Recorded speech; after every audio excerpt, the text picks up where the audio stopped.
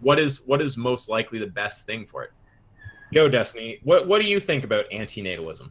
It's a really fucking retarded meme. I can't even. Yeah, I mean, my opinion, so far we've gone through this asymmetry thing, and I was thoroughly unimpressed by it. It seems like, do you know this asymmetrical argument thing? I'm gonna guess it has to do with the fact that no amount of pleasure can overcome death or whatever or something. It's like an unbalanced. The It's a little, existence of it's a pain, little, yeah, Yeah. basically. Wait, so Yeah, who it's- is the antinatalist? I think we're all just kind of playing devil's advocate. I found the dude. Okay, Go occasionally, Peep, you're the. Wait, who?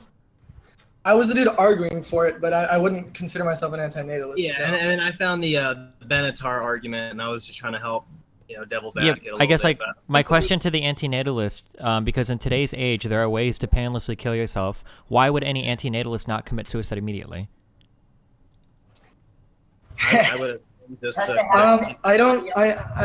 Antinatalism says nothing about existent beings. I mean, like, I don't see how that's valid at all to say. Why would they open themselves up to the risk of future suffering and not just die immediately? They have to make other people commit suicide. that assumes that committing suicide is just that easy. Like, I can just snap my fingers and be dead. Well, Well, if sure, you could if you wanted. Yeah. well, you it's could, very but- easy to commit Because suicide, the at least in existing the people U.S. can add to the suffering.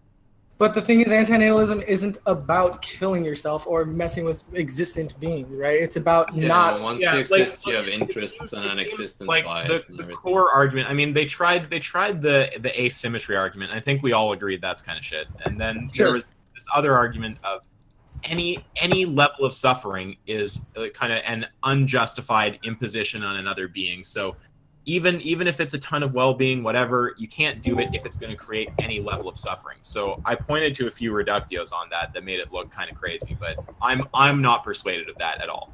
All I can say for my position is, when I look around, most people are happy to be alive. I am personally happy to be alive. I'd rather have been born than Kill not. me now. We have to shut up. We have to make decisions. Shut up. No, okay, like, who's that? I'm just gonna ban that person. Who was making that noise? He's cool. He's cool. He'll stop. He'll stop. Okay, then shut the fuck up.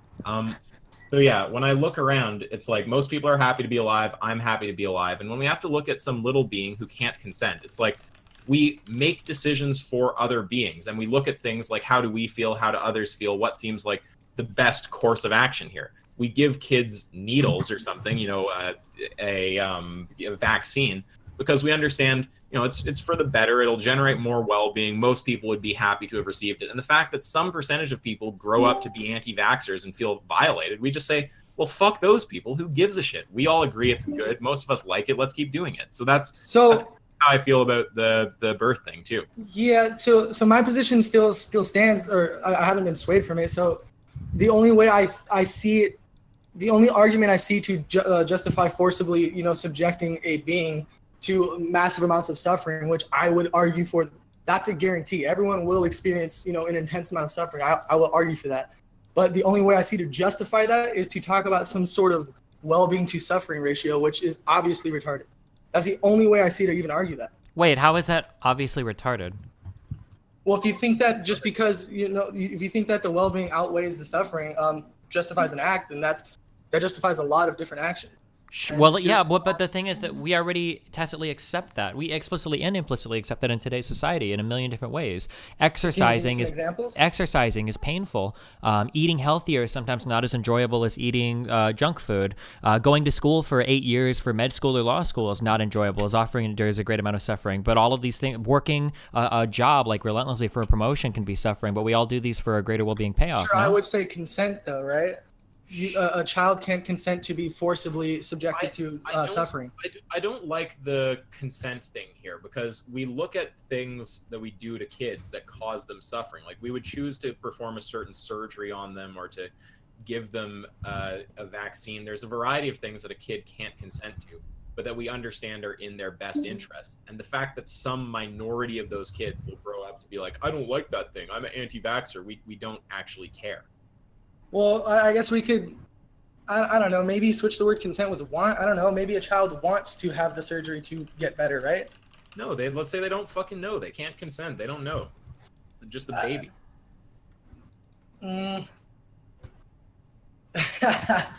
I don't know. I think that's kind of a good. I think that's a good point, actually.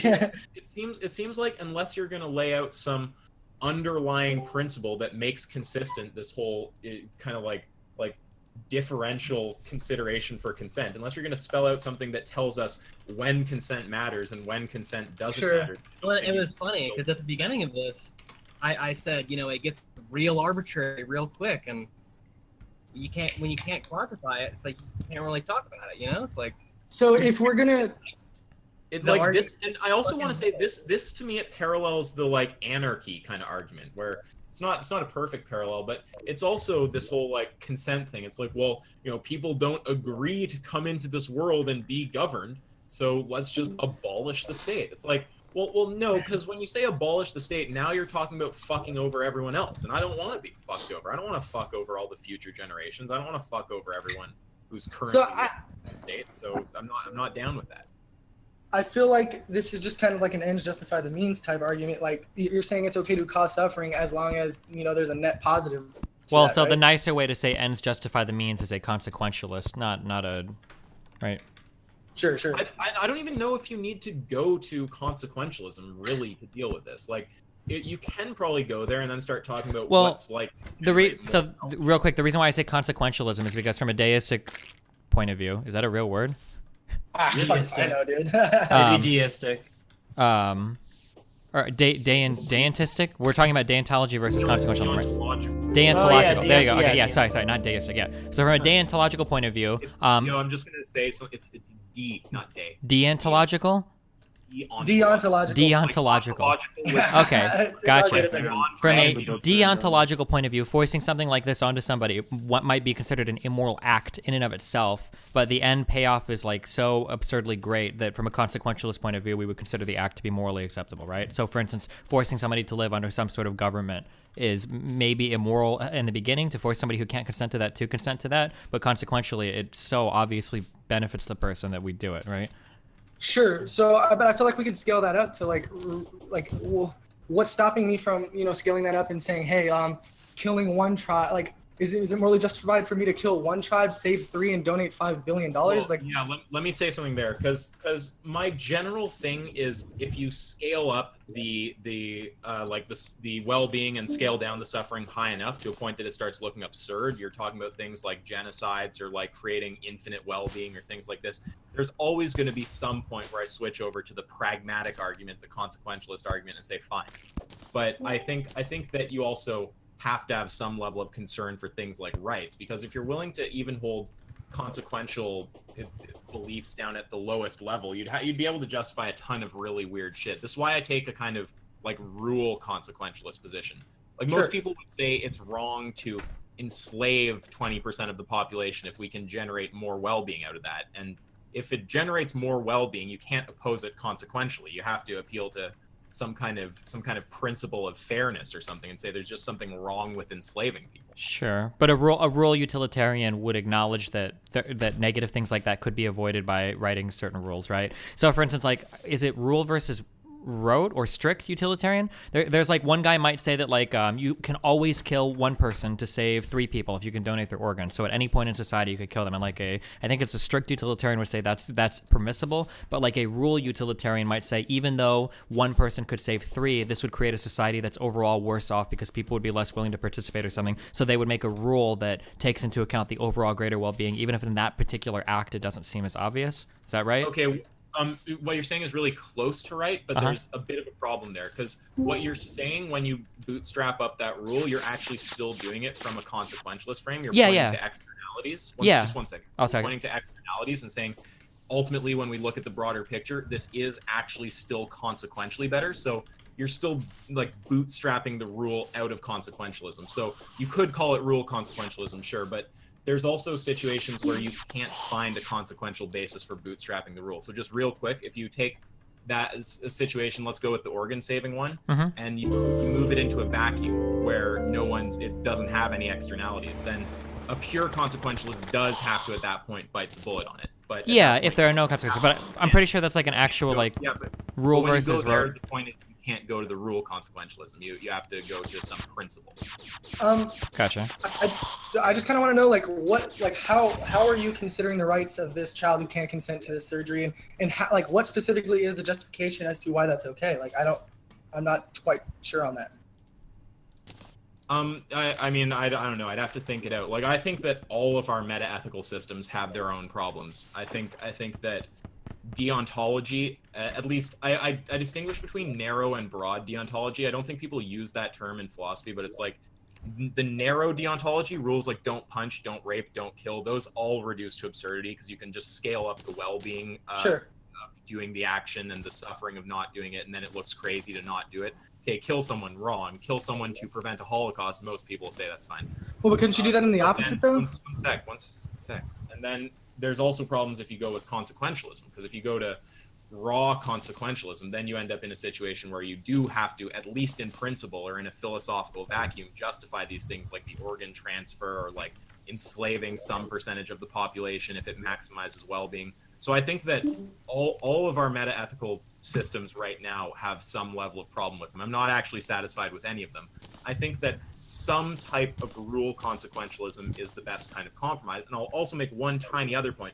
This is why I argue people to veganism from their existent beliefs about morality that they're not willing to budge on instead of getting into meta-ethics. That's a separate direction, though. Sure, and when you say the rule don't punch, don't kick, and we can scale these things up so high that you would have to accept doing these things, can't we do that in the opposite? Couldn't we do that to justify genocide and things of that nature? Yeah, well, you can in principle justify pretty much any action. That's why I mean, unless you go with a deontological framework, then you have to say in principle there is a situation where everything could be justified. If it's a genocide, you just picture it's okay, well, it's a genocide, or the totality of life, including the life that would be genocided, goes away anyway, and it creates infinite hell for billions of you can just keep adding to it and adding to it to the point that people are fine, just do the fucking genocide. So it seems really hard to hold to a deontological kind of position in those situations, and it seems like a consequentialist position leads to different absurdities. I'd say the absurdities look worse with deontology overall, but I think the best compromise is some kind of rule consequentialism. I would just kind of ask, where does this threshold lie that makes it right or wrong or justified to do genocide? Exactly no, but here's one thing you can look at. Most people would say, for example, that it's wrong to kill them to save two other people, or if we have to go down even lower, it's wrong to kill them to save one slightly more sentient person. Just anything that gives more well-being than their life, right? So most people would agree at that low level it's wrong. But then once you start saying, okay, well, it's either you die or billions of people die, there's people who will still say no, but most of us start thinking, okay, my life value isn't infinite. There's a point where it's just not worth it to keep me alive.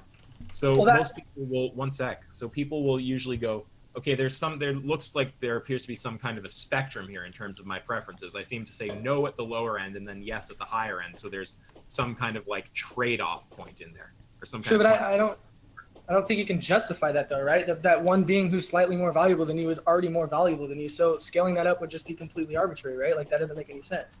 I don't follow what you just said. So you said that some people wouldn't agree to being killed for a being that's slightly more sentient, or just has more moral value or whatever, right? No, Pete, you've said this so many times. I don't think you understand this. Someone can theoretically choose a threshold. Say someone picks the threshold. Okay, I think that it's okay once the trade-off is above 1 to 50. They can hold that. That's a consistent. Sure, but I can be consistent all at once, but don't you have to justify your threshold? Well, I mean, most people, if you intend to persuade people of it, you probably want to. I'm sure that's the goal, right? Yeah, I think so.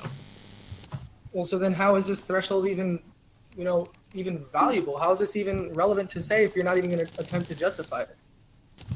Well, I think it's relevant because most people tend to agree with it. I think that getting into the fuzzy underlying psychological reasons why we feel that way and the meta-ethics and stuff can be confusing, but most people are just going to say it's not okay to kill me to save 2 people. It is okay to kill me to save trillions of people. So there's some kind of line in the middle, and we can talk about where that is. Most people will consider that rational and have that conversation. Yeah, I wouldn't consider that rational. I'd consider it completely arbitrary and useless to say. You want to be killed to save? Do you want to be killed to save 2 people? I would, yes. I would accept that. Well, Okay, so- wait. What about 2 people that are both 85 years old, like on the verge of death? I say on the verge of death, like they've got like cancer. They're gonna die in like a year or 2. Oof, there you go. Yeah, because I would find that really immoral. Yeah, I would. Yeah. So it is arbitrary, right? Yeah, well, but also just to push. Wait, no, back I didn't say no. I was One consistent. sec. Just to push back on that. That does kind of look that way because when you think about the total amount of well-being, it's like Peep in his young life probably is going to have more well-being than the 2 old people would in the rest of their life. Yeah, sure, but measuring that like would ultimately come down to the same arbitrary lines, right? Like, what about a 20-year-old that's like a prodigy and like has a bright future in medicine ahead of them versus like 2 40-year-olds that just work like normal minimum wage jobs? Like I don't know, measuring this would be like incredibly difficult, right? Okay, Sure. but just to just firm it up, we say that the 2 40-year-olds, there is more well-being contained in their life than there will be in yours. Ooh, maybe. What, do you really think so? How do you No, define I'm just saying if we do that to it, because I think that what you're doing there is kind of playing on the intuition that more well-being will come of not sacrificing you. Like they're older, they have less well-being left in their life. I think people tend to like if you pick 2 people who are similar to Jordan, it looks not as bad. Personally, I'm not going to bite the bullet on that though. It seems to me like I don't want to be killed just to save 2 other people. Now, I will agree it's consistent. If you're willing to say any trade-off that maximizes well-being, I'm willing to do it. I have no principles. That's my only baseline. You can be consistent about it, but I would not accept that moral system. That's not a world that I want to live in. Sure.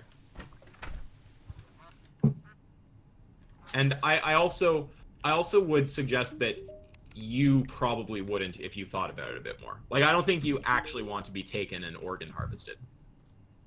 I mean, obviously, it would depend on the situation. Like, obviously, if it's someone who's more valuable than me, then it would be immoral of me not to. Let's say they tell you there's 2 like African children or something, and they need like kidney transplants, and they each need 1. It's like you'll die if you lose both your kidneys. Would you say that in that situation you'd volunteer to be euthanized and give your kidneys away? Well, I think I would just go back to what you said earlier about. Let me put it this way, Jordan. You're in a situation right now where if you were to volunteer to die and give your organs away, you could save a bunch of lives. Yes. So that, by your own logic, is what you should go do. So you can leave here now and go and try to work towards getting euthanized to donate your organs. Sure. Okay, and are you actually going to do that? No. So is that actually what you believe?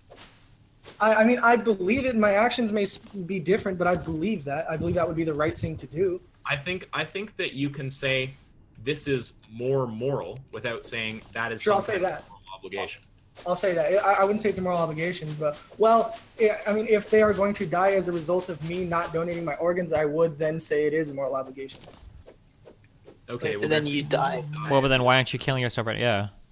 Well, wait, why am I not killing myself? What does me Have being you alive ever have to do heard of with the term donor list? Yeah, go to a hospital, like find a way to kill yourself in a way that leaves your organs as intact as possible, and then have them take your body and then do. Yeah, bro, because you have to understand, like, there's a donor list for all these things. This is why part of why you get healthcare debates about private versus the public and all this shit. The rich people want to have faster access if they get in a situation like that. So there's tons of people right now who are too low on the donor list to get an organ in time to actually survive. They're going to die. If Sure, you give now- your organs, less people will die. So by your own logic, you can save more lives by giving yours. Why don't you go and do it? So I would 100% agree to that if it was, in fact, a guarantee that if I don't donate, someone dies because I didn't donate. It's pretty much a fucking guarantee. Because Well, no one else is. I guess I'm being immoral then, right? I would suggest you're not being immoral. Well, I think actually, that if that's it's a your better moral world. system, you can actually take that even a step further and say you're being insanely immoral because you might have the opportunity right now to save somebody with a kidney and you don't even need both of your kidneys to survive. So What if those Could- people he's donating to were How did it- carnists and then they commit a whole bunch of fucking. how did we get to organ donating being a moral requirement? Well, because it sounds like he's taking like a strict consequentialist view where you have to maximize the greatest amount of good for everybody, which leads you down a whole bunch of like really fucked up roads. Yeah, because it started from quite a antinatalism. You know what? I'm gonna back off that position. I hear a bone spark, man. I heard that lighter. Yeah, because it started, just to answer you, it started with antinatalism, but then Destiny like immediately went into the kind of underlying meta ethics, and now we're talking about consequentialism and deontology. So yeah, I mean, to me, it seems like what's the alternative then? Okay, if I'm not going to say that's moral, then do I want to bootstrap some like deontological right to life or bodily autonomy or something like this?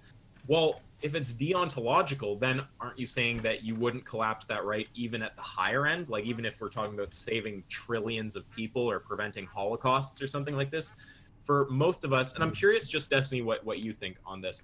Most people, I think, will actually at some point say it's not worth preserving my life. Are you a JF on this, of it's worth preserving my life no matter how much suffering it causes? Yeah, I probably would be pretty close to it, unless you're like, I mean, there's a line, of course, but.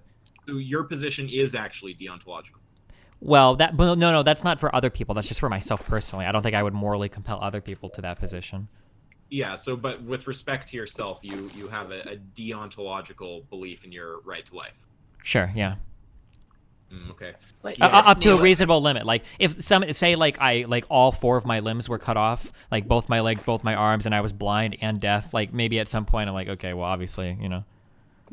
Yeah, wait, but then if you're talking about a situation where you're so fucked up and no one else can like tell what you think because you can't communicate, and it's reasonable to assume you're suffering, like that's a situation where it's like there's those other kind of factors in play. It's not just a trade-off to maximize well-being. Like with this, we're looking at just if we scale up the consequence for other people of killing you. Like if we're gonna prevent a Holocaust by killing you, like personally at that point I would say I don't have a right to life. Oh, I mean, I would say that even if you're like healthy and you could kill one person to prevent a Holocaust, it's probably morally righteous to do so. I mean, yeah, so it seems to me like you have to get on board with some kind of rule consequentialism, because if you get on board with the ACT. full consequentialism, you have to bite the bullet on the shit that Jordan just backed off of with the yeah. sacrifice. So the way that I've heard this described before is ACT versus rule utilitarianism, and I think the rule one is pretty reasonable, but ACT is like full on fucking stupid. Like there's just too much stupid shit that results from it. Okay, why don't you spell those out? I don't actually know the difference. So I think it's ACT, A-C-T, versus rule, R-U-L-E, utilitarianism. And the idea is that an ACT utilitarianist will evaluate an individual action, so killing one person to save 4 will always be moral to an ACT utilitarianist. But a rule utilitarianist will craft a rule that benefits all of society. So killing 1 to save 4 might be good in a particular single action, but all of society would be very uncomfortable and unhappy living with that rule. So you craft a rule that says you can't do that. Even though it seems like a consequentialist, or more specifically a utilitarianist, would want that rule, eventually they would say no because they're looking at the overall greater good of society. Okay, I understand now what you're saying, Yeah. the rule versus the act. Yeah. The whole thing is where even the rule consequentialist stuff starts to look a bit weird is when you remove the externalities. So it's like your basis for bootstrapping the rule disappears, and now you have to bite the bullet on the consequentialist thing. Sure, but you can't. But like the rule utilitarianist is literally accounting for externalities. If you get rid of the externalities, then you're just talking about strict or ACT utilitarianism at that point, right? Yeah. So you'd agree if you get rid of the externalities of it would create a society where people are scared of being organ harvested or whatever. If you just talk about it in a philosophical vacuum, it's appropriate to kill 1 person to save 5. I mean, generally, I would say that's no. The whole thing. If the rule is bootstrapped out of consequentialism, then you have to, once you go to the vacuum, then you have to just bite the bullet on it and say, okay, in a vacuum, I would accept that. And I'm not personally comfortable with that. I think that the rule, it's weird exactly where you bootstrap the rule from. That's always been something that trips me out about ethics. Sure. So to kind of bring it all the way back, what specifically is it that makes it neutral or morally permissible to forcibly subject a being to, a life of a decent amount of suffering? What is it specifically that makes that moral or neutral? If you're saying it's anything other than neutral, the burden's on you.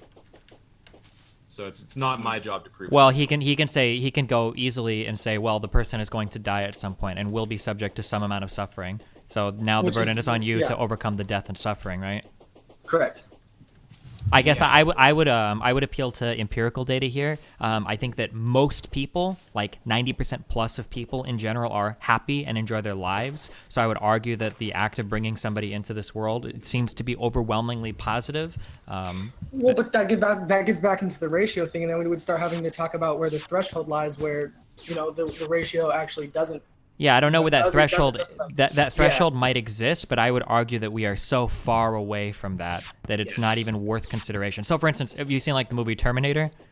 Yeah. Yeah, so like if we lived in a world where you had to wake up and fight like Cybertron or whatever the fuck they're called, the T-1000s, like every single day, and humanity was living on like the edge of fucking existence, I think that you can make strong arguments here that having a child in these circumstances is actually immoral. But we're so far away from that in today's society that I don't think it's reasonable to think that there's a decent chance that people have a higher chance of being like sad or regretting their existence rather than appreciative of their existence, I guess. So let's talk about. Sorry, I just have to hop on. I really do agree quite a lot with that, because it seems like, yeah, if your whole thing is going to be like, if the conversation is, you say that it's immoral to have a kid because the kid might suffer, and we appeal to the general feeling that most people have about their lives, which is, I'm glad to be alive, it's worth the suffering. And then you say, well, it's about the ratio, and like, you define the ratio. I would actually push back in the same way as Destiny and say, I don't know exactly where the ratio is, but when you have the vast majority of people saying I'm happy to be alive, it's safe to say we are very, very far from it. So I'm totally... Okay, sure. So let me. So when you say that you would argue that we're so far from this threshold. I'll just kind of throw some examples out there. So, would me forcibly and unconsensually breaking your legs and then leaving you $50 million beside you, is that below the threshold? Would that be morally permissible? How many people would accept that, though, is the question. I mean, that's a good question, because I know I would. If you had reason to, like, I can answer it in principle. If you had reason to believe that virtually every single person would be happy to have that decision made, yeah, it does start entering the territory for me of, well, it's probably what they want done. You should probably do it. But I'm very skeptical how many people want their bodies destroyed for money. Well, I'll take issue with this, okay? So you're attacking this from the consequentialist point of view. You're saying, okay, well, if I break your leg but give you $50 million, then you're saying that this should be okay because it results in a greater amount of well-being versus the amount of suffering. So the problem here is, I think the act of giving birth to a child is literally the only way to make a person exist, which I think is a fundamentally different act than just breaking somebody's leg for $50 million. What happens if it's the only way they could ever be financially stable, though? If that was the only way to make money was by breaking your leg, then you could compare it to the enslavement of children in fucking schools, because school sucks. So I think that would be a better comparison. Do we force children to go to school in order to have financial stability? And we already do that, but I think most people agree that that's a reasonable trade-off. Or you can point to something like vaccines. Vaccines are painful, more for some people than for others, but that's a painful thing that you have to suffer in order to enjoy greater longevity. We've agreed as a society, and I think I can make most people agree in here, or we should all agree in here, that it's a good trade-off to do so.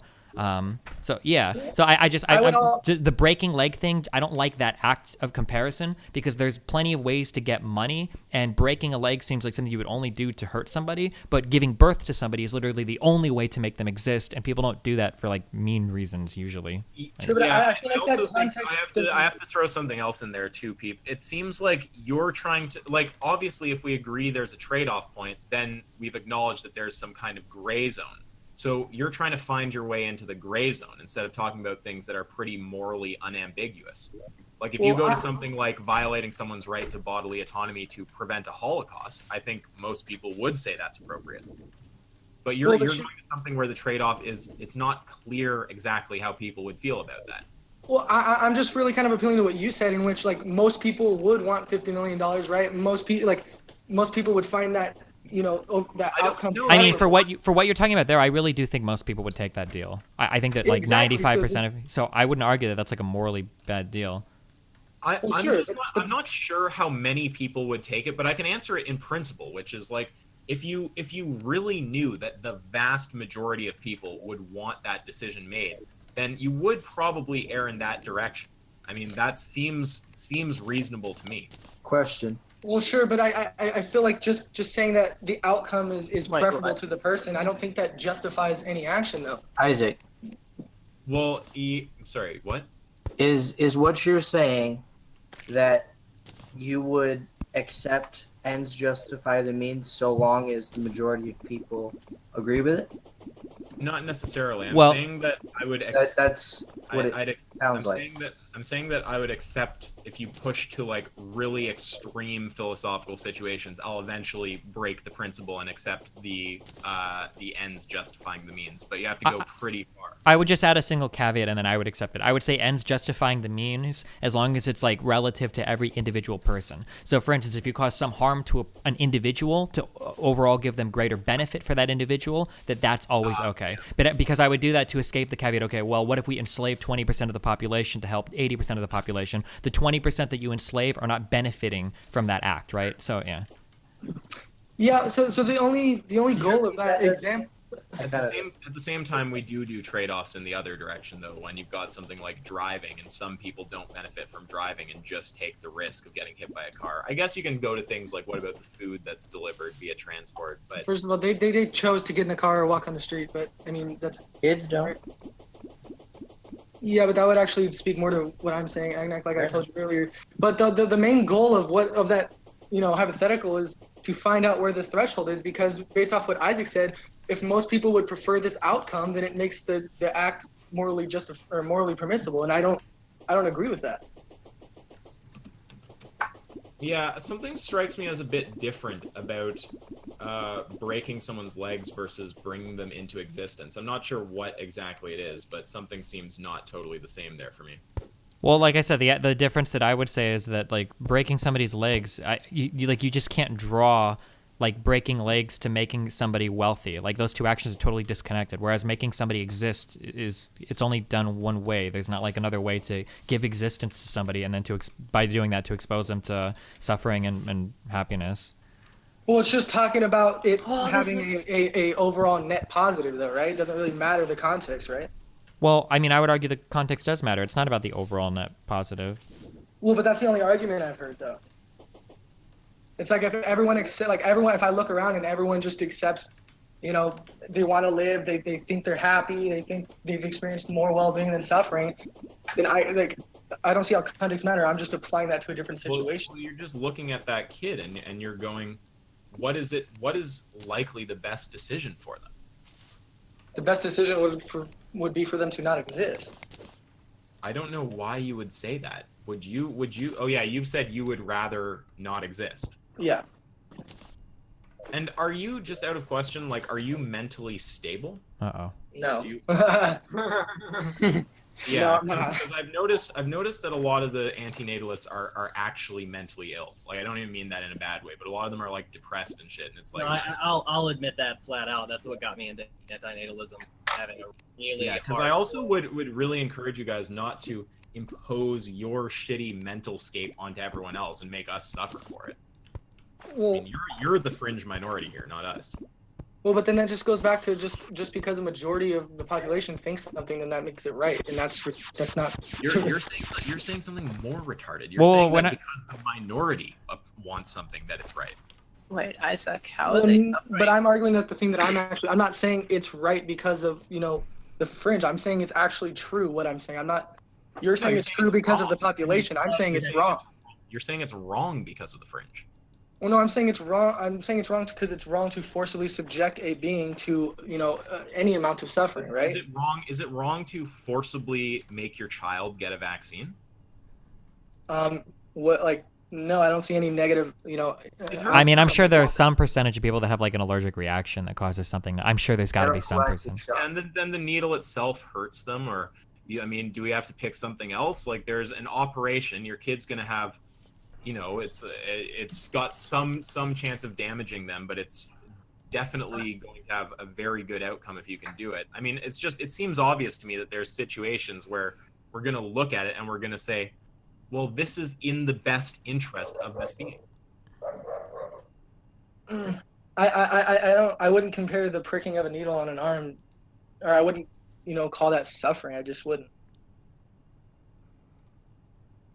Okay, well, yeah, I mean, if a being is poked and cries and shit, I'd probably say it's suffering. I think you guys are making some good points here. Are you saying, are you justifying having children because most people would agree that it's okay, or are you just saying it's reasonable to assume that if you have a child, Well, that I don't I don't know that it's just ad pop, because I'm just trying to look at what's in the best interest of the kid. And looking at how people generally feel is just a way to try to see what's in the kid's best interest. So what other argument do you have that doesn't? What other argument do you have that doesn't revolve around, you know, the populace's opinion? Well, the populace's opinion is just a way to gauge what the kid's opinion probably is going to be. Yeah, we're not appealing to popularity here to decide if an action is moral, but. I'm definitely not saying that. I'm just asking for something let's go to something else where you don't have weird intuitions pushing you in the opposite direction. And sure. Like, I mean, to me, it seems like the vaccine example is good, and if it's not good enough, then let's just add that, you know, what's the suicide rate? It's like 1% or some shit, or it's higher in America, whatever. Either way, it's like 1% of people, or under 1%, or whatever it is, will experience some kind of like painful allergic reaction to this, but the vast majority are going to get all the benefits of vaccination. I mean, are you going to say it's wrong to then vaccinate kids? We should allow disease to spread and all this kind of stuff? I think that's a really good example.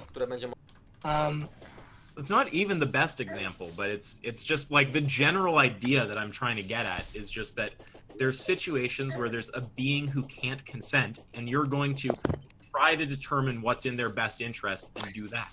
Sure. So I would say that giving the kid, you're not going to say some fringe minority will not enjoy this, so it's actually in the person's best interest to not do this to them, even though sure, that it'll be good. Sure.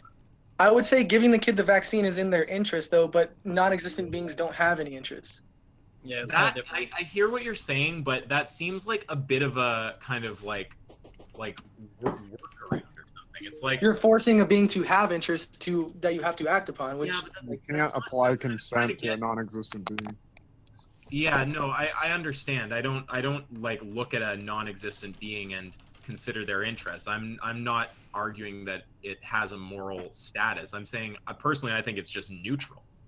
So the point is that there's beings who can't consent, and you're not going to just say because they can't consent, it's wrong for me to do what's in their best interest. And I guess you're trying to take interest itself off the table by saying the being doesn't currently exist. Like, I guess I can kind of see what you're saying, but that doesn't seem to really meet head on what I just said. It seems to be just a like kind of workaround. I think the same thing about what you were saying to me as well. Like I like for this thing for you to even be able to act in the best interest of something, you have to forcibly bring it into existence, and I don't see how to get around that.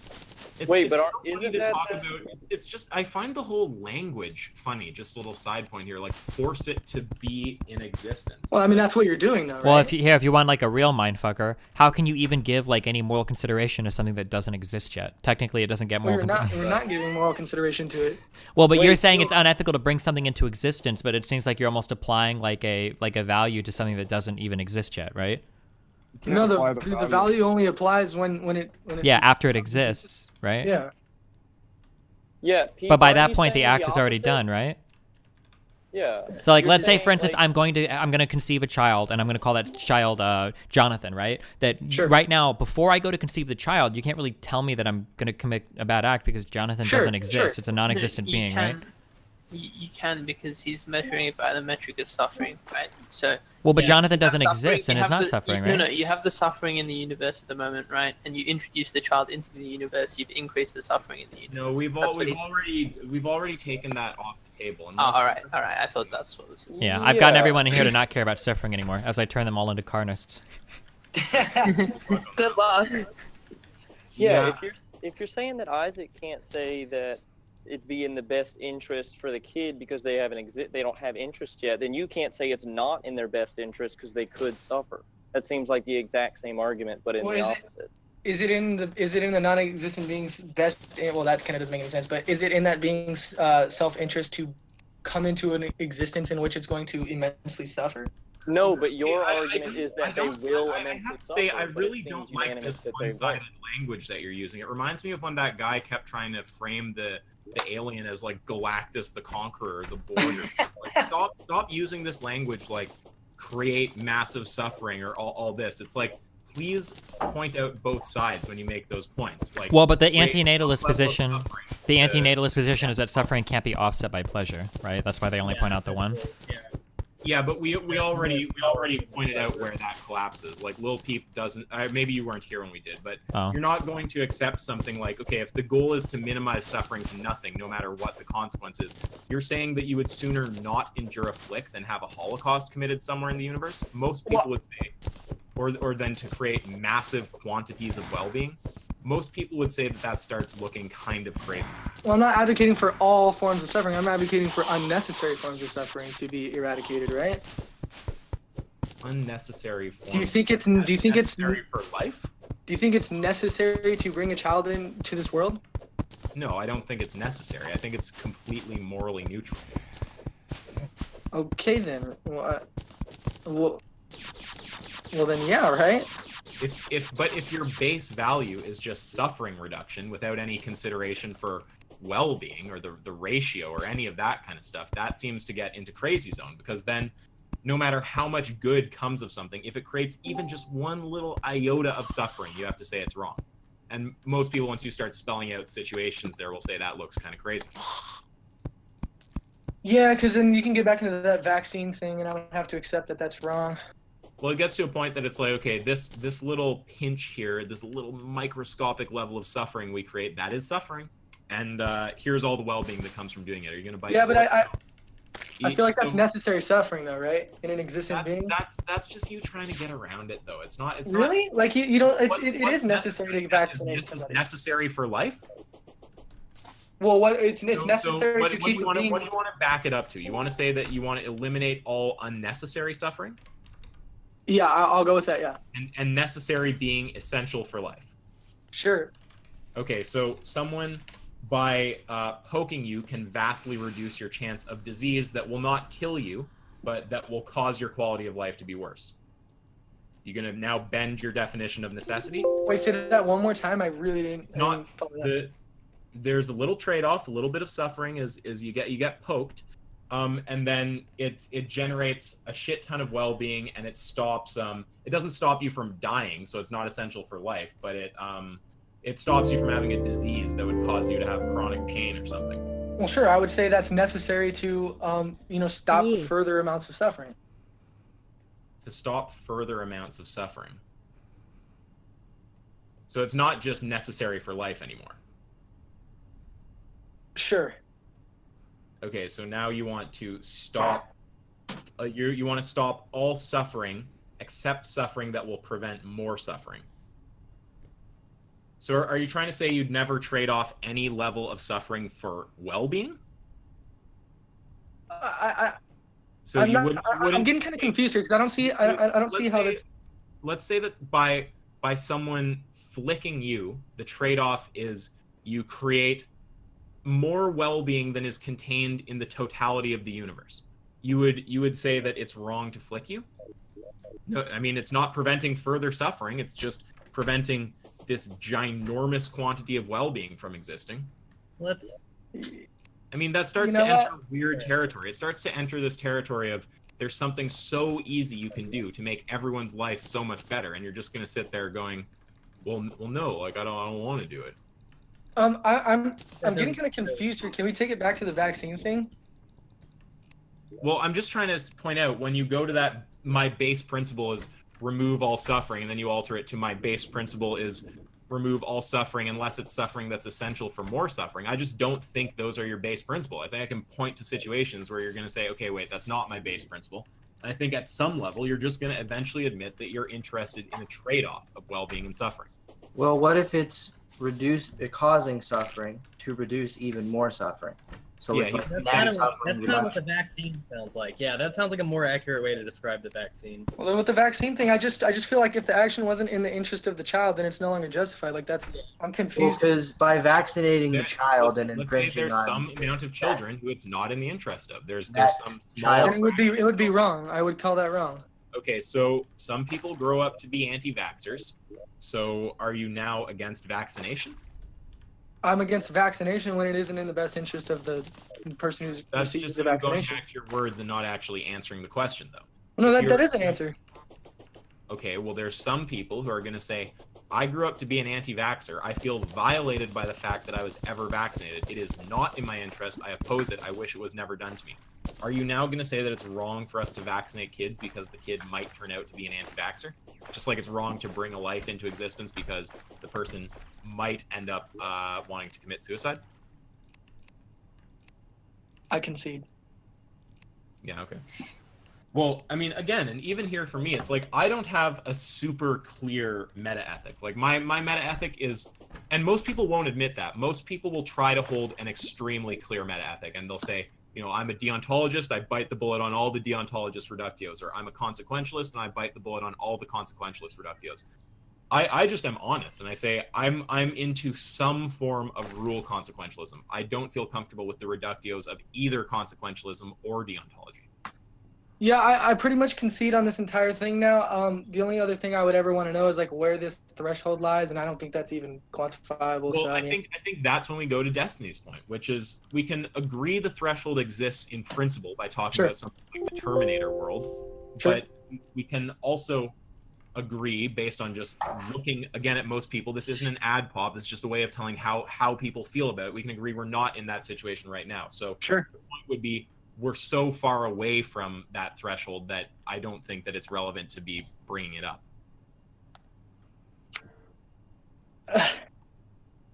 I mean, if we're so far away, then I don't see how the leg breaking thing even isn't valid. Then I don't see how that isn't valid. It just seems to me like the leg breaking thing. I don't know how many people would accept that, but if you take some trade off like I don't know, say it's you break someone's leg and it prevents a Holocaust or something, just something that I know that basically everyone's gonna say it's just fine, fucking do it. Then it starts entering the territory of I'd be okay with it. I honestly think that most people would accept $50 million to have their legs broken. How much money? I wouldn't. I would. I would not. No, I would do it for probably like 25. I've had my leg broken. It would be so worth it. I'm not even. Yeah. I think that would.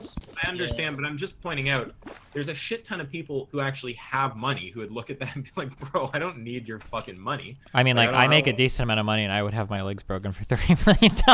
But maybe that's just me. I would also, but the question is about imposing it on others, right? And it's like, oh yeah, non-consensually, yeah. Yeah, if you're going to impose it on others, then it just seems like there has to be some kind of consideration of what would people generally want. And I'm just not convinced. If it really does turn out that like 99% of the population is like, yeah, break my legs, and I'd say, well, yeah, it's probably just the right thing to do, just break their. But I think that there's a shitload of people who would not bite the bullet on that, so that's why I'm reluctant. Sure, but what would be the reason why? Well, why would you not? Kind of in this vein, this is an interesting thing, but like you might say something to consider. You might say that like you find it hard to believe that could happen. That could just be because of your biases in living in this society. Like if you were to go back a long time ago and find like hunter-gatherers, and you were to tell them that it's possible to live in a society with a much greater access to freedom and all that shit, but they would have to give up a fuck ton of freedom in order to do it. The freedom to kill people, to rape people, to say whatever, do whatever, to roam wherever, to not have to wear clothes, right? Whatever a hunter-gatherer would be used to in their lifestyle. It's like all the sacrifices and freedom for you to join modern society, that might be equally fucking crazy for them, where they would say like, of course not. I would never be compelled to do that. Like, this is insane. I'm giving up a ridiculous amount of freedom. Just something to think about. So, I understand that in time things can change and look different, but I think for me it still has to do with like, I think the fundamental thing is you want to have a consideration of the interests of other beings, and I think when you're looking at bringing a being into existence, a consideration of their likely future interests doesn't lead me to think they're probably going to regret it. With breaking someone's legs, it's just not in quite that clear a zone. But if it were, I would say sure. Like, let me give you this example. Let's say you were to break someone's leg, and then 1 minute later, it would just completely regrow back, and it would be just like normal. It would only take a minute to regrow, a minute of suffering, and then you get $15 million or $50 million or whatever. Then would you do that, Pete?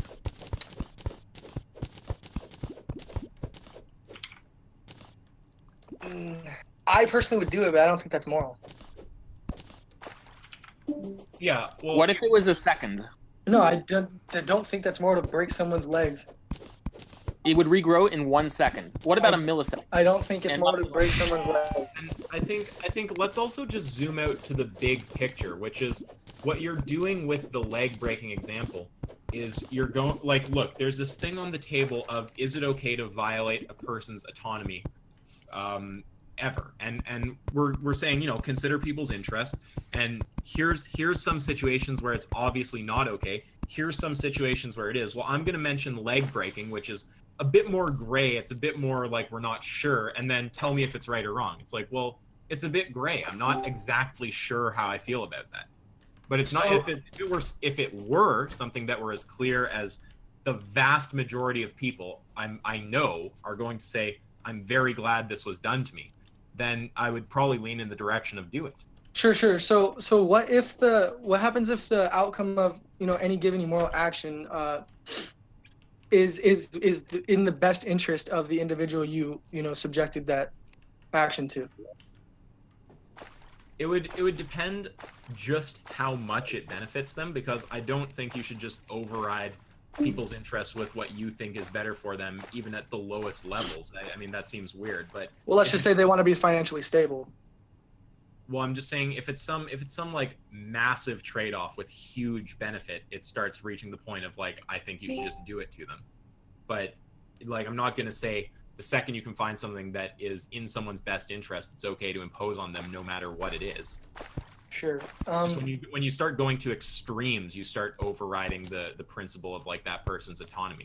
When you go to a really extreme situation, it's like, well, fuck. I mean, I don't have a choice. I do one or the other, and I don't actually have their approval, but I'm pretty fucking sure they would want this done.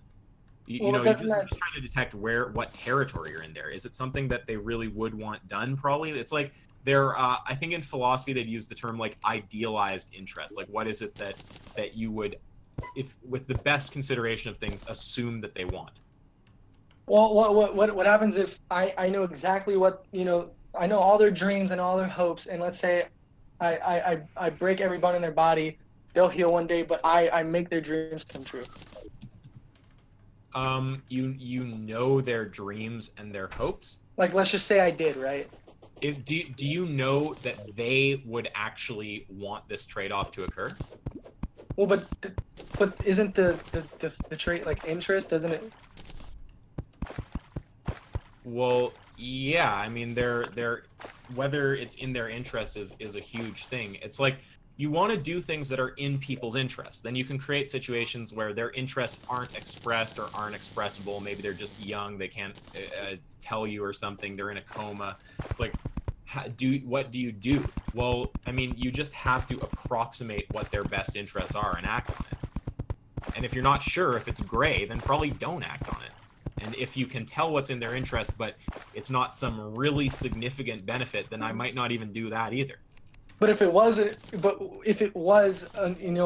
very significant benefit, and I did know their interests and I did know what they want, and the only way for that to happen is through the outcome of any given immoral action, then yeah, if you knew basically certainly that they would be happy to have the trade-off done, I would probably just do it for them. It's like when I go out and like, this is a bad example because it's not creating suffering, but like if I go out and I know I'm seeing my buddy and I know that he hasn't eaten and I'm grabbing food, it's like, yeah, I'll probably fucking buy him a burrito. It's just I'm looking at like, what are his interests likely to be? It's probably this, so I'll probably do this for him. It's like the same kind of thing, just in more complicated situations. Sure. So if we apply this back to bringing a child into existence, aren't we just rolling the dice to see if they're going to be okay with existing? Yeah, but it's weighted dice. Yeah, right. Exactly. Yes. Weighted dice. Weighted dice. as in like you're rolling a dice, but like Sure. it's like a 20-sided die, but like 19 of those sides are positive and one is bad. It's actually more like if you look at suicide rates, just to make it even worse. It's more like it's 100-sided dice and 99 sides are good. So what do we say to the people who land on that one side of the dice that is awful? Sucks to be you. Yep. All right. Well, I mean, And honestly, we, I and we think try to make things as good as possible for them. Like the funny thing is that ratio, the amount of sides on the dice that are positive, is actually changing also over time. We like if you read like Steven Pinker, Better Angels of Our Nature, all sorts of violence and bad things have been trending down for a long ass time. Even little temporary bump ups in like gun crime or drugs and stuff like this are part of larger downward trends. Even at the peak of World War II, the rate of death, not the absolute number, was lower than in pre-state societies. So where it's like 1 in 5 dying of violence. Sorry, death by violence specifically. So, you know, when it comes to like mental illness or the kind of things that would lead someone to want to opt out of life, to be the no side on the antinatalist dice, it's like that those people are going to diminish in number as we develop better psychology, as we develop better understanding of the brain and neurochemistry and new methods to alleviate things like depression. So it's like it's getting even better all the time. My opinion is there are so much more of us of the other persuasion that yeah, we're just going to override your interest. We'll still do everything we can to make it better, and hopefully we can just reduce you guys to an even more fringe minority in the future by making things better for you and everyone else.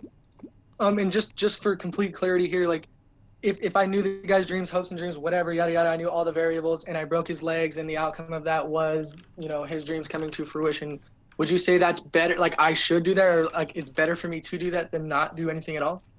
Well, it's weird though, because the whole thing is the actual leg breaking something that person, once they're a rational being aware of the situation, would reflect on and say that was in my interest. So if the answer to that question is yes, then yeah, you would do it. And if it would be better for me to do it than not. If they would later look at the action and be like, yeah, that was in my interest, I'm glad that was done, then I would probably lean in the direction of yes, unless you add other shit to the situation. All right, so I'm gonna bring it back to circumcision again, because what you just said completely is 100% analogous to circumcision, right? Yeah, but I don't. The thing is, there's a difference with circumcision, because I don't agree that circumcision is in people's best interest. It's like I mean, for me it was. Well, yeah, but what about the kids who like die of circumcision? Wait. When you say for you it was it because you had a medical condition? No. Then how do you know it was? Aesthetics. Okay, no. You're just biased because you're used to having something that looks like that. But if you weren't, it wouldn't affect you the other way. Women find it weird when you have your foreskin in America. It's like the social norm. First of all, that's not even necessarily true. Like, okay, I'd be fucking pissed if someone removed my foreskin. I can't speak from experience, but I know some guys with anteaters who've like hit a lot of fucking women. So it's fuck yeah. You get the idea. It's like, I mean, that's not to throw shit around, but like I've never met a chick that like you're getting to that point and then she's like, oh wait, you're uncut, never mind, I don't want to do anything. Like, I mean, I'm sure that maybe on paper they might say they prefer it because I think he said they just prefer. Yeah, they'll just group up around the normal opinion because everybody's a fucking normie and they think everything needs to be one way. Sure, yeah. I think I think that like arguing to mutilate a child for an aesthetic purpose is really far off, like with the types of arguments that we're talking about when we're talking about like vaccinations and stuff. This is a way different argument. Well, but it's about interest. I want to throw in even more. Well, but there's a difference between like a health, well-being interest versus literally just an aesthetic interest, especially when the trade-off is this extreme. Let me put something else in there too. Which is when you're looking at someone's idealized interest, you can control out things like their societal conditioning or something like this. Like, I mean, it's possible that people are indoctrinated into thinking something is in their interest and it actually isn't. I don't think life would fall into that category. I think circumcision actually probably would. I think I want to go back to this non-existent being thing actually, like. Because we're talking about interests, like you actively have to create these interests within a being, right? Like, well, no, I mean, I guess I would argue from an evolutionary point of view, and even that bird, whatever the name of the guy is, the big antinatalist guy, would argue that we have built-in, that dude, that we have built-in evolutionary drives to exist. Oh no, of course, but in a being that doesn't, there's like you have to bring that being into existence for it to have interest. Okay, here's the question though. Can you argue that being circumcised is in someone's idealized interest? Because I'm pretty sure I can argue that being alive is in someone's idealized interest. I don't think I can, but I also don't think you can either compared to something that doesn't exist. With life? Yeah. I think that people are happy to be alive, and I think we're happy for good reason. We can experience well-being. We love it. It's good. It's like everything we do that we value comes down to it gives us well-being. You can say the same thing about the opposite, though, right? So, like, what's the difference? What do you mean? That was a vague statement. You can say that about suffering, right? We hate suffering. We don't like suffering. We try to minimize suffering. Like, it's the same exact thing that you're saying about well-being. Like, what's the difference there? Well, again, you're talking about when you look at someone's interests, you're looking at what is likely to happen here, and it's not likely that they're just going to be suffering the entire time. If you bring it up to a point that there is that much suffering, then it's like, no, it's probably not in their interest to be alive.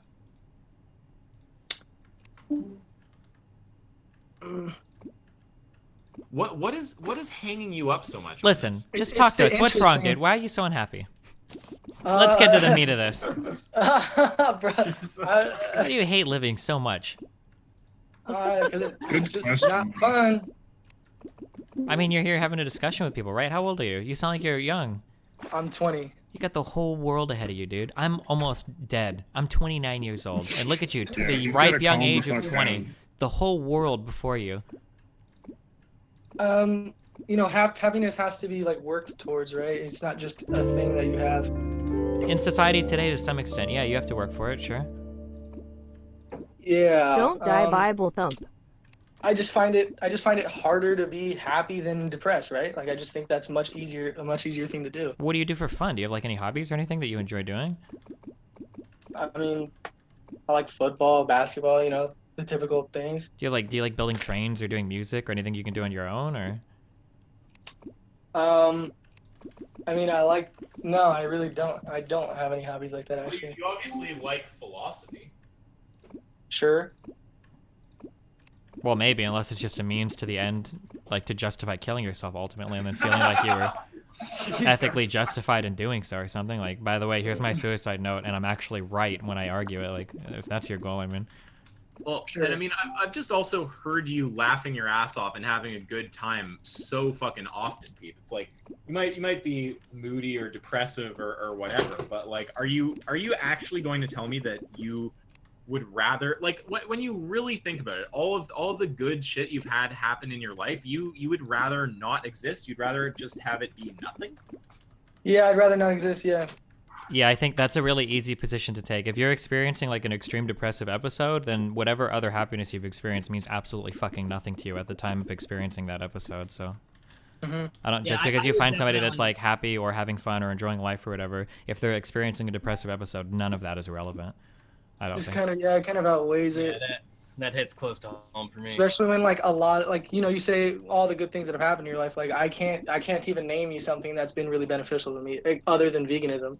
It's just, I find it so myopic because the thing is, like, you will one day find yourself in some kind of situation. Like, maybe you'll take like magic mushrooms. Maybe, who knows, you'll be with like a woman you really love, or like having a really good time with your friends, talking about something that's really meaningful, doing something really meaningful. And you'll just take a moment to reflect, and you'll be like, I am so fucking happy to just be here. And it's hard to picture. It can be like when you're in a really intense state of mind in any direction, it can be hard to appreciate. Well, that's not necessarily true. He could just kill himself when he's 40 or 50. I mean, most people that kill themselves are older. I mean, I'm saying, okay, I'm saying probably. It could be you'll be. It's not true. Forever. But I'm just saying there's that.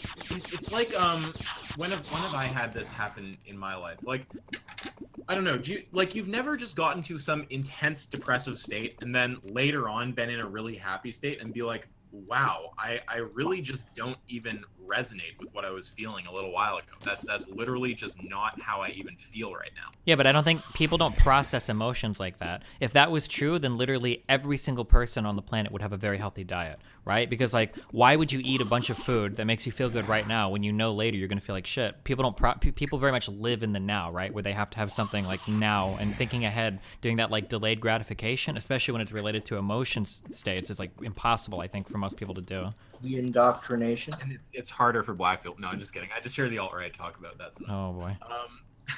No, I just wanted to trigger you. Yeah, no, I mean, I'm not denying any of that. I'm just saying that you can end up in a state where you're realizing just kind of the beauty of life, and you might reflect and be like, I have been in a rut. I've just been in a fucked up state, and I lost track or never got in touch with the actual meaning that's here. Sure. I'm just cautioning because, like, in order to get to that place, that doesn't just happen. Like, that takes a lot of like actual work. You have to actively work towards that goal. There is no person that experiences like extreme depressive episodes or has like extreme depression, and then like one day they're just like, oh man, I've been being so ridiculous my whole life. No, not out of the blue. It would either take a lot of work, or there are things that can throw you into it, like a radical change to what's happening in your life that could be like drug induced or something. But yeah, like to end up there, you'd have to have something radical happen, whether through work or through drugs or through something. Or, I mean, through work, through mental work. Like, it's a process. Yeah, that's why I said work. Oh, sure, okay. Yeah, no, totally.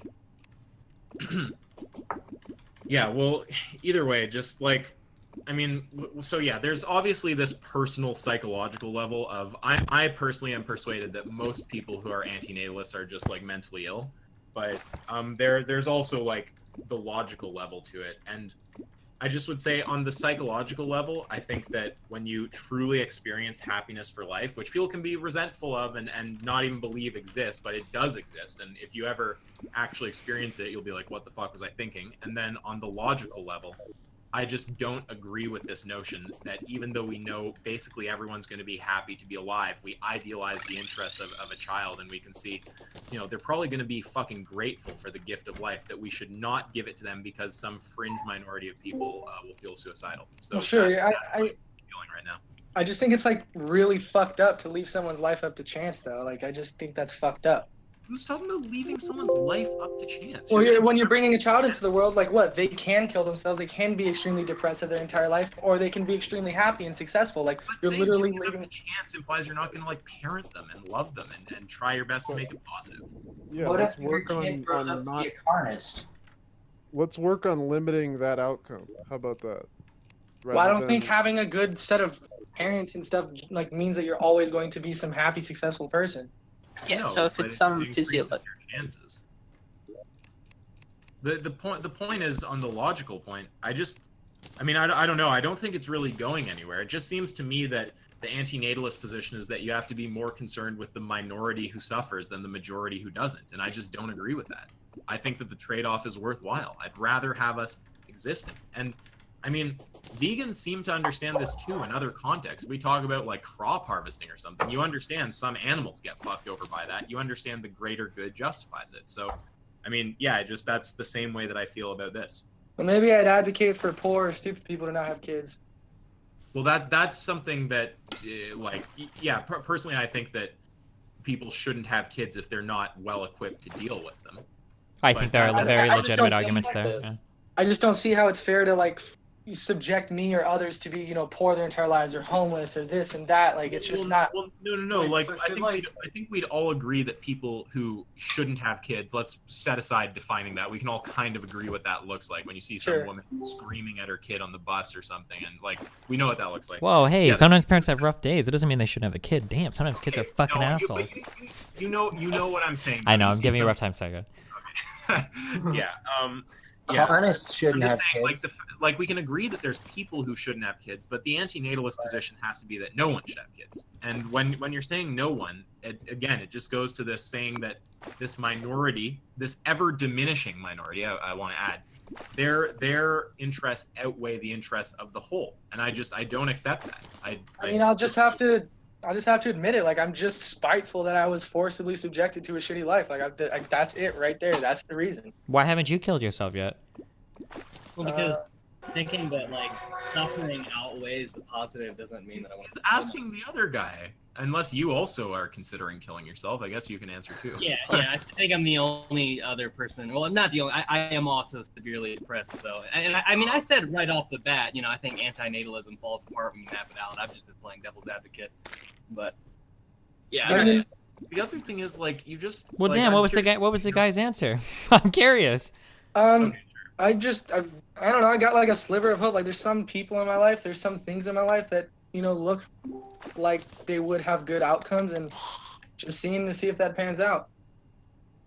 Oh, bro, man, I don't even want to be like cringy, but you just have a lot of good qualities. Pretty smart. You're like making people laugh their fucking ass off. You definitely have potential to have a good life. You should just honestly just willpower the fuck out of it and just be like, fuck this rut. This can suck my dick. I'm gonna have a good time. But maybe that's just a difference. It's a little harder than that when it's a chemical thing. Isaac, how can willpower exist? I'm just saying what my gut reaction to it is. Sure, yeah, and I appreciate that. I just know, and I'm not trying to, make a quip at you, Isaac, or anything. It's just for me personally, I've been, severely depressed my whole life. I've been doing treatment my whole life. So when people are basically tell me just like, well, come on, man, you just gotta push through it. It's like it's just kind of insulting. Not insulting, but just like naive almost. I don't actually accept that. I think there's two levels to it. I think that people need to understand that it's harder for you, and you need to understand that you have a responsibility. So I don't accept when depressed people are just like, you just don't get it. It's just so hard. It's like, yeah, I get that it's harder for you, but that doesn't just mean that I accept you just saying you're gonna not try or something. Yeah, no, I'm not saying that. I'm just saying that, saying to just kind of tough it out. I have many people who are depressed who are close to me in my life, and I've seen a lot of them achieve pretty fucking awesome things. So it's not beyond the realm of possibility. For what? To come out of that. Yeah. Or to just learn to live with it and derive a lot of joy from life to a point that you'd say, I'm glad to be here. Oh yeah. Like, I just like I would get upset with someone who doesn't pay any attention to the fact that that person has a chemical imbalance that makes it harder for them to be happy. I would also be harsh on someone who has the imbalance and says this makes it impossible. Okay, yeah, that's true. I actually have a childhood friend who kind of dealt with it. It has like the same level of depression and anxiety, and I ended up kind of leaving him behind because I was putting all this effort into actually getting treatment, and he was just like, oh, fuck it, I'm just gonna be sad. So I agree with that. Yeah. But well, yeah, and it's just I just don't think people understand what they can derive meaning from and what can be of value. I think that the main thing that will pull you out of it is having a quote spiritual experience, not like a woo-woo spiritual experience, but like something that because the whole thing with ending up in crazy weird states is you don't realize how different it can be. And then once you do realize it, not intellectually, but like viscerally, then you are like, oh, holy shit, that exists. I need to just smoke some DMT, man. So, okay, hold on. I have to... Okay, so... One thing that you have to be careful here when you're talking about this kind of stuff is that like everything you're talking about is like an incredibly cognitive process. When you start to get into like really fucked up brain chemistry, and I understand that you might not be intentionally doing this, but it kind of sounds similar to like walking up to somebody and then punching them in the face as hard as you can, and then saying like, dude, just don't be in pain. Just think about it, okay? Like, think about it. I'm not causing any permanent damage to your face. Just don't let it hurt that much. When you talk about, like, things like depression, insofar as, like, you just have to realize, like, if somebody really does have, like, a really fucked up imbalance of different types of neurochemicals in the brain and whatnot, like, it's really, really hard to do this. It's not just a matter of cognitively thinking, like, I just need to understand that there's no reason to be sad, because your brain will inhibit you from actually being able to do that. It's a really difficult thing to work through. Just chiming in with that. Yeah, no, I agree. I agree with that. I'm just saying that's what I'm saying. There's a visceral level to realizing it that certain things can make, like, this is why sometimes they talk about using shrooms for depression. Sorry, I'm brushing my teeth. And shrooms have actually been scientifically proven to like help a lot of people with depression. Like there's a ton of studies that like scientifically proven to help people with depression versus in some studies some people might have shown. I would be careful with that. It might be true. I don't know the research, but I've never heard of but yeah. I've never heard of like shrooms or LSD being recommended for depression. I will be taking ketamine legally through a clinic next month. So oh, interesting. Cool. Yeah, and I know MDMA has been used for PTSD in patients. Yeah. Yeah, I can vouch. Hallucinogens certainly helped me. So. It helped me as well. I'm really excited. I've heard that mushrooms help a lot, and I did. I've taken shrooms. It did absolutely fucking nothing. I mean, yeah, and that's, obviously I experienced some shit, but like I didn't. Setting why is everything. I'm really excited about actually. That's why I'm really excited about actually going to a clinic and doing ketamine through there, as opposed to just. I mean, I could fucking order it off my computer right now if I wanted to. But you know, But the setting is everything. I've known that I could do ketamine or MDMA or mushrooms to help with my depression for years, but I haven't because I know that I think it's more than just. Like, I don't know. I think the shrooms thing is kind of weird. Just I did it. I don't have any other views on anything. It was fun. That's it. I said setting is everything. Like, it depends on like how you did it. Like, what was the context of you doing shrooms? Was it at a party? Yeah, of course. No, I did it by myself. Ooh, nice. Oh, I don't know. I did it by myself in a rainstorm. I was out in the rain for like 6 hours. Usually being in nature is the best setting. If you ever want to come out to Denver, Pete, we can go out in the woods and take some DMT. Fuck it, bro. Let's do it. Damn, is everybody depressed in this call? Is there anybody in this call that doesn't have depression? No, I don't have it. I'm good. I don't have depression. Not anymore. Oh man. I don't I'd say have I'm depression, coming but I like I've drugs. been coming out of it for years. I really like drugs. So, I mean, another thing that might factor into this. I don't know if you tried medications or not, but it may be an issue also where or at least partial of an issue where it might be that you just need to find the right medication or substance that will help you along with this. And if you haven't seen a psychiatrist, I would highly recommend it. Yeah, to be fair, Pete. So I'm 22, and right around when I was like 19 or 20 was when I finally, because I at that point I had been able to like cut out a lot of my friends, like change my diet, you know, do all this stuff. It was that was the point when I realized, like, you know, maybe this is a chemical problem. Like maybe I need to see a doctor for this. Yeah, that costs money, bro. Yeah. That's why. Can I jump in here? So I haven't been to the doctor in like 15 years. It's been fucking dead broke. Dude, That's why I literally, it took me until in December when I was about to fucking blow my brains out, and I got dragged into a psych ward, and it still didn't do anything. But no, I fucking relate to that. It sucks. Can I give you an out that you might not have thought of? What? Go for it.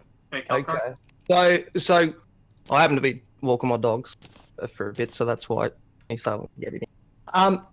One of the things that it's pretty obvious when I hear you talk, specifically about all the different issues you guys have been talking about, the antinatalism and all that sort of stuff, is you try to approach things from a super hyper intellectual basis and rationalize all your arguments. Something to always take into account when you're dealing with depression is that your brain lies to you.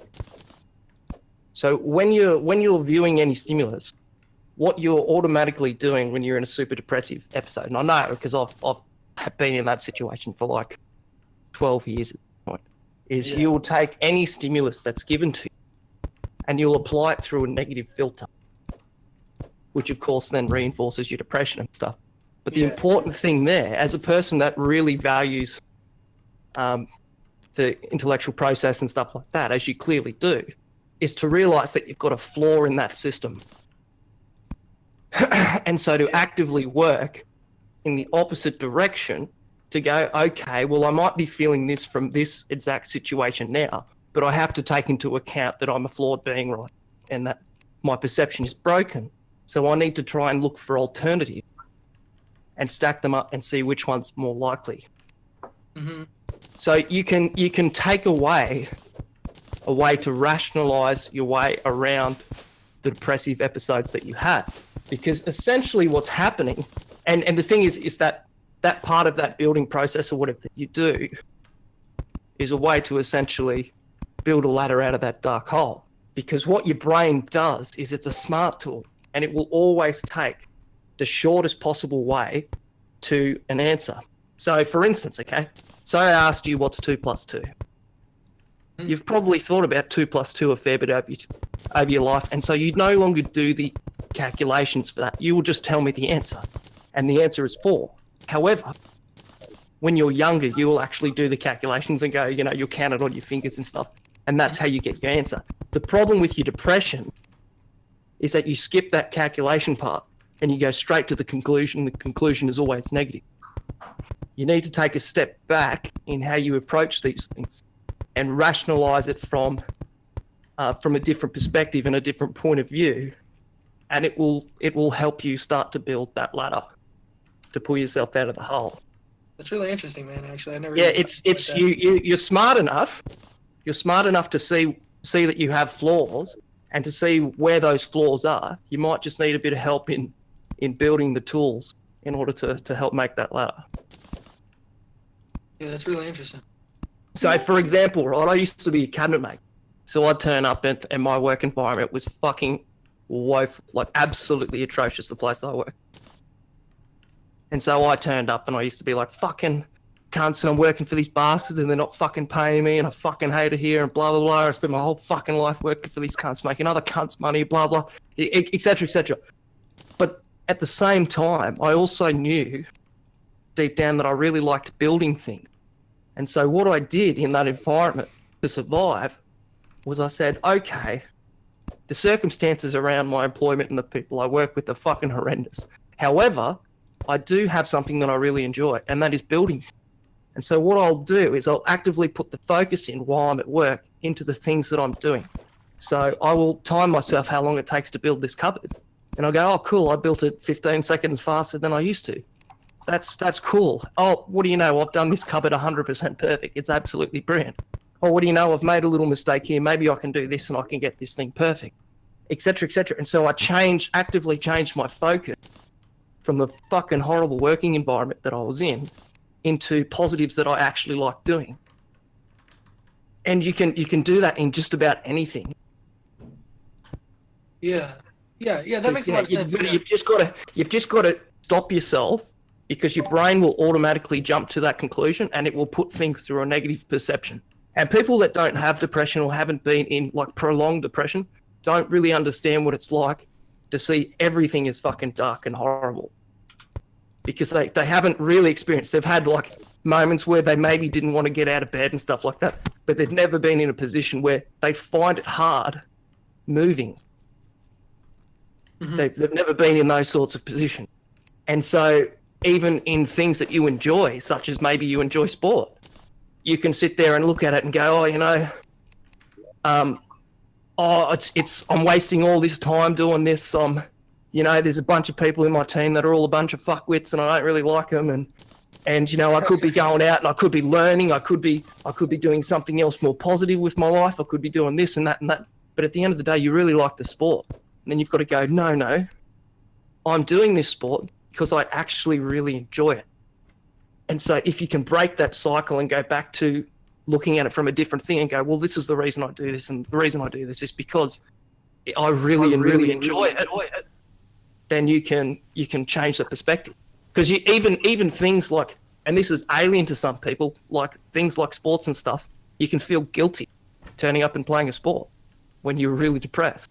Mm-hmm. And you've probably had that, yeah? Because you said that you like NBA and stuff like that, or a bit of basketball, a bit of football, you said, didn't you? You like that sort of shit? Have you ever turned up to those fields and gone to play and you're like, why am I here? I should be doing something else. Yeah. Why am I wasting my time? Mm-hmm.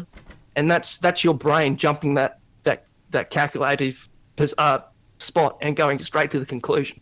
And the conclusion is always skewed by that negative perception.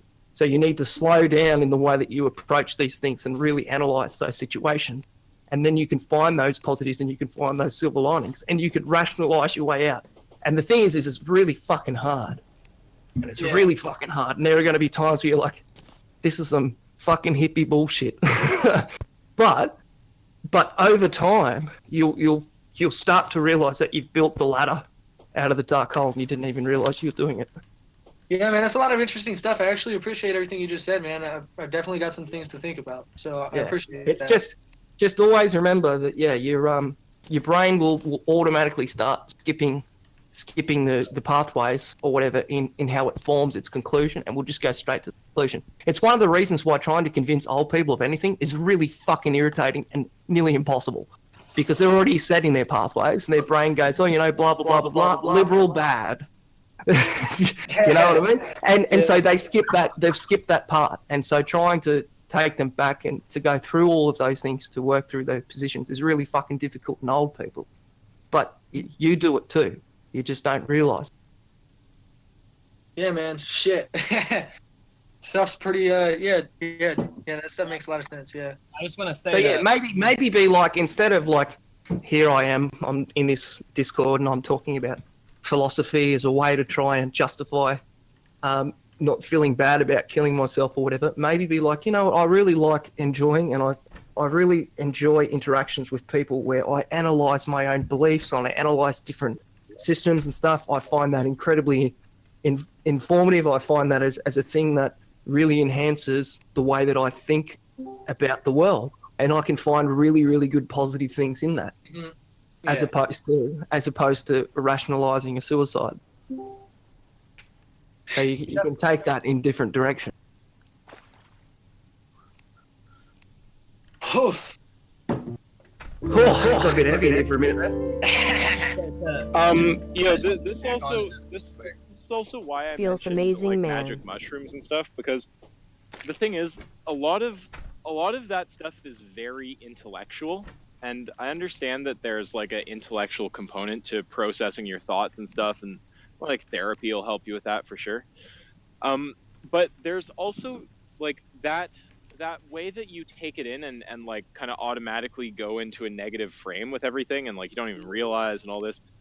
That's the thing that you will understand on a visceral level, what it's like to not be doing that sometimes if you have these kind of like psychedelic drug experiences. Now obviously it doesn't happen for everybody, but it can be like you take the drug, and then your reactions to the world around you become so massively different than what they are normally, and you just feel this basic level of joy at just like being alive, and just seeing like just the sun in the sky, and just like feeling nice like sensations, and just communicating with people. You realize there's this level of like meaning in communicating with people that you haven't even observed before. So That's all true. It doesn't work for everyone. I was just merely the way I was phrasing my thing is I could clearly see what some of his I could clearly see what some of his interests and stuff are, which is, you know, in the philosophical stuff, in deep introspection and stuff. And so there's clearly there's an interest there in self-analyzing his thought process. Maybe One sec. I'm not saying that any of that is bad. I'm just saying it's a lot of intellectual work, and the reason that something like taking like a hallucinogen can help some people is because it can throw you for like an hour into what it feels like to have that work completely done, to be like a decade ahead of where you currently are on it. And just realizing, not like intellectually, but on a visceral level, what it's like to be in that space can be insanely clarifying and motivating for people. We're getting some stoner bro vibes here. It can go different ways. Like my mother, for instance, worked in mental health for like 25 years, and so she's seen the entire other side of that, where people have gone too far down that rabbit hole. The thing is basically everything in moderation, and find something that works for you.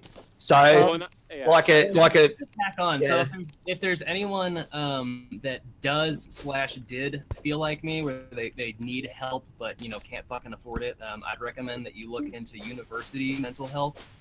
Generally, this is precious information. These people, these students still actually give a fuck about their patients, and it's generally a few dollars per hour. It's really cheap. And then the ketamine therapy that I'm doing, it's an experimental therapy. I applied to do it. It's not costing me a dime.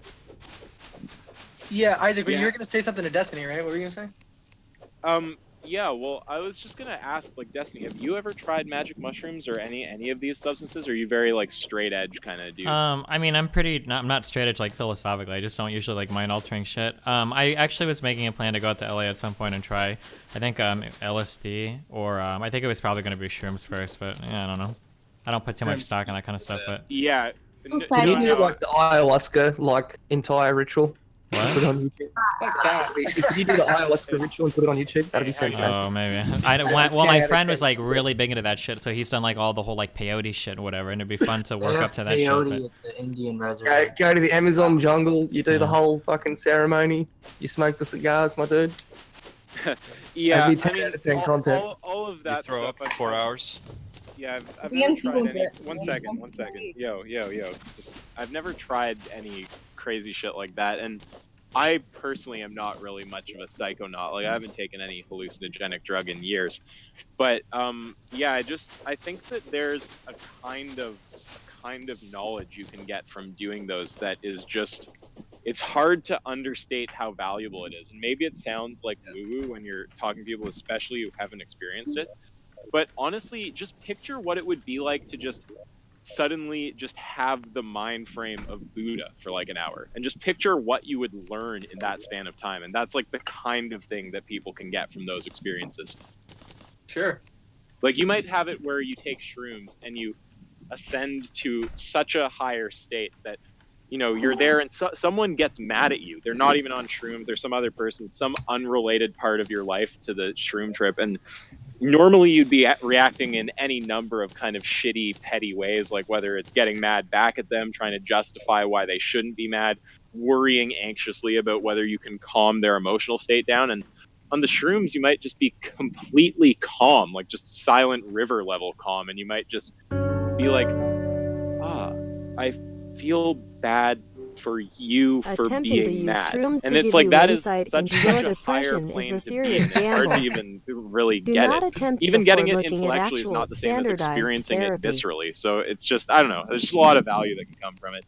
And with happiness, it's so easy to be like, you know, like, what the fuck is making me happy? Everything's just bland. Everything's so meh. Like, there's just like little fleeting pleasures of hanging out with people and doing things. And what is really so good about this? And then you might take a drug like that and you might just be thrown into just like what I can only really call like another dimension. You just like, we're not even in touch with how much meaningful shit is happening around you at just any second of the day. Sure. So I would just yeah, I would caution if if you have like severe mental things and you have to take a drug to get over it. I feel like that type of like addictive like habit forming behavior is probably not the healthiest. 2018 law. I think generally when people talk about psychedelics as a way to analyze that sort of thing. One sec.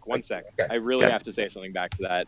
Yeah, no, I'm definitely not recommending that every person who's like depressive, especially if they have substance abuse problems, go and start taking crazy drugs. Sure. Because you keep saying that I definitely don't recommend everybody do it, but then you keep saying I think everybody should try this. So I'm getting a little mixed feelings. When did I ever say that? Is that not? I think generally when people talk about psychedelic drugs as a form of analyzing themselves and dealing with depression and stuff like that, they generally say it with the caveat of like once every 18 months to 2 years at the absolute max. Sure, absolutely. If you're doing it more than that, you risk completely fucking your psyche. And for some people, maybe not even. Like there's things that are I don't do it at all. There's things that are pretty generally good, like meditation, that for some people, who like maybe some severe schizophrenia or something, might actually be like mentally fucked, like to go into isolation or be in one of those like isolation tanks or one of those kind of things. So no, I'm not saying everyone should do it, and I'm definitely not saying anyone should do it regularly. I'm just saying that there is a kind of useful personal information that you can get out of it, you being some people.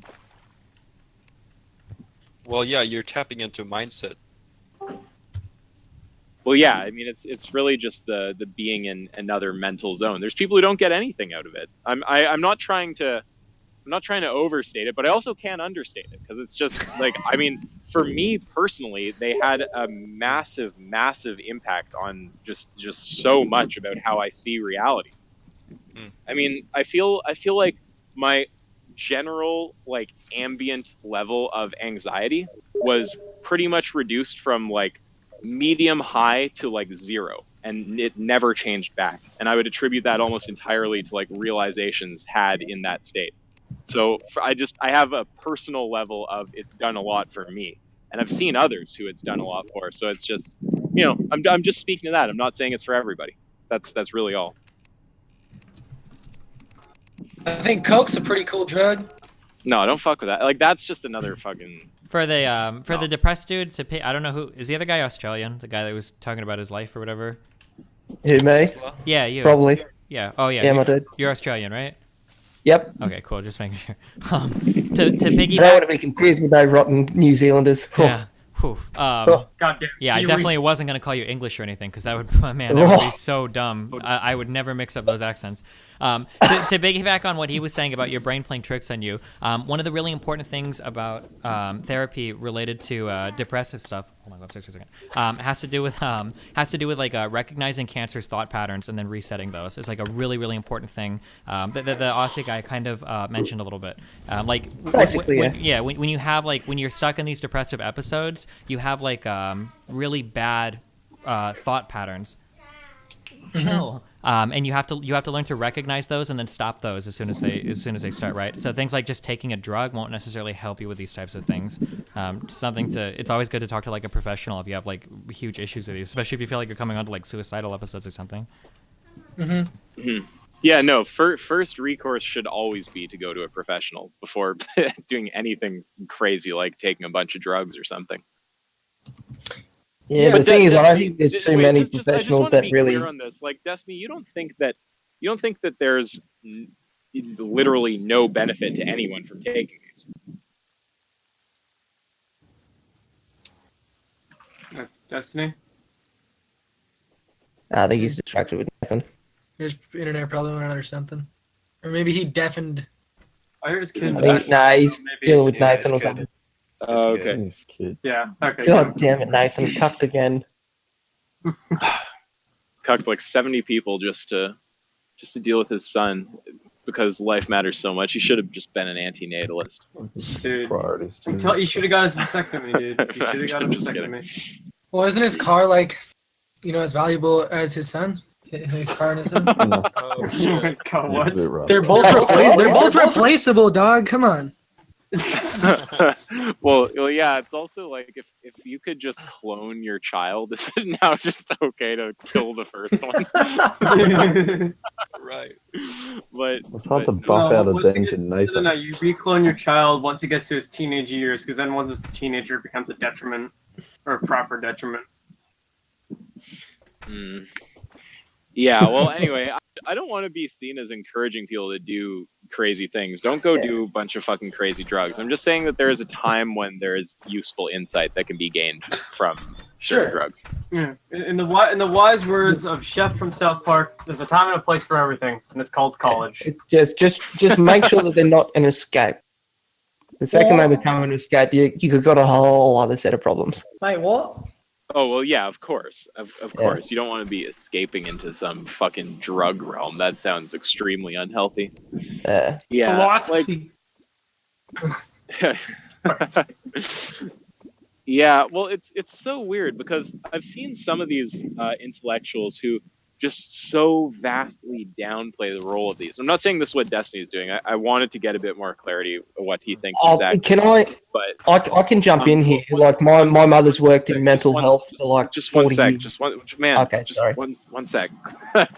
So no, I'm not trying. I don't know what exactly his position is, but it sounds like he's just saying you want to also be aware of therapy and the standard routes are good and they're there for a reason. So like I get all of that kind of stuff. But sorry, hold on, wait. Let me clarify what I'm saying before somebody tells me what I'm saying, okay? The problem is that psychologists are fucking retarded, okay? Psychologists chose for names of actual like neurological conditions, they chose to use the same words that we have for other things. So the problem is people hear like depression and they think that depression, like actually having a neurochemical imbalance in the brain and being depressed is the same as just like feeling sad.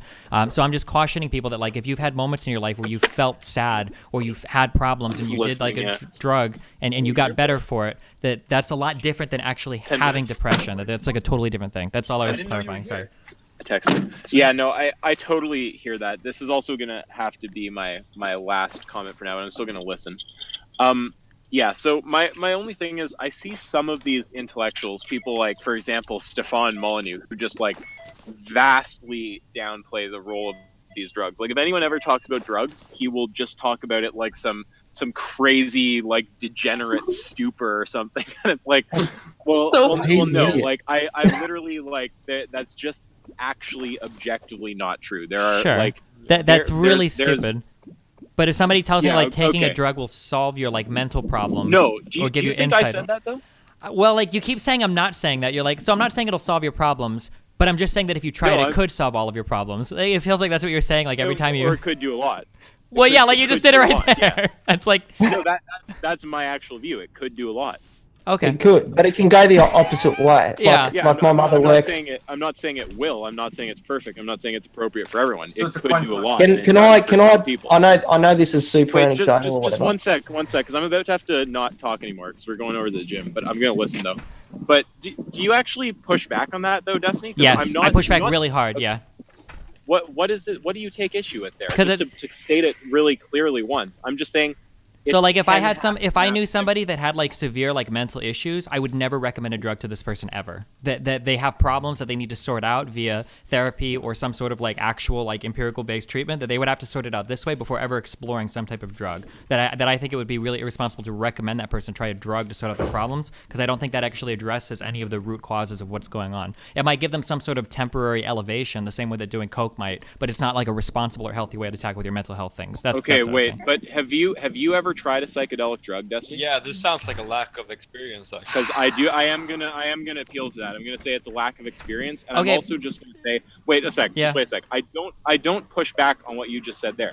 The first recourse should be therapy. Someone like me, who's not a medical professional, should not be recommending anyone do anything. So I'll give you all of that for sure. I'm just saying that it is true that there are circumstances where taking a drug like that can radically alter your perception, not just temporarily while you're high. You can gain insight from it that can seriously change your life. That's all I'm saying. Yeah, because you still have memory. Do you still push back on that, or does that sound? I mean, it sounds like the same thing. So I don't know. Yeah. Can I speak to the opposite? Just one sec. Just let me just talk to Destiny for a minute, because I'm about to have Not to drop my out of here. So then you can talk for as fucking long as you want. But it's I just gave you most of what you said. I mean, Yeah, I but agree. it sounds like you still want to have the caveat, like you're like trying really hard to hold on to, like, well, I'm just saying that some people could have like a life-changing experience, and it's like, yes. okay, Yeah, a lot actually. That's just science. Wait, did you just say a lot actually? So you're trying to do it again, right? No, I'm saying a lot of people. I don't know what percentage. I'm not sure. Okay. Do you deny it? Do you think that if you go I on like- the internet and look around, you're not going to find like countless people talking about this? Well, I mean, like, I'm sure you can find a lot of people, but there's 7 billion people on the planet. I mean, I can find a lot of people talking about anything, like seeing UFOs. Yeah, but I didn't talk about a percentage. I'm not making. Well, but you're scientific saying claim a I don't lot, know. which implies like greater than 20 or 30 or 40%. A lot of people. No, I'm not even talking about a percentage. I'm just saying a lot of people. You can have an absolute number that's high. It doesn't have to say anything about the percentage. I would bet the percentage isn't super low, to be honest, but I'm not claiming that taking shrooms is just going to fix all your problems. Okay. I'm just trying to get what specifically is your problem with what I'm saying right now. Do you think I'm saying? Sorry? If somebody says that they have severely depressive issues, especially such that they're getting suicidal, I just think that having a conversation about trying drugs, and that maybe and then leaving all these caveats where you're giving them hope, like, well, some people or most people or a lot of people have like really good success with this, but then trying to add that caveat at the end where it's like, I'm not saying it'll help you, but it's like, it seems like you're designing the sentences in such a way to give hope to that person when this might not be like a responsible course of action for them to pursue in regards to their mental health issues. No, okay, well, first of all, I'm talking to Jordan specifically, who I know is not, like, so psychologically erratic that he's going to go do some crazy shit. Well, because So, he sounds borderline suicidal to me. Does he sound suicidal to you? He does to me, yeah. I would say so for sure. That listening to somebody talk like that, I would be worried that he would be maybe not like he's going to do it right now, but he sounds to me like somebody that if he was to have the right amount of alcohol and he had the means to do it, he sounds like somebody that would seriously consider. Okay, killing you know himself. what? I will actually, I'll give that to you. You know what? You should absolutely pursue the path of therapy. That should be the number one course of action. And if I guess it could be true that you're more mentally erratic than I am actually noticing. So if that's the case, then don't go experiment with something crazy. Mm-hmm. I will backpedal it to this, and I hope you'll acknowledge this as a reasonable stance and not say it's the exact same thing. I am saying that there are people, I would count myself among them, who have benefited massively from this. So there are cases where it can benefit someone. And there are also cases of people who have had really bad trips and then killed themselves. Yeah, I'm. Yeah, you've only got to look at Chester Bennington as an example recently. One sec. But do you think I'm even cutting against that? I'm not saying that there aren't bad. But I'm things just that like, why happen. I'm would just you saying that- recommend it? Like, Well, if it could go either way. One sec. I don't know that I necessarily am recommending it. I also don't think the chance of it going either way is 50-50, but that gets into like data that I don't have. But I mean, I'm just if you're gonna say the responsible thing to do, if you're giving advice to someone who's mentally ill, yes, obviously go see a professional. Can I jump in here? One sec. We're about to pull into the gym and then I won't be able to talk at all. He's at the bench right now warming up. all I'm saying, I get where you're coming from. I will totally concede to you the first course of action should be psychotherapy. I don't think anyone who's in a crazy erratic mental state should go taking drugs. I think there are certain people who it would benefit, and I don't know if Jordan is among those people. I think that sounds completely fair. Do you still see a problem with that? I think you're cutting into your workout, dude. No, I'm honestly curious. I don't know. We're so far removed from. We've added like a million caveats that I don't even know what the original statement was anymore. I'm not even sure. Okay, well, if we want to say that people should not go and take drugs if they're mentally erratic, I think that's a reasonable thing to say. Yeah, I would agree with that statement. Sure. But you also agree, and this isn't said in the service of get the crazy people to do drugs. This is just a point. You also agree there are people who have a massively positive, life-changing experience from taking hallucinogens specifically. Yeah, there probably are. There are also people that have probably had massively negative experiences as well. But yeah, sure, I agree. There probably are. Okay, I doubt. Can I jump in? One sec. This is my last statement. I doubt that it goes 50. I doubt. One sec. I doubt that it's 50-50 split. I don't have data, so I won't try to make that point. But that seems like a basic fair position. As long as that's all I'm saying is that it can be massively positive. And if I was coming off to like go do shrooms, then I do backpedal on that, because if you're mentally erratic, just to be totally clear, don't go take some fucking crazy drugs just because Isaac said it might help you. Sure, that sounds agreeable. Can I jump in there? The counter to some of that stuff is essentially like where I come from with a lot of my arguments and stuff when it comes to dealing with depression and stuff is my mother actually worked in mental health for like 40 years. Now, one thing about the region that I live in is we're actually the drug capital of Australia. My region has the highest usage of drug taking in any form in the entire country. And that's whether that's things that are pretty well harmless like pot to crazy off the fucking wall shit. And that's around Nimbin. But the side effect of that is that when it comes to mental health issues, we have the sickest people in the country. So when people do, like, for instance, there's a hospital over in California where when they want to teach doctors how to deal with crazy situations, they send them there because of all the gang shootings, and they're going to be doing crazy triage training. In Australia, when they want to do stuff in relation to dealing with really mentally ill people, they send them to our area. And it's a consequence of all the crazy amounts of drugs that people take. Now, that's not to say that there are some people that don't have a really, really great experience and can deeply introspectively look at themselves and then use that as a basis to rationalize them out of their problems. But the thing is that it can be really fucking horrible to people on the other side. And the thing is that those people's voices are essentially silent. Because once their mind's completely fucked and broken because it didn't work out or it didn't agree with them, they're not there advocating for people not to do drugs. It's sort of like people that die in car accidents don't advocate for people to slow down while driving. You know what I mean? So it's the bias is it's a survivor bias.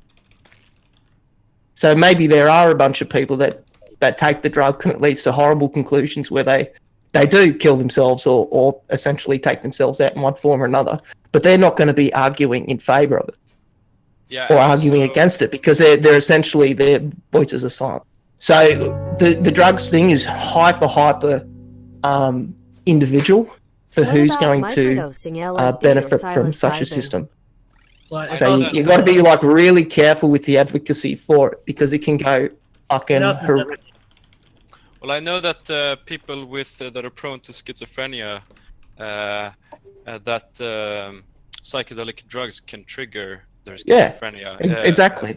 Prematurely, but these are people that probably would get schizophrenia later in their life, anyways.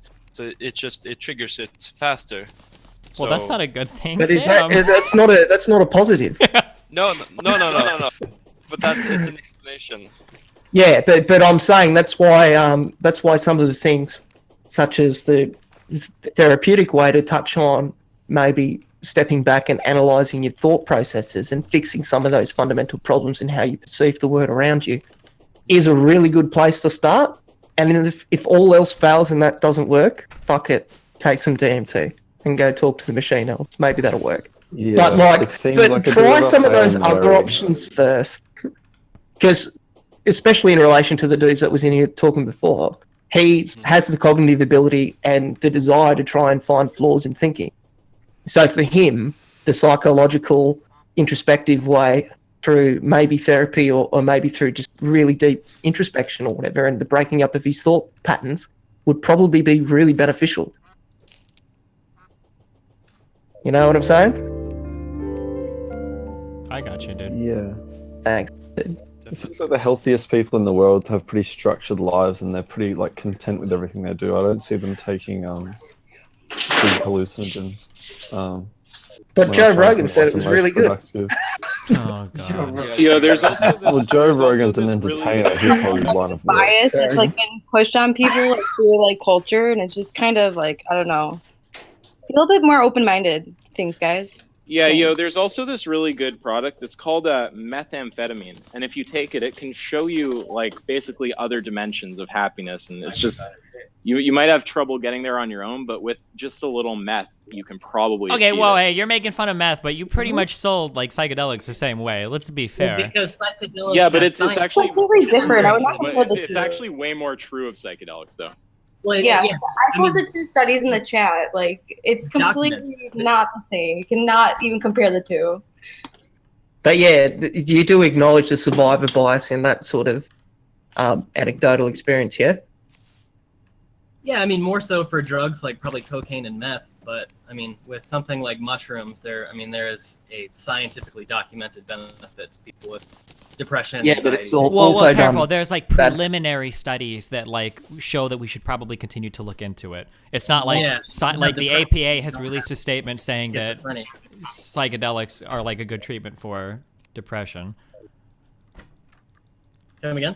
It's not like the APA has released like an official like endorsed statement saying that like psychedelics should be recommended as part of therapy for depression. Like just because there's like preliminary like research into it, right?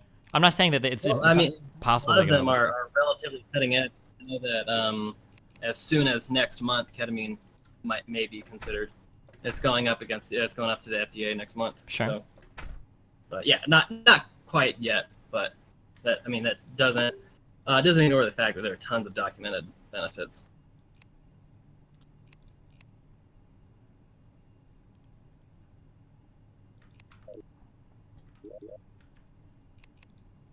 Okay, well, So listen, what I else love are we you gonna guys. talk about? Yeah, I'm gonna take off, okay? Guys, don't kill yourselves in here, okay? It's a bad thing. Don't do it. Scared by society, like Okay, and just make sure to take a little bit of meth. This shit is giving me. Please vlog the psychological experience that you're going through. Yeah, if I do it, I'll probably stream it or some shit. We'll see. Thanks. That'd Alright. be some 10 out of 10 content. Yeah, have fun. Bye. Fuck, Kyle. How's it going, buddy?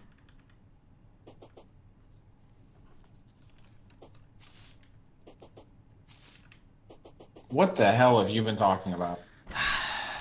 Fuck. Druggy people like fucking trigger the fuck out of me. Holy shit. I don't know, dude. It's one of those things I think where I have to like check my autism because for whatever personal reason, I just don't connect with it as much. And maybe it's more on me and I'm making irresponsible statements, but damn, it feels like people that do drugs like oversell the experience so fucking much. And the idea that, I don't know, it just bothers me, but. Look, Kyle, does it look nice? Yeah. Yeah. Yeah, it does. I told you, yeah. You gotta use the living wood. Yeah, Let's go. living wood, grass walls. So this right here is a forest surface, right? Yeah. The pool over Iconic here. forest. Yeah, I made like a honey one. This pool over here actually counts as a jungle surface because we have a jungle biome over here to the right, okay? Do you have to fish from it from the right? As long Or as does it the matter? background changes to jungle, then you're good. And I'm pretty sure at this point. Here, Yeah. you know what? We're gonna make sure. No, no. You just look over here. Fuck Wait, this what are you tree. doing? No, that trees don't affect it. It's tiles. We're gonna plant. I know we're gonna plant some jungle grass. You don't need to. Look at your background right now. Do you see how it's a jungle? It's. Oh, yeah. I guess I see Look. it. Come over here. You'll see it change And over then here. it'll be different. Right there. Now it's a forest. Oh yeah. Okay. Yep. Okay. Fair enough. What are you doing? Oh, this is not mud, so I can't plant these seeds anyway. Never mind. Good. I do need wood. Because I need to do something with this fucking house. I think we're just gonna end up destroying it, Kyle. I wouldn't worry about it. Are you gonna move all the bullshit in these chests? Well, like, I figured the end goal is that you have, like, a little place for everything, so you don't need, like, a room that just has random shit in it. So, like, for instance, now, all of our seed and all of our shit is over here, right, in this area. So fishing stuff and plant-related stuff should never go there anymore. So and then, like, all of our, well, that's extra armor sets, I guess. I don't know, you just have, like, little areas for everything that you need, right? I think Just there's going to be one one area head in where the you need universe, storage, man. and I The think universe. there's not that many areas. Like, what other areas are you planning on making other than, like, a mushroom area? I don't even know if I'll make that, actually, but let me... Because you need a mushroom area to get the I mean, truffle guy. you'd... Oh, shit, to get the truffle dude, that's right. That's the only reason why you do it. What does the truffle guy give you again? I forget. He sells something. He sells some shit. Yeah, he does. I just don't remember what. Like, you can craft mushroom armor, I know. And I know you need to use shit for It's just that. like there's so many mushrooms in the mushroom biomes that it almost feels like a waste of time to grow one. Like, I made a mushroom bio last time, but, like, after one harvest, you've got, like, 1,000 fucking mushrooms, and there's, like, no point. But I know it takes a shit ton of mushrooms to build a full set of that armor, actually. But isn't it only, like, 300 or some? Maybe Well, if I 600? didn't want to commit yeah, suicide before that might that be it. conversation, I sure do now. That is a lot. I don't know. I think you can get it pretty quick, but... Chat, what Discord is Destiny? I can't tell you guys what Discords I go in because anytime I do, you fucking retards join up the voice chat and you shit it up every time I go anywhere. This is why I like hanging out in other people's Discords now. Because whenever I go to mine, 5 million of you join and then you all try to fucking say retarded shit and it just fucking tilts the fuck out of me. But I love you all. Don't forget that. You just love their money. Got him.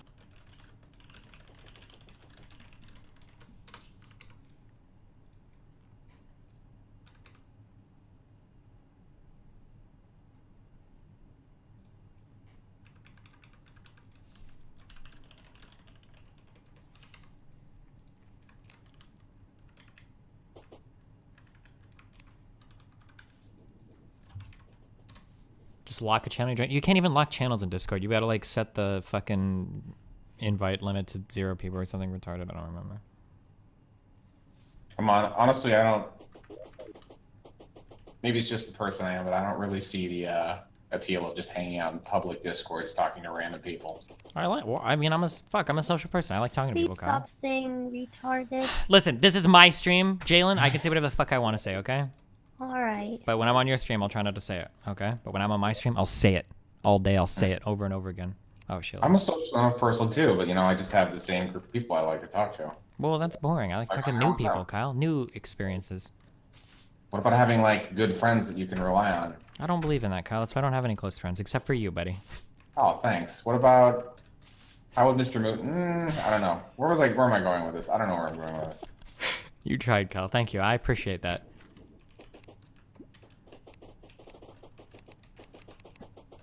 I don't need any of these fish for anything else, right? I can just sell all of them? No, There's no point? don't sell fish. Put them. I labeled a chest called fish. You can use them in. You sold them all already? No, but I want the gold. Go ahead. Is it a lot or? No, I just. You're fucking retarded. I just want to sell everything or delete everything. Yeah, no, I don't know. have to fucking put it in the chest. Well, there's a fish chest because you use them in making potions. Oh, god damn it. What potions do you need them for? I don't know. There's some really fucking dank ones. Okay. Okay. Okay. I'll trust you on this. Thanks. Oh, I mean, otherwise I would just sell them all. So. Because I'm not gonna lie, I deleted a lot of shit in chests yesterday. Kyle, what kind of shit did you delete? If you didn't remember, if you don't know what it is, then it wasn't important. Unless I go. Whoa! Did you see the shit I got you? Be thankful. What did you get? What do you mean? What did I get you? You just said, did you see the Oh, shit I got? you see this chest that I have open right here? The mahogany one? Yeah. The top one? Yeah, I don't remember what you needed. You needed those two I items, need a didn't you? I need a life form analyzer and a stopwatch. Oh my god, you're such a good friend. Destiny, there's another where this came from if you PM me that Discord link, buddy. Butterfly. There's mostly like dirt blocks, cobwebs, and all their bullshit. Sure. Oh yeah, no, that shit's fine. You just unloaded. You just have a tendency to unload everything in a chest. Yep. You know? I do that. I want to be able to interact with different communities without having them be clones of my community. That's the thing. So if I let all of you into the other community, then anytime I go in and argue or bring up a point, I'm just going to be talking to you guys again, and there's like no point in doing that. Like, what's the point? That's a fair argument. Yeah, like I don't want to go everywhere across the internet and then talk to my community everywhere. It's like I could talk to you guys here on my Discord. Wait, car crash while streaming rip. Hold on.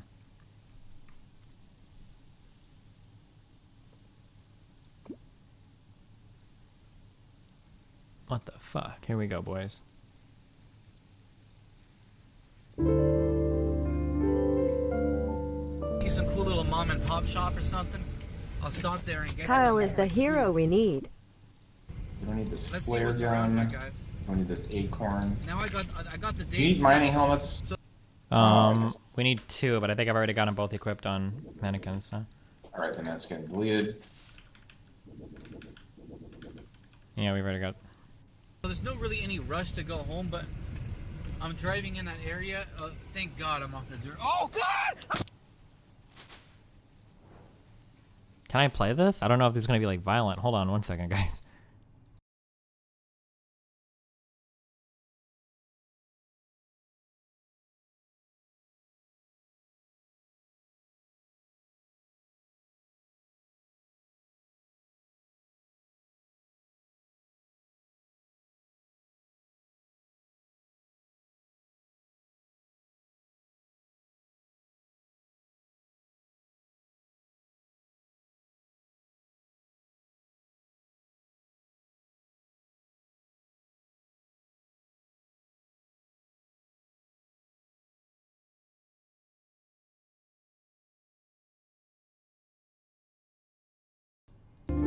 Fuck. I feel like Dawfields, please come say hi in your weeb channel sometime, Destiny. Uo. Shout out to my fellow weebos Nuclear, Sarine, Myfek, Kuthar and Z's. no. As much as it pains me to say it, I feel like texting and driving should probably be illegal federally. Like every state should make that shit illegal. Why does that pain you? That should not pain you. Because That is so sometimes obvious. I like to play with my phone while I'm driving, Kyle.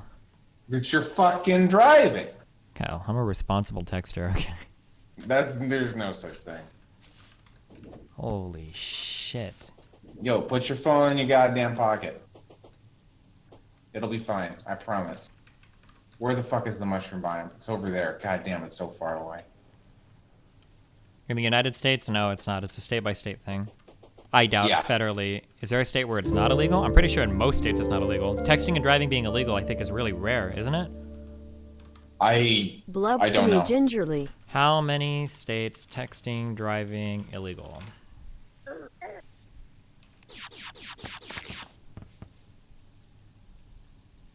Wait, what? It's illegal in a lot of states, isn't it? 47 states, DC, Puerto Rico, Guam, and the U.S. Virgin Islands ban text messaging for all drivers? Wait, is it banned in Nebraska? Probably. Like No. if this, Wait, what? I feel like I would have heard this. I feel like it's been a big thing.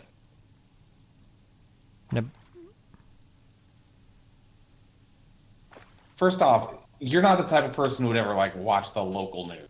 God, what do you... First of all, I listen to infinitely more news than you do, okay? Because every time I drive around, I have the local radio on. Firstly, okay? So acknowledge that. You said multiple times you never listen to local radio. Anytime anything like this gets passed, I hear about it on either fucking Chris Baker or Scott Voorhees in the morning. Okay, I hear about all this shit. So firstly, fuck you, okay? Okay.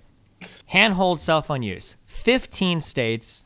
and the U.S. Virgin Islands prohibit all drivers from using handheld cell phones while driving. All are primary enforcement laws. All cell phone use. No state bans all cell phone use for all drivers, but 38 states and DC ban cell phone use for novice drivers. And text messaging, 47 states, DC, Puerto Rico, Guam, and the U.S. Virgin Islands ban text messaging for all drivers. All but 4 have primary enforcement. That means that they can pull you over just for doing it. Of the 3 states without an all driving text or ban, 2 prohibit messaging by novice drivers. So when I scroll down to Nebraska, wait.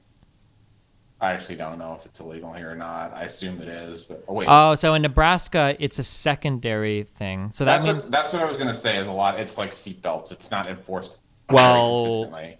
No. I'm sorry. Okay, I could be wrong, but primary enforcement means that. So like speeding is primary. You can pull You can pull somebody over for it. Yeah. Yes. Seatbelts, I'm pretty sure is a primary though, right? I don't know. I think seatbelts are secondary. Is it? Well, what about the whole click it or ticket? That's like a huge thing that I hear on the local news radio all the time, Kyle. Steven, click it or ticket. Steven, quick question. Yeah. Who's our congressman? Oh God, I would know that. I would know the name if you say it, because Mike Spam and I talked about it all the time. But what does a congressman have to do with passing local fucking ordinance laws? You know? Give me 3 names and I'll name you the right fucking one. I don't know that many congressmen. Actually, here. Fuck you, Kyle. I know ours. I know the one that I can vote for. Okay. I'll say him on the ballot. Are you signed up to vote, Kyle? Do you know when our midterms are coming up, Kyle? When like I'm an independent. Well, if you logged into your Facebook, Kyle, it would have reminded you. Okay, here are the three Nebraska congressmen. Here are the 3 Nebraska congressmen: Adrian Smith, Jeff Fortenberry, and Don Bacon. Is this for the House? Yes, these are the 3. Oh, this is for the House. I don't know. Who the fuck cares about the fucking House, Kyle? Don Bacon. Fuck Bacon, okay? Fisher, and fuck the House, okay? Deb Fisher is up for re-election too. Fuck. Who's our other senator? Sass is going to be the other one. Ben Sass. Yeah, because he's the other one. Like every once in a while, you actually hear his name on the. Yeah. Nobody cares about the House, Kyle, okay? That's Ryan's domain. Nobody cares about the House, Kyle. The Senate is where the real shit happens. Actually, the House is where the real shit happens. The Senate is where nothing happens. Hey. What are you talking about? Kyle. Just because people like you think it is, okay? It's the power of positive positive thinking. What were we arguing thinking. about that I expertly changed the subject about? I don't even remember. Something about primary versus secondary enforcement. Oh, yeah, other seatbelts. Yeah, seatbelt laws. Yeah. You see that subject change there? That was so fucking Good job, good. Kyle. You're the master alt-right debater that I've been preparing for my whole life. Exactly. You were winning that argument, and I just fucking flipped the table. Oh, yikes. What did I just get? I don't even know what I got. I got a fish hook. Oh, this is a grappling hook. Bacon, Fortenberry, and Adrian Smith. I haven't heard any of these 3 names ever. Well, who cares about Jeff Fortenberry and Adrian Smith? They don't represent you. Sass, I've heard. Is he the one that is Senator split by this district, or is it just whole state? It's just the whole state, right? Senate is the whole state. Yeah. Oh my God, I'm really disappointed. Well, I just don't know if it's like split like 50-50 or some autistic shit, Kyle. The way that our government is ran is really fucking weird sometimes, okay? Yeah, and we learned about it in high school and nothing's changed. Kyle, how many seats are there in the House of Representatives? Go! 338. Or is it 335? 438.com. 338. 100 in the Senate, 338 in the House. There's 435 in the House, Kyle. No, that's 435. That's electoral votes, isn't it? Wait. It's the United States House of Representatives, Kyle. 435 voting members, 6 non-voting members. Damn! Oh, okay. Get out of here, Kyle! Get out! Get out of the call! I fucking was in the right direction. I for some reason thought, no, it's 538.com. What am I? It's 538. Fuck, I'm off. I was off 100. I said 438. It was 538. Okay. Okay, so there. All right, It's not like I was totally fucking. I have proved my point. Okay, and yourself, Kyle. I did. You should be allowed to text and drive. I won the argument, Kyle. It's over. I'm gonna go text and drive right now. I'm actually on my laptop right now, driving and streaming and playing Terraria all at the same time. This is just like a video feed on your stream of like. Yep, I've got the green screen active. I can't even see out my rearview mirror right now because I just have a big green screen in the background. God damn it. I was off by 100. Holy shit, Kyle. If you had a green screen behind you and you had a rearview mirror, would the rearview mirror show what your stream shows on the green screen, Kyle? Oh, dude. Steven, why or did you just see a green screen? Whoa, this campfire went out? I've never seen that. Right click it and it turns on or off. Oh, I've never done. Oh, hey, learning shit. I've never done that. What am I doing? I'm just running around back and forth. Oh, fishing time. You sure are. Hold on 1 second, be back.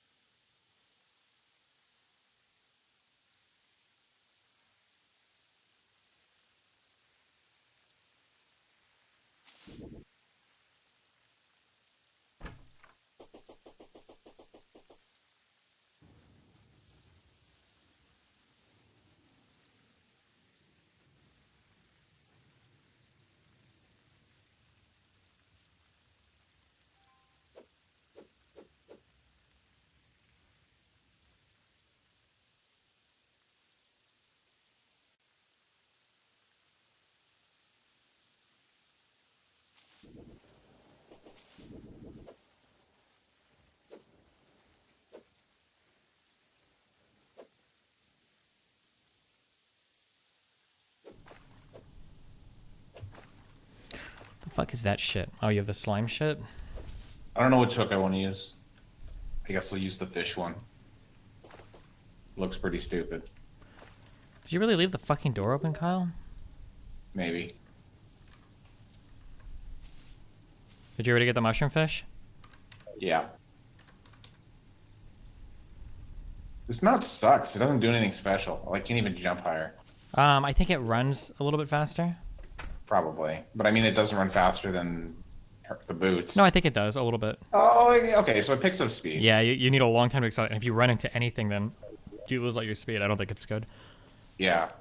I'm just used to like the unicorn, because the unicorn fucking hustles. Doesn't have the ability to jump or fly though, or even double. I don't think it can even double jump, can it? I don't remember, but like if you're fighting the last boss, the unicorn actually is really good for that. Just because it can outrun shit. Or at least I remember it being good. Alright, where am I going? There's no mushroom biome down here, is there? You have to go... East. Well, you can go west from here. Like to the southeast of the sand biome? Oh, I actually yeah, have no idea west. what you revealed.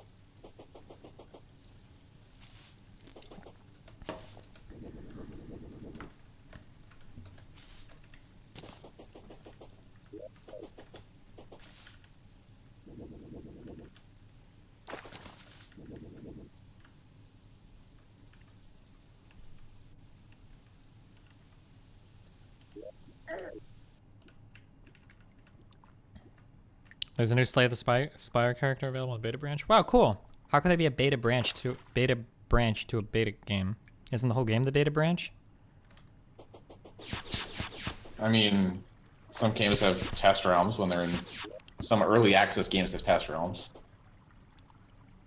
I got the golden bug net. I thought the golden bug net was supposed to be able to break bushes. That was supposed to be the cool thing about it. It can't even do that, though. It seems just like a slightly faster bug net.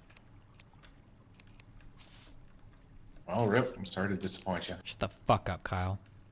Hey, I was apologizing. I take back that apologize. I'm glad you're disappointed.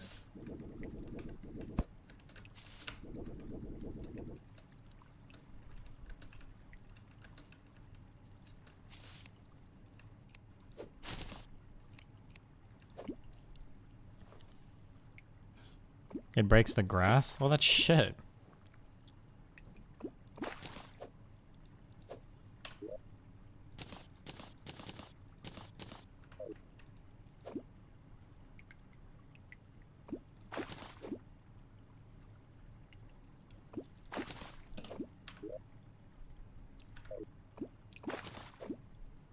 Fuck, I just did a hotkey that turned off like all the sound. What was that? Turned off all the snow? Sound. Oh.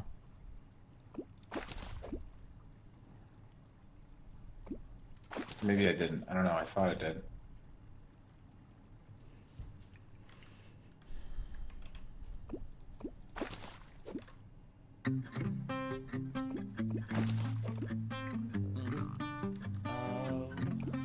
Mega upload. Mega upload. MEGA. Upload to me today. Send me a file. Mega upload. Mega upload. Load. When I gotta send files across the globe, I use mega upload. Mega upload. When I gotta send files across the globe, I use mega upload.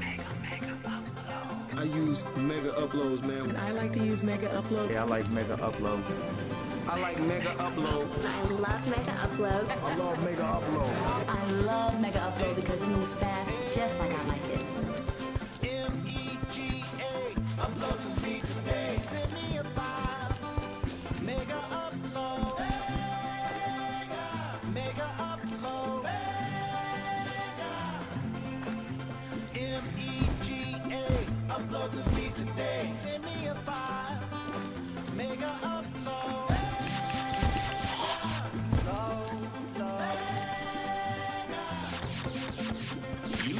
1 billion. Per day, 50 million.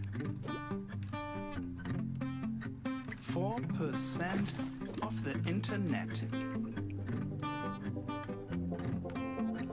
Get the Mega Manager. It's 10 times faster. My league clips got featured on Synapse? What the fuck is that? Oh shit, we got this.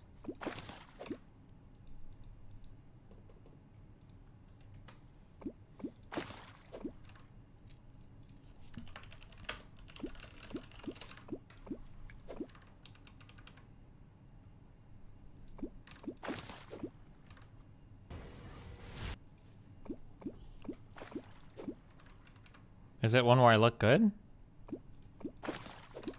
1 hour ago. Wait, where?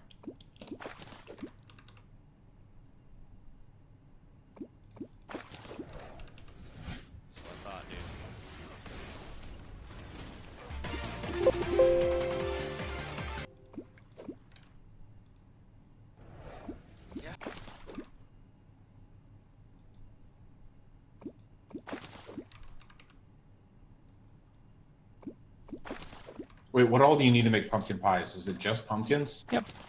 10 pumpkins, and then a furnace makes 1 pumpkin pie.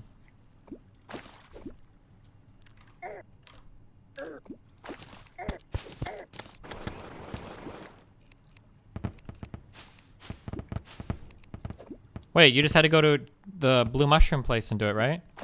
That's all I did. Where are you at? We're not on the same team, so I can't see you. Blue team. Oh, if you go farther east and then south a little bit, there's a way bigger lake that I made. I don't know if... Way further east? Not that further. Like, you see how further east there's, like, sand area? Okay, hold on. 1 second. What time is it? It's 12 midnight. o'clock. You have 4.5 hours. Yeah, I'm walking east. Okay. Do I need to keep going east, or? Yeah, keep going east. I gotta, like... I actually don't... dig through this shit? Oh. Here, just follow me. I'll show you where I've been... Oh, I guess that's... I don't know. That's a pretty big lake on the left. Oh, fuck. I need to go back up here.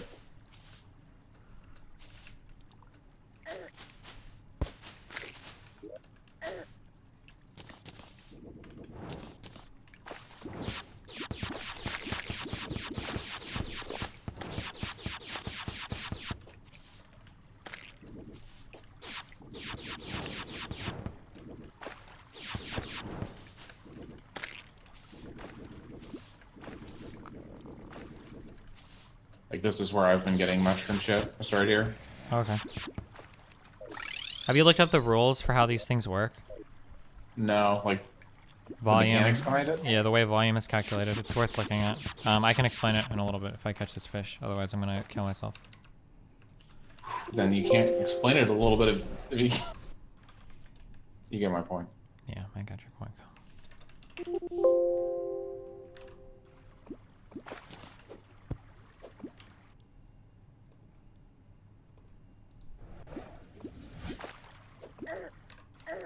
Fuck off.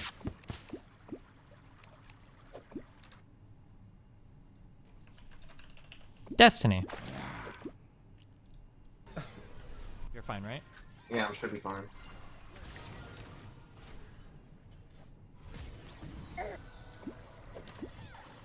She's coming in. What is hitting me? Fuck off.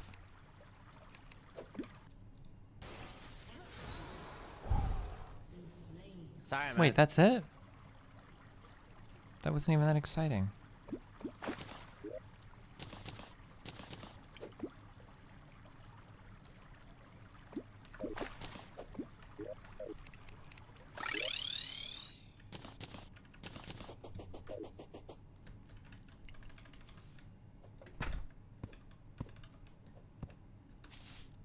Oh shit, our fisherman has changed.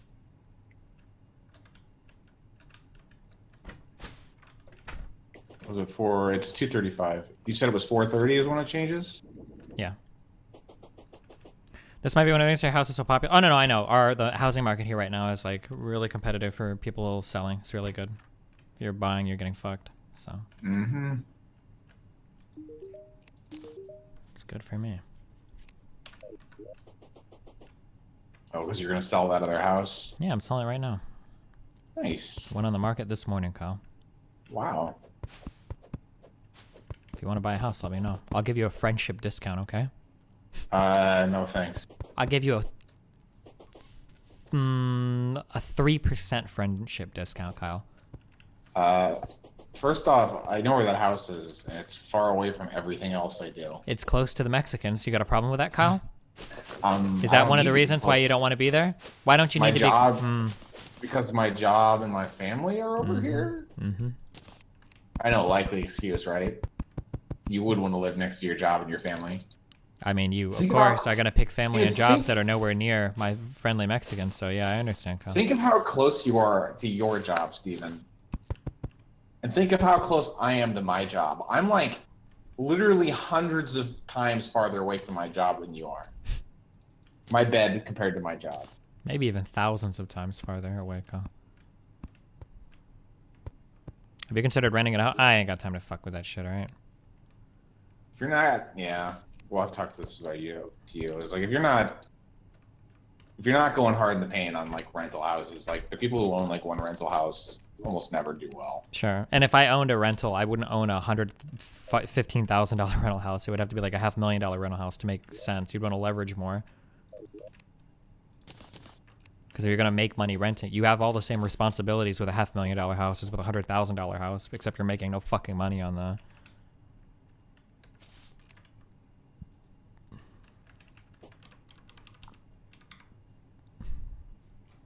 Okay, what even was this play? Let's... You're fine, right? Yeah, I should be fine.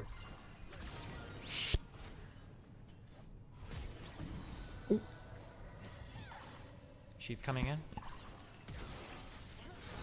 Fucking nailed that cunt. Oh my god.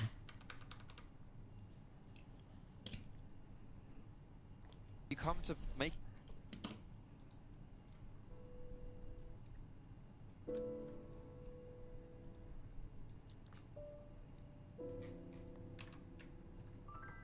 Where's the fish? Do you know where the figure out where the next fish is at.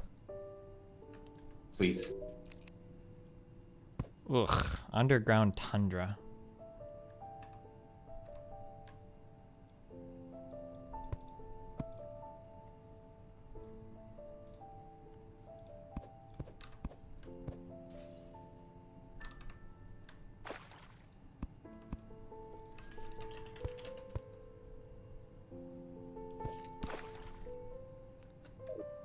So we need to be underground in the ice biome.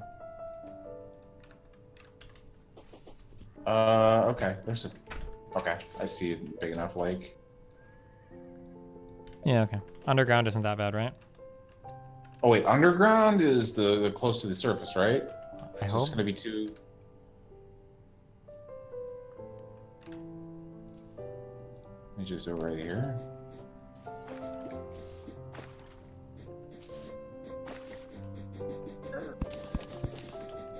Yeah, should be fine.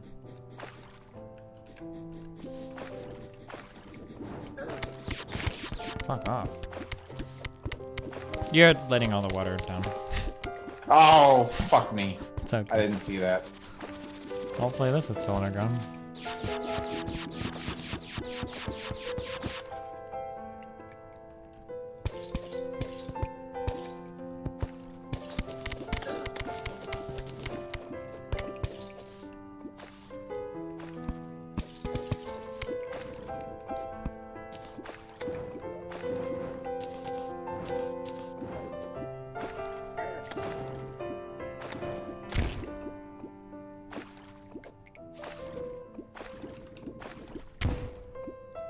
What are you doing?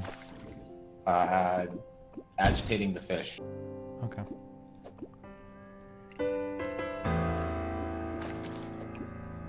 Wait, are we looking for the rockfish? I Oh, don't no, know, no, actually. no. Alright, I got it.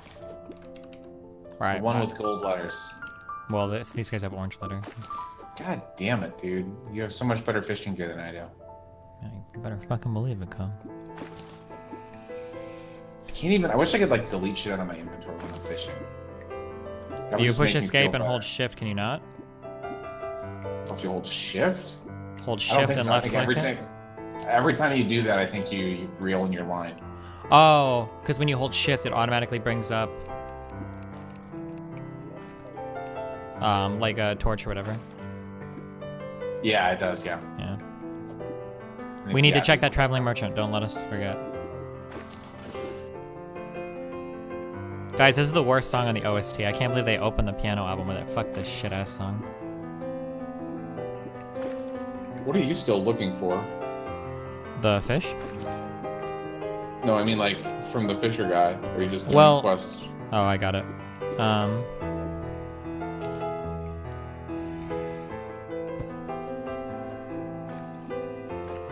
Getting the 3 pieces of shit to make the sextant would be nice. Or to make the thing, so that we can combine all of our items into... Okay, so you're still working on that. I gotcha. Yeah, I don't have any of them. Oh, okay, here. Where are you? I've got both. Oh my god, you're a master fisherman. Nice.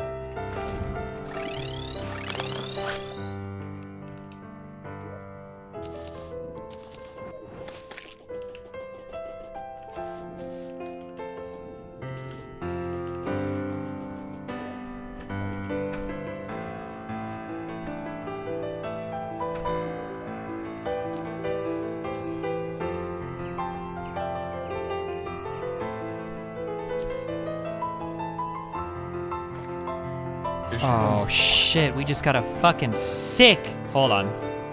Oh, I got one of the accessories. Nice. Check this shit out, Kyle. Are you ready? I'm ready. Are you sure? Wait 1 sec. Okay, now I'm ready.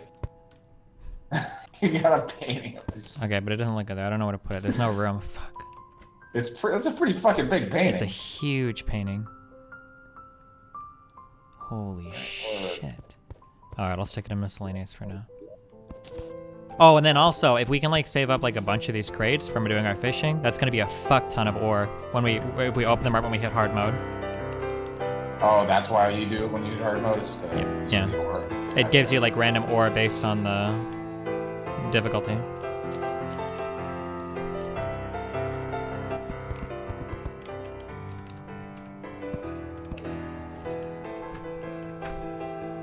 Fuck, what am I doing here?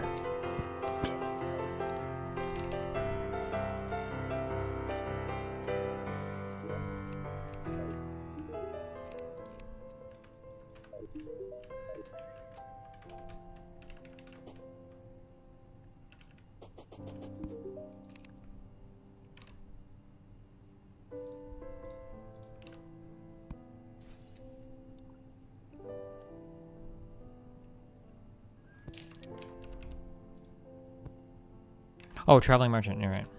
Oh, fuck. Good call, chat.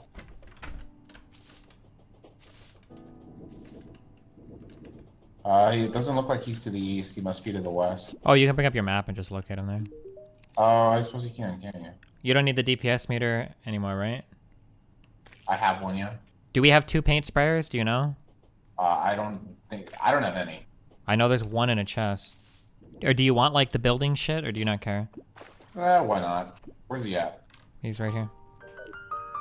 Oh, what the hell? How am I supposed to see him in there? What are you doing in here, buddy?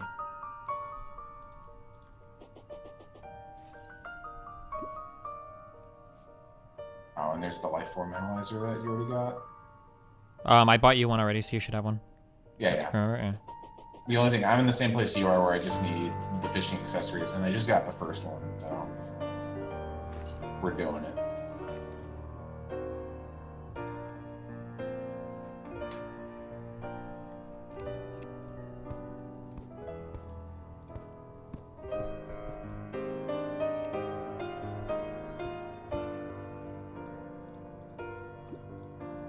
So were you just in like, or earlier today, were you in like a drug, was that a drug related Discord or something? No, or? it's a fucking vegan Discord.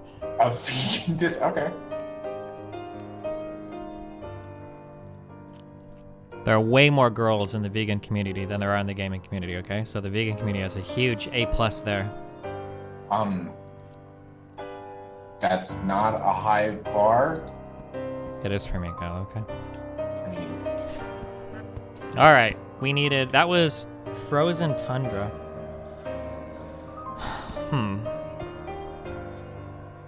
larger.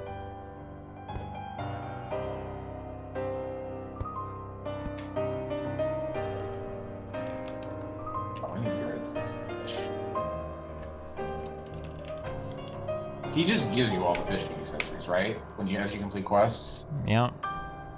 Okay.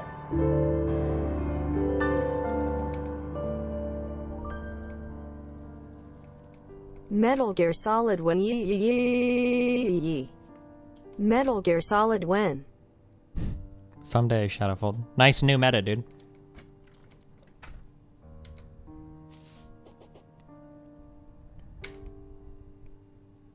So it goes underground, then cavern, right?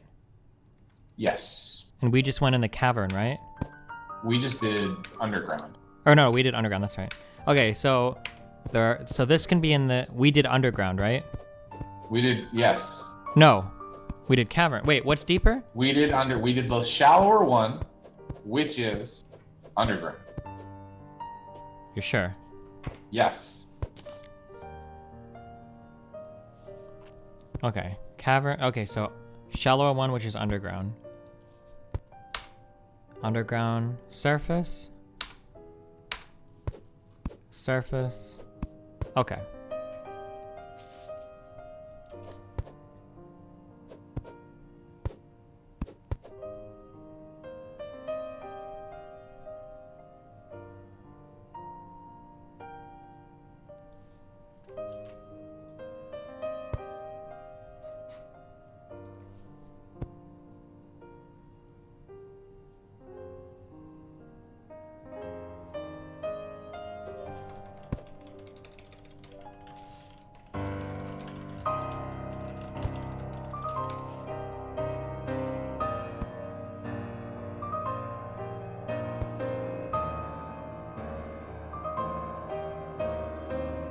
I don't even know. What does this keg do? Probably just gives you the well-fed benefit. Used for brewing ale.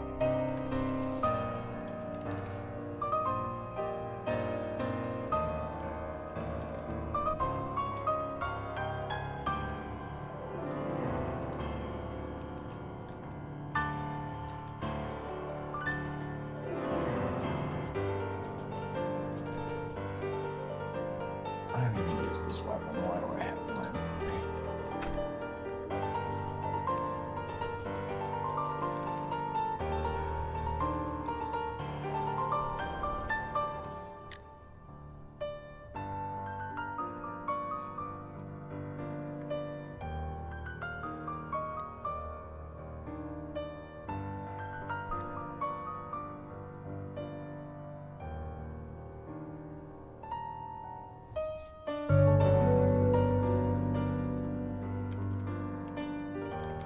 New meta. Everyone get down.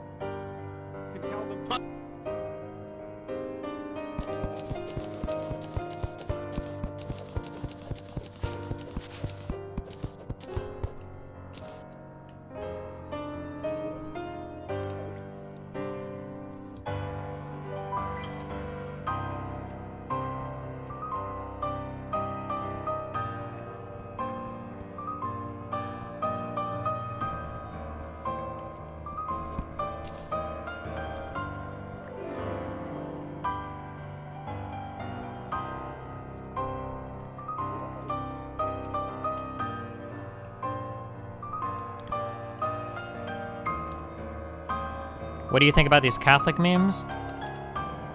I saw it, rip. So I mentioned this before, but like Jesuits probably lean I would say from my very limited personal experience, I would say Jesuits probably lean a little bit further left than traditional Catholic like parishes would. Do you think that's a fair statement? I would still say that they're more conservative than not, but yeah. Yeah. Well, in terms of like, I mean, like not being vengeful as fuck and being like open to kind of like people being gay and shit, in, like a non. Yeah, like if the Catholic community is like super ultra conservative. Well, Jesuits are just like pretty conservative. They're like they're like moderately conservative. Yeah, basically. I would not call them liberal. I would not. No. Them, yeah. Oh yeah, no. Sorry, yeah, definitely not even close to that, right? But I guess like apparently they had a chaplain for the house for doing prayers or whatever. But this guy was a Jesuit, and I guess like as part of his prayer, he was he mentioned that like as you guys go to negotiate these taxes, please keep in mind like the poor and the people that aren't as well off or whatever. And so there's apparently Paul Ryan asked him to resign. Like, what a fuck. Yeah.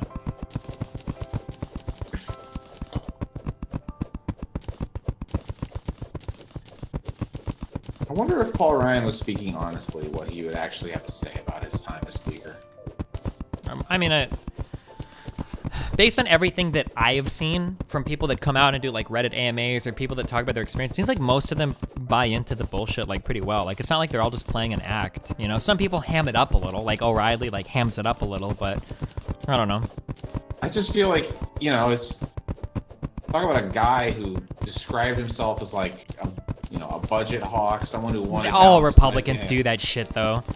They call themselves budget hawks, but what are our two biggest? Well, first of all, non-discretionary spending, entitlements, like dramatically outweighs the entire fucking like budget, like 3 to 1 or whatever. It's like huge. Like discretionary spending versus non-discretionary is fucking huge. And no Republican is ever cutting Social Security or anything like that, right? And then like in terms of discretionary spending, our military budget is like the next biggest thing. So it's like, and no Republican touches that. So like when they want to talk about like we're gonna be like real conscientious of the budget, it's like, okay, well the biggest things are already fucking off the table before we even began negotiating. I don't know. Fuck Republicans. I just wonder if he considers. Well, I don't know.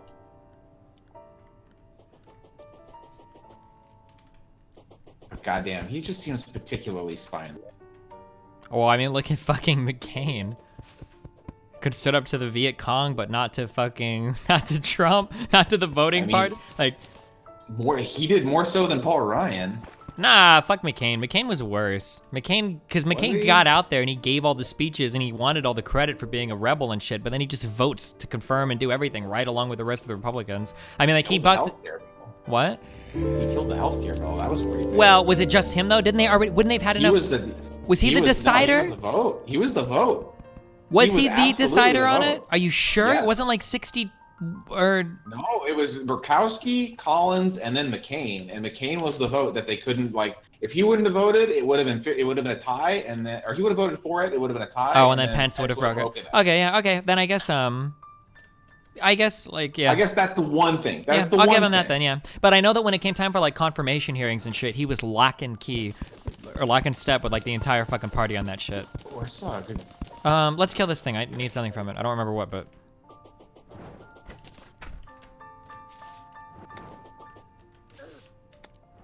Yeah, Cruz was also a spineless fuck. Oh yeah, he's probably he might be him is he worse than Ryan? Yeah, he's worse than Ryan. Well, I don't know if I'm not sure, but like vote your conscience, Steven. Vote your conscience. Oh no! Maybe we have. I thought that was him being a baller. I like that. That was some funny ass shit. Then he started campaigning for Trump. Yeah. But that's not even the worst part. The thing was when he was literally when Trump called his like wife ugly, and then was saying that his dad was a fucking Zodiac killer, or was killed JFK or whatever. Yeah. Holy shit! Like.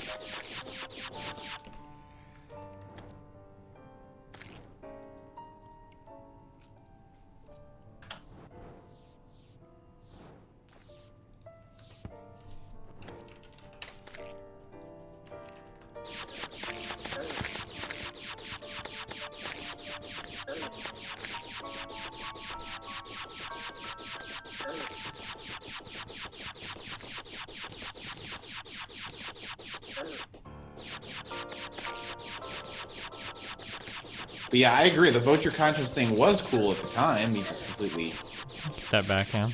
Yeah. Now it's just another meme.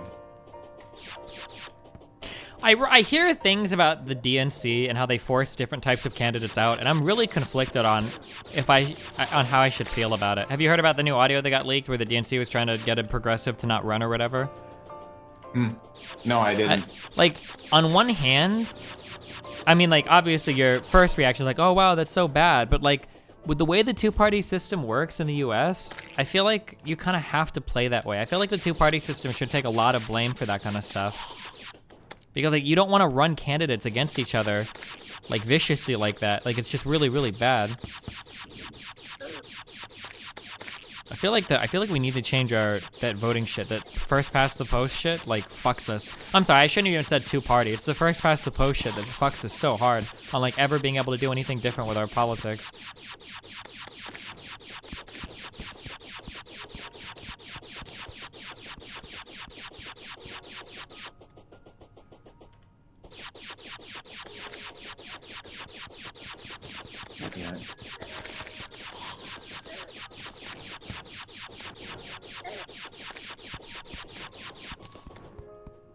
Are you even up here, Cal? I'm supposed to solo this thing?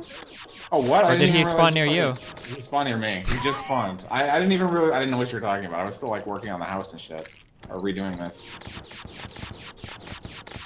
Nothing struck you strange that a million fucking slimes were appearing around you? I mean, my imps were taking care of most of them. Oh, okay. Where's the fucking... I already have one of those things in my inventory. I did. I don't know where I put it. God damn it. I had one of those things that would help me spawn another end. Oh, the table? Yeah, it's fucking in a chest right now somewhere. I bet. Well, how much good is it doing you there, Kyle? Not any.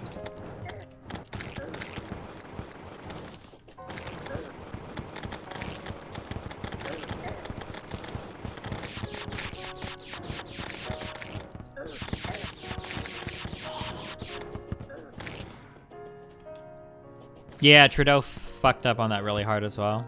Rip. Where'd you go? Okay, I'm oh wait, did you want a slime mount?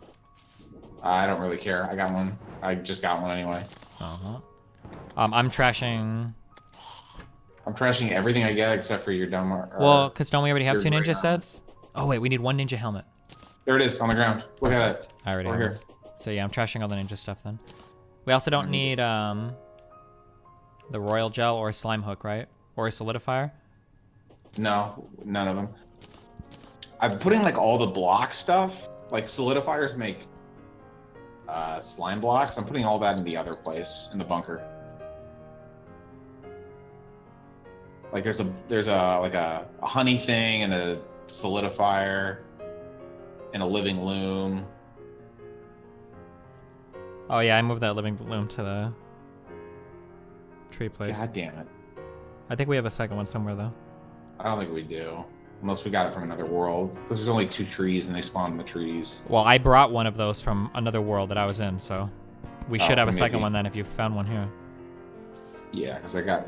The one that was over there was the one I found here. Wait, sell the solidifier? Oh shit, we shouldn't have trashed all that ninja shit. We should have sold it. Fuck. Man, inventory space is at a premium.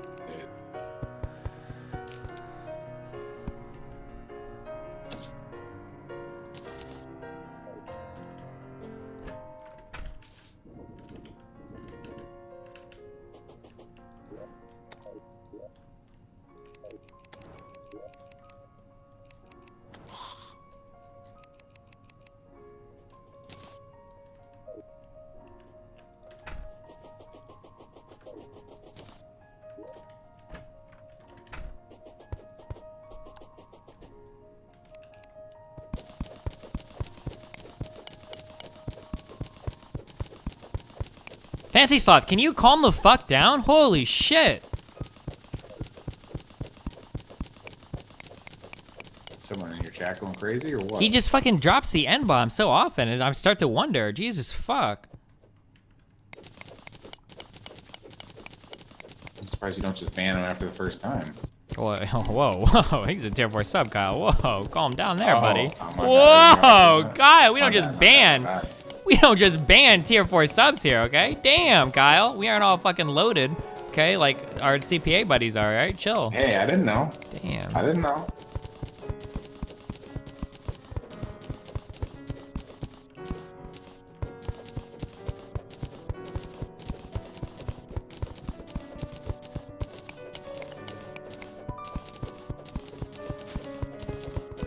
That's just tier 2? Oh, never mind. He's just a tier 2. Fancy Slot, you're taking a timeout. You're on a 12-hour break.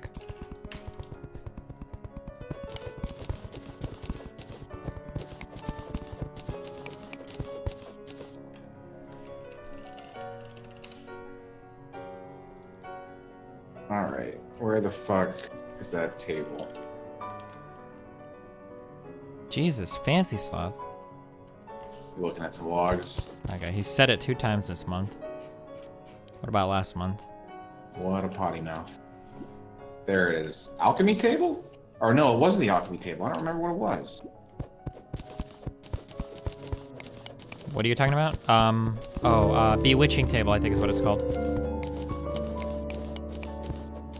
Did we have one up here? Maybe we didn't have one up here. I don't remember. Did we get one? We must have, right? We got at least 2 because I had one on. I know I got one and you got one.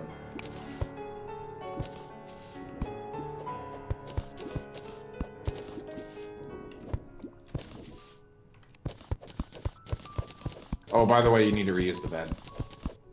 Yeah, that's fine. Because I destroyed. It was not a house.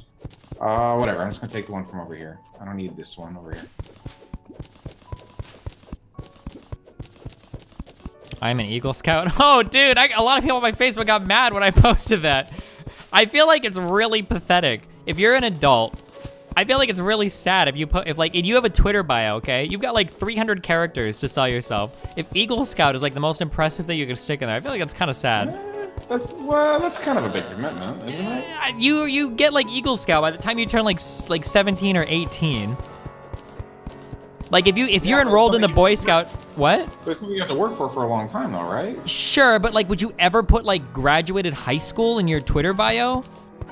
Or would you put like how about high school valedictorian? Would you put high school valedictorian in your Twitter profile? Maybe. Oh no, come on. That's a bigger accomplishment than Eagle Scouts.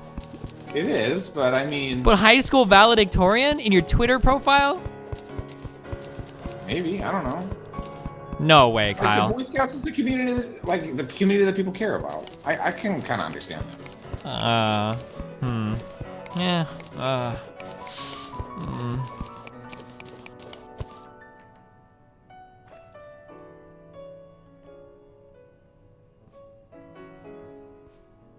I think it probably just depends on how close you are to that community when you become an adult. Some people just Hey remain man, close to that that's sort of not thing. cool, I said. Lay Roos. That counts for nothing anymore. How am I supposed to be obviously be a bigot with the ability to lean on it? It's just a joke, bro, come on. Bonus meme, Deller's tiny.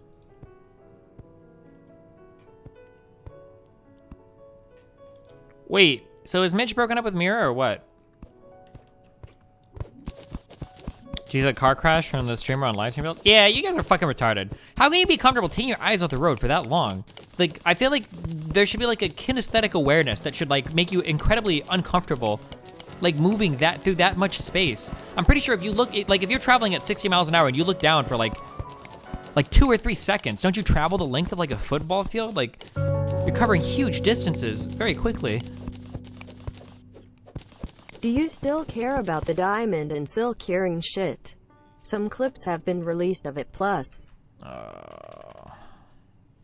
I'm not gonna lie, I hate it when like I'm in a car and I'm having a conversation with someone and they're like the driver and I'm the passenger and they like try and make eye contact with me. Fucking hate that shit.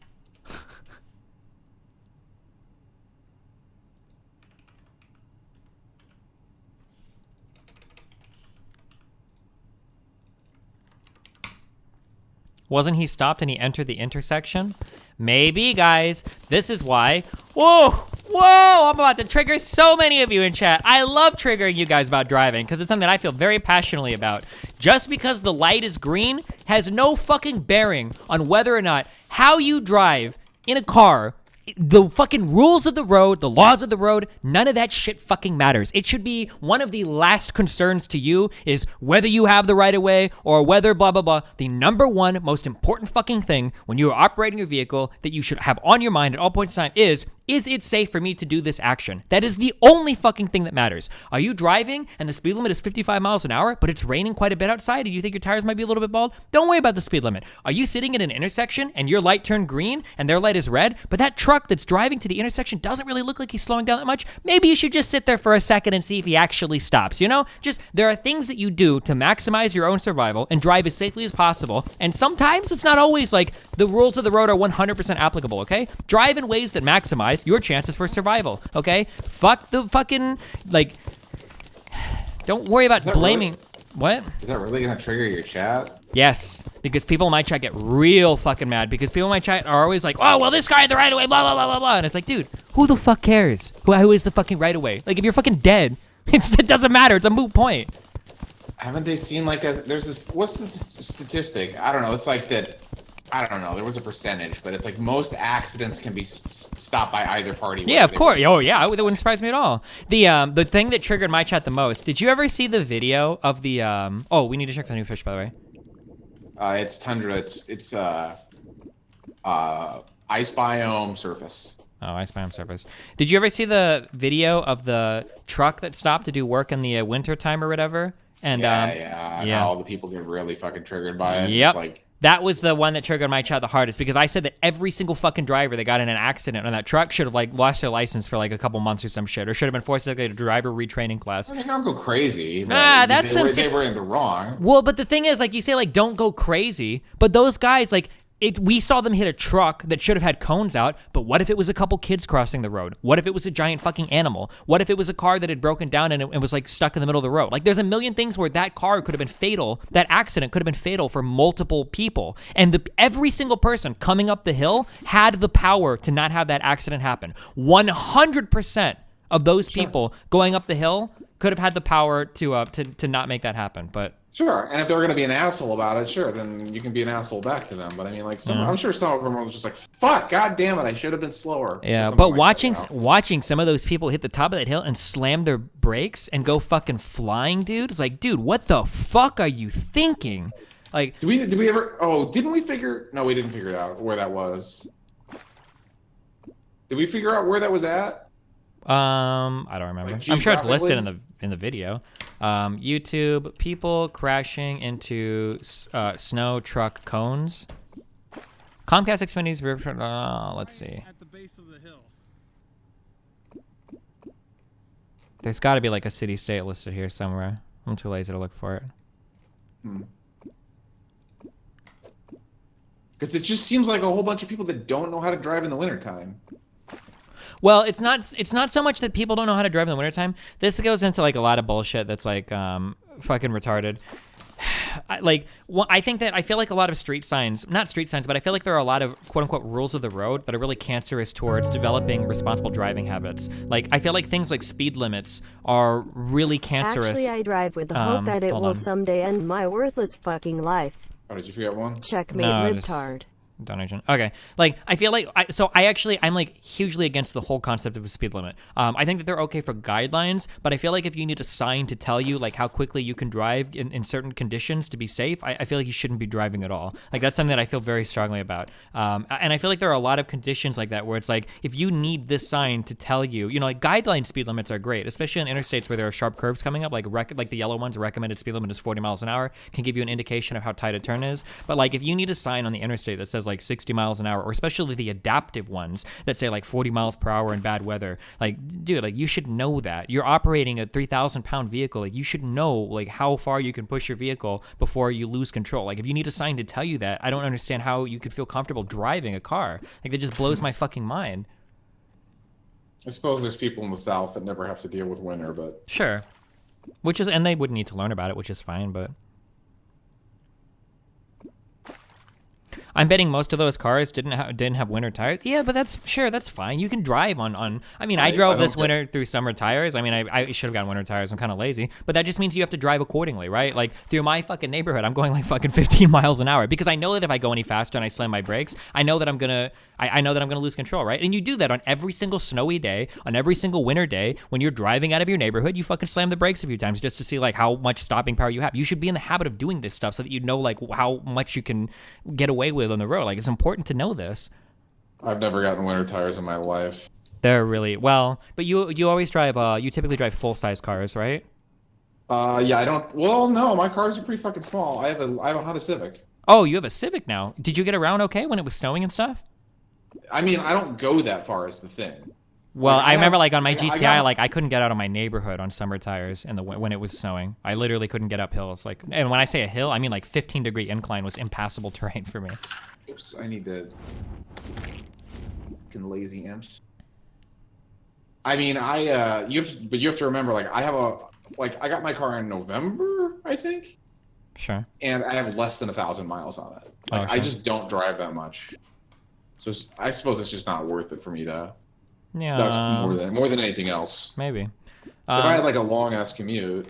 Sure. All-wheel drive is very, very minimal help in the snow for smaller cars. You're better off having front-wheel drive with winter tires than all-wheel drive and summer tires or all seasons. Yeah. Having a heavy car makes a huge difference. Sure, a heavier vehicle with all-wheel drive might be better with summer tires and shit, but. Yeah, I've driven full sizes for longer periods of time back when I was younger, just because it was the car that we had. And those were way better in snow than what I have now.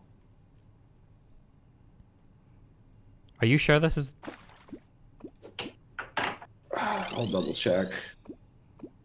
Because it does seem strange that neither of us have.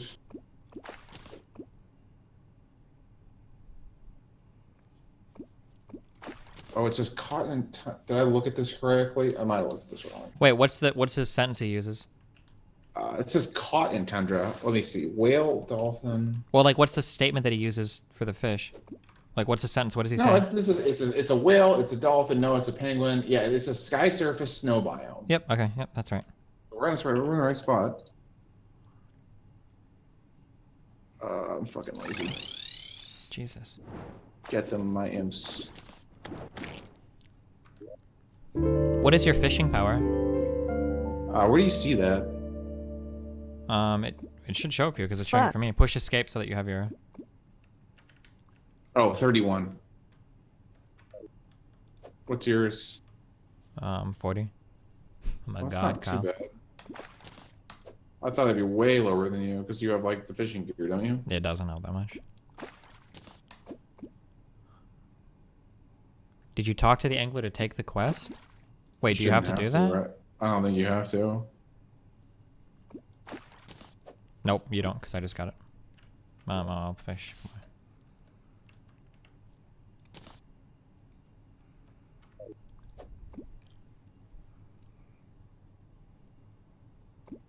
Are you playing League today? I might later with Lily if she asks. What? Jalen was in here earlier, right? Yeah, but I haven't played with Lily in so long, Kyle. I just didn't know if you were ditching somebody. I'm not ditching anybody, just you, Kyle. Oh man, feels bad. So Lily must be back from Korea then, huh? Do what? Or wherever they were. Where was she at? Was she in like? Oh, I got it. We're good. Oh no, Lily didn't go to Korea. I thought you said all those. I thought they did, but it was just like 3 of them. I thought it was a whole bunch of offline TV people, but I guess only a few of them went. It's really weird. I don't understand how they could afford it, but yeah. What did I get? Got fishing potions. Oh man. Wow, exciting. Is there a way you can tell how many fishing quests you've done? I don't know. Oh yeah, because isn't he supposed to? Wait, I thought he gave you something at 5. Yeah, guaranteed. What did he give you? What does he give you guaranteed? I didn't get like any gear or anything.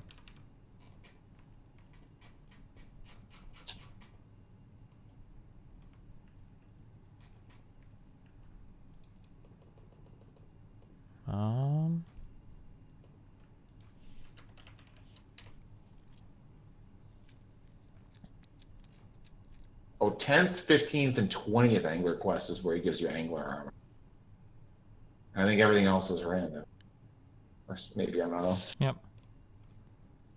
Okay.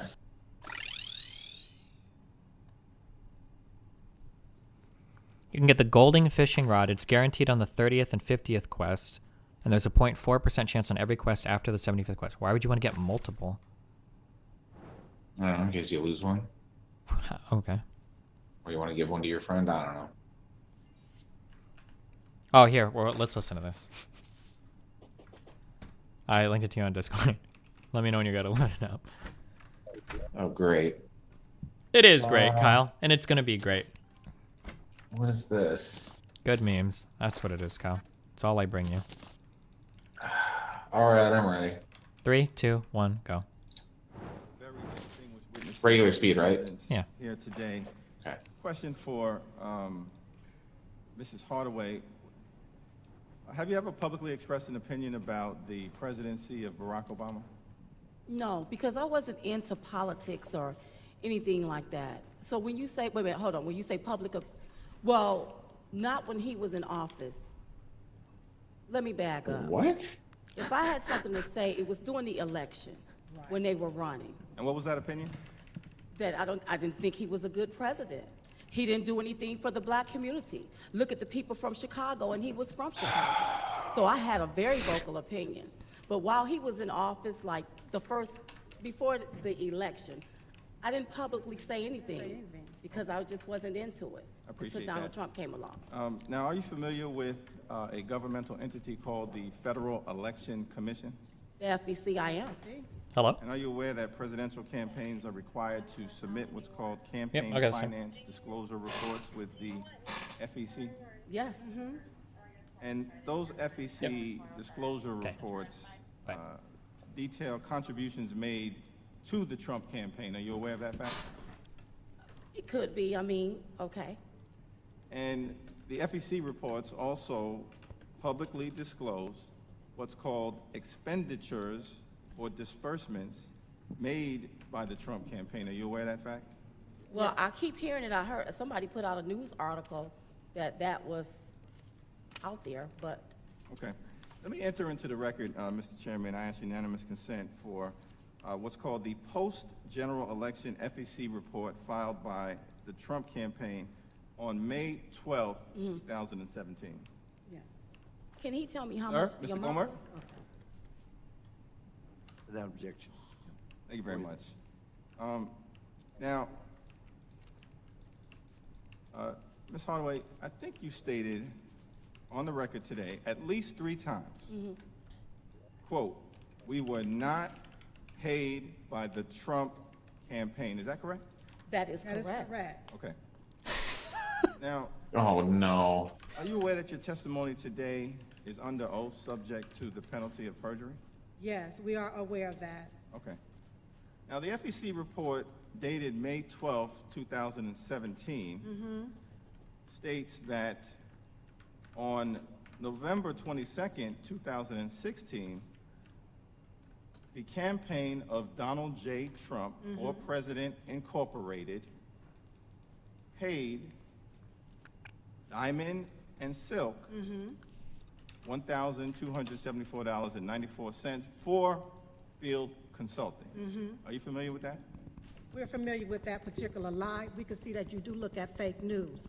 What happened? What? And what should have happened is you should have come to our mouths to see what exactly happened before a false narrative was put out there about the $1,274.94. So let me explain right now to you and the world. Hold on 1 second, because I want to give you the opportunity to explain, which is why I'm asking the question. Right. I'm actually trying to figure, are you calling this FEC document fake? Well, actually, let me get some No, we're not calling that fake. I'm going to give you an opportunity to respond. I'm just really I'm struggling. I'm really just trying to figure out. Hello? Right? Because you have an FEC document that clearly indicates that the two of you were paid for field consulting by the Trump campaign. That's just one document. There may be others that are out here. And presumably, this was a document filed with genuineness and authenticity by the campaign of the president that you so love. And so I'm just trying to figure out We understand who that this was is filed. lying here. Is it the Trump campaign or is someone not telling Nobody the is truth? lying. However, there may have been a mistake from the Trump campaign whenever they wrote what the $1,274.94 was for. Actually, this was for because we was asked to join the Women for Trump tour back in 2016. And Miss Laura Trump asked that our airline tickets be refunded back to us because we paid for those tickets when we went from New York to Ohio. I have the email right here which substantiate what happened on September the 11th whenever Laura Trump wrote to Allen to tell them to reimburse us. So that I appreciate that explanation. Well, now, let me just ask you one final question. No, it was for a reimbursement. I understand. Right, not field consultants. I understand. You've never been paid by the Trump campaign. I appreciate that, and I'm just trying to figure out whether, consistent with what the president indicated, he urged you to monetize your support for him. And I'm just trying to figure out. He urged us to monetize our platform, and there's nothing wrong with that. As an African American, you're not going to make us feel guilty because we're going to get out here and we're going to take advantage of these platforms and monetize, just like everybody else. I don't see you walking up to a white person and saying, "Oh, you should be monetizing that." So why are you, as an African American, making it? Gentleman's time has expired. With us monetizing our platform. Your game. I really Gentleman's do. It's not a time has game. expired. It's not a game. Of whether funds. The gentleman's change time things has or not. expired. I now recognize myself for 5 Dang. Should I know who those two people are? They do really cringy fucking Facebook reactionary commentary, anti-SJW shit. Okay. Mainly focused around like Trump-related stuff, but.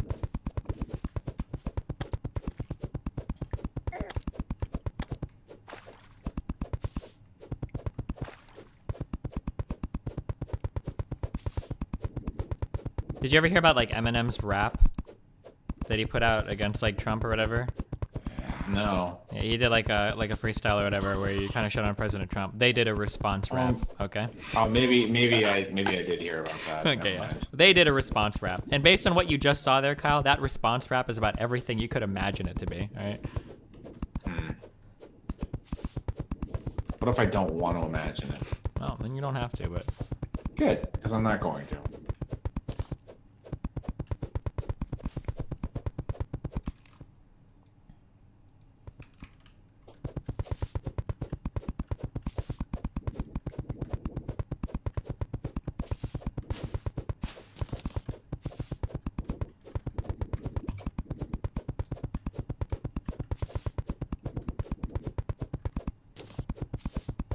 Can you play it, please?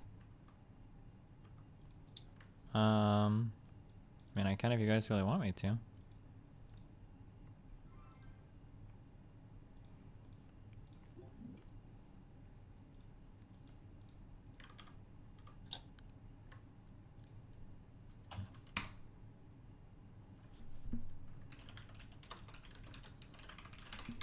Here, we'll listen to the source first, okay, guys? It's an okay meme. Do you want to link to this, or? No. Okay. It's the calm before the storm right here. I'm gonna stick with my guns. Wait, how was I gonna start this off? This is I forgot. okay. Oh yeah. That's an awfully hot coffee pot. Should I drop it on Donald Trump? Probably not, but that's all I got till I come up with a solid... Is there like an explicit version of this, or no? Does anybody know?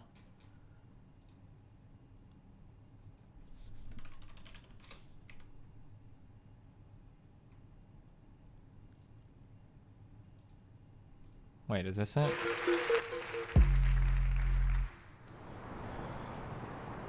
It's the calm before the storm right here. Wait, how was I gonna start this off? I forgot. Oh yeah. That's an awfully hot coffee pot. Should I drop it on Donald Trump? Probably not, but that's all I got till I come up with a solid... Okay, just kidding. Got a plan and now I got a hatchet What like the hell a are you damn doing now? Apache with Are a you making tomahawk. I'ma fishing walk spots? inside a mosque on Oh, you're Ramadan gonna and make- say a prayer that every time talks. Gotcha. She gets a I'ma stop. Are you in underground? Yep. But we It'll be better both. give Obama props, cause what we got in office now's a kamikaze that'll probably cause a nuclear holocaust. And while the drama pops and he waits for shit to quiet down, he'll just gas his plane up and fly around till the bombing stops. Oh. Intensity's heightened. Next quest is right here. Tensions are rising. Trump, when it comes to giving a shit, you're stingy as I am. Except when it comes to having the balls to go against me, you hide them.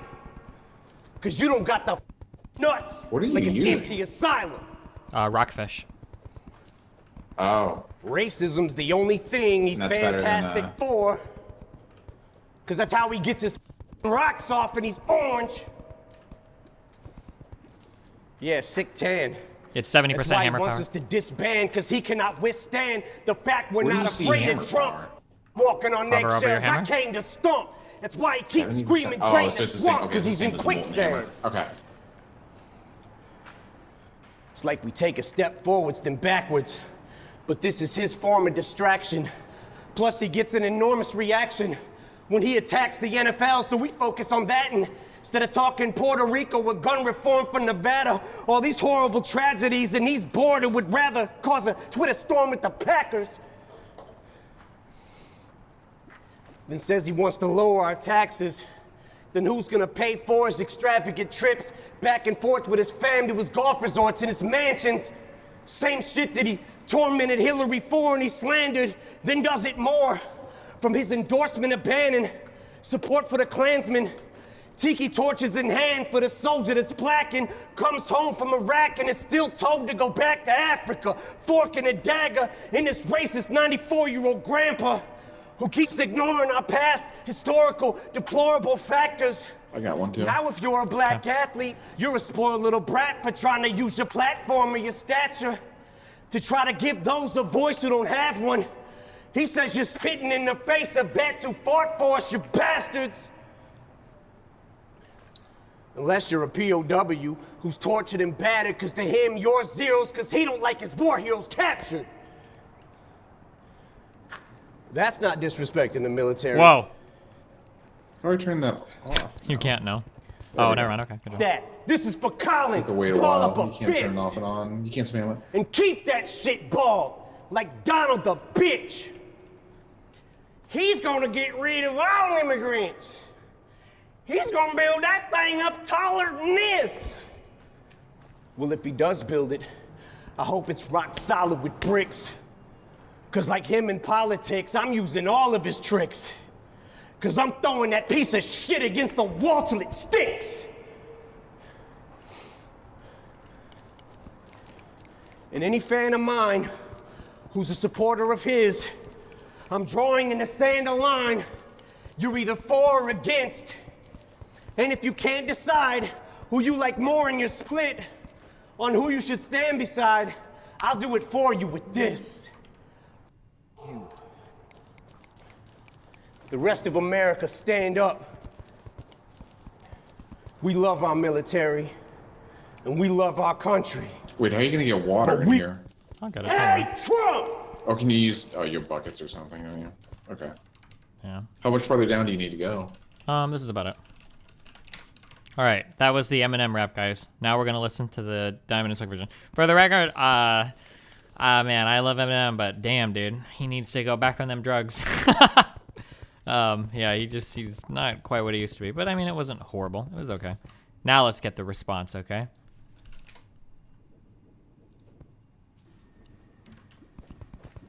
Hey, yo, I don't care if your name is Eminem, Buttercup, Peanut, Slim Jim, or Curtain Shade. When you come for the Donald, we will be coming for you. Yo, drop that shh. Trump's your president. He's your president. He's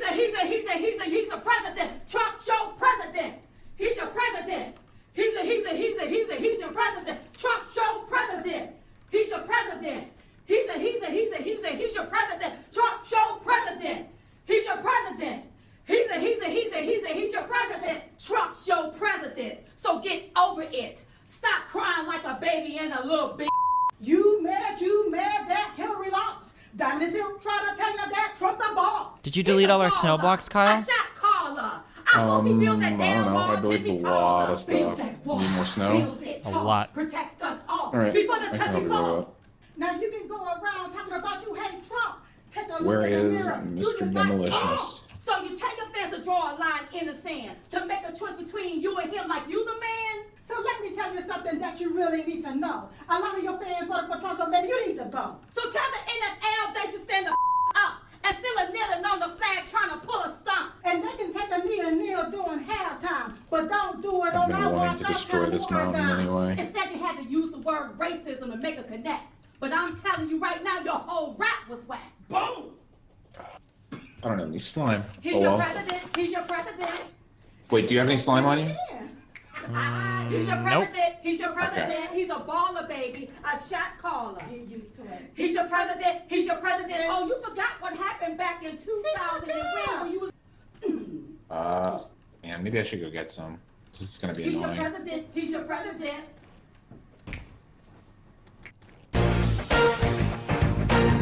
Oh, here, knock yourself out. There's 30. Or just leave. You know. Yeah, hold on one sec. I'll be right back. Rachel's here. Gotcha. Guys, up next, Stefan Molyneux made a response rap too. Okay, guys, we can hit up that one. I'll be right back. One sec.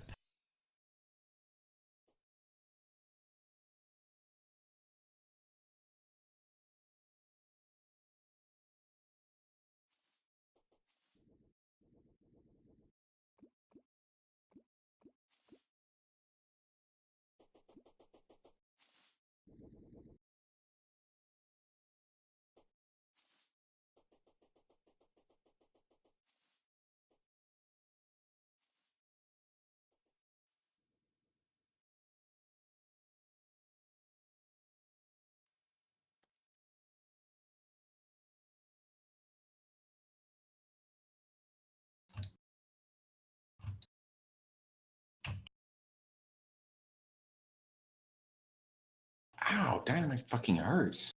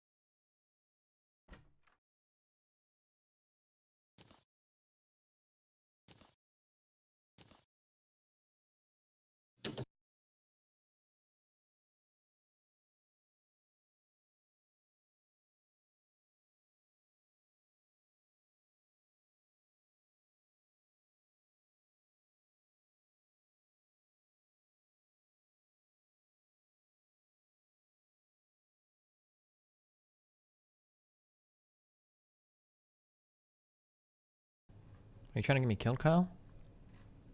No, I gave you like 800. 2,000. Nice. Oh no, even more than that. Wow.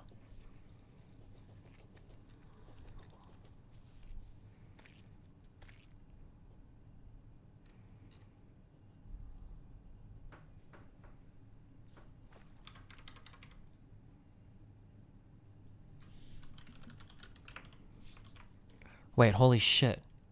JF got fired. From who? He didn't have a job. From I'm just sitting there like, Andy Warski. Sure. Oh shit. Hold on, guys. Good luck. We have to listen. I'm going back. I've got. Do you want to listen or do you care? Sure, I'll listen. Okay.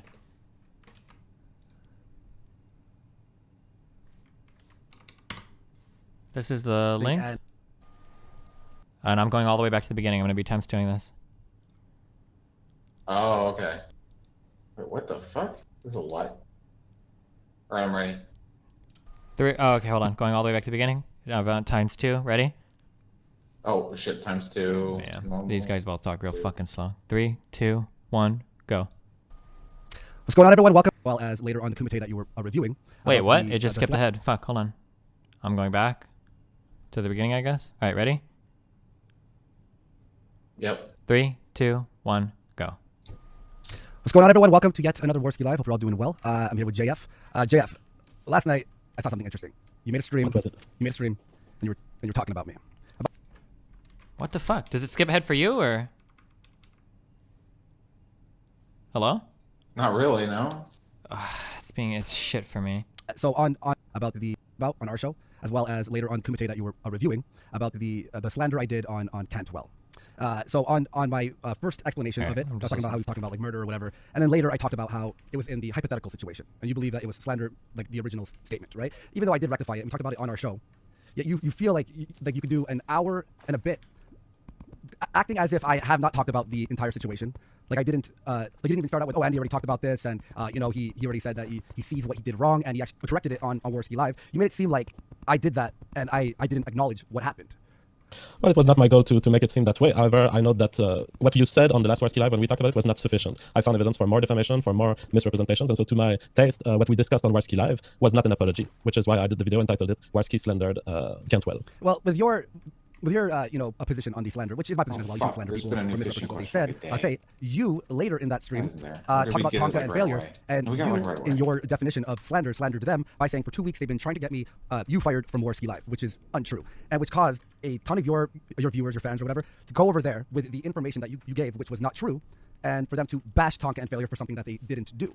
And then you also state, after I was talking to you on Discord near the end of the show, you state that I said, my exact words were, I'm gonna take a break from Kumite, I need to relax and get my mental state and work on our show a little bit better. And then you follow it up when I hang up with me saying that that you got me to quit Kumite, and you're destroying the Kumite. Like, oh, that's not what I said at all. So if there's a huge problem with slander and misrepresentation, which I believe there is, and we should definitely talk about it when it happens, what made you feel?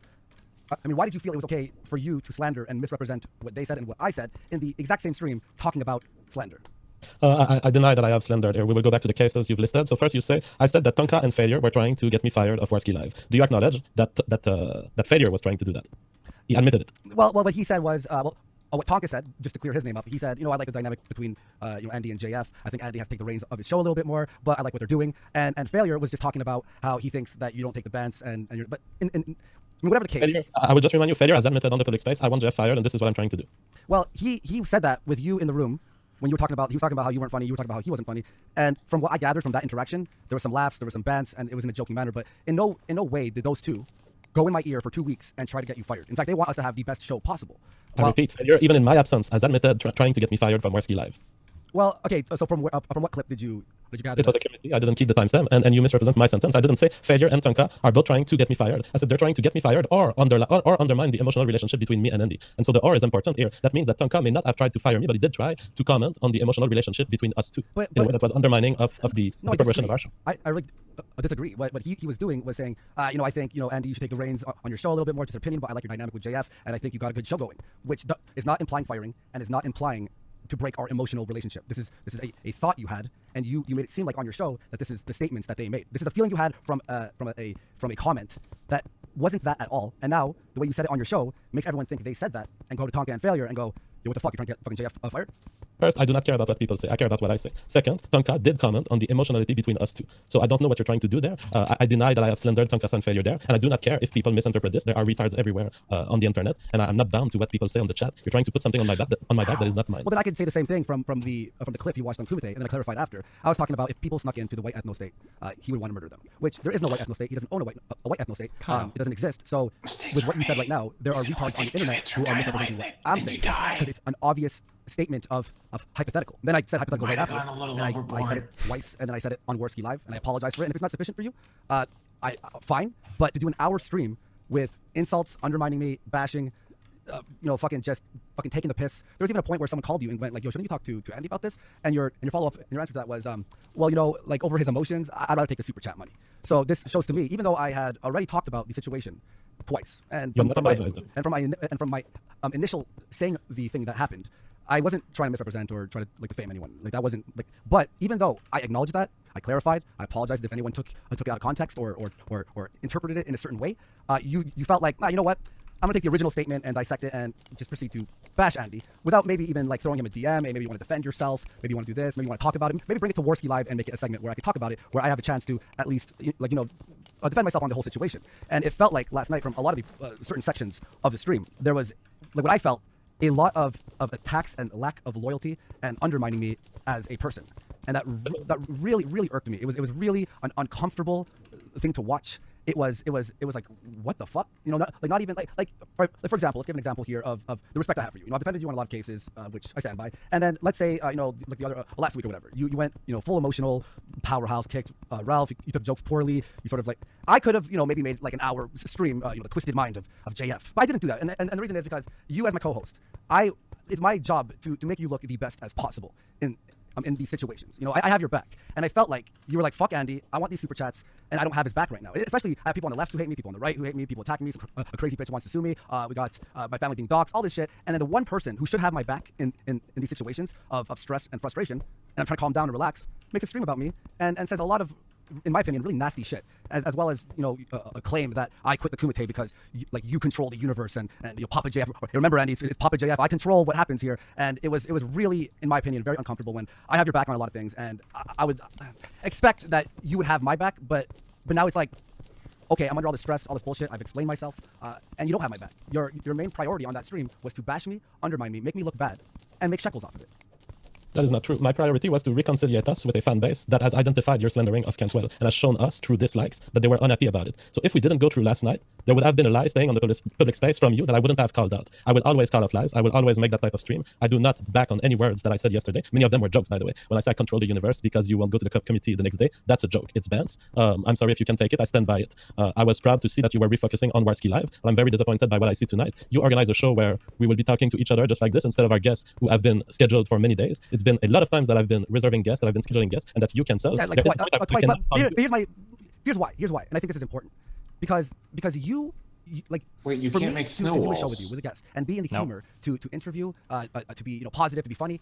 I need to be in a good headspace, and if I had a problem with you, right? If I had an issue, I believe that I had to be in the public space and talk about it. Especially with you, being the co-host of the show. I would have you on the show, make it a segment, or talk to you, like have you in there. No, I don't need to go that far. Just 3D. I'm fine. I got it. Defend yourself and fucking.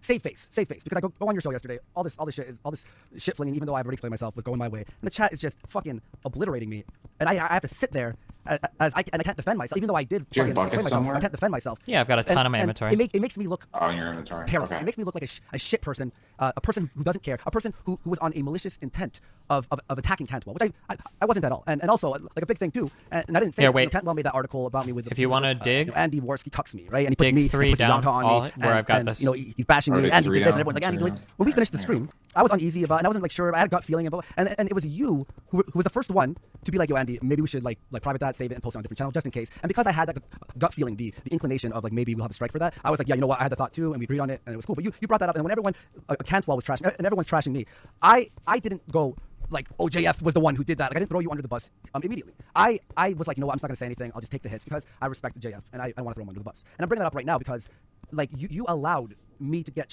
I even DM'd you and was like, what the fuck? Like Cantwell, maybe you messaged Cantwell, like this wasn't only me, like it's just like a target on me, like it was Andy's the one who wants to fucking take it. No, it was a mutual decision that you were the one who even brought it first, and then you DM me back with, oh, don't worry about it, it's just a meme. When meanwhile, everyone's just shitting on me, and they're being serious about it, so his meme just continuously makes me look bad, and then followed up with an over an hour stream of just trashing me. And then you, like, I talked to you on the stream, and it seemed good, and I didn't even know about this until I was sent it after. I didn't see what you said after, and then when I saw what you said after, I was like, Jesus fucking Christ, man. It's like when I talk to you, it's like this one tone and attitude, and then when I don't, like when I'm not talking to you, it's this other tone and attitude, like a sort of like, you know, I'm just doing that, you know, for money, and he's low IQ, I'm the one, I'm Papa JF, I control what happens here, and I'm just like, holy fuck, man, what is... All of these comments, Andy, they were not against you. It's not like I spoke in your back. All of these, I've said positive things throughout the stream about you. I did send a lot of shit to the community guys. It was bans. I don't really care about it. I don't see why you're offended. You're also being very paranoid here. You talk of malicious intent. I did not ever in that stream say that you were maliciously lying about Cantwell. Yeah, but as I'm getting thrown under the bus by you, I mean, like, okay, you didn't say it literally, but I mean, the tone and the things that you were saying really made me just go, holy fuck, like does he, like, the way I see it is almost like you don't, like, respect me as a co-host and a partner of the fucking show. That's the way... I do respect you, and as someone who I respect and who I want to maintain a relationship with, I have to hold you to the highest standard in terms of representation, especially when it comes to our guest, which is at the heart of the YouTube ecology and the type of thing that we do here. If we lose trust of our guest, we are done. Yeah, okay, then why do you think it's okay to throw Tonka and Failure and people that I bring in under the bus? I mean, you're fine with that, with trashing them, but you know, God forbid I say one thing. I need a lot of ice brick walls. You can make that if you can. Feelings. Well, first, I don't consider them very valuable guests. Secondly, I don't think that they bring anything that can get us away from the ceiling, if you will, of Bloodsports. The fans of Tonka and community, maybe like they are 1,000? good fans. They really love Tonka and the community, but they will not get us above 2,000 views. So I don't really care. And by the way, when I insult them, it's always within the Bloodsports universe, if you will. I don't go at them personally. I don't lie about them. I don't slander them. You still haven't made a case that I slander them. I said or in my sentence. Yeah. One of them was trying to get me fired. One of them was trying to comment on our emotional relationship and undermine it. I stand by these statements. There is no slander. See, and that's absolutely not true, because the way you phrased it was in a way to make them look like their intent was to ruin us, which wasn't what was said at all. If Failure said it in passing, fair enough. But Tonka, he was rooting for you. He was on your side. Well, you haven't said anything that denies what I said. He did whisper in your ear stuff that is likely, or that could be interpreted as undermining our relationship, and in fact inciting you to make a claim of power over your show, which is absolutely useless because we have no contract, and he misunderstands the relationship between us two, and his comments were completely useless. I have to comment on stuff when people talk about me. I will reply to them. I will talk about it too. I will say my views. Like, and the thing is, when I was talking about Cantwell, in my opinion, when I clarified right after, and things I said, it was not, in my opinion, not a misrepresentation. I expanded on it right after and explained, okay, it was hypothetical, not hypothetical. And that's where I stand on that. But the way that stream went, it was sort of like, no, and you know, Andy fucking, he did this, he fucked up, and now I'm gonna trash him for over an hour. When we could have just talked about that. You know what I mean?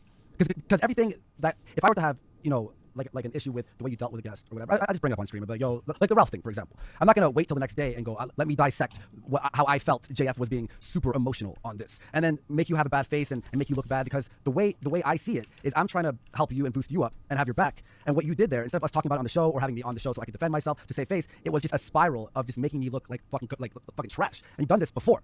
And it's just like I got people attacking me on all sides, and it's just like now I have to be worried about the person that I host the show with, that he's gonna, you know, eventually just be like, I'm just gonna trash Andy right now and make him look fucking super bad right now. The problem is you apologized at the end of the stream, so you recognize that my criticism was correct. Well, I watched only a small snippet, and when I hop on the stream, you read what you had been talking about. But when I rewatched the stream over, I was like it wasn't even those statements. It was the way you pulled me down to look like a piece of fucking shit.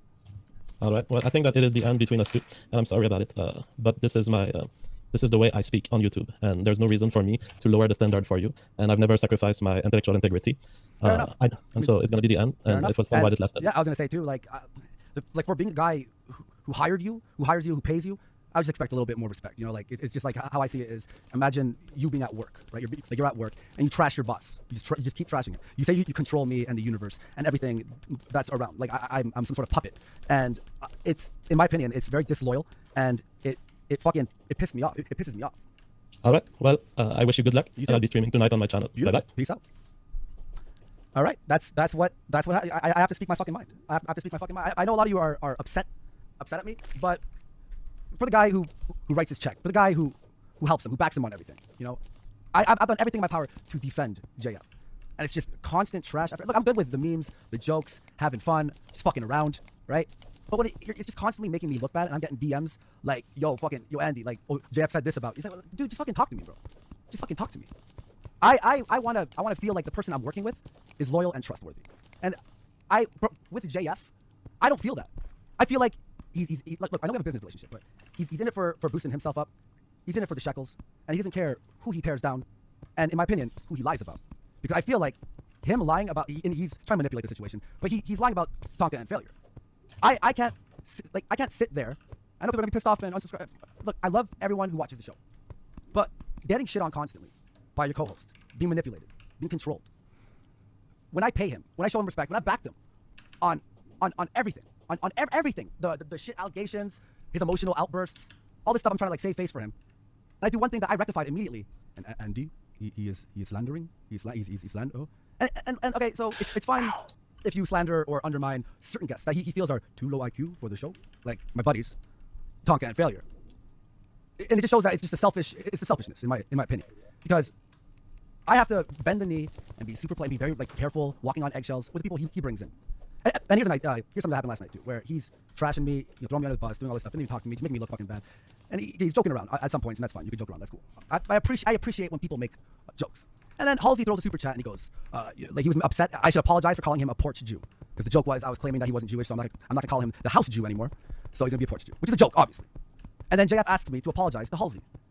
Meanwhile, he shits on so many people all the fucking time. Always just trashing people, and it's fine because it's okay when it's my buddies, because they don't do the show. Even though when I had my buddies on, we had what, 5K watching or something, and they only bring in 2K. What are you talking about? I'm just trying to be fucking honest with myself here, and I know I'm gonna take a big hit, monetarily. I'm gonna take a big hit with subscribers and viewers. But to be the joke of the show, the guy who's not in control, the person who has to continuously be shit on by the co-host. No. Why? I'm the one paying you. I'm paying you, like with this high IQ. I mean, you think you have high enough IQ to look back at the sign here and be able to fucking read it. And the thing is too, look, I express how I feel, right? I express how I feel on the stream. I'm gonna just say how I feel, right? And he goes, okay, show's over, peace. So me bringing up how I feel and the way he treats me, he leaves the show.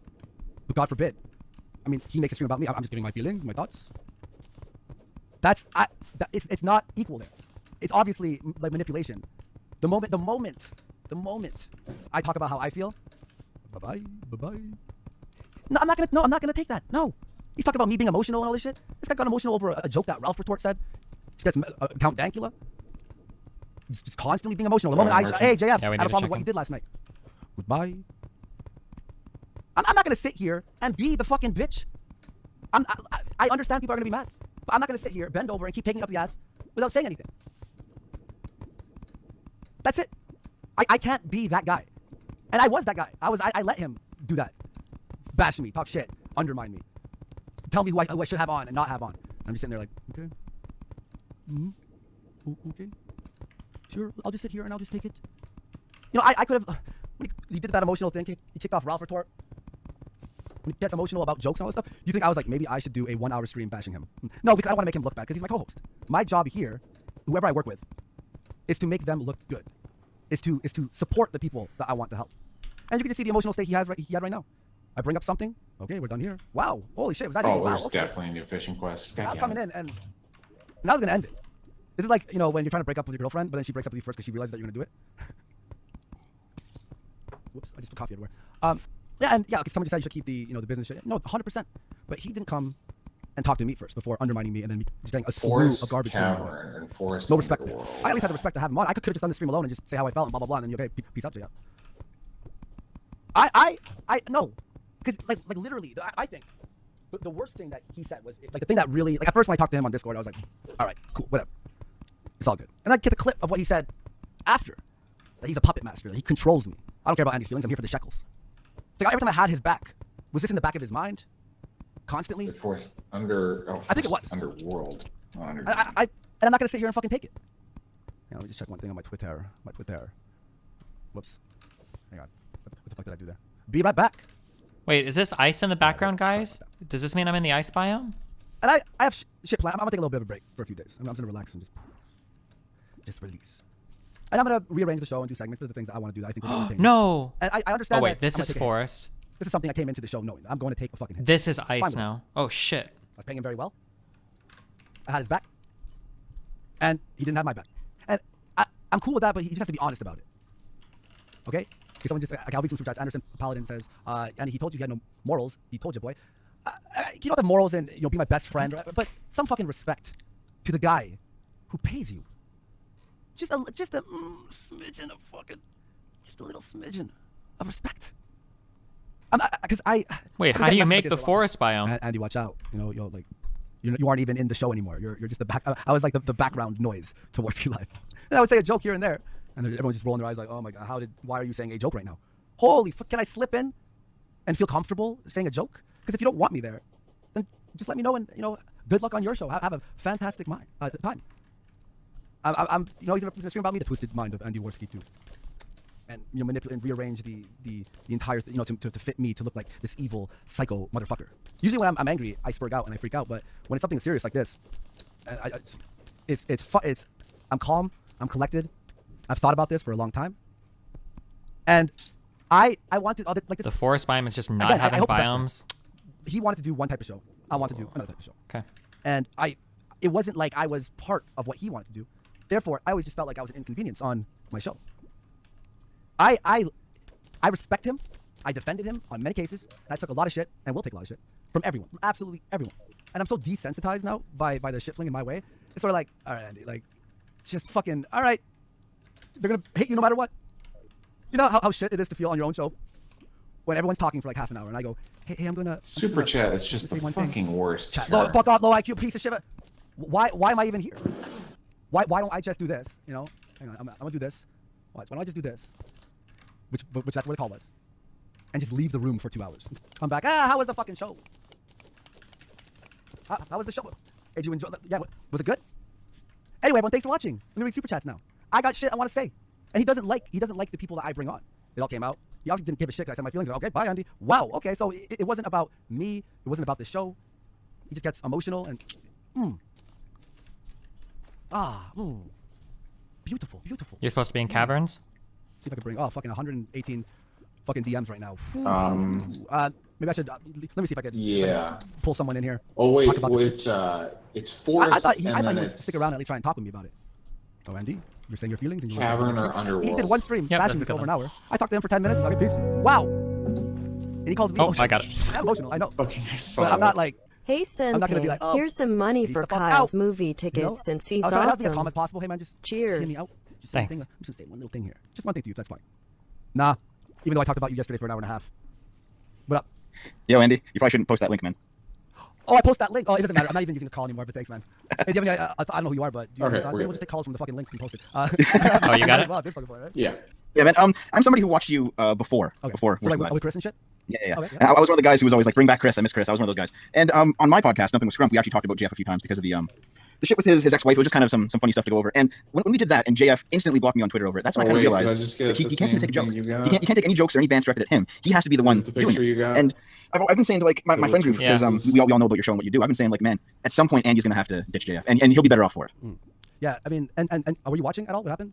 Yeah, man, I just saw the whole thing. All right, and what I'm wondering is, I didn't say any jokes. I wasn't yelling. I didn't swear. I just gave my feelings. So do you think that me expressing myself was bad enough for him to go, okay, fuck off, okay, we're done? For any normal person, no, absolutely not. Like for example, on my show, my roommate and I, we do a show, and whenever one of us crosses the line, we'll have a talk about it, but we'll do it in private. And neither of us have ever considered walking away from our show because of just voicing it. You know, he seemed like the kind of guy who is so insecure about what he does and about who he is and about all the things that have happened to him that the minute that you criticized him and had a legitimate complaint, he was like, nope, I'm out, peace. Yeah, it's not like I was shitting on him saying you fucking suck, fuck you for yesterday. It was, hey man, I kind of felt uncomfortable with what you said yesterday, and then voila. I was gonna get more intense. I have fucking notes and I had them all like lined up. I was gonna throw out some fucking some heat out there because being in internet blood sports, whatever, sometimes you have to just trash someone, throw out some some heat at someone. And I always felt like I was walking on the eggshells when I was gonna make fun of him. Hey, what's up, Ethan? Hey, how you doing, man? I mean, I think this is weird. This is such a, I don't know. I mean, I feel like you guys should have done this off air somewhere where, I mean, it should have been a peaceful breakup if you guys really felt this way. Well, the thing is, JF took it on air first. So. To go, hey Andy, let's talk about this Chris Cantwell thing. Let's do it on Warsky Live. Let's set the record straight. In fact, we did do that, and he said it wasn't sufficient. So he ended up just trashing me. And I thought, yo, if you're gonna, he's done this a few times before. If you're gonna trash me, then you should be able to be live. And all right, guys, there's so much drama. Let's check JF. I wish only success for your future endeavor. The only request I video $1. He's not crying. Oh wait, is he crying? Oh, he is crying. Wow, I just their cried brand at your of $1 Bloodsport is donation. awfully reminiscent of WWE drama. I guess that is what happens often when you are cry, friends with a fake at wrestler. Big life Bible changes, thump. and that's fine. Sponge, $5. Oh my God, he 5 actually euros. is like crying. I'm sad about the split, but Wow. Andy was getting worm-tongued on the committee often. They amplified minor issues to fill time on their own show. Mula Viking, Holy 50 shit! month. You tried to reform Andy, but he would rather be a man and an internet edgelord. Well done, JF. Love you. Lee Yates, $100 US. Thank you so much. Chuck Wetner, $20 US. Take my shekels. Long live the Team JF Master Race. Riverboat Joe, $5 US. Without JF, Warski's show will just be a drama queen circle jerk like it was before. Citronoid Kang, $10 US. Kudos, I like Andy, but he's a follower and depends on the qualities of others to overshadow his shortcomings. That much is easy to see. It was nice to watch you too, but this was inevitable. Good luck. Jade Westphal, $5 US. I don't know who would be able to replace you. The committee guys and Ralph aren't good. I hope you get another good partner. No girls and no Alze, please. I'm kind of tempted by girl. You know me. Bicep Shogun, $20 US. Andy still doesn't get that it's not about him, it's about the integrity of the show. I wish only success for your future endeavor. The only request I have is that you say the words guilty of high cockery. Guilty of high cockery. Burritos Man, $5 Canadian. I like you, Jeff, but you were kind of cocking him on his own show, and while I'm sure it was good for the show, I understand why he would feel the way he does. Well, sometimes good entertainment requires stepping over your feelings and putting the show first, and the integrity of the show first. DD Dogo, $20 US. It's sad that you could never get Cultured Tug on Warski Live. Maybe you could get him on your show. Hail Cultured Tug. Certainly, I will need to relax tonight, and I will get on booking people maybe tomorrow. I'm going to take a break just to sneeze a little bit, and I'll be back. Holy shit. And me say how I feel. Yeah. Why? See, he made a statement that you and Tonka were trying to break us up for 2 weeks. And Tonka was on his side, too, the whole time. I heard specifically he was saying that Tonka was whispering behind the scenes. Get me on here, guys. Get me on Andy Warski's show. I don't want to message him on Skype. Fuck that shit. But I would go on in a heartbeat. That's some good ass fucking memes right there, boy. Yeah, boy. Have you like kept up with everything that's going on, or are you just gonna go talk shit about JF? No, I mean I would recommend to Andy. I know a chick that lives in Texas or whatever. They could probably bond over both being autistic people that were abused by JF. Oh, God damn it, dude. Make sure that Andy knows he needs to hit up a grocery store, get a little pregnancy test, make sure he's nice and clean. Yikes.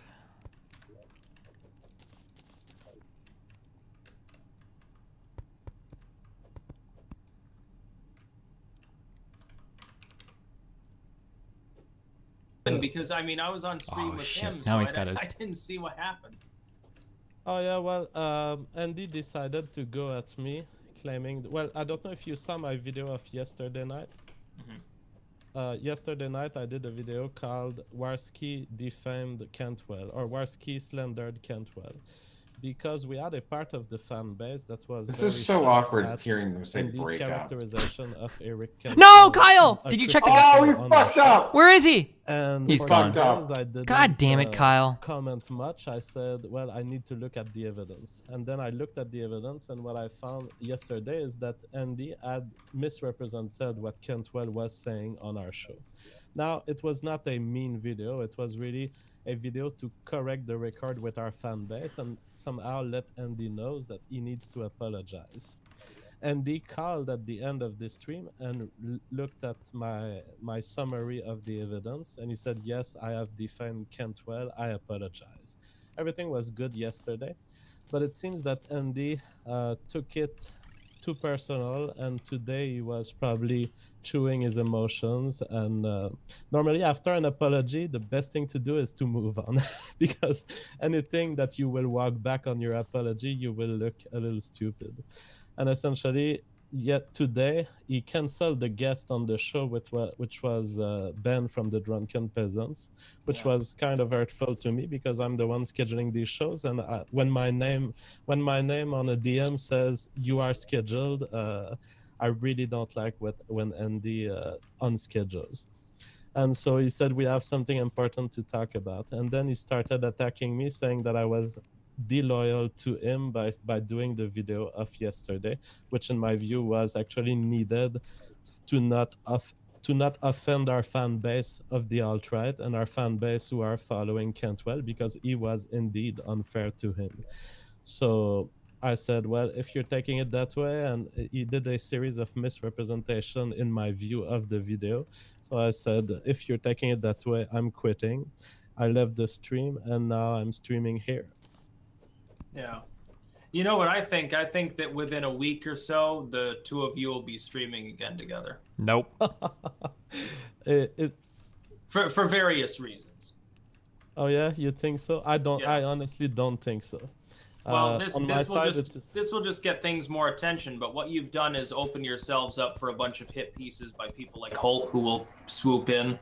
That may re-solidify your sort of streaming relationship with Andy, and possibly, and it seems like it's more of miscommunication than anything else.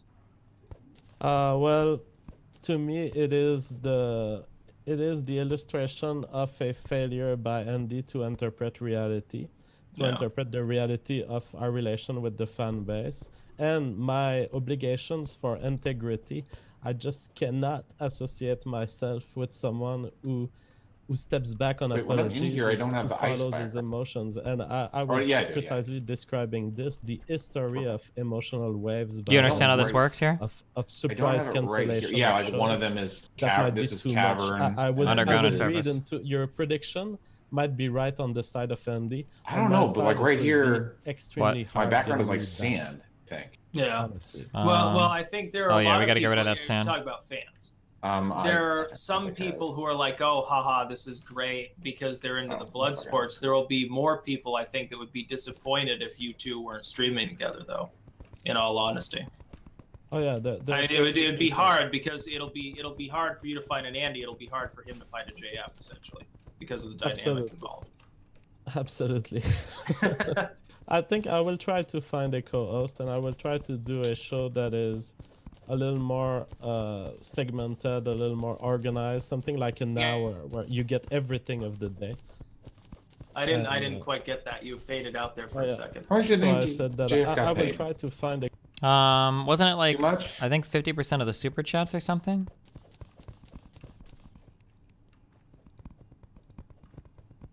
So it was a decent amount.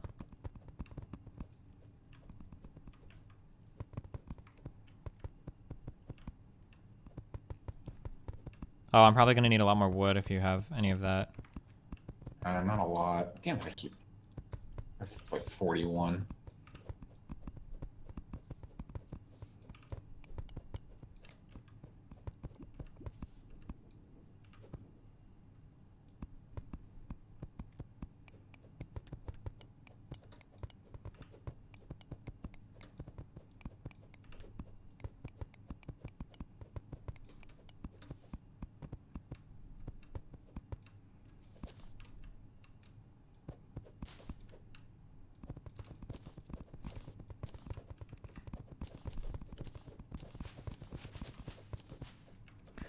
What did JF say about any of the... So, if I'm understanding this correctly, this is like totally by random chance I remember this, but Andy and JF had a disagreement over something a long time ago, and oh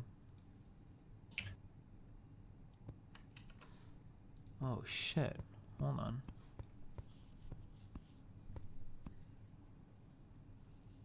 Oh shit, Terraria thing, or oh shit, this bullshit? Oh no, just something.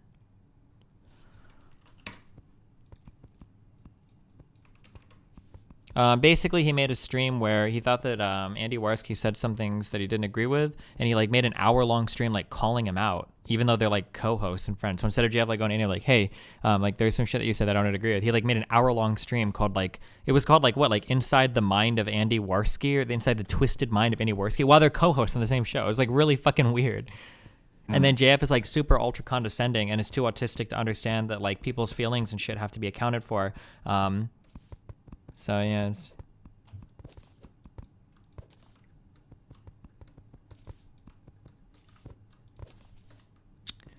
Oh man, guys, would I ever do anything related to like an alcohol like sponsored event? I don't think I have anything against alcohol, right? Do you think? I don't. What's wrong with alcohol? I mean, I'm not a fan, but I mean, I don't. Yeah, I don't think against so. It. Okay. There are like some sponsorships that I don't feel comfortable ever doing. Like I would never do anything like promoting like credit related stuff or gambling related stuff. I don't know. I just really don't like that shit. Have you actually gotten offers? Yeah, for skin gambling sites, a fuck ton. Oh, skin gambling sites, yeah, gotcha. All that shit. And then I thought in the past about pimping out like my credit card referral on stream because you get a lot of bonus points and shit.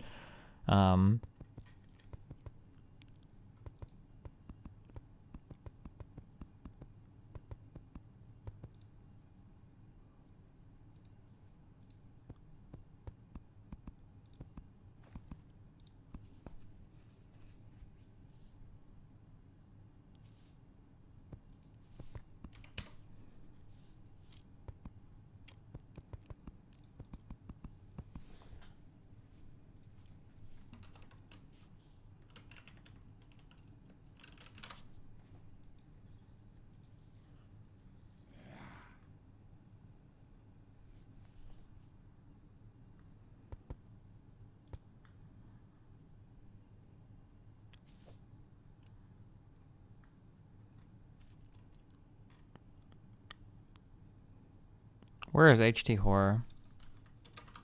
He's not here. Fucking shitter. There we go. There we go.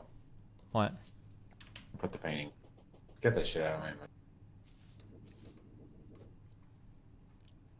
Well, here's some wood. That's all I have. It's not much.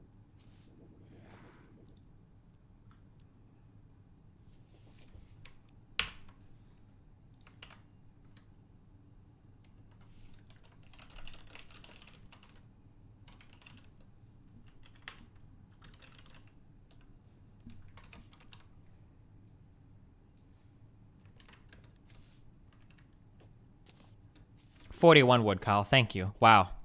No problem.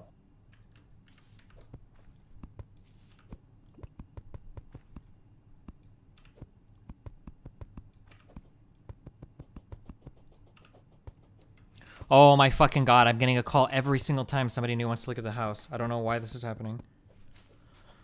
Hello? Hi, this is Tack with Centralized Showing Services calling on behalf of BHHS Ambassador Real Estate.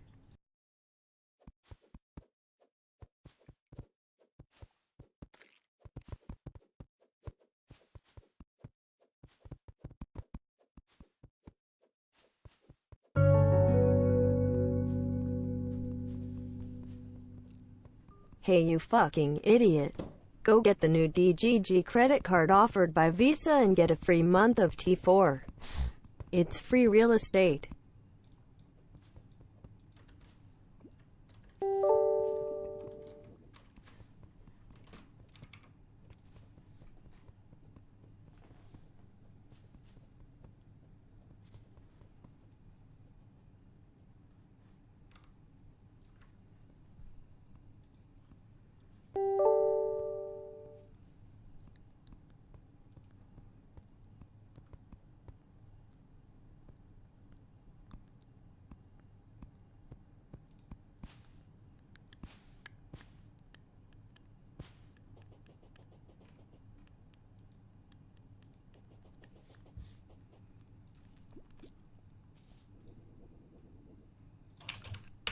Chill, Kyle.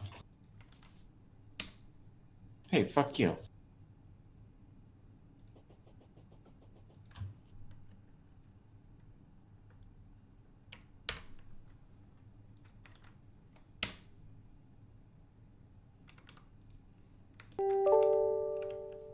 New fishing quest. What? I said your name. I might be ahead of you. Oh, I closed it out. Wait, what'd they say? Which one? Which stream? Apparently, he said they want Destiny on. That was Andy. Yeah, boy! He's gonna bite that I don't bullet. know I mean, if go it's- ahead. Hold on one second. Me and him, like, no, I don't.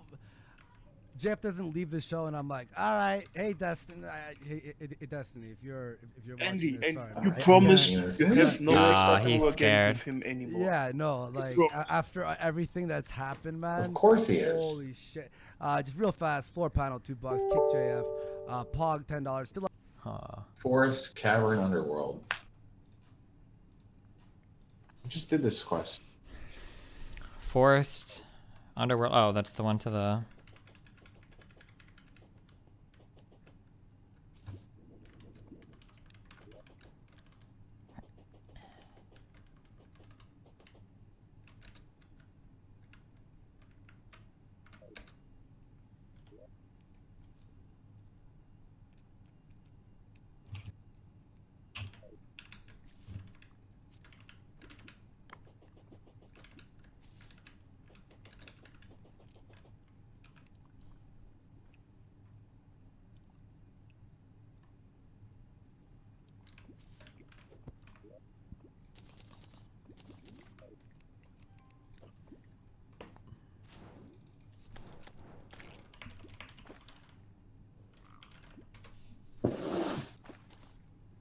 Jeez. Did you just get a first try? I'm just a god, Kyle. Okay, I got it like third try.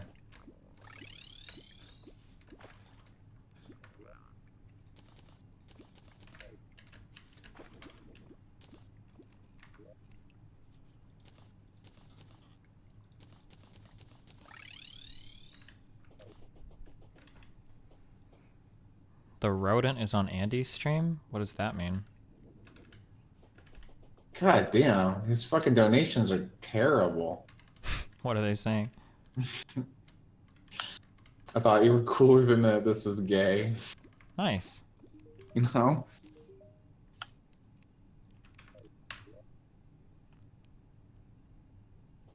So you're just gonna go? Are you just gonna go like east-west and make more of these? I'll decide what I want to do. I don't know. Don't do it. Be a strong, independent man. WHO doesn't need no ETHN, no STATE debate. Right now, I need a lot of wood, Kyle. I gave you like 400 wood. Oh, oh, holy shit, you did. Okay, never mind. That's probably enough. Wood doesn't create a biome, right? I don't think so. Fuck. This doesn't. Fuck. Indeed. I'm glad you understand how I feel.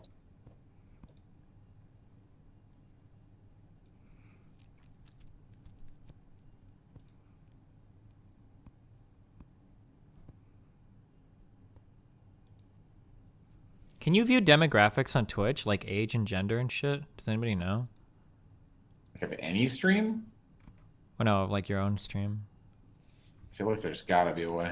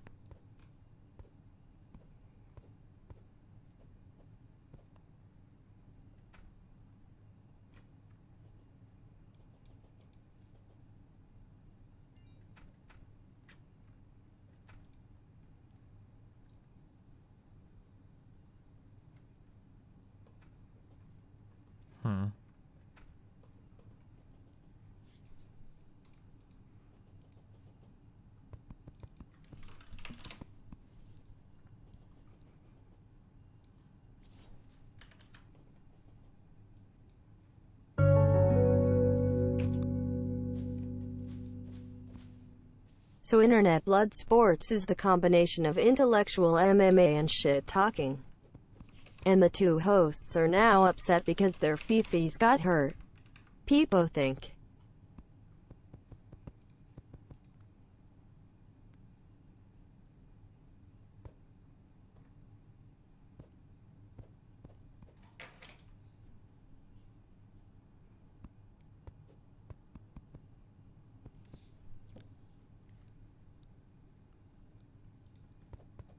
The Greg Cuckster, are you just linking me a stats page without actually looking at it at all, or do you actually see gender and age on here? Because I don't see it at all. Am I just retarded? I don't see age or gender here at all.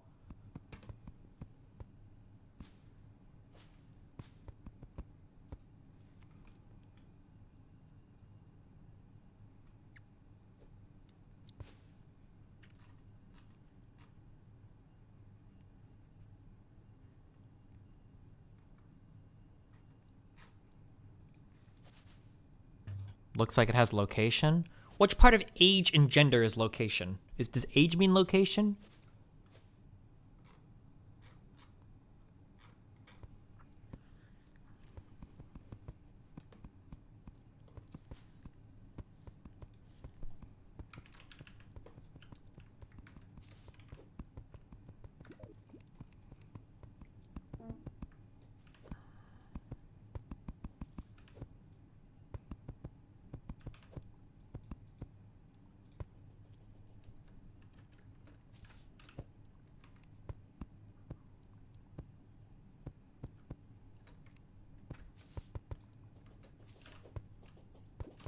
Are you gonna fill this entire block in? No, just 3 wide is enough to hide everything on the inside, but I need to give it a backing wall. Gotcha. Yo, give me your buckets and I'll fill this thing with water. There's a trick to doing this. Look. Here, move. Oh, you give it some surface area? Well, you can duplicate water. So I have 53 buckets, right? So what you have to do is put one in the middle of 2, and then when it gets split in half here, you can take empty buckets, and you can capture each of these to duplicate the water. Does that make sense?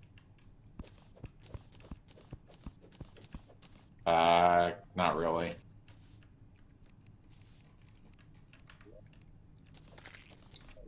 Here.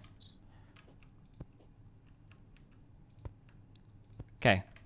1 bucket of water in the middle. See that? On the middle block? Yeah, and it fills both of them. Then 2 buckets of water just got filled. So I just turned 1 bucket of water into 2 buckets of water. Oh, so you dump 1 and you pick 2 up? Correct. Okay. But then, do you need like enough water to get started? Sure. There you go. I have gender under my analytics overview in Creator Studio, but not sure where age is. Wait, link it. Link! Where? Where the fuck is Creator Studio?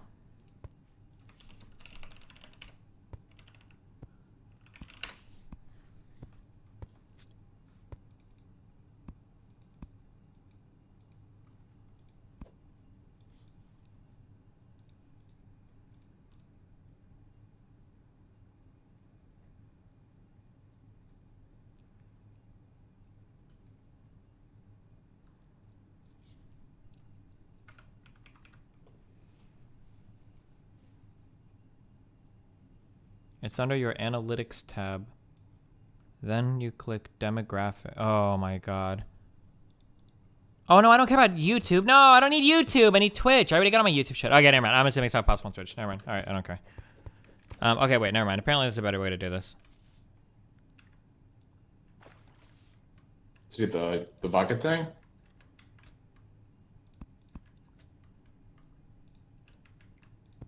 Okay, if you wait, let me make sure.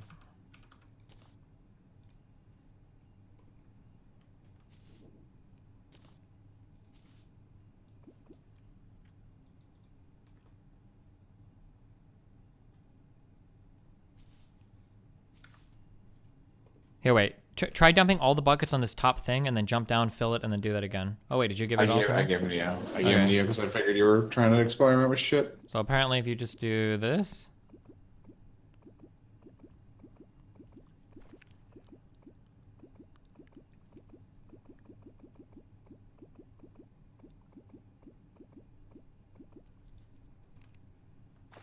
Oh, and then you can fill them all up and there'll be more water than when you started.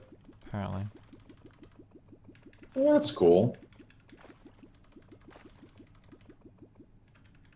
Wait, how many did I start with? Apparently the bigger the 60? pyramid. I've got 65 now, so that was shit. Apparently the bigger the pyramid, the better it works.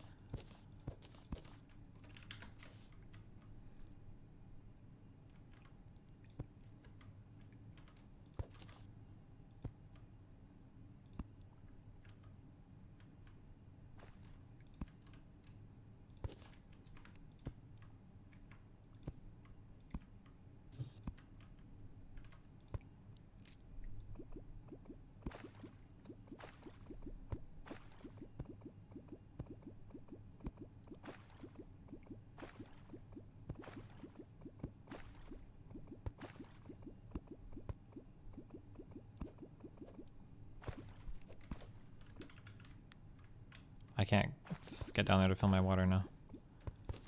Fucking, oh my fucking god. I just deleted some water now. There needs to be 1 empty space between the blocks.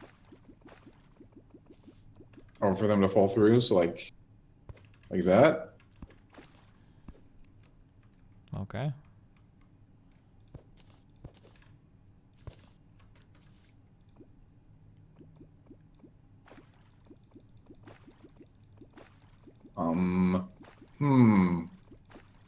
Do you think this is duping it? No.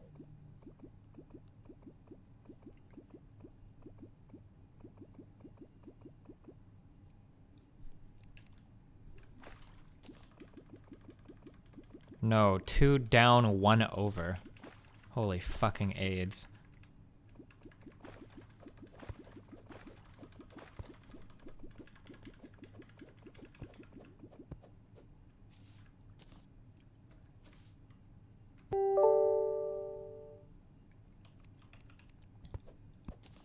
Are you at? Okay, Or 1, 2 down, 1 over.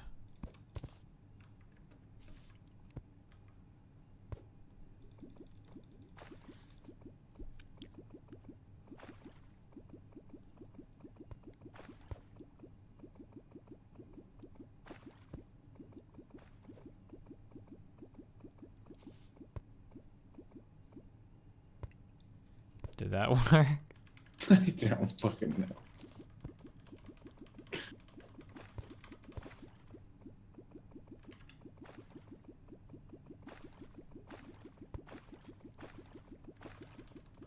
All right, fuck it all this. Can you get enough leaf shit to fill in this back wall above us with leaf, and then I'll just do the water tubing like I was before. How do you don't you just fill it in with? How does the leaf thing work? I don't even remember. You just have to go up to that the loom thing. Just go. Oh, you have to make it at the loom. Okay, but what's the ingredients? You just need wood. God damn it! I don't have any fucking wood.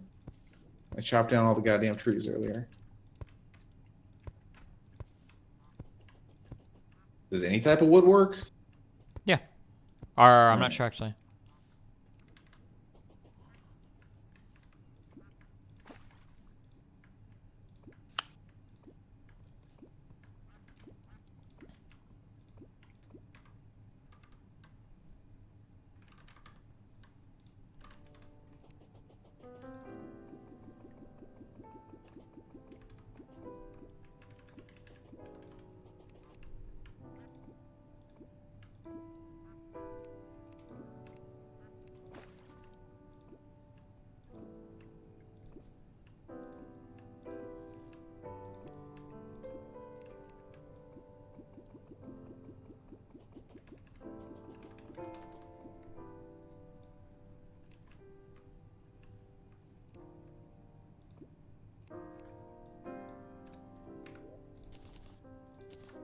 Is it faster just do it this way?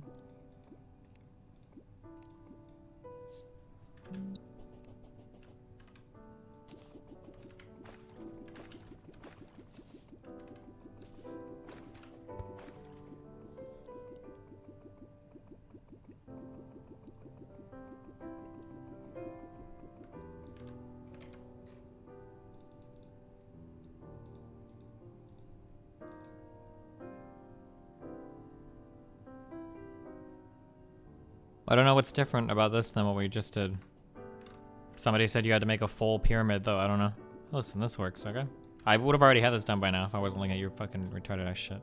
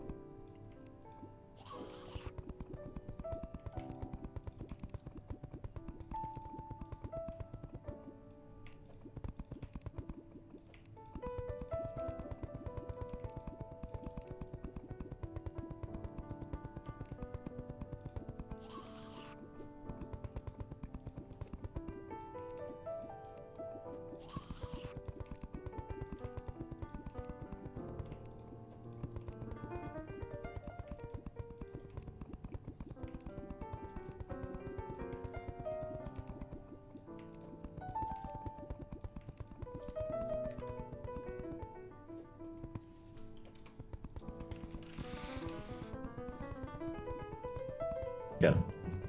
Everyone's eager and waiting. What is Oh wait.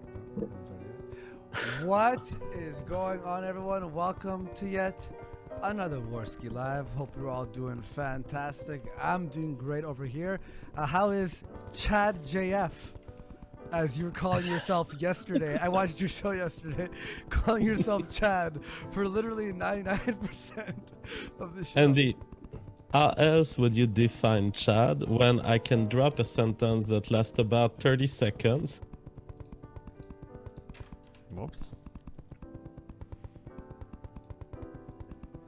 I mean, at certain points every day, people were like, "Are they gonna break up right now? Are they gonna break up right now?" Because we were just so butting heads, just constantly. Sticks, I agree with you, but JF, he can't handle criticism. He can't handle yelling live and then just making up behind the scenes. He blocks everybody, and clearly. Well, that's exactly. It's the different stylistic sort of approach. Andy, you know, you're more into the combat sports sort of thing. JF is more quiet. He wears the suit and stuff. But that's no reason to completely end a good thing, because that's exactly that's what made it interesting, was that sort of blood sport appeal. Almost between you and JF, that was almost more entertaining in some cases than all the actual topics. Yeah, but Sticks, you're missing. God damn it, Sticks. I think you're missing the point here. Over a period of weeks, JF was alienating Andy from his friends because JF believed they were low IQ, and he was exerting more and more control over Andy's show. That's an irreconcilable differences in in where people want to go. That you can't fix that by yelling at each other. And you can draw out acceptable parameters, though, beyond which people can operate. Well, if JF's intent is to use Andy's show to gain his own and grow his own mass of fans by any means necessary, it's going to end with Andy getting thrown under the bus again. So why give him more of a platform? I look again. This isn't out of spite. This isn't out of fuck JF, that piece of garbage. It's out of he has a vision of the show he wants to make, and I have mine, and we were trying to mix them up, and then that's where the real tension started coming from, was the fact that it was just he didn't want the people I wanted on. He wanted it to be only intellectual stuff, which is again a fine show if you want to have that, right? And it was sort of just leaving me sort of in the background, and I was just explaining to him, hey man, like I can't have someone do an hour-and-a-half stream literally shitting on me and making me look bad, and come in here and then sit down and be, hey guys, I'm very happy. Welcome to Warski Live. Let's start the show. I'm gonna feel miserable on the inside and not want to talk, say jokes, and I'm gonna be walking on eggshells the whole time. And it's just, and then I explained to him how I feel, because I'm like, maybe he'll understand and we could talk about it and move on from this. But it was just drop of the hat. He's like, okay, then we're separating right now. And I was like, wow. I was gonna talk to him because I was calm after my anger in the morning. I didn't do it live. I was calm, and I was like, even me being calm, he didn't accept my grievances. So, I mean, what am I gonna do? Hey, what's up, man? How you doing? We could cut Nick Fuentes here. Hey, how's it going, Andy? Intense, interesting. Yeah. I shared some grievances with JF that I had, and I thought there was a certain level of disrespect that I had to bring up.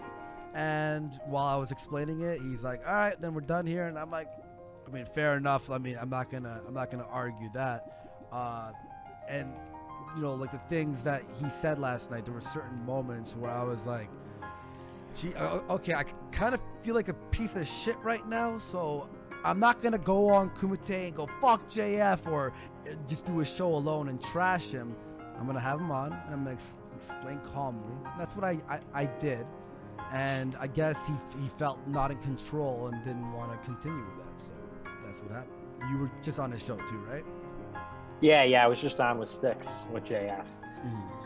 I don't know. It's kind of a complicated situation. I think I'm hearing both sides of the argument. I think what we see the issue is communication, right? I think JF has a legitimate grievance in that maybe you cross the line on Cantwell or Halsey, whatever it is. I mean, it's, you know, he's the co-host of the show. He's, you know, he represents the show in some way, and he didn't feel comfortable at the direction it was going.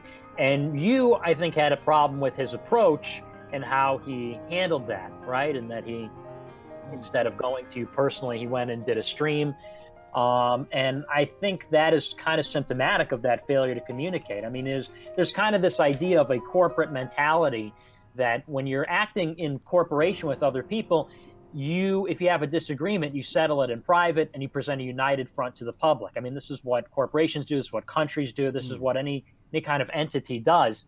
And so I think that's kind of where it fell apart, is maybe this breakdown in communication between you two. Look, I hate to say it, but we did talk about this on Warski when we did the Ralph retort thing. I said, you know, it doesn't help when you do it in public. It doesn't help when you're doing it for the cameras, when you're doing it on a big stream and everyone's watching it. But I guess the damage has been done. It's just sad to see it go down like this. You know? Yeah, I know, but my mindset was, because he's done this a few times, which I've talked to him privately about trashing me on his show and live and this and that, and then his fans and viewers would come and trash me after he did that. So I thought, you know what, hey, if he's fine with doing all this stuff in public, I'll at least have the decency to DM him and have him on the show so we can talk about it, which he didn't do to me last night at all. In fact, one caller last night, this was like really irked me, where someone's like, hey, why don't you talk to Andy about this? Like, why are you doing a stream about this? And he's like, because I'll choose the shekels over Andy's emotions. And I was like, come on, like, what the fuck? And then I thought everything was good after I talked to him on Discord. And then what he said after was Papa JF's in control. And then he lied about Tonka and failure. And then he was talking about how he's, you know, he's the one controlling everything. Maybe this is the start of the Andy redemption arc. Like, no, fuck off. I have to talk to you about this shit. And you know, I fucking, I'm not gonna sit there and be like, because it's like, you're not in control. Where I gave you the opportunity to be, to give, you know, ideas and show ideas, and I'm willing to work on it. But when you're masterminding behind the scenes to control who I am and what I do and what my show is, that's where the lack of communication is. It's more like he's trying to control it rather than be like, hey, Andy, because we didn't talk a lot or ever really offline. We honestly never sat down and had a business meeting. It was always that might be your problem though. At that point, lack of as Nick said, lack of communication that goes further than that. If you're going to have a regular stream together for hours at a time, be talking a lot online, maybe it should go a little bit deeper, honestly, than that. You know, as far as physical proximity, that's maybe off the table, living, you know, apart from one another geographically speaking. Is this our next fish? But maybe there should have been some sort of other communication involved that could have helped prevent this before it began. And on a separate note, this is now the third stream, Nick, that we've been on together tonight. That's true. Yes, the Cutlery Coalition is strong. Yes, we're trying to solve this. Are we? Did I fuck something up? Oh wait, maybe. What? Let me double check. These aren't snowy trees, right? It should be fine. Oh wait, I'm getting. Yeah, they're not snowy trees. But it's like snow or something is falling. Did we fuck it up? It is like snow is falling. I don't get that. Oh no, never mind. It's fine. It's fine.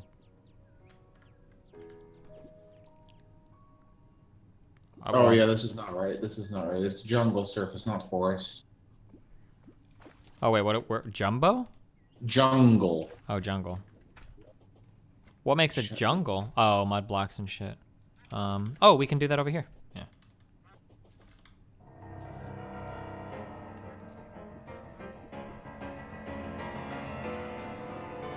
Oh. First try.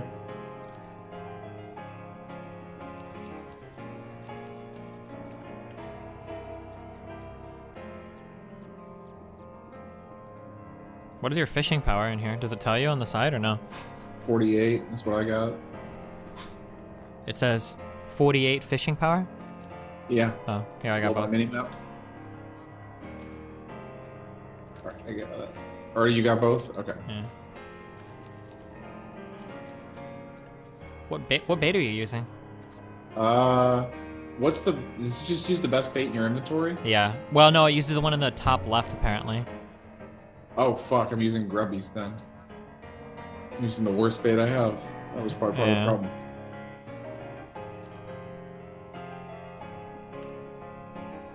How much fishing power did you say you have? It's different in different areas, isn't it? Yeah. Well, because over here I've got 71 without like any boosted equipment. So I was just curious if you were fucking something up. Over here. Oh, I have to have the thing. No, yeah, I have 71 here. Okay. With my hat on.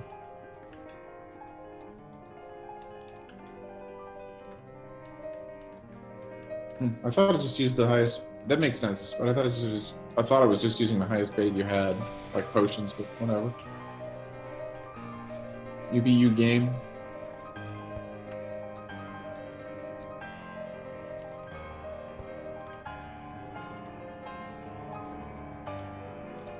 Did you delete a bunch of rope, or do we still have a bunch in here somewhere? There should be some in here. I didn't delete all of anything, I think. Oh, yeah. Plus, if it was already in a chest, I just deleted stuff in chests in the middle floor, so I could get those chests out of here.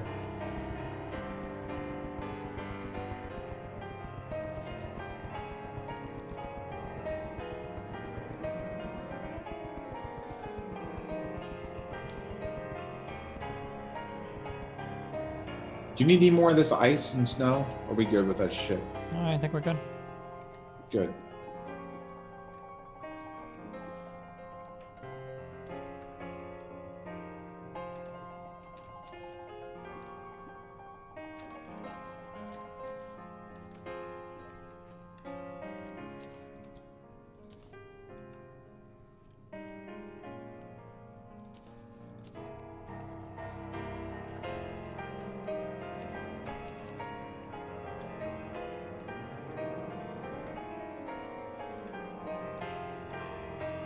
Wait, did you take away the plaque I hung?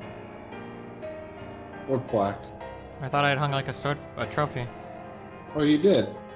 Maybe I accidentally blew it up. It was in your inventory. I think you must have accidentally blew it up or something.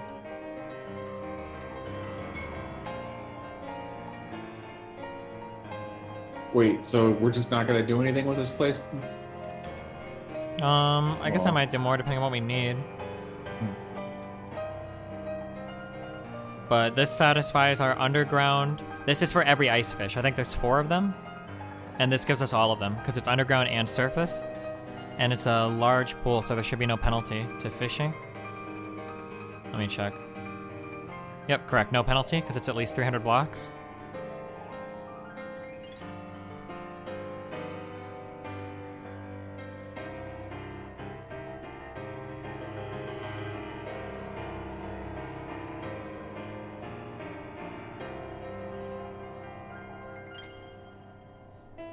Ford's plan to reduce its passenger car lineup to just 2 models. And GM's difficulty selling passenger cars in the US shows how much taste they're drifting towards trucks, SUVs, and crossovers. Crossovers are like the weird like SUV hybrid things, right? That's a crossover. Yeah, they kind of just look like SUVs if you ask me. Yeah. Like, or like Equinox is a crossover.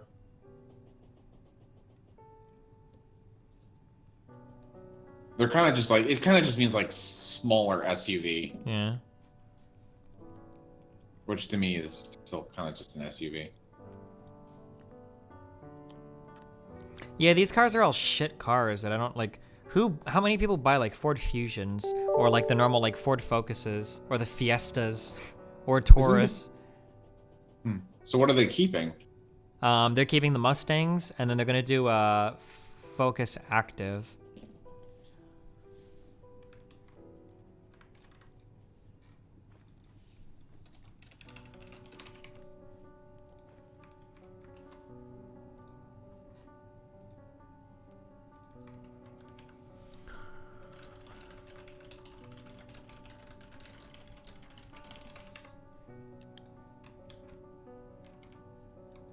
They're still making tons of models, just no coups. Coupe? It's coups, right? No, it's coupes. No, it's coups.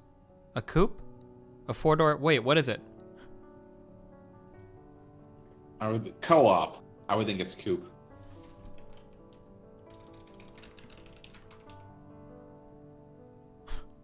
Fuck. It's coupe. I think it's coupe. I know it's coup d'etat, but 4-door. Yeah, I think it'd be coupe. It's a coupe. Okay. Yeah, they're not getting rid of their trucks and cross. Well, yeah, I already read that. Wait, I just read that. Someone in chat not listening. No one in chat listens, Kyle.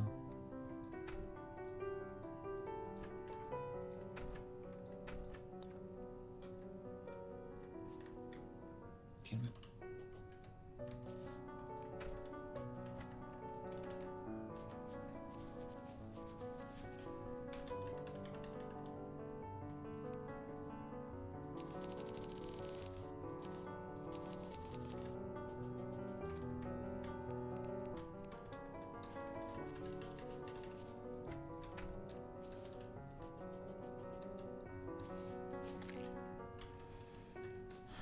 Oh, I told somebody I'd have a talk with them about Hispanic people.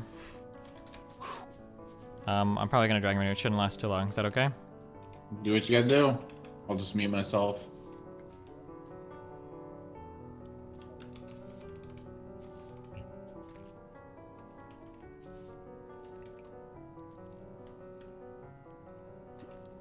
To be honest, having a 4-door car as a single guy feels like a waste of space. Well, but they're talking about not having the 4-door car, but instead getting a truck or an SUV.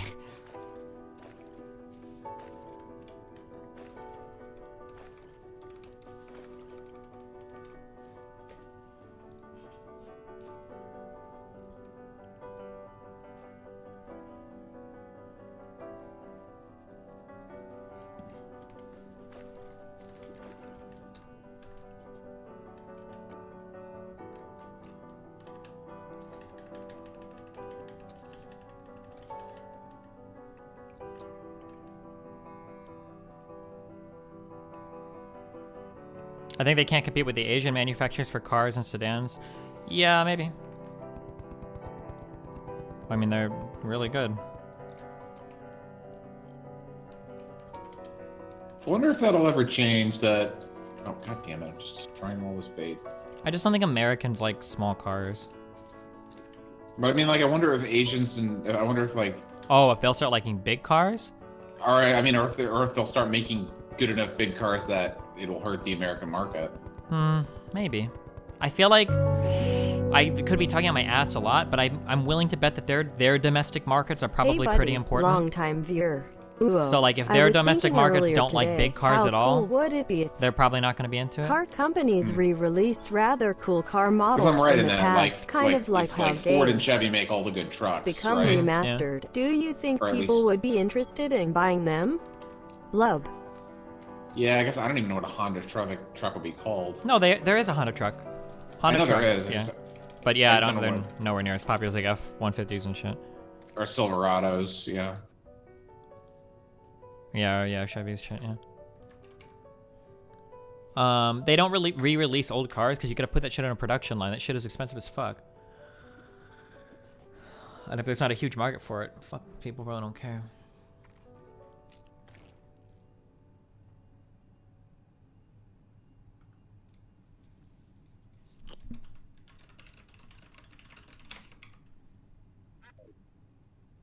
Tacomas? Is that Honda? Toyota? Oh, that's Toyota.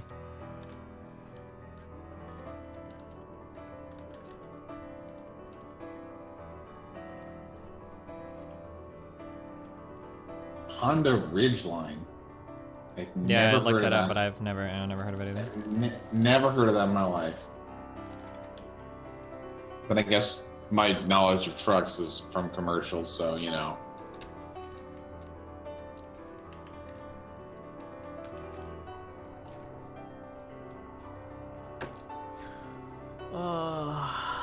Kill me, Kyle.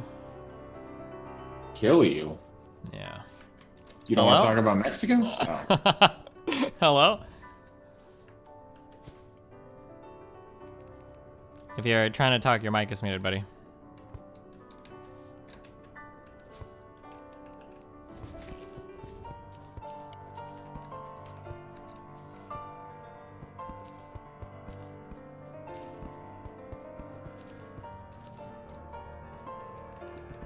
Your mic is still muted? I don't know if you're aware of it or not.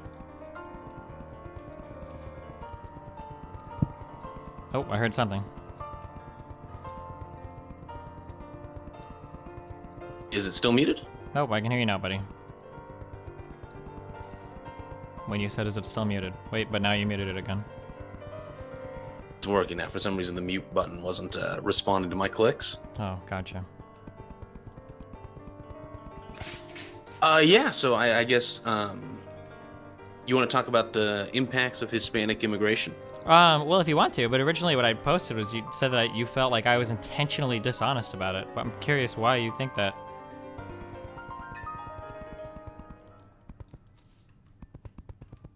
Because,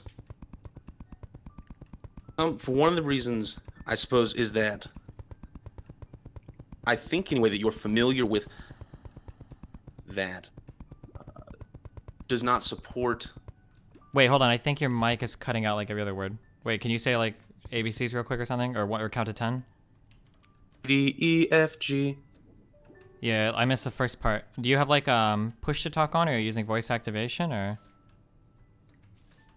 Voice activation, but I'll switch it to Yeah, push maybe to talk. push to talk will be more reliable.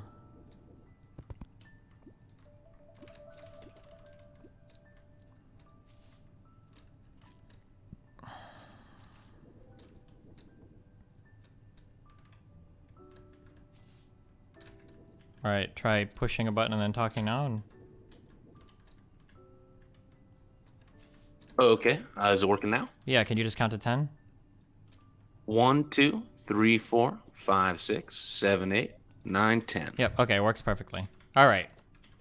So, okay, so just for some background, I guess. So I originally I shot you a response on a Reddit comment, because sometimes I get linked to Kotaku threads, and I saw that you said that you felt like I intentionally misrepresent the Hispanic immigration thing, and I was curious why you think that, so here we are. Well, in part just because I think that, and maybe I'm wrong, but I think anyway that you've seen some research that contradicts some of the things that you seem to say about the immigration, but I mean, regardless of whether or not you were intentionally being misleading or not, obviously I disagree with your take on it. Oh, well, because that was kind of the center point of your comment.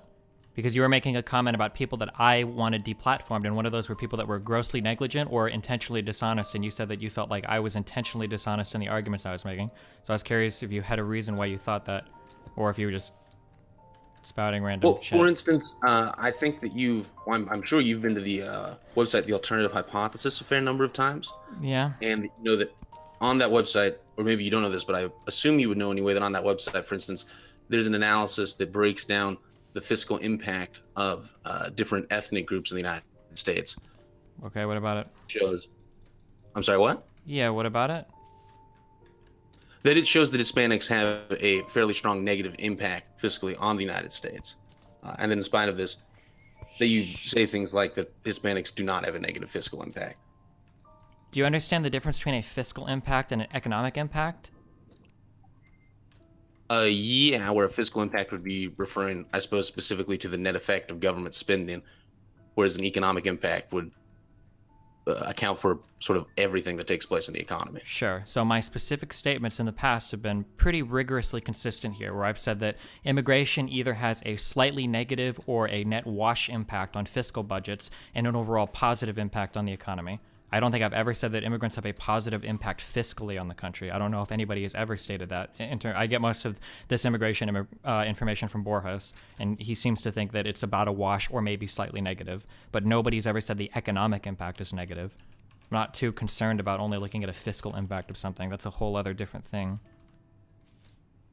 Well, I think that whether or not talking about the economic impact being positive or negative is perhaps limited in its informativeness, in that not all sort of economic activity is good.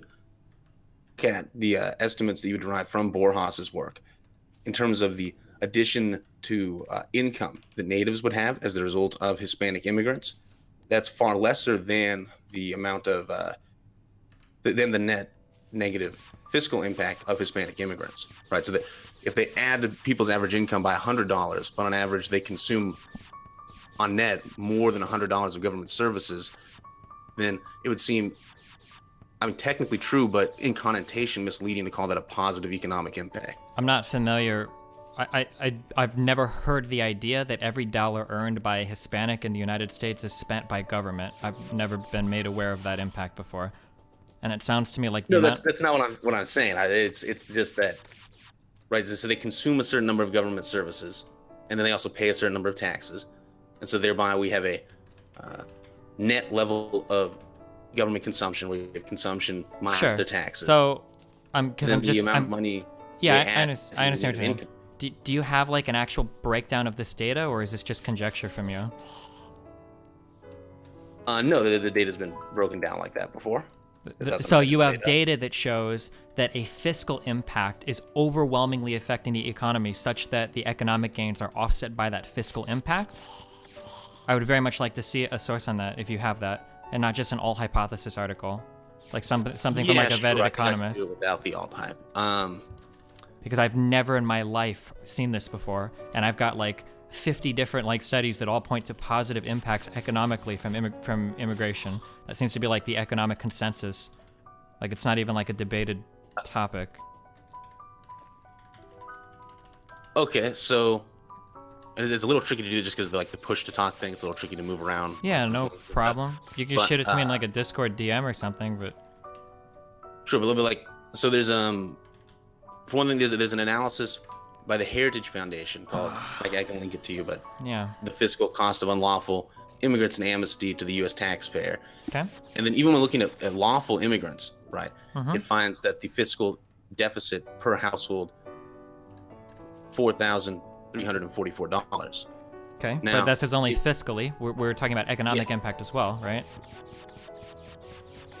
But if you turn to Borjas's data, where he has a calculation of the amount of economic activity added to the economy by Hispanics, by immigrants, Hispanic immigrants.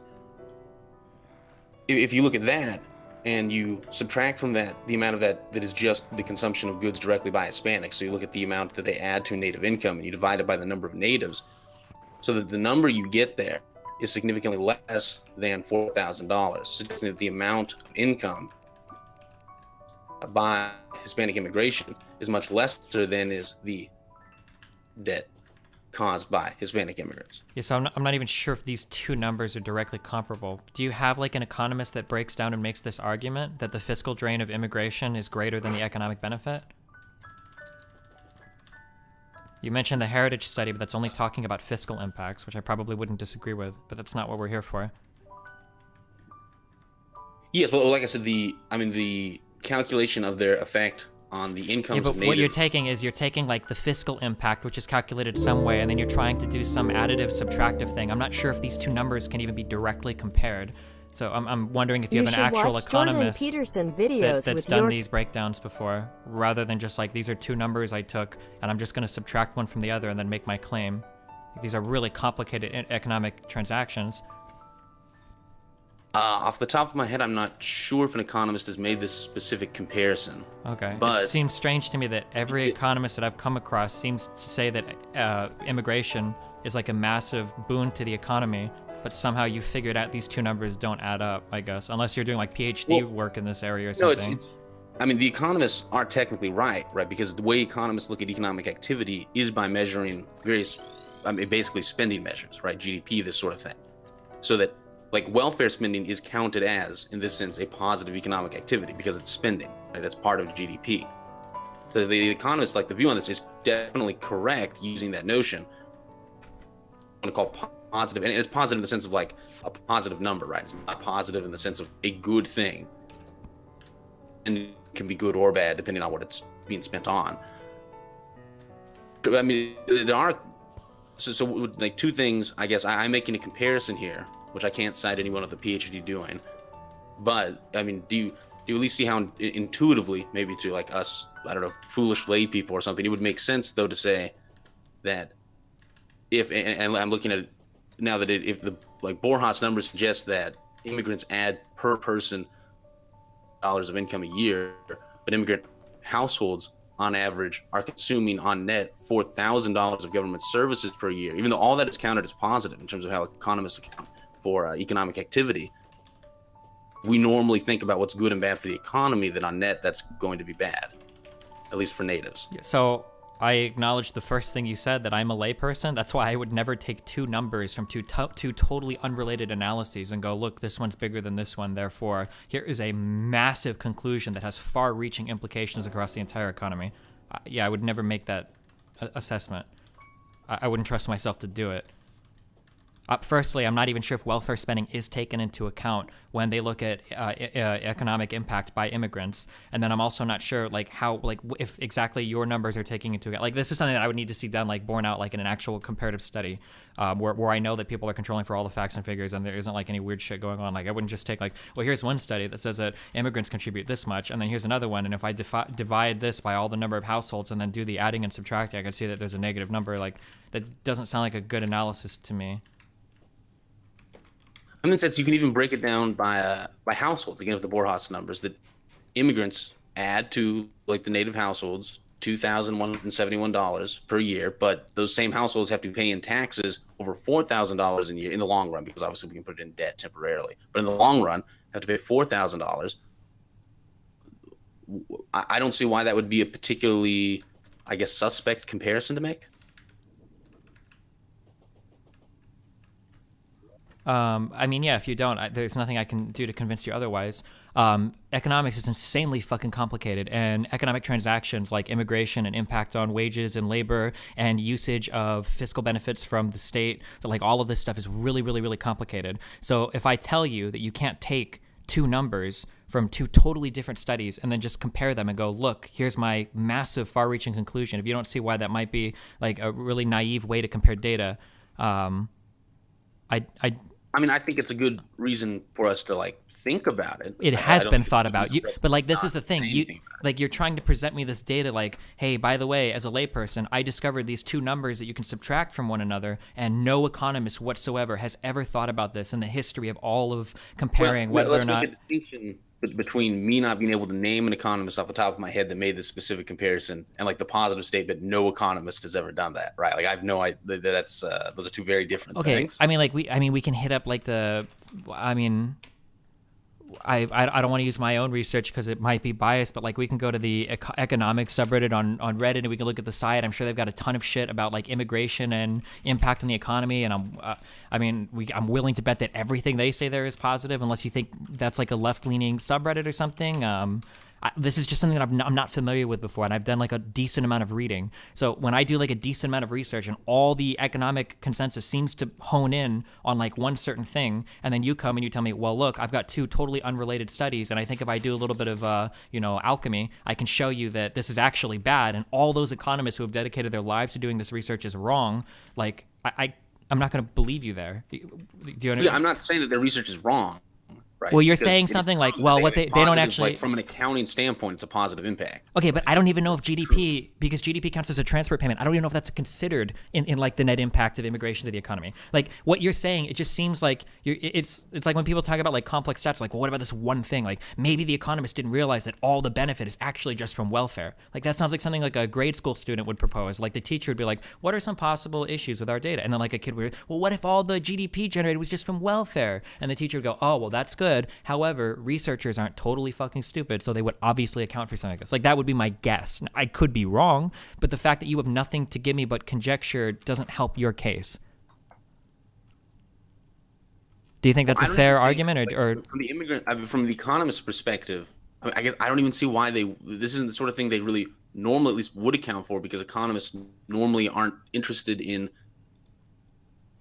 the net benefit, like in this connotative sense. Like the economics is primarily looking at things through an accounting sort of lens. Like I'm not saying that the economists are dumb, right? It's we politically think about sort of positive economic activity is distinct from positive economic activity in an accounting sense. which is normally how economists are looking at this. Okay, I feel like economists would account for this. This seems like a massive thing. So I just, because I've never heard of this argument before, so I'm just like reading an Investopedia article. Investopedia usually has pretty good information. If you think this is wrong, feel free to shoot me something differently. So I'm reading this, and it says, transfer payments. For the purposes of calculating GDP, government spending does not include transfer payments, the reallocation of money from one party to another, which includes Social Security, Medicare, unemployment insurance, welfare programs, and subsidies. Because these are not payments for goods or services, they do not represent a form of final demand or GDP. So that covers some government services, right? But obviously not all government services. So what are these massive government services that are being lumped in with GDP that aren't included in transfer payments? So I think that would all, I'd have to listen to the listing of it. I think those were all basically means tested sort of benefits. One of the biggest ones, right, is just school, use of infrastructure, that sort of thing. Okay, schools are paid for with real estate taxes. I don't understand what the comparison being drawn is here. Or do you think there's a lot of like homeless immigrants that go to school, or? No, that immigrants go to school and then taxes pay for that, so that's part of their consumption of government services, right? Well, I guess, but I mean they have to pay for those taxes, no? The immigrants. I'm not sure what you mean. Like immigrants have to pay for all of the immigrant accounting of the consumption of schooling. Well, where do taxes for schools come from? From the people that pay taxes. Oh, well, do you know which ones? Which, like, the specific people? No. Okay, so generally, school taxes are calculated by real estate tax. This is why if you go to wealthy neighborhoods and you go to the schools around the wealthy neighborhoods, their schools are really nice. If you go to shitty neighborhoods, their schools are really well immigrants. Though? Because you're making it meant like somehow that it was just immigrants that were paying the well, taxes. you're making it sound like immigrants are going to all these schools that are being paid for by other people. But if you're renting property or real estate in some area, you're paying taxes that go to the school. So I don't see how that counts as a negative consumption of some public good that they're not paying for. Well, you have to. It doesn't necessarily, right? You have to compare the cost of the schooling to the actual amount of taxes paid by the individuals. Okay, I just don't understand how that comes out to be negative. Like you live in a district, you pay taxes in that district, and then it goes to the school. If you live in a shitty district, you probably have a shitty school. It's not like Hispanic immigrants are going to like these super wealthy, like Harvard-esque high schools or something. That's somewhat of a separate issue, but the spending differences by ethnicity are pretty small in terms of the okay, but like school. ethnicities are going to be segregated into like, for instance, you can't just compare what do white people pay for public school versus Hispanics pay for public schools, because white people go to better public schools than Hispanic people go to, and those public schools spend more money than the Hispanic public schools. That's what I'm saying. So you can't just compare it like that. Like, for instance, Hispanics might pay 50% of what white people pay in taxes to schools, but they might consume 50% less services because their schools don't spend as much money.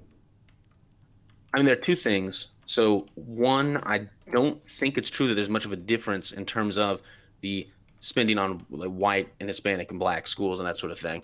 That's great. That's because we can look that up right now if you want. So you're telling me that if I go to any city and I go to a poor neighborhood versus a rich neighborhood, do you think that the budgets of these two schools are going to be similar?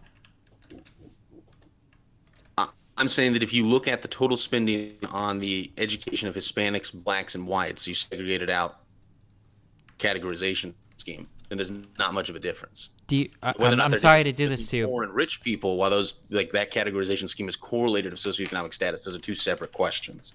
Okay, so I'm not trying to call you out, and I'm looking for this right now. Do you have like a source on like the total spending on education by race? Is that like a thing that is documented somewhere? Yes, I can. Yes, it is. I didn't just make it up, and this is actually this is not in me interpreting that. Yeah, but I mean, like, can you throw me that link in a DM? I'm curious. Yeah, 1 second.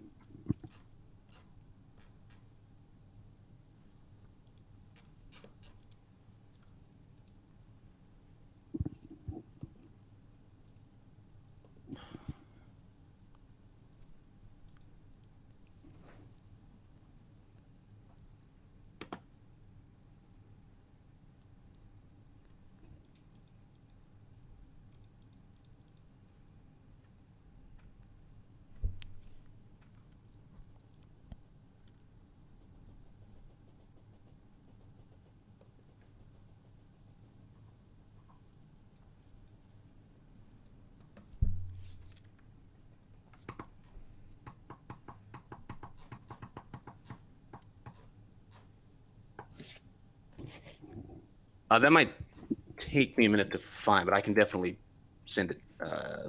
Yeah, that's fine. So like somebody's shooting me like a .ed or www.ed.gov link. So this is government data. If you believe in the deep state, maybe you don't believe in this. So this is apparently 40% of high schools don't offer physics, 25% don't offer chemistry. More than half of all high schools with large numbers of African Americans or Latinos don't offer calculus. Now, I could be wrong. I'm digging through the PDF, but a statement like that seems to imply that there's different levels of education or qualities of education offered to people based on race, which probably has to do with them living in poor neighborhoods, so they go to shittier schools. That's my guess. It's a conjecture. I'm digging through this PDF to try to find out, but... Well, there are definitely differences in the sort of classes offered in schools by ethnicity, but that doesn't mean that it's the result of differences in spending, right? That could just be a result of the differences in the kinds of students at those places. Well, sure, but I mean, if you're offering way more classes in one school than another, you have to fund the classes. Like, well, it's not necessarily that they're offering more classes, right? So you think in schools where they offer like high-level calc, they just don't teach algebra anymore? Like, well, no, but I'm saying, like, imagine one school might, like, all their students have to take algebra. So today they have 4 classes in algebra, and then another class has 3 classes in algebra and 1 class in calculus. and you don't think having like 2 different types of curriculum or teachers that can teach multiple types of curriculum, that wouldn't cost more money? At the high school level, like in terms of, do you mean like hiring a teacher that can teach calculus is going to cost more than hiring one that can teach pre-calculus? I mean, I don't think Pre-calc so. and algebra, like it's 2 totally different curriculums. You're doubling the workload on a teacher. Like teachers have jobs. If you have to teach 4 classes of algebra, that's going to be easier than 1 class of algebra, 1 class of calc, 1 class of trig. Like that's more work. It's 2 different classes to double your curriculum load. Like, okay, so I don't know exactly what's happening here, and this is a total bullshit guess on my end, but it kind of sounds like you read an article by the Alt Hypothesis talking about the genetic inferiority of Hispanics, and you were real keen, because you don't like brown people for whatever reason, so you found an article that says, like, Hispanics eat up all the fucking fiscal shit, but you don't really understand any of the underlying shit, which is fine. I don't even care about any of that. Like, the thing that irks me is that you were, like, really adamant in your post that I argue in bad faith. But it's really clear that you have no fucking idea what you're talking about. You can't call out a single thing that I've said that you feel has been done in bad faith or me not knowing it. Like, I understand that you're a Kotaku in Action poster, but like, wow, that's like really frustrating. Well, no, I mean, I understand you don't like the comparison I made. It's not about the comparison. It's that you don't really know what you're talking about. And like quoting your own words, I find it amusing that by his own standards, he should have been deplatformed from Twitter. Destiny tends to lie about stuff a lot, especially by omission or willful ignorance, such as fiscal impact of U.S. Hispanics. Like, you were really strong in these statements.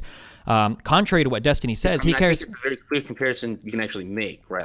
I don't think that just sure, saying, well, we're because not you because we don't understand the numbers. You don't. It's not even that you lack the education. You lack the insight to know how stupid you're being. It's called Dunning-Kruger. Like, you think that you can take the fiscal impact from some study and then extrapolate it to all households and subtract it by some arbitrary measure of economic gain and go, well, look, I've proven that this thing that is believed by most mainstream economists is wrong. That's like such an incredibly stupid statement that you yourself would have to be beyond stupid to actually say that without realizing how dumb you sound, but like, you're not even capable of perceiving it. But like, you'll say something like that and then also post about how stupid I am and that I'm willfully ignorant on topics. Like, that blows my fucking mind. Yeah, I mean, again, it is very. I think this is like incredibly straightforward. And yeah, I know you do, but that's because you're stupid. Well, I mean, like, you surely you understand that. Like, I mean, I can explain it for you if you want. That if your house has to lose this much money in a year because of a given group, but gets this much money, find those numbers to see the net effect. This is not like magic. Okay, so like, here's an example. Do you think that trade deficits hurt the economy? We're running a massive trade deficit. Which why not? We're sending them more money than they send us. How does that not hurt the economy?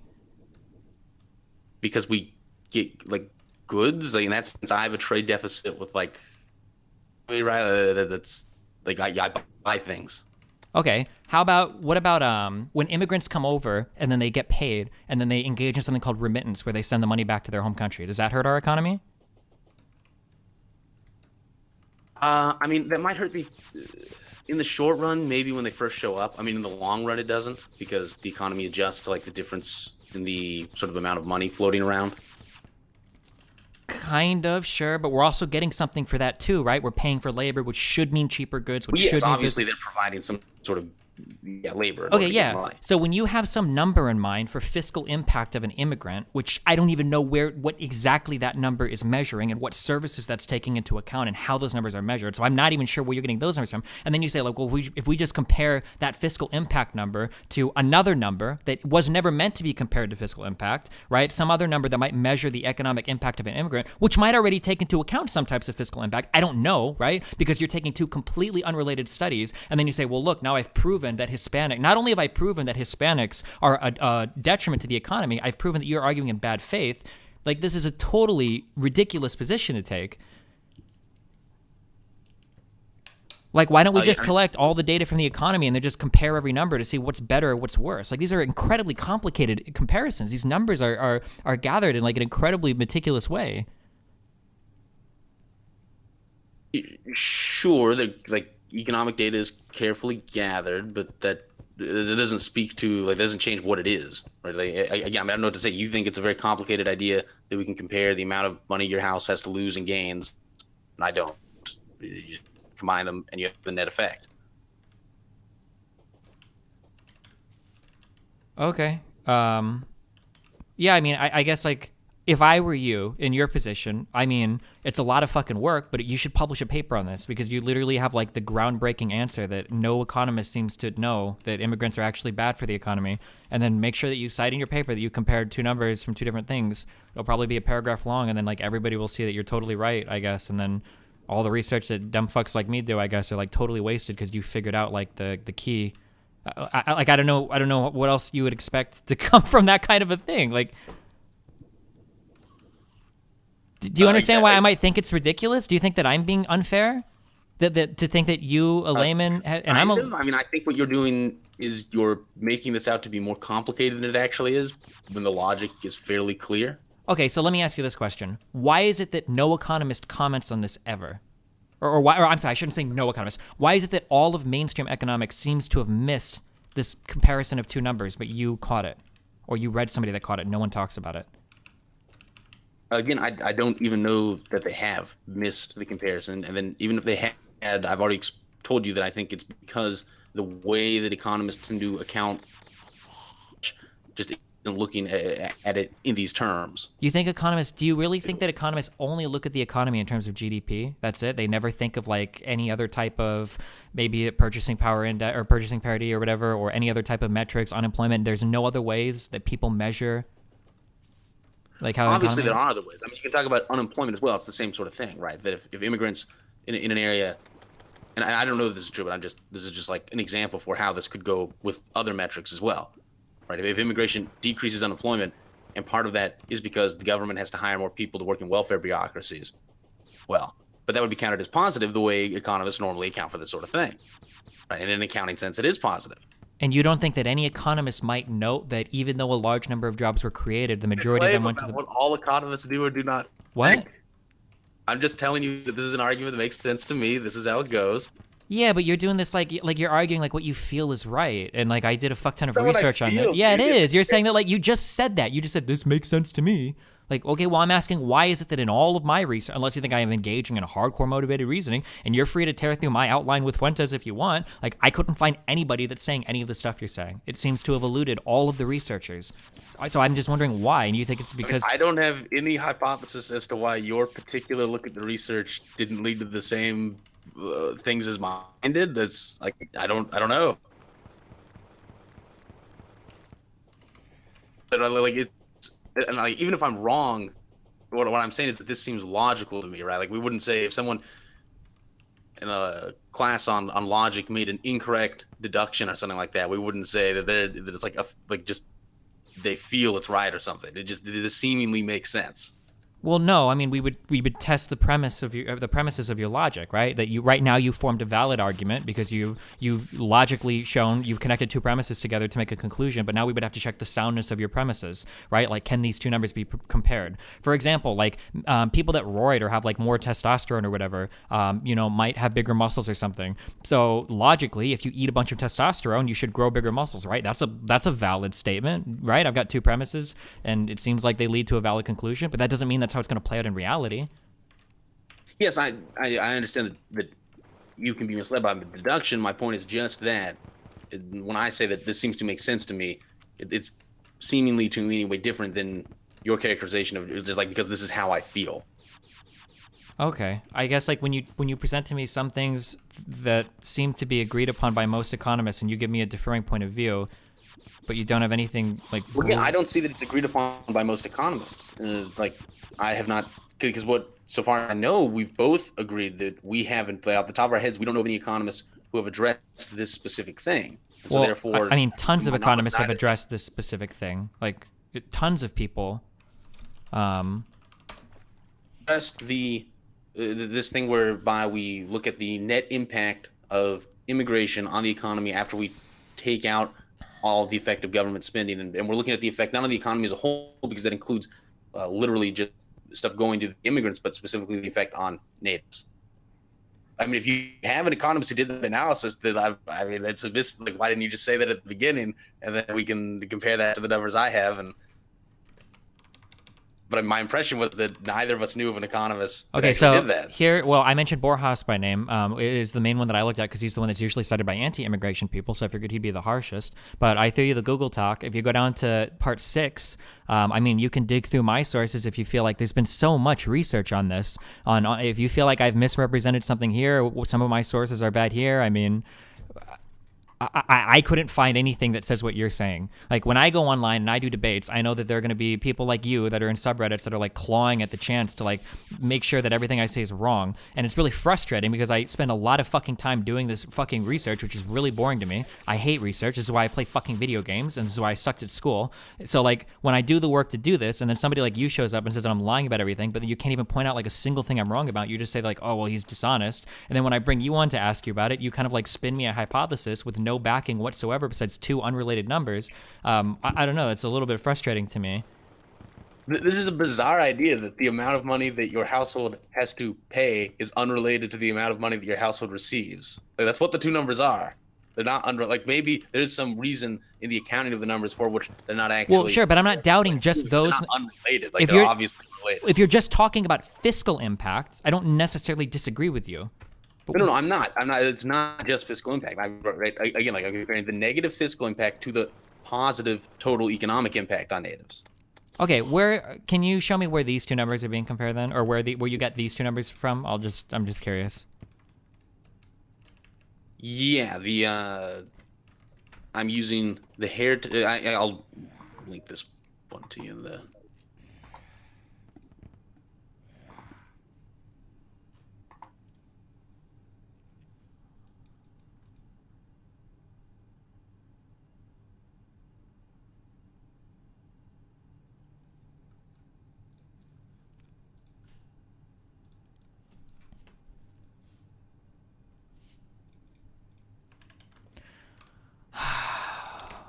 So you have linked me something titled "The Fiscal Cost of Unlawful Immigrants: An Amnesty to the U.S. Taxpayer."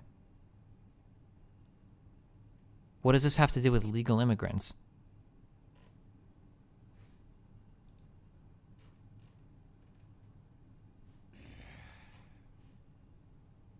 Did you have a different source that you meant to link me, or are you really conflating illegal immigrants with legal immigrants?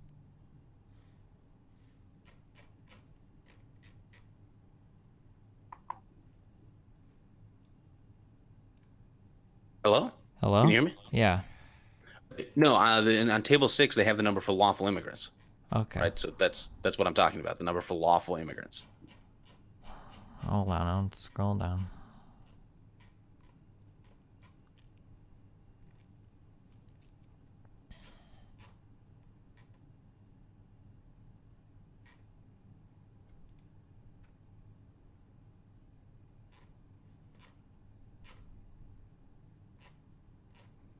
Okay, wait. What can I control F to get to it real quick?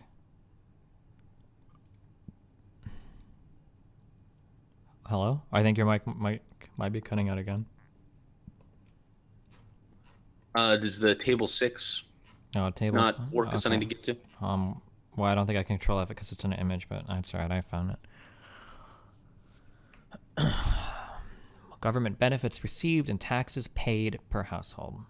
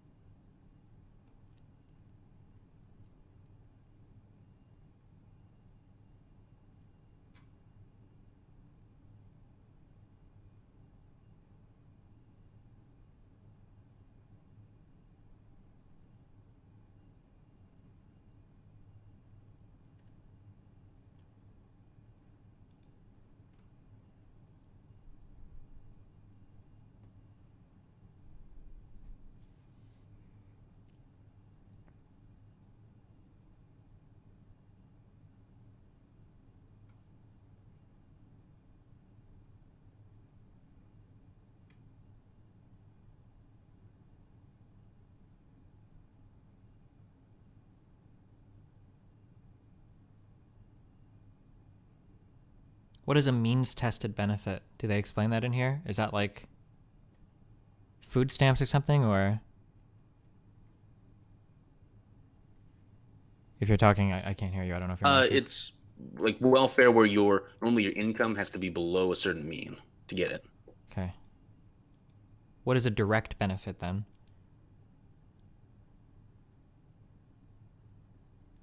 Again, if you're talking, I can't hear you. I can't tell if your mic is cutting out or if you're just.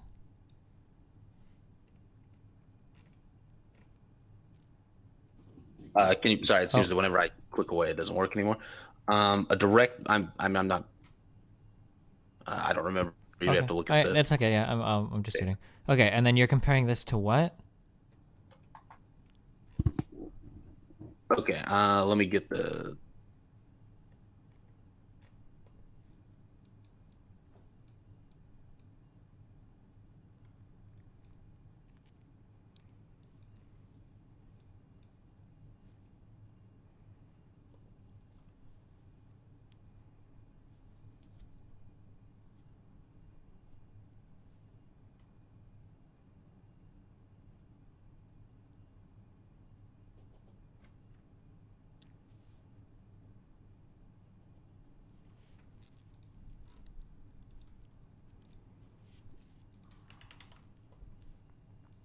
And then here, what it is in particular is the calculation of the surplus, the amount of money added to the native economy by immigrants, and then dividing that by the number of households. So you're taking this number. The standard textbook model of a competitive labor market yields an estimate of the immigration surplus equal to $35 billion a year. You're taking that number? Yes.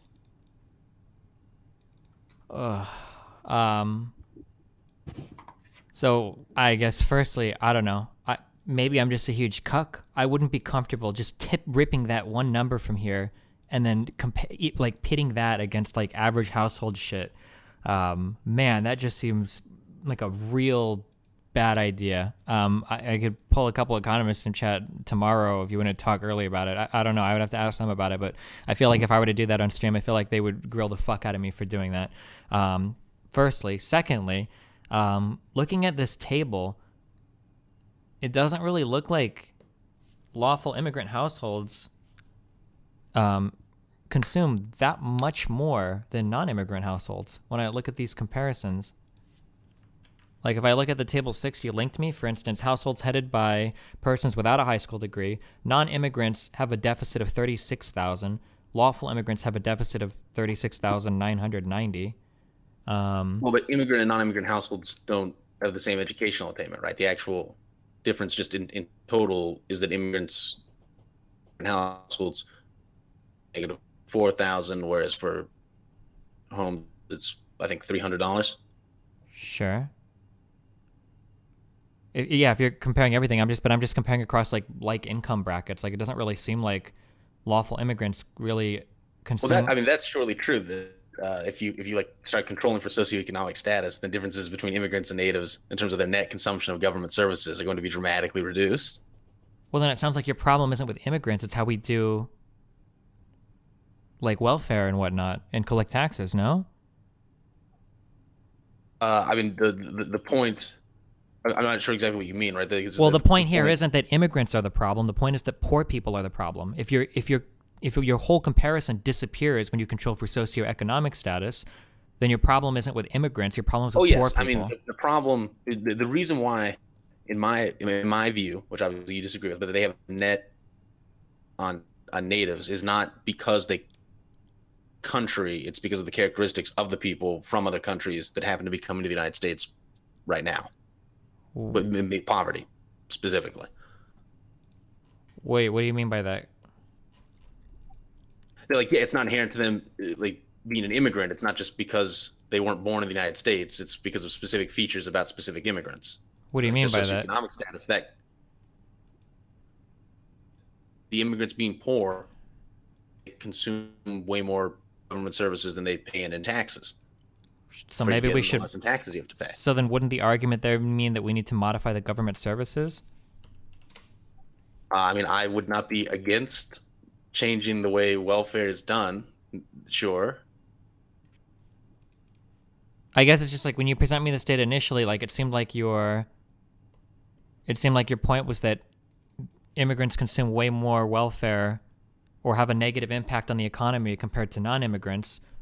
But that's not really the issue. It's that poor people have a negative impact on the economy versus rich people. That seems to be more the argument that these tables are making to me, because it looks like there is a massive deficit. There's a fiscal deficit on every single household, even individuals with some college, even on the non-immigrant side. There's still almost a $6,000 deficit. So that's just poor people fucking everything up. I don't see why this is centered on immigration then.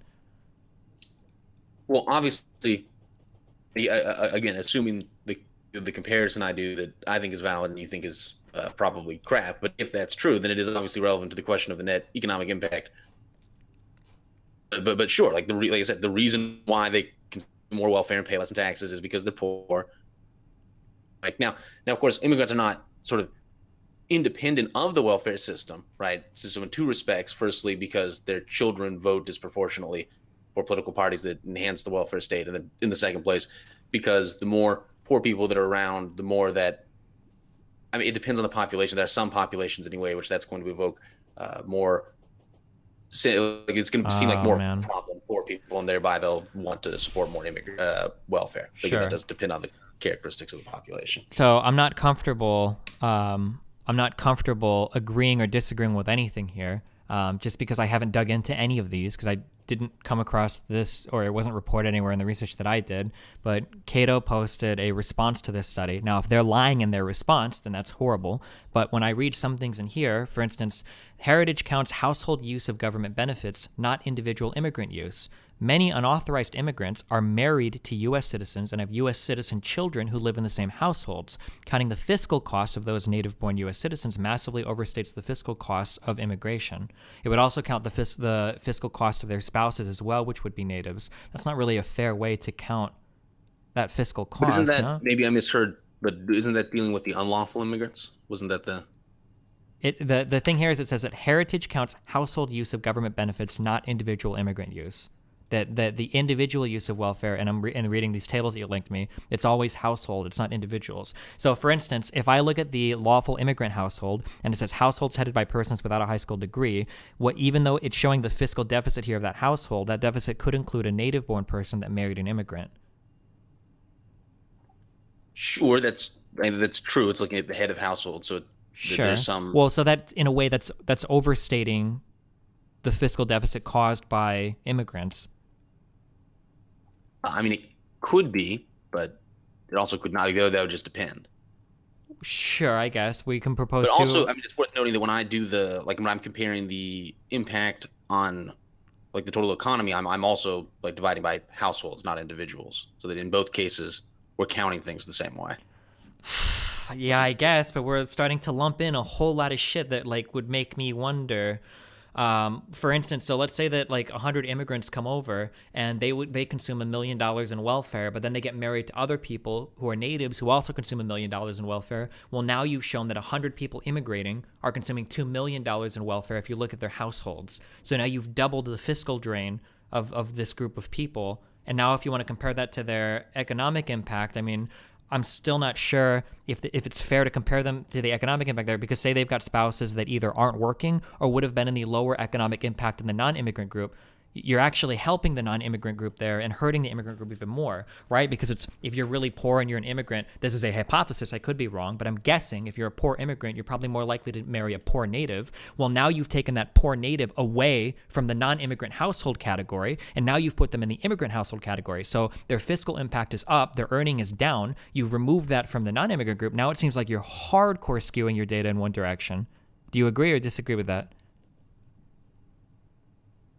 We would need, intuitively my guess would be that immigrants are largely marrying people from the same, like A, other immigrants, and B, from the same ethnic group as them. I don't think. Sure. But what I'm saying is that if a poor immigrant comes over, they're probably more likely to marry a poor native. Would you agree or disagree with that? I would agree with that. So you've taken a poor native away from your non-immigrant household group. So these poor natives... well, it depends on if they're Well, this has to do with like who's the head of household. Right? Sure, but what I'm saying is that poor native is not going to be included. You could do the exact same thing, right? So say that a poor native marries a poor immigrant. but the native is the head of the household, well, then suddenly like the exact same thing happened, but in reverse. Oh, because you're saying that these are head of households. Oh, sure. Okay, yeah, I understand. Oof. You just have to make sure that the majority of household heads, it would have to be equal on both sides, which is something else that we would have to look at. Because, for instance, if more people immigrate than tend to be head of households, like if more men immigrate than women, for instance, I'm pretty sure men probably file head of household more than women. That's probably true. Well, actually, wait, I'm not actually sure if they look at head of households here. It just says households headed by person without a high school degree. And then it says lawful immigrant households. I don't think it states explicitly that the head of household is an immigrant. Well, it says like at the top. Table 6 shows the fiscal balance for non-immigrant, lawful immigrant, and unlawful immigrant households. Unlawful immigrant households have the largest annual fiscal deficits. Lawful immigrant households have an annual blah, blah, blah, and non-immigrant meaning that taxpayer... Lawful immigrant households have higher fiscal deficits than non-immigrant for 2 reasons. The first is low education levels. This popular misconception immigrants use little welfare. 9,100 lawful immigrants. Well, this doesn't seem like... Yeah, it doesn't seem like it's saying that the head of the household has to be the one who's the immigrant or not. It's just counting households with immigrants in them. Well, no, because so if you look at the table 6, like the section of lawful immigrant households, right, and it says that at the very top, but then right under that, with lawful immigrant heads, and then so that's the column where you have the negative 4,000 number. Oh, with all households with lawful immigrant heads, and then all households. Oh, so hopefully then this head of household should include only people that are... Wait, hold on.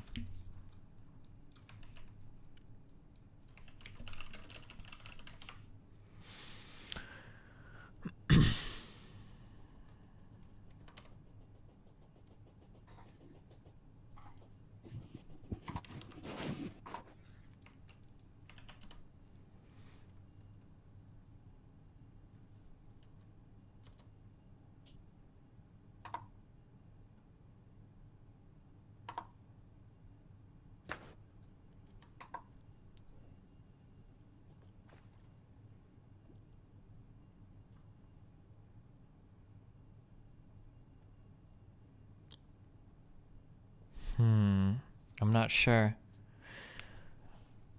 These charts separate the 3.44 million unlawful immigrant households into 5 categories based on the age of the head of household. Million unlawful immigrant, age of the head of household. Hopefully in their methodology somewhere they include this, but I'm not sure. Is the age of head of household the number of children in the home falls?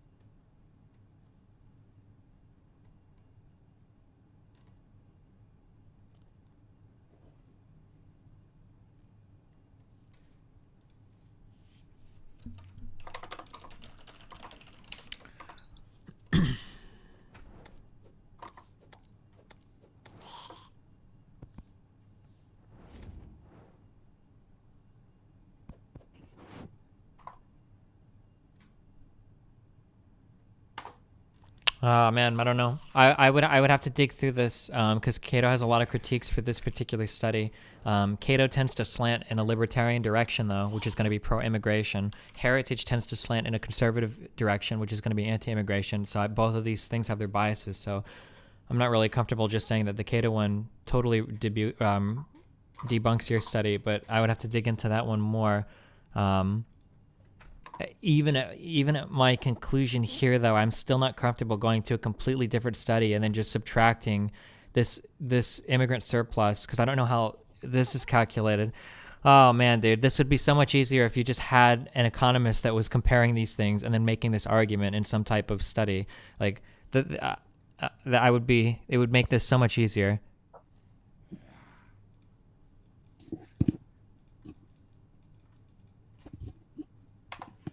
Yeah, I don't know. That's all I've got for now. I feel like it would. I'm not sure what to say to that.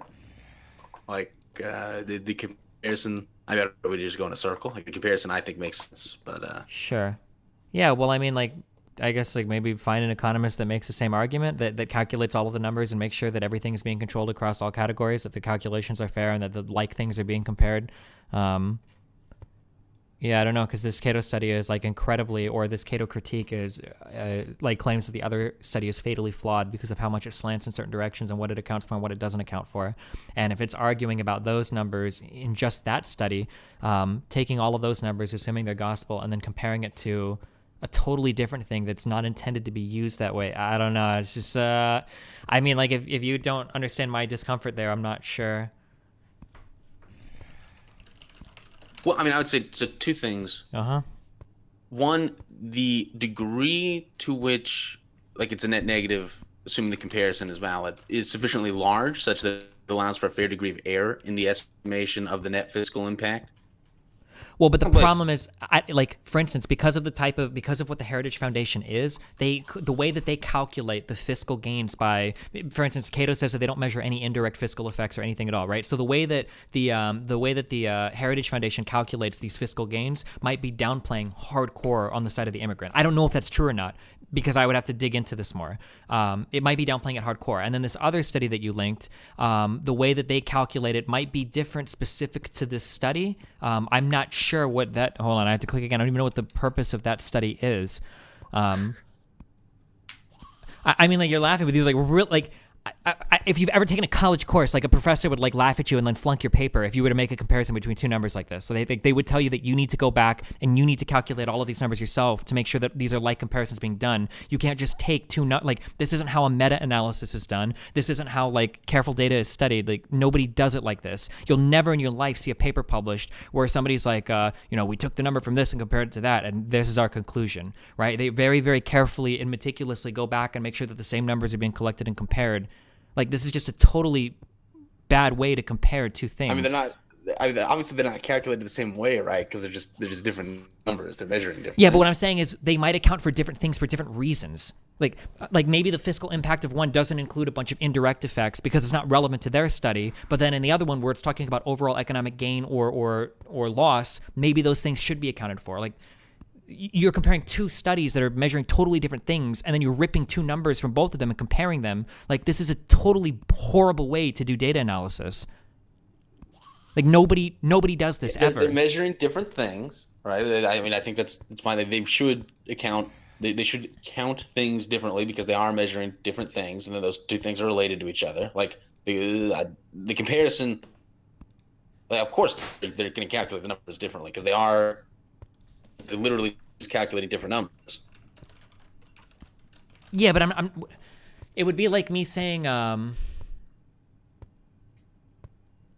like, I want to study how I can't even think of a comparable situation that would be like as absurdly complicated as this. Do you have any friends that like study economics that you want to bring on and maybe they can trash me? I would be really curious to hear like somebody with a background in econ defend this type of data comparison. Like, just because, again, like when I'm doing all my research on stream, like I have multiple PhD economists in my chat, and when I try to do something like this, like they roast the fuck out of me for doing it because it's so grossly irresponsible and so stupid to do, and it never gets you the right answer. And then they'll bring up a million reasons why it's not a valid comparison. Like, if you have somebody, or if you want to bring somebody back for like a round two or something that has a background in economics, I would be really curious to hear somebody defend this sort of analysis, because I'm very confident that nobody will. Like, it's just a really dumb way to compare data. I mean, yeah, I don't think it's dumb. I can, if I run into someone, I guess I can send you a message. Yeah, sure. Yeah, go for it. I would be very interested to see that. Yeah. All right. You got anything else, buddy? Well, looking at the thing you linked about. What is this? The Fuentes debate. Yeah. Just maybe a quick thing. I was looking at the sixth thing because that was the immigrant thing, and then under it there was the social cohesion argument. Mm-hmm. And it seems like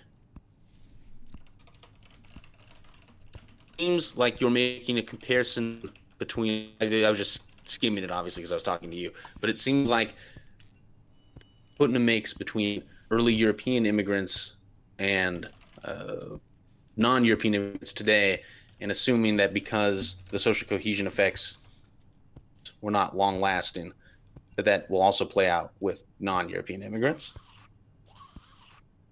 Okay. Wait, what are you saying? That your mic cuts out a little bit again, so I'm trying to piece together if I miss words. Okay. That in the with the social cohesion stuff, right? Where there's this paper by Putnam, and the ethnic diversity is negatively correlated to social cohesion. Putnam says something to the effect in the paper of, well, things will probably be fine because European immigrants came in the early 20th century and there were problems, and that smoothed out. Okay. And it seems like that's what, again, just skimming it, it seems like that's what you were saying in your notes. Oh yeah, that was the argument that I was making. Sure. Okay, and I don't think that it is. I think we should be cautious about assuming that European immigration and assimilation is going to work out the same way with non-European immigrants. Why is that? It's for, I guess, a couple reasons. So, like, one reason is that the more... So I guess there are two sorts of reasons. Firstly, America has lots of non-white groups that have been around for a very long time, and it hasn't played out that way. Like, a lot of the ethnic diversity in Putnam's study is driven by like African Americans, an ethnic group that's been here since virtually the beginning. Okay. And then in the second place, these groups are much more observably different, and that makes it harder to overcome people's innate tendency towards tribalism.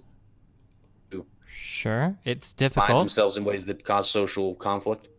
Sure. I'm not saying it's going to be just as easy or whatnot as it was before. I mean, obviously we still have difficulties, but I guess I was just curious because it seemed like Fuentes was making the argument that people of different ethnic backgrounds will never come together for whatever reason, but it seems like we have done that in the past in the United States, so I don't see why we can't continue to do that. I mean, when I'm debating somebody called Nicholas Fuentes, who's trying to make an argument for a white ethno-state, that seems to me that he's pretty well integrated into the whiteness concept. Like, his last name is more Hispanic than mine is, and I'm more Hispanic than he is. Like, sure. I mean, for one thing, Spaniards are white, but okay, yeah.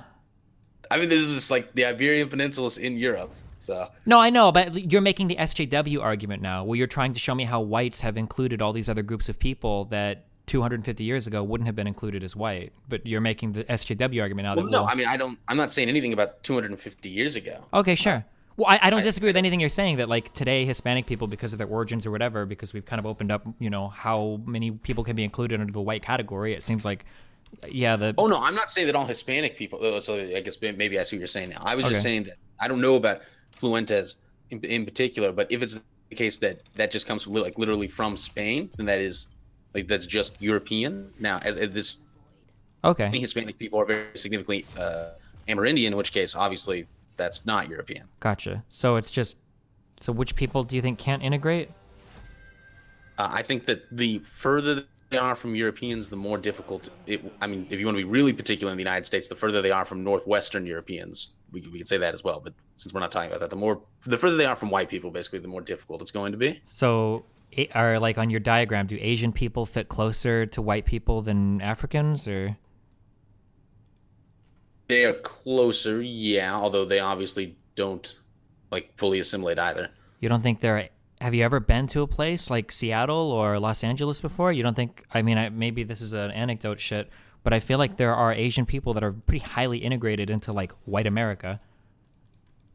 Well, I guess it depends on what you mean by assimilation, right? Because they don't, like, their socioeconomic status does not look like that of whites. It's above that. Same with their educational attainment. They don't vote the way whites do. Well, sure, because we're selecting for specific groups of people from countries like China or South Korea, right? We're typically the wealthier people and the smarter people are the ones that can immigrate, right? You're not getting, like, poor, dumb people from China immigrating to the United States. It's usually wealthier people that can afford the trip. That's part of it. I mean, it's also has to do with the psychological and cultural characteristics of the Asians themselves, even in Asia. Sure.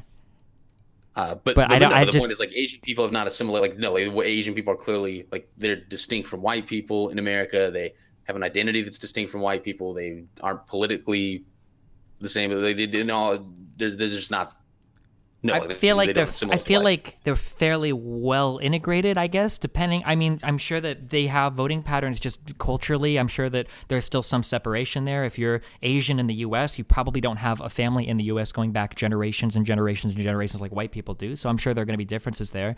But I mean, I'm trying to get to the meat of your argument. Like, so why don't you think that like African people, for instance, could ever integrate into U.S. culture? Or do you think that like an African American from the United States has more in common with somebody from, say, Kenya than they would from somebody in, say, California? I mean, that would depend on what metric we use. Like, well, what metric would you use? Obviously, genetically, they're more similar to the Kenyan. Like, linguistically, they're more similar to the Californian. They just did. But no, but like African Americans, like for reasons, for psychological reasons, racial reasons, like they do not assimilate into white culture either. I mean, would you say that, so somebody like Obama, does that seem like somebody that would be like fighting in like the Black Panther, like the warrior African, or does he seem more like a well-adjusted, like middle-class white person? Well, I mean, okay, so firstly, obviously, he's not representative of black people in general, but then in the second place, Barack Obama is not like, I mean, he's like literally, he's like a left-wing politician, so obviously he's not like middle-class white Americans. Okay. You don't think any middle-class white Americans are liberal, or? It's not that none are, but that's like not, that's not the average. That's not how we would conceptualize them generally. Right? Middle class, like upper class black people do tend to be, because they tend to look at politics through a partially racial lens that biases them towards the left. Okay. But you're not, white people don't do that though. That might bias them towards the Don't right. do that to the extent that black people do. Like some white people do that, but it's not to the same extent. I don't do subtle. Okay. All right. Well, fuck. I gotta hop into a thing because I told a friend I would party with him. Do you have any final closing thoughts, buddy? No, not really. So, thanks for having me on. All right. Well, hey, I love you, buddy. If you find an econ friend or whatever that wants to come on and argue your points, I'd be interested to hear it. All right. All right. Bye. All right. Bye.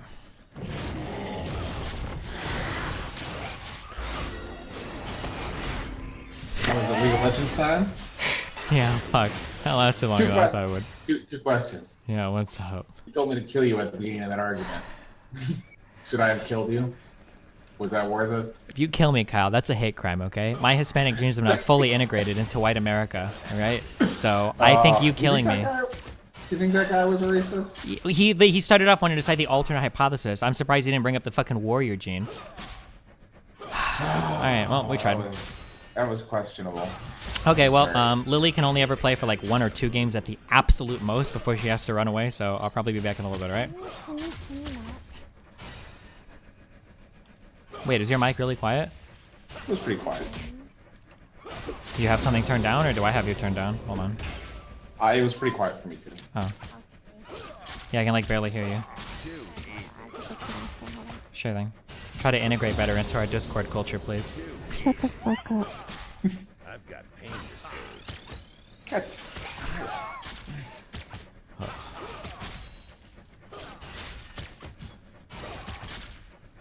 Are you jealous of my dope fishing pole? Look at that, green. Wow, is that the master fishing pole? Nah, it's just when you find it. It's a fiberglass fishing pole. You just find it in the jungle. It's like, it's a pretty low % chance. Gotcha. Jungle surface. It was totally worth like the last 3 hours of looking for it. Nice. By the way, we have, let's see here, 37 hearts. Nice. So if you ever die, we're in okay shape. From all my adventures. Oh wait, here's 8 more. 45.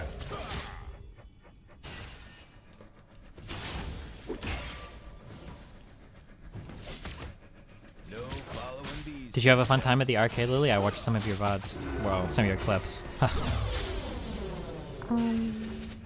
Oh shit, I'm getting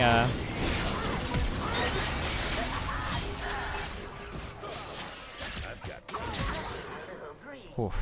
Did you flash? Yeah, I did. I got really scared, buddy.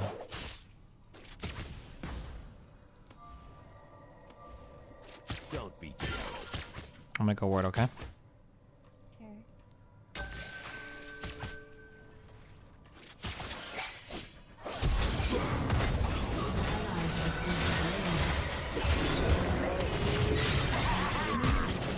I think I'm dead.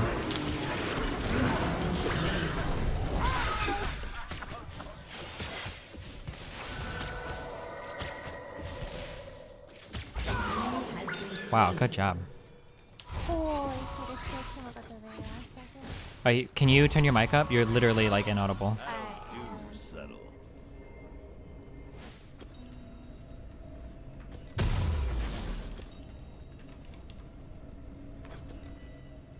Maybe right click your microphone properties. You might have.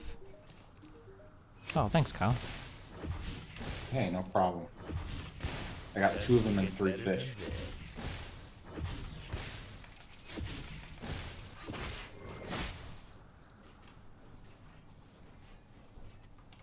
Test, hello? Hey, yeah, you fixed it. Good job, buddy. Is it good? Can Yeah. you hear me now? Awesome. How have you been, Steven? Pretty good. How have you been, Lily? Also, hello, Kyle. Hello. I've heard a lot about you from Steven. He I said have- all good things about you. Hey, that's good. As you I've may seen know, even I've seen a if lot of you're VODs of you. friends. Oh, that's cool. Yeah. Turns out you're all over the internet. Wow. Or Very significant. Lily, go bully that Twitch. Cast stuff at him. No, Why not? I don't want to. Look right there, that W. Nice job. Look at that. I didn't do it because you told me to. I did it Okay. out of my own free will. Lily, don't harass that Twitch at all. You should play as far back as possible, okay? Got it. Wait, I'm gonna ward, okay? Or don't wait. You should be really aggressive while I go ward right now, okay?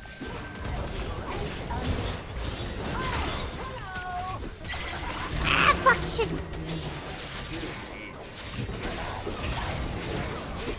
I don't think I win this. Don't kill both of them. Oh wow, you might actually be able to do this. Oh, that's unfortunate. Well, we got the kill. That's the important part. I think it's hard.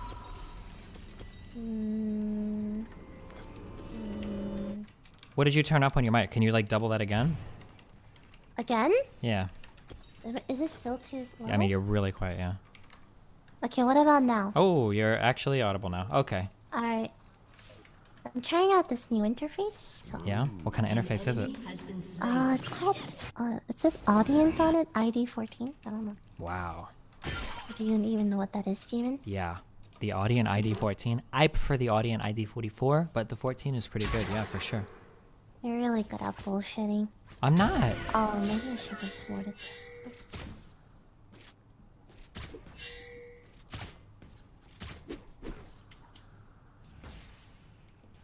Oh, shit. What? I bought one of these. This was one of the, remember when I told you I went through like 3 different interfaces trying to get my... Oh, so you know what this one is? Yeah, I actually do. I was lying before because I didn't remember it, but now when I looked at it, I actually realized I did know what it was. Fuck. I needed an interface that was better for vocals. The other one apparently is just better for instruments. What was the other one that you had? Oh, he's here. I need you to show me. We gotta run. Can you tornado him? I think I'm dead. Oh no, you're gonna be dead. Yeah, I'm dead. What was I gonna say? What's the other one? The Yamaha thing? I forgot. Whatever. Oh, that's gonna be a big next for me, dog. Wait. No.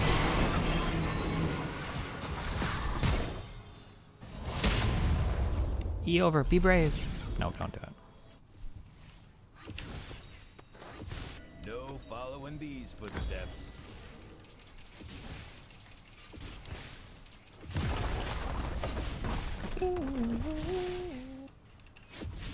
What were you doing before this? Are you just arguing with people on the internet again? No, I was playing Terraria with my buddy Kyle. Oh, do you like Terraria? Yeah. I never got into Terraria. I mean, it's a pretty big brain game, so. I think it's slightly better than what's the other game? Minecraft? No, the other one. Starbound? The old game? No. The one you Factorio? played. Yeah, that one. Oh man, I could not watch that. I'm sorry. Okay. I tried. Your viewers have a lot of patience.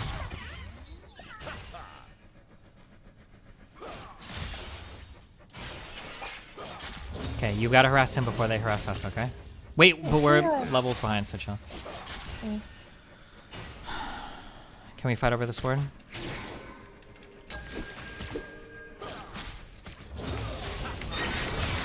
Oh no. Twitch was still down there. I think we should have fought over that. Can you run up and kill it now? Look, look, look.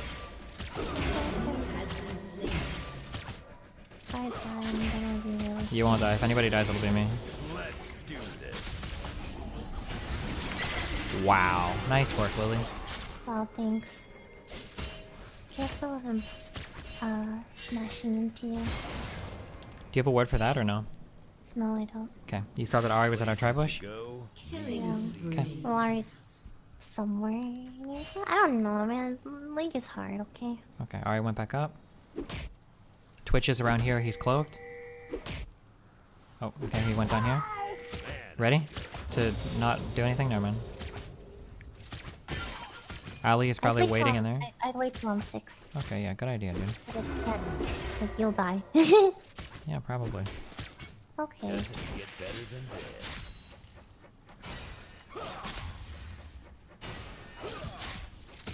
Your team has destroyed a turret.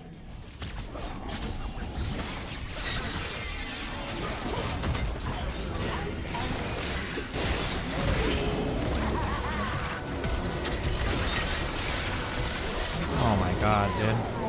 No, I don't know. Whatever. Wait, I can't get this Yes, that was worth.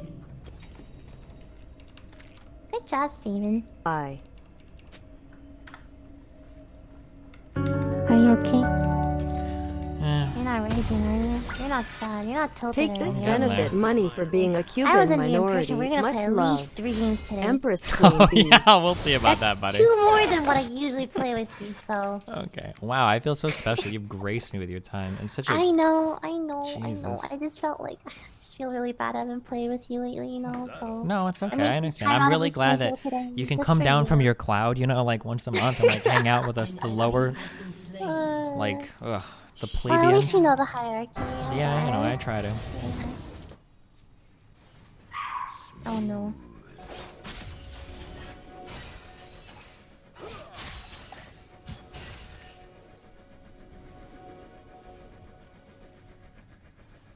Twitch is coming. Uh-huh. Now this is how to move.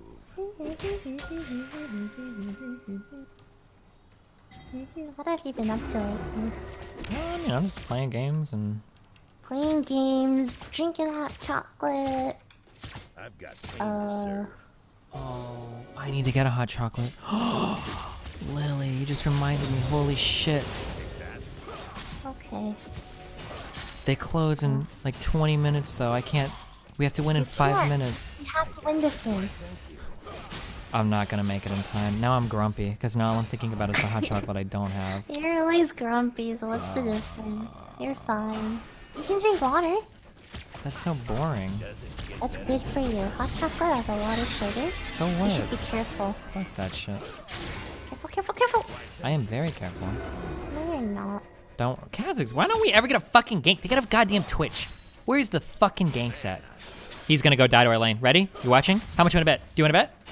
No, I don't want to bet. Kazakhs is dying to our lane 100%. Kazakhs is gonna die. Kazakhs is gonna die. No, Oof, never I'm mind. glad we didn't bet. Wow, Lily. Oh! I should have bet. You should have. You always see. I actually do risky bets where I can actually lose, but not you. Not you, I Lily. only take bets I know I can. I know win. it's really boring. What? It's not boring. It's safe. It's really boring Why don't you make your own hot chocolate? because it's not as good or cool or awesome. Yeah, but you can practice, right? Making it Boring. until you're like the best hot chocolate maker in all of No. where do you live again? Nebraska. Shut the fuck up. My city is so awesome, okay? It hasn't been I know. infested Wait, with I- genetically unrelated Asian people like LA and Koreatown has, okay? Steven, Yeah, sell just me shut it on down. Starbucks hot chocolate. It just tastes good, Kyle. It's just It good. just tastes good. It's worth driving 15 minutes to get. Steven also thinks Factorial is fun, so I mean, Kyle agrees with. Kyle's my main Factorial buddy, so watch out there. Watch out there, Lily. You guys both like Factorial? Yeah. You're hanging with the wrong crowd. Damn. Oh, it looks like you're the one that's outnumbered in this debate. Whew. Yeah, you're right. Even Temmie agrees. Shit. Temmie! Oh, I'm dead. Lily, pay attention! Lily!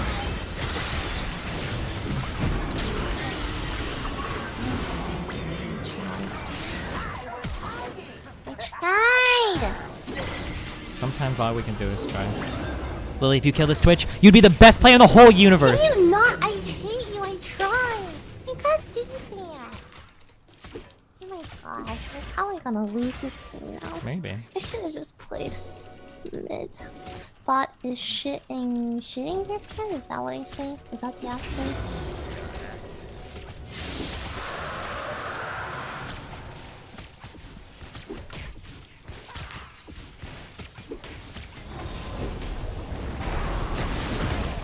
Is Draven good again?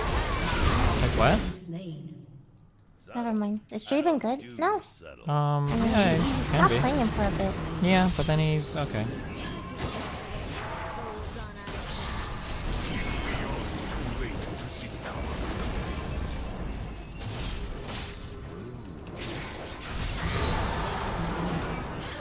Come in here.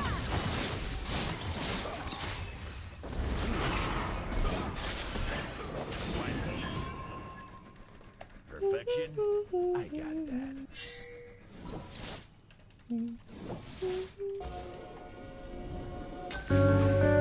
Lily, right here. Get that Ari.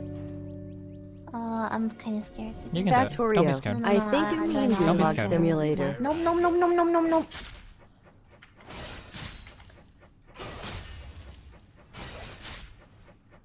Guys, nope. Team has destroyed a turret.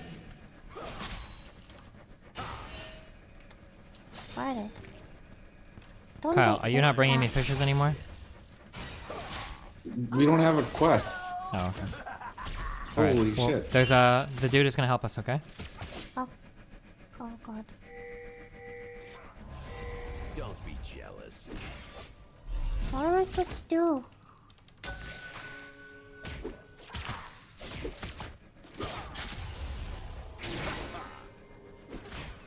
You wanna like go up and beat them?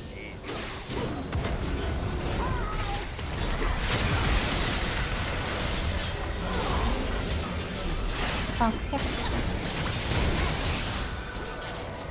I have ult. Better use it! I tried! It's okay. Oh, he didn't get his Q off. Rip! What? What am I supposed to do? Oh my god, oh she ulted. Lily, if you could turn and kill that Ari! Ulted! I mean, she played. Go Aurelian soul. You are our soul holder. Was that worth it? I can't tell. No, our team keeps to kill. Every time they come and kill us, the team kills them, so it seems to be working. What is your casting? What? Karen's doing really well. You know what? I think we can win this, Steven. I mean, we're winning. We're gonna win this. Of course. Okay, sure. I never can tell with you. Games with you are like a coin toss. You know? No, I don't. Well, yeah, it's the coin toss is whether or not you're on my team. You're an absolute monster. Like you. Yeah, I you're know. cheating, Yeah, I know. Like 21, and then Yeah. sometimes you're just. You know, Sometimes, you know, you're supporting, don't and care it's to a be- lot harder to actually get told me anything to done. support. Wait, I don't understand. You peer pressured me to support. Now you're complaining that I'm supporting. I'm just kidding. This is I'm why we sorry. can't have- Listen, it's because in the beginning I was distracted Why are you getting this? because I know how much it'll piss off the chat. Why are you getting this? Don't be like that. Padres number 2.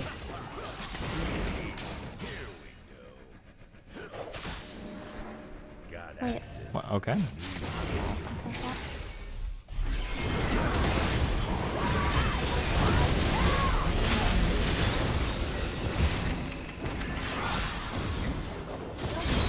Nice.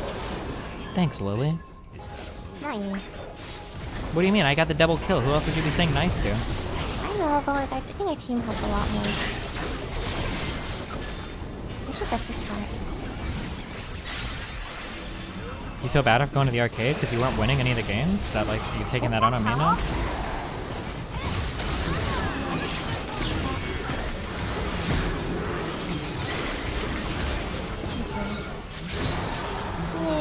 Do I get a good job for that one at least, or? Good job, Steven. I'm really proud of you. Oh my gosh, it really brings back memories when we used to play League together a lot. I'm really glad you invited me again and we still play League together, and I hope we become friends forever. Wow, thanks. Become friends forever? We're not even friends right now? Jeez. That was rough. Oh my god. I hope we are friends forever. The pestering puppy paddled past Maybe the not penguin. forever. Forever is a Wowie. long time, but I'll give you 2 years minimum. Wow, thanks, Lily. No problem. 2 years. In the Lily rotation. That's amazing, dude. What? That is fucked up. How long until your friends usually like time out of your life? Is this like, am I getting like more than average or less, or?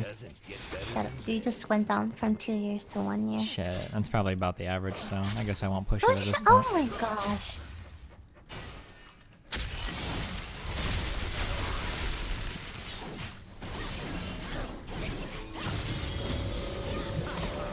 Get a reward for being friends with you. You do. The reward is being Well, friends how with me. much I put up with? What? That's punishment. Why would you say that? Why would you say anything? Let's go mid. No. Oh wait. Never mind.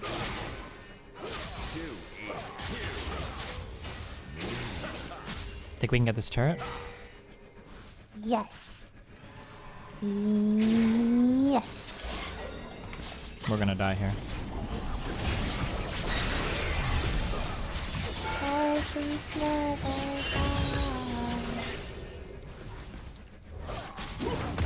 Twitch is here. We're gonna die. We're both dead. Oh my god.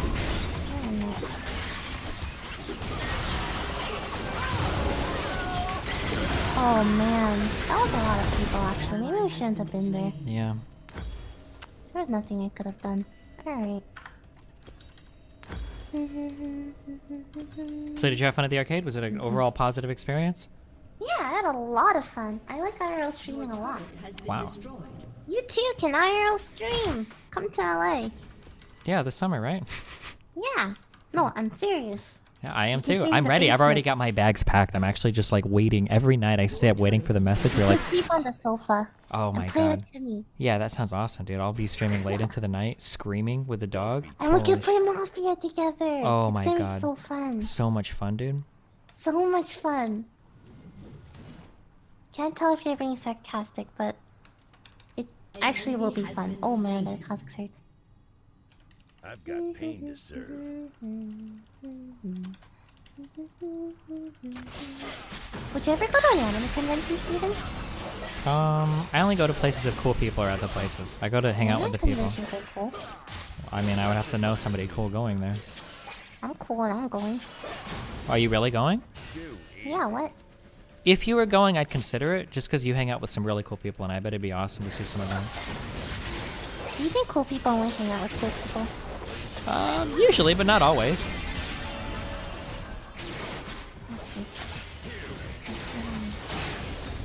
Like, one of the coolest things about hanging out with you is that I look like 20 Stop. times cooler. Stop. You know, like the comparison thing. Stop. Have you ever seen the movie Mean Girls? Stop. Stop. Yes, I have. Oh, you've seen Mean Girls? You like When it? I do this Everybody's on seen that Mean other Girls. Of website, they course. take their clothes off. I feel cheated. XO. So I actually can't tell if you're like joking. Yeah, of course. I love Mean Girls. Do You you want to like do the Mean Girls? trust fall? No, it's okay. I'd rather not. Are you serious? That hit me. Maybe you shouldn't walk in the way of your school shine. Oh, maybe you didn't walk in the way of your skill shot. Lily, get this guy off me! Shut up! Good job. Nice exhaust, No, Lily. don't attack him!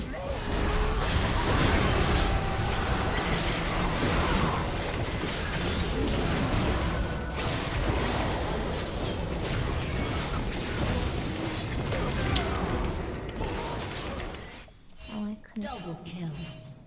Wait, why is Kha'Zix pinging me? What?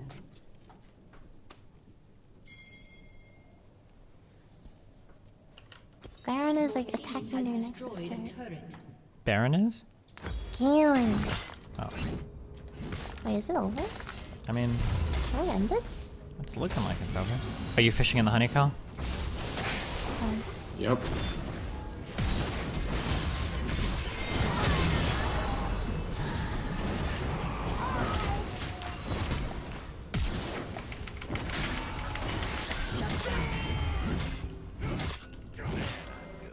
Oh man. Enemy double kill. Oh man. Oh man. Your team has Are you destroyed okay, buddy? a turret. Oh man, no, wait, don't wake up on the wake up on me. I'm hungry. Are Have you you in watched the Avengers yet? No, not yet. I think we might go tomorrow though. Yeah. Have you seen it? Nope, I wanna go see that. I wanna watch, have you heard of Quiet Place? Yeah. I'm gonna probably go watch that tonight and Avengers tomorrow night. Yeah, that's a good movie. You'll like it. It's really sad at the end though when the whole family gets killed, but Shut up! You can't spoil me because I read Wikipedia articles. I know you remember? do. Yeah. Of course. I do that too and people get so mad. I don't spoil it for Oh my them God, like you Happy do 3 though. years, Destiny. Thank you for the Every time I entertainment. tell people I do Duckers. that, I get hella judged. Yeah, well I do it on stream. Like people will be like, oh, you should see this movie. Like, oh cool, let me go read what it's about. And I bring up the wiki and they like start screaming. Oh my gosh. Can you shield me?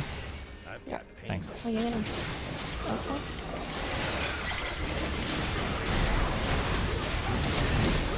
Why do you do it out of curiosity? I don't really care if I'm spoiled. I like enjoy the movie. I like Regardless, the right? what? You enjoy the movie regardless, right? Yeah, because I like to see how everything is set up and everything. Okay, Yeah. that's how I feel too. But every time I try to explain, it's not the same. Well, because you would have enjoyed it more. some people like the kind of like the first time experience of like genuinely being I'm shocked or sure about surprised. that. Well, some people do. But some people don't, and they should respect that too. Yeah, I agree. I'm giving you a fish. How did you catch one? Fuck you. I caught two.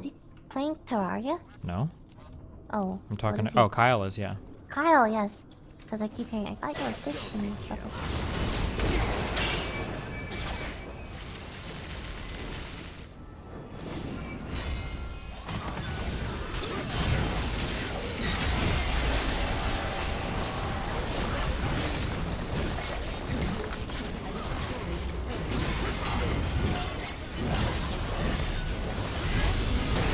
Did you get the pot for Avengers? Hold on, I have that.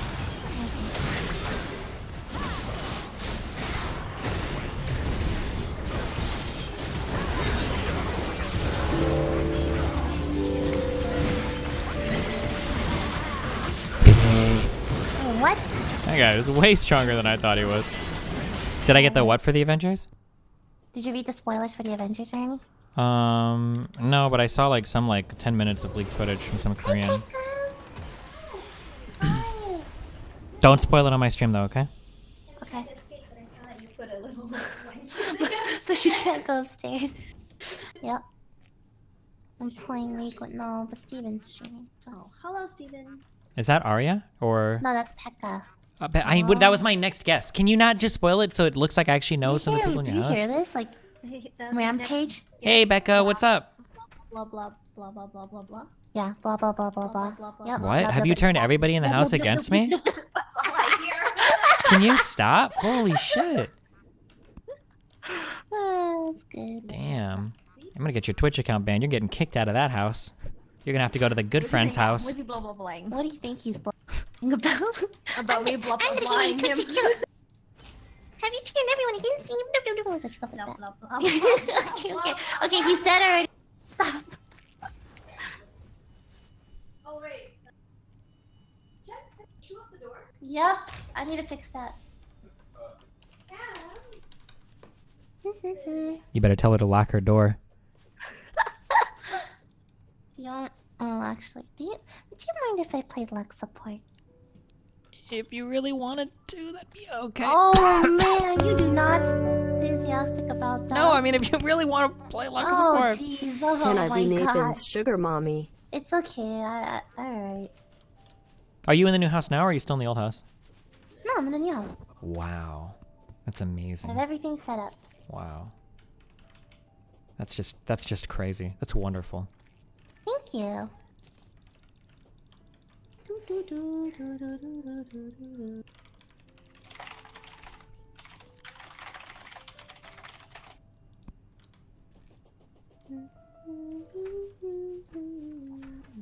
How's piano, Steven? Okay, how's your piano? Did you get a new one? Someday. No. Okay.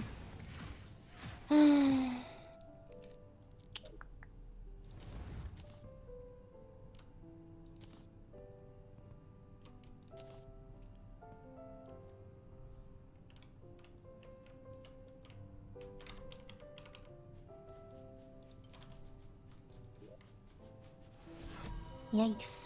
Gonna play Draven again. Do you got a problem with that? No, if you're that's your favorite champion, right? Okay. That's like the champion that you're most confident in, right? Try to keep up this game, okay? That's all I'm gonna say. Alright, I'm playing Lux. Okay. Let's bet something for who has the better KDA at the end. How about that? Shut up, you're Draven, shut up. What do you mean? But you're Lux. Lux is real good. No, how about less deaths? Yeah, sure. The least amount of deaths. The least amount of deaths I can do. Well, how about KDA and what kind of assists? Okay, alright. Okay. Okay, fine. Yeah. Okay, sure. Sounds good. Awesome. What's the bet? I don't fucking know. How about if I win, then when I come over, I get to leave with Temmie. I get to keep her.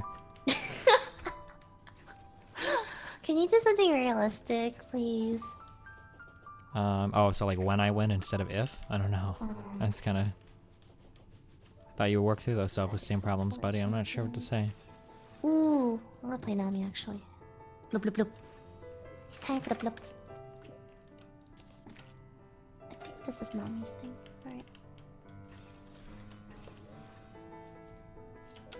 What have you been working on, Kyle? Are you just fishing? I'm getting some bait.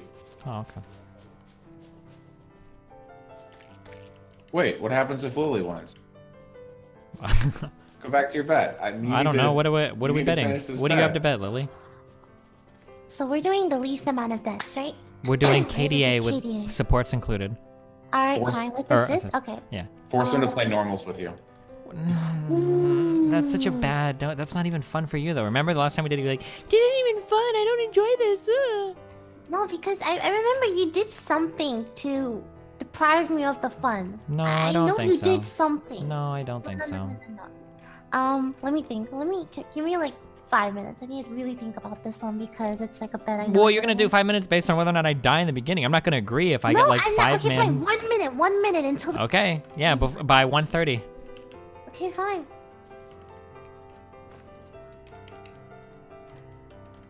Ooh, how about if I win, you have to record my next composition challenge for me, okay? Oh, sure. I Okay. don't mind doing that. All right. Well, then never mind. I don't want to bet that because you would have done it for free. That's what it sounds like. Never mind. Nope. No, I would never do that for you for free. Nah, Are you no. serious? I would Okay. charge you prime USD dollar. Wait, Wow. for What are you looking for, Kyle? composition. I don't know. Okay, if I'm trying to decide whether or not it's more fun if I win to do something as like a punishment for you or a reward for me, you know? Oh, okay. Aren't Like those one and one the same for you? Because you're like a really But then, sadistic... like, one of the bet would be like you can't drink any like hot chocolate or Ooh, that's like, water good. for like a month or A something. month? I I mean, like let's that one. raise the stakes. That's what makes it fun. That's right? like some extreme shit. What would be the Yeah. equivalent for you? You'd have to like stick a needle in your eye on stream or something? Like what would be the... Do you really think Yes. not drinking hot chocolate Yeah, for a month I is do. equivalent to sticking a needle in Yeah, my eye? I do. Oh, jeez. Alright. A week? 2 weeks. How about... Well, I don't want to do this. It's not fun. Okay, fine. 1 week, but you gotta... Now you have to put up something. 1 week while... If you visit LA. So, in LA. I won't be able to drink hot chocolate all in LA? Yes! Oh... Okay. Okay, alright. What are you risking? If I win, can I have your Twitter account for 1 day? Holy shit, no, I don't want to get banned, Steven. God. You would. I'm actually so scared if you got hold of my Twitter account. 30 seconds until minions spawn. What about? Well, think of something. I don't know. It's what you want, right? What is chat? Any ideas, buddies? I thought of the hot chocolate one, so you think of what you want. I'll pay for your gas? For what? I don't know. Oh, for driving down to That you're LA? in? Yeah. Oh man, that I can't equivalent? I don't believe know. you You drive a suggested. lot. Yeah, I am. Oh, it's gonna be so much fun. Is that a good one? No, because you're gonna try to Uber everywhere then if we do that. No, you'll I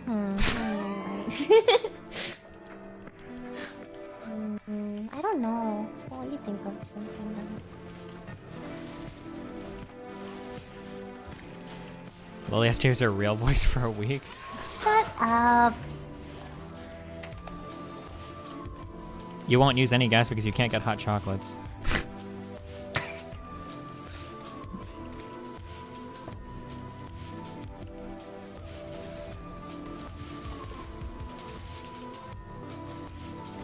Okay, I'm gonna need you to like do something to this guy, okay? Okay, I W'd him. Happy?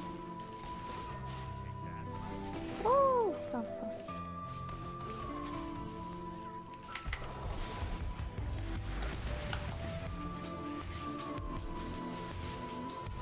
Oh yeah, how did your Clash games go? Pretty good. We lost on day 1, but then we won on the next 2 days, I think. I see. We actually won so hard the second day. We crushed our first team, and on the second game, we won the first one. I think they forfeited before 20. And then on the second one, we like identified one of their dudes, could only play a few champs, and we target banned him so hard they actually dodged the game. So mean. Yeah, so we won by default. How far did you guys go your first day? You won your first 2 matches, didn't you? First day we won 2, second day we lost 2, and third day I couldn't make it. Why couldn't you make it on the third day? I had something. I could not. You skip it. overplayed your like league quota for the month there, probably playing 4 games in 2 days. Ooh. Yikes! I say yikes so much now. Yeah. Oh my god. If I win this, for 1 week, you have to pay me a $5 royalty every time you use one of my memes. That's so easy. I would never use your. Oh, okay, then that's the bet. That's so for easy. 1 week. Are you For sure 1 you week. wanna do How are that? you gonna track that? Because Yeah. because my fans clip her stealing my fucking memes all the time. She has nothing. So she can use them off stream? No, she streams every time. Oh, shit. Nope, I got you, buddy. Oh. No, oh. Oh my god. I almost died because you fucked up. I didn't. Lily, do something to that guy. You got full HP. Oh. Okay, back up. Don't die. Okay, I'm going. Or going. do die. Oh my god. Meme royalties. Context, I'm gonna be so rich, dude. Destiny, idiots keep asking Bad Bunny if you Please and her kill are him. dating. Please kill him. Can you Are clarify you for your serious? buzz in chat? Yes. Yay! Oh, she could have died too. Oh. Yay! I think you're overthinking this, Steven. No, That meme bet's royalty. not Okay. That bet's not that $10 a use for 2 weeks. Deal? 10. You're ahead right now, so I have to like push a little harder, okay? No, I mean like it's just. are Okay, you yeah, sure? let's do it. I Yeah, feel let's do it. bad Yep. for Okay, you let's do because it. It's not. It's a really easy bet. Okay, Like sure. Your memes aren't that great. Okay. It's not even. This counts for YouTube videos posted in this 2-week period, Yeah, no. and it counts for stuff on your stream. Okay, cool. All right.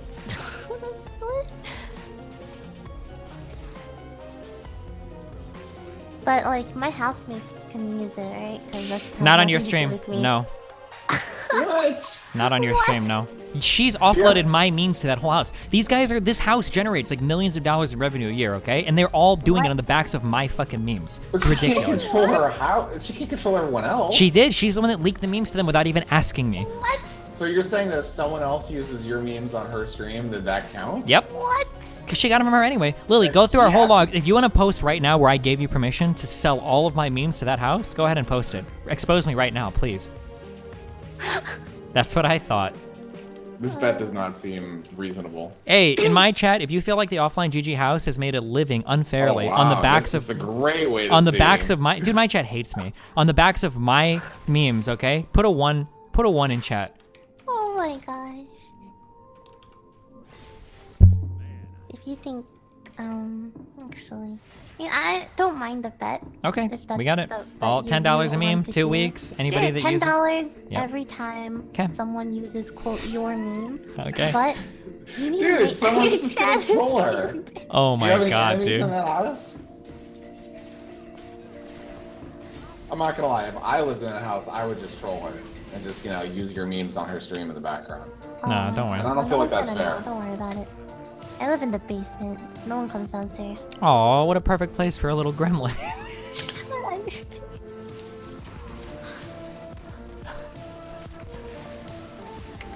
Oh, that was so good.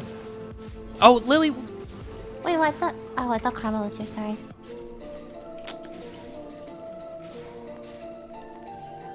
Why is he so fast?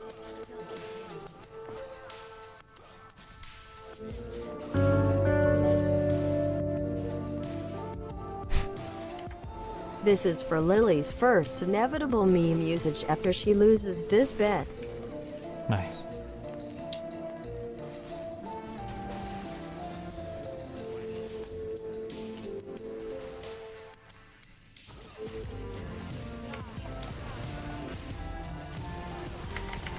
Oh, fuck.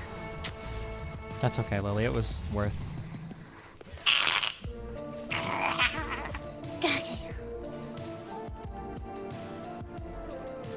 Do you think she can kill me?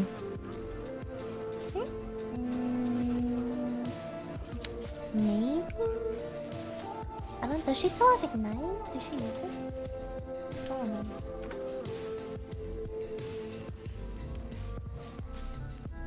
You have Kha'Zix. She did. Yay! Yeah. Did you watch La La Land already? Yeah. God damn it!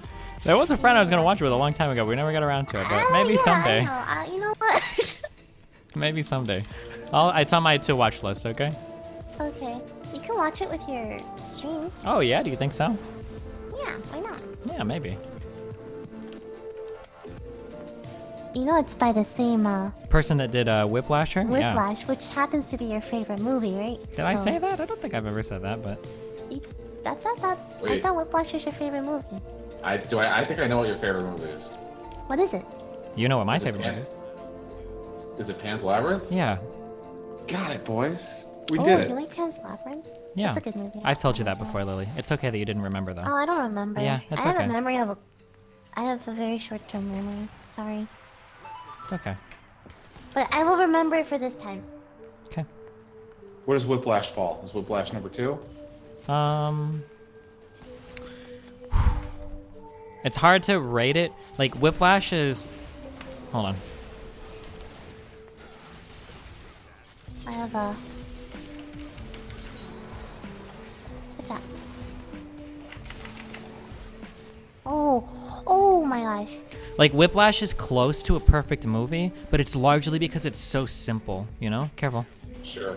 So it's like it's hard to like. How do you compare, for instance, like Whiplash to Interstellar? You know, Interstellar has way Keep more. going. Yeah, Interstellar Yeah, has way more problems than Whiplash, but it's obviously way more ambitious. So like, how do you ever measure the two? Fair enough. Yeah. You just. So it's hard for me to ever put like Whiplash on like a greatest films list just because it's so narrow in scope.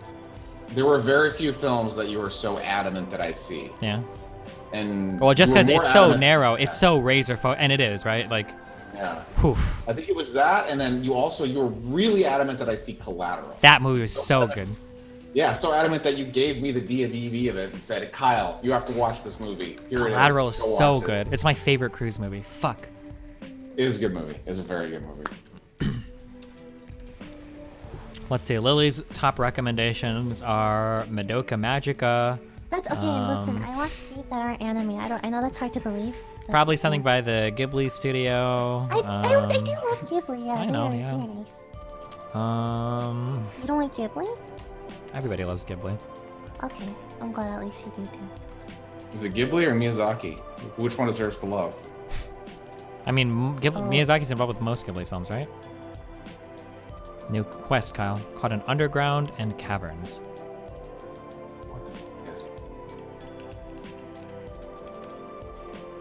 Are they doing that?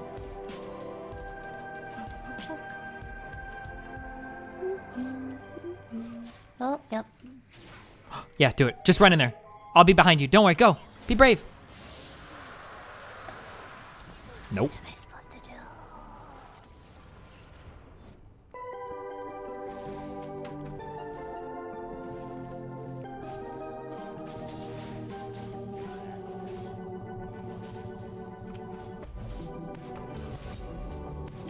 Lily, don't. Lily, don't. What was the name of that girl that did the really good Lily impression? Because somebody linked that. We need to watch that. That was so good. Oh my god. Nikki Taylor. Nikki Taylor. Oh yeah.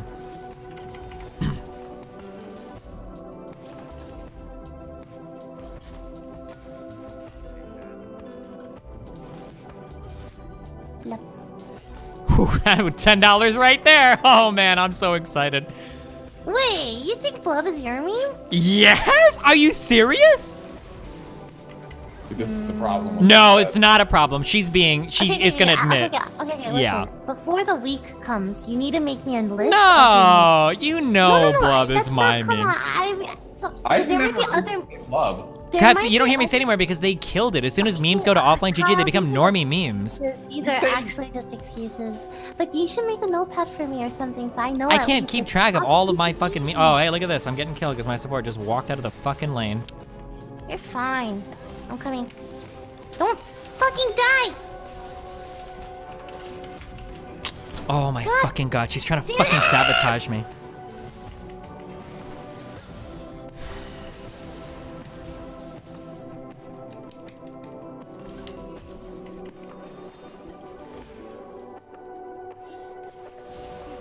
Okay, maybe I shouldn't have done this. Oh, Go get her! Fucking close. You can do it, Lily. Just go, Lily. Follow. He flashed! Run to the tower and execute! Oh no, Lily, what are you doing? I can't. Oh no, Lily, what are you doing? Oh my god, look at the thing! Oh, Lily, my god, you gotta touch your guys out, don't leave guys out, don't Lily, watch out!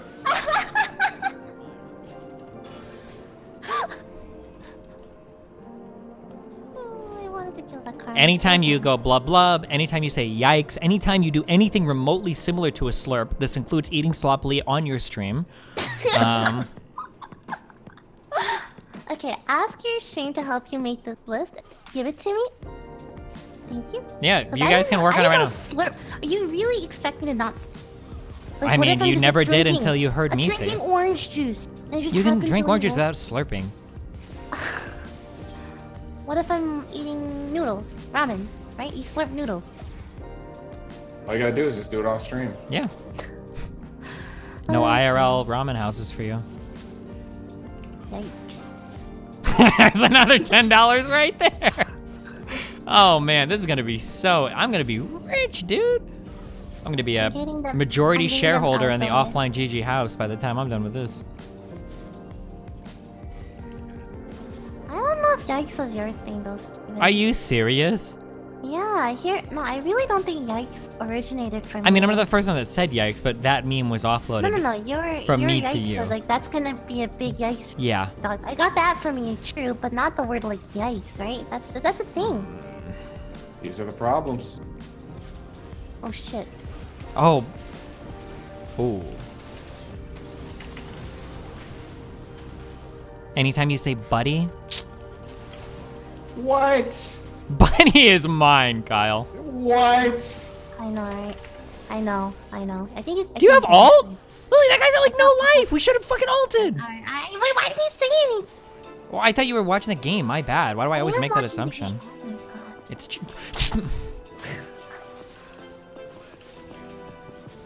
Oh, anytime you do like the gremlin voice, you're like, oh my god, like that. That's my name. Wait, That's my I've name. always done. No, I've really? always done the Okay, gremlin voice. then you need to submit your evidence to that. You need to show me a video of you doing it before you ever met me. Okay, I'm pretty sure there are videos. Okay. I'm gonna...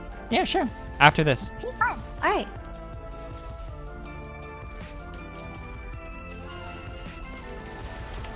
Oh, I'm so... Why not? Oh man, that would have been cool.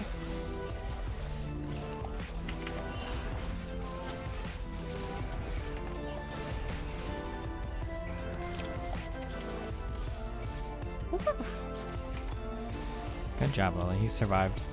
Wow, thanks.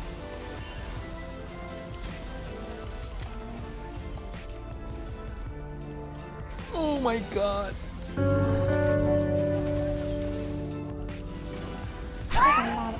Yikes, blub, slurp, goddamn, what's up my dudes, and then any form of autistic laughing. Do you say like, what's up, my dudes? Do you say that on stream too? No, I don't say that.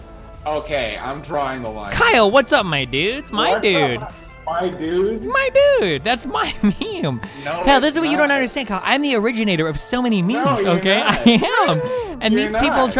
try to take it from Steven, me. I'm going to submit another fan art. Read it up. Tiny little Steven Gremlin going, my meme. So cute.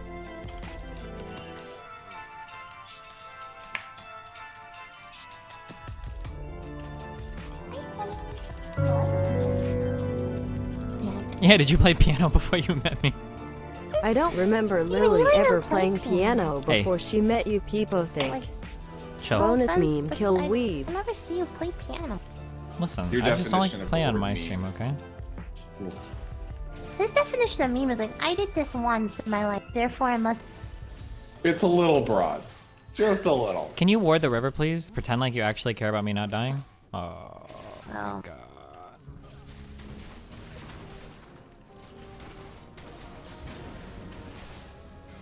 Okay, Lily. What? Get in there.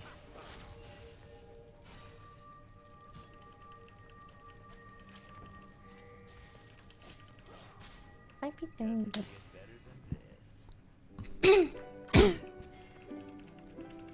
What? Oh, listen? Listen, listen. Hey, buddy, listen. That's my meme. That's not a. That's What? my meme. That's not a meme. It is. Listen, buddy. Listen, What buddy. is a meme? Hey, buddy. What?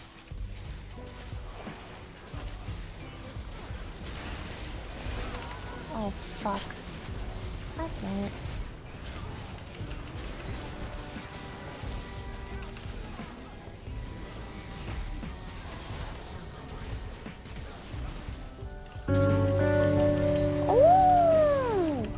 Ooh! My dude is destiny. Debate me, Kyle.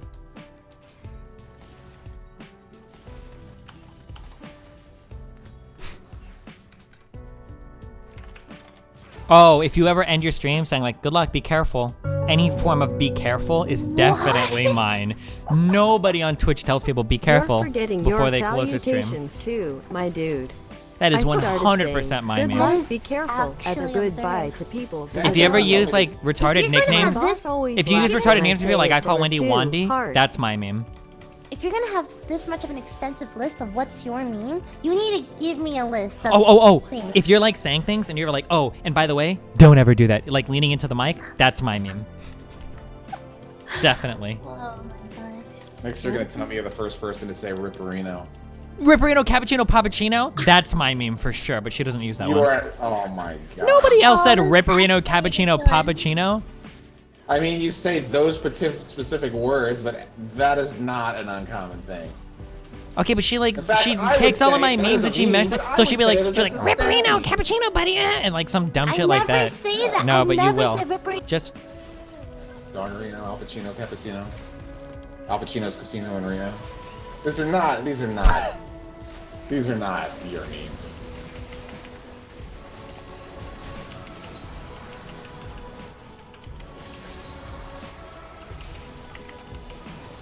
Thank you. I'll give you Omae wo no Shinderu. oh, you'll give me that one? I'll give you that one. Wait.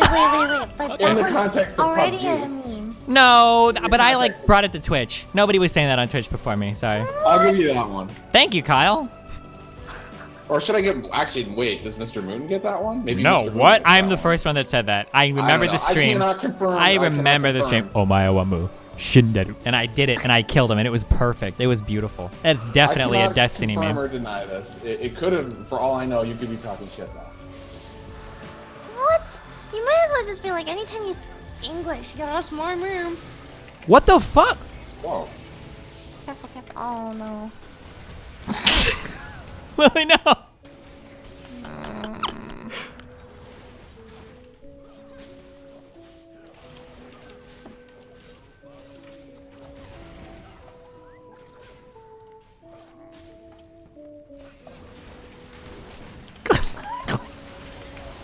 Okay. What? I thought you were gonna die. I never die.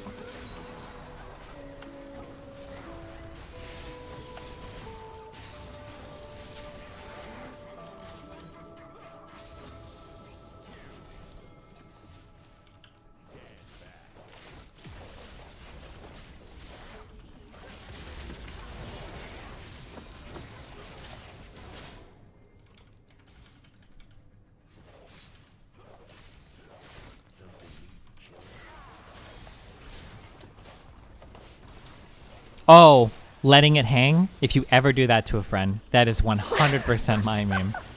Jesus, do you feel you're like laughing nervous because you're like, holy shit, I didn't realize I'm literally like copy pasted from his personality. I'm like a brain tumor that grew off of him and fell off. I can't even believe it. Stealing a meme, is that stealing your meme? Oh my fucking god. Lily, just stop. Just screaming when I'm trying to fucking focus. I can't believe I just fucking died here. Oh my fucking god. Why don't I just remain mute for that entire week? If I just don't talk.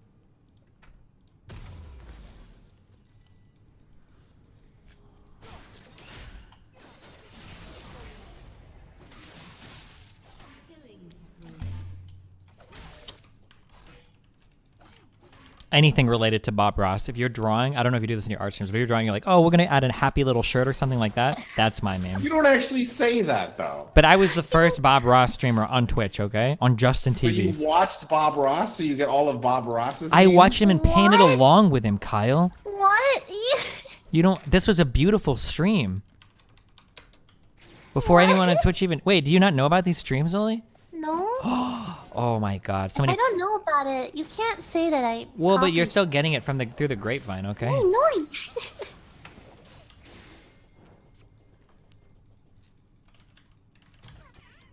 Oh, did somebody just hand me a fish? What? Oh, dude, I gave you a fish like a long time ago. Oh, thanks.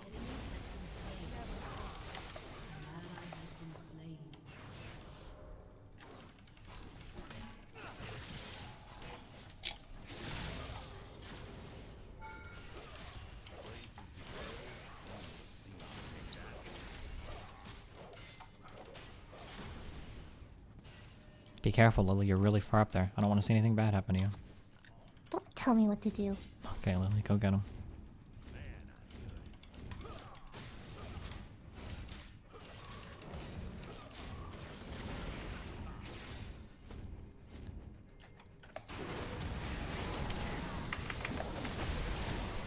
Wow, you're trying real hard to get that a kill, Lily. Oh my fucking god.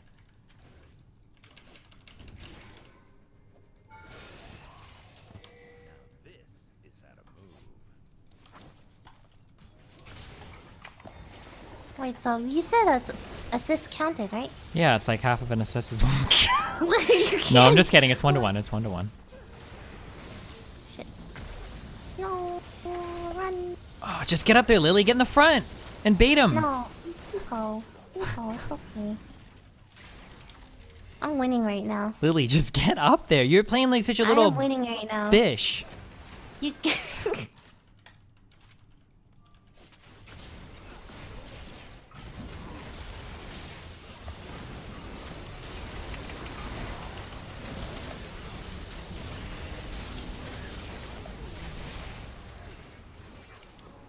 You're just kill whoring now. You're not even really contributing to these. What? I'm helping. Do you see how many assists I have? No, my god. This is so easy. I shouldn't have Lily, you included have to help assist, your guys. team.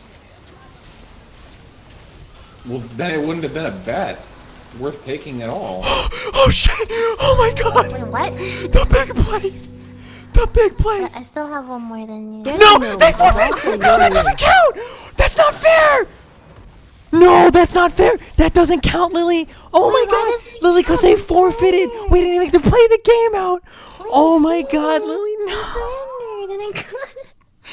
Lily, that doesn't count. Lily, that doesn't count. Lily, they forfeited. Oh my God. 17 to 16, and the same amount of bets. So yeah, I won. They forfeited. We didn't even get to play it out. It was supposed to be for a full game with the Nexus dead. Wait, you didn't say anything like that in the beginning. That's not fair. Do you want to double or nothing? Are you gonna go play Terraria now? No, go one, double or nothing. Sure. Oh man, 2 weeks without hot chocolate is a long time.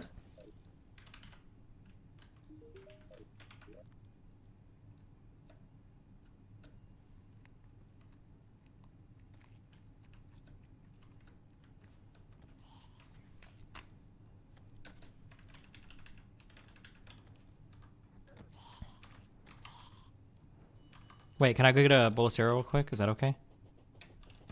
Wait, what? Can I go grab a bowl of cereal real quick? Is that okay? Yeah, go ahead. Hold on.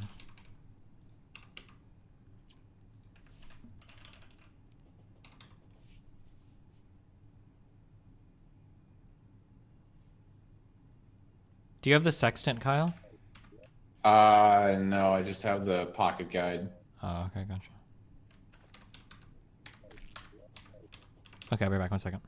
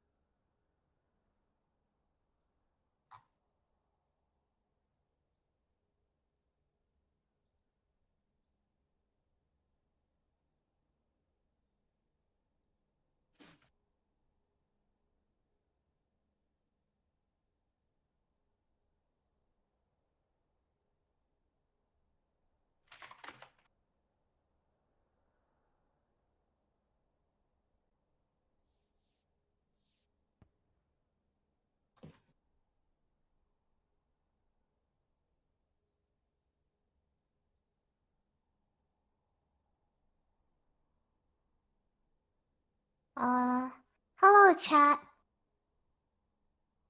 I don't know what to talk about. If you guys have any questions or any...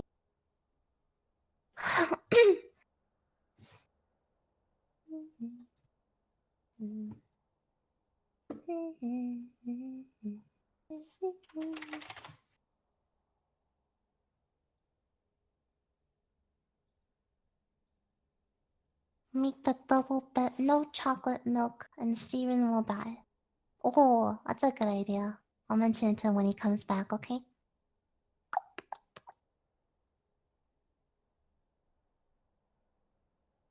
Did I watch Destiny Paint with Bob Ross? I've never watched it. Please watch the Bob Ross stream, okay?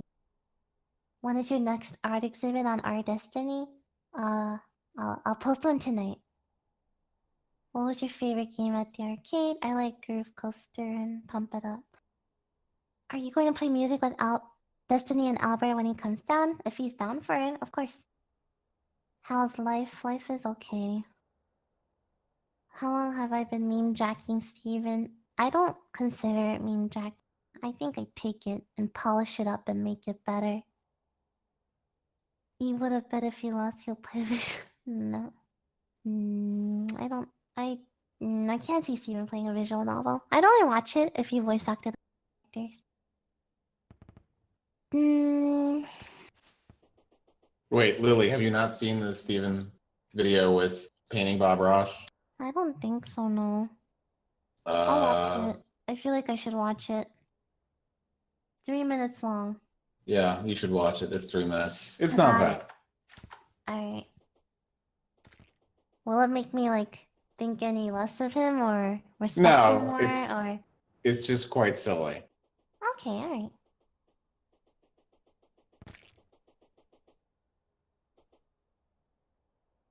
Are you actually going to do the composition challenge? Yeah, I'll try to do it.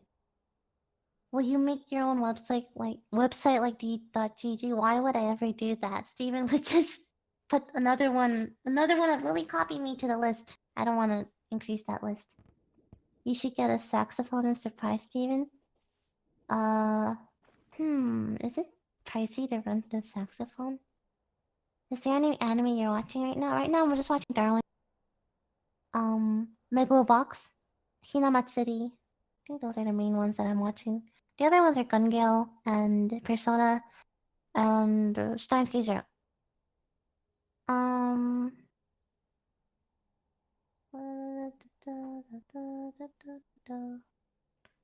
If Destiny comes over this summer, take him to the night market.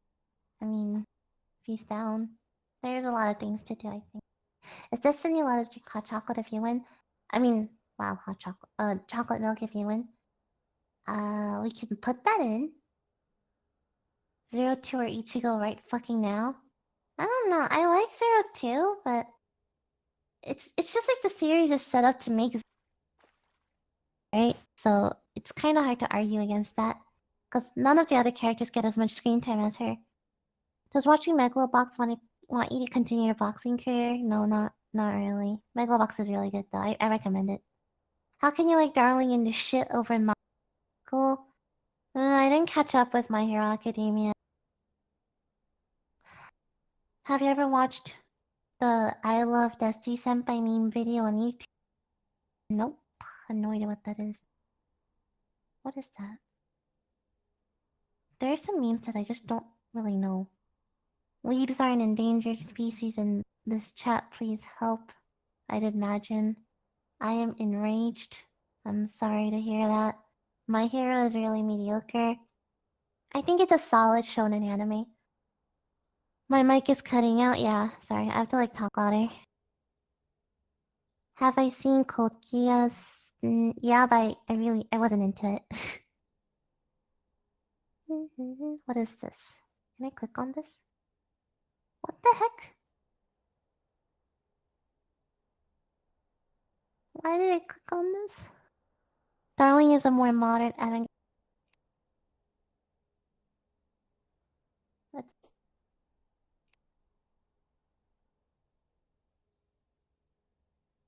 I'm just going to push to talk. Wait, why? Because wait, we were back? Well, I'm back now, yeah. What's up? Fine match. In queue. I'm reading this chat on his site, not Twitch chat. Alright. I'll just keep my mic on. Okay. Sorry. Wait, what was the meme that I said? Oh. What? So, Please tell me she opened the ferret on stream. I'm not streaming right now, thank God. Look, this meme is like 7 years old, okay? Introduce you today Okay, where did you to my want son me? Steve. Steve. Oh yeah. Kyle told me to watch this. Okay. I'll watch let's it now, dive in actually. here and maybe we can get started. First question. Dear Bob, what is meant by use crisscross strokes to make the sky? Do you use crisscross strokes to make the water also? Okay, well, let's just go right up here to the canvas and I'll try to show you. Okay, Steve, float a little blue into your brush. What do you think? A little blue. Okay. Now, let's go right up to the canvas. There we go. And as you notice, he's using both sides of the brushes. He's just making little X's, just back and forth. By using both sides of the brush, we assure an even distribution of color.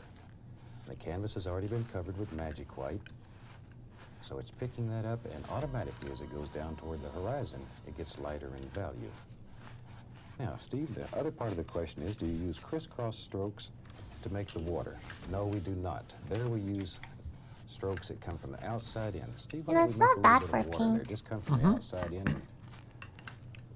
Okay, he's going to add a little bit of phthalo green to his color, just a tiny bit. Now, pull from the outside in. There we go. And we want water to be level if it's still water. So by coming from the outside in, that happens automatically. And if you leave a little area open in the center, You when sound a pull lot from the other younger side, too. when the painting's finished, that'll look like a Well. sheen of light going across the water. I mean, I was 7 years younger, Now, so. Steve, why don't you take a clean brush and just blend all that together for us, and we'll see how that looks. Hey guys, in case you missed it, I did earlier. This is my series, Steven, okay? Oh yeah? Uh-huh. Right? Hold on, I'm waiting for the stream to show. Look at how beautiful that picture is, guys. Why don't you do this again? Because Twitch took my meme and they jacked it and they turned it into a shit normie meme. Oh, okay. Just like your offline TV house is doing with every meme that I have. What is this? What?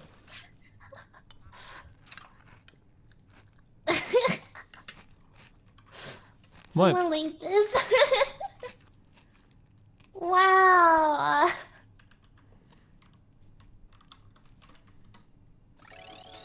This looks retarded. I can already tell it's gonna be.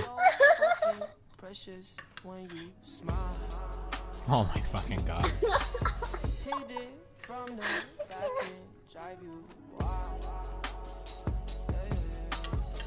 Ooh, let's go.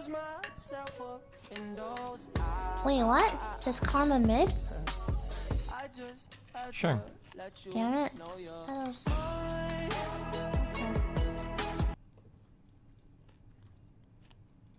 Oh my god. Kind of cute. The fact that your fans made you this is kind of cute. You have very devoted fans.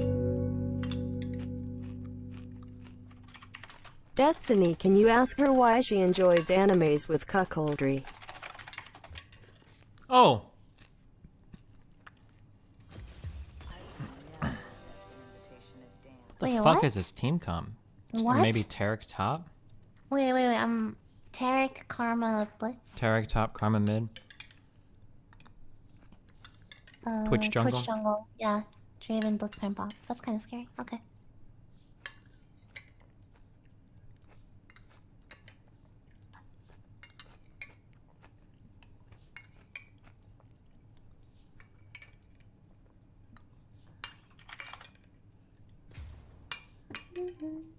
What kind of cereal are you eating? Just boring cornflakes. Can I change the bet a little bit, Steven? To what? So okay, every time if I get a higher KDA, you can't for a week, you can't drink hot chocolate. You can't drink chocolate milk. And you have to get sushi. Is that too much? Do you still not like seafood? I mean, I'll try anything. Didn't I try your nasty fucking seafood at that place? Ugh. Yeah, but you didn't like it? Well, I still tried it. What do you want me to do? You can't force me to like it. Alright. Okay, let's just take it to hot chocolate and chocolate milk, okay? Okay. Okay, and then I'll pay $20 every time I use your meme, okay? Okay. Alright, this is nice. This is fine. There's gonna be like other cool stuff to drink. I don't want to drink like bubble tea, whatever basic bitch stuff you guys. That wasn't like the That's main. not basic, bitch. Boba I is mean, awesome. Here's tea. We pledged ourselves to each other in the middle of a tavern brawl. The whole place There's sweat and blood. It was so romantic. Here you go, Kyle. Watermelon juice. Kyle? Watermelon juice is good. Do you need that? What's going on? Oh yeah, I do. Hey, thanks. Do you have I'm one accessory away. What do you need? A sextant. Gotcha, same. This is nowhere near as bad as people were saying it was gonna be. People were telling me that they literally had to fish for 200 plus hours and that the only way to really get this was to save scum. There's also ways like you can mess with the server's time. Oh, as an admin, yeah, you can set the time forward and backwards too. Yeah. But I mean, like, we've only really been doing this for like maybe 1 or 2 days, and we've already got. I think it's a 3% drop per, I think, if I'm remembering correctly. Sure.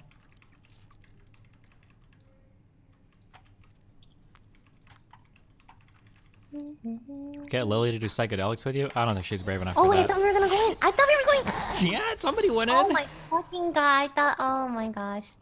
All right. By the way, this next fish is my last one. What'd you? Oh, the next fish, and you're going to bed. Fish, I'm done after the next fish. Do you My FK. Do you work tomorrow? Yep. Tomorrow is Friday. Are we seeing that movie tomorrow? Do you want to? I don't really care. I'll go tomorrow. Okay.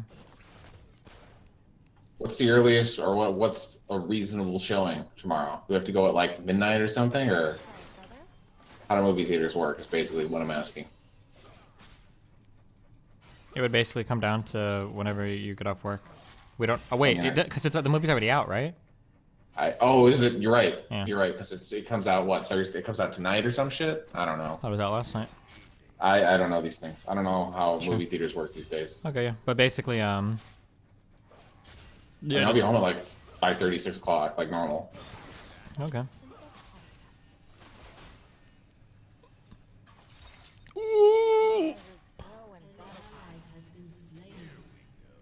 Lily, be careful. Oh my god. It hurts. This is a really rough Wait, lane. He's using your favorite skin too. Yeah, this is a really rough lane, and you started off by feeding him first blood, so. Okay, I'm sorry. Well, I mean, it's your bet. Would Lily be not allowed to play Draven What do you mean? if you win your bet? Do you consider that your meme? Oh. I I mean, would never play Draven anyway.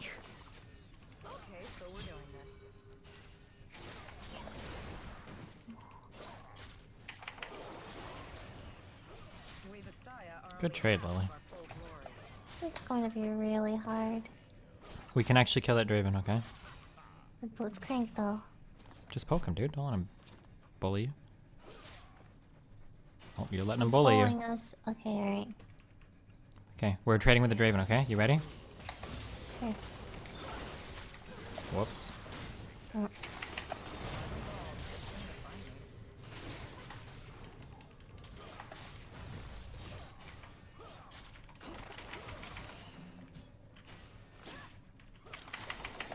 Good job, Lily. Alright. Do you have Ignite? Oh, you got No, Exhaust. exhaust. Okay. You didn't. That's okay. Can you heal me once, and then I'm gonna flash in and go big. Don't back up. If Blitz runs towards us, we're fighting, okay? Sure. Okay. Wait, oh wait, but no, this is okay! Well, you said. I'm gone. I'm healing you? Oh, he did everything on me. Oh, we got him. Nice, good job. Yay, you did it. Okay, now you have to catch up and see us. Oh wait, never mind. I feel like this is such a waste. Ugh. Like, what is such a waste? I know. I thought you were going back. What the fuck? I should have played Rakan. Is Rakan a good support? Yeah, with Zaya, I think they're really good. You missed that CS over. Lily? Yeah?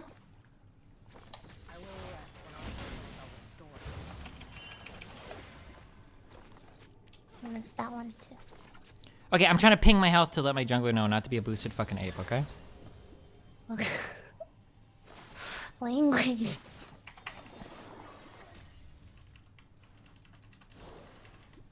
I don't watch Infinite anymore.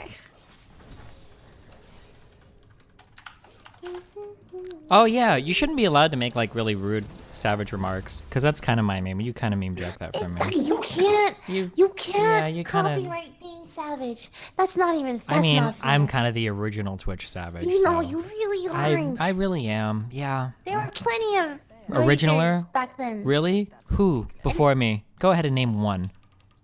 I mean, that's hard to say because you were one of the first streamers. So Exactly. you can technically like copyright anything you've done. Exactly. No, not exactly. What do you want me to do? Be mute for the entire week? Maybe you should try it. Aren't you trying to grow your audience? Fuck you. Wait, do you know any like producer friends? You should have like music producer friends, right? I'm pretty sure Albert knows. You should get on like the lo-fi hip hop train, dude. Just like you could churn out like 1 million of those fucking songs and make like a Lily Pichu lo-fi hip hop album, and like all your fucking fans would eat that shit up. Shit. I mean, yeah.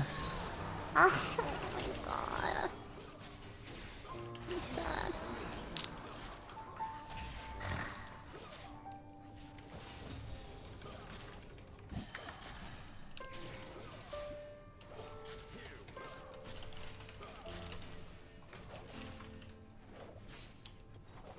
This is difficult. Can we lower the bed to $10? No, that's okay. Why are you playing Zaya?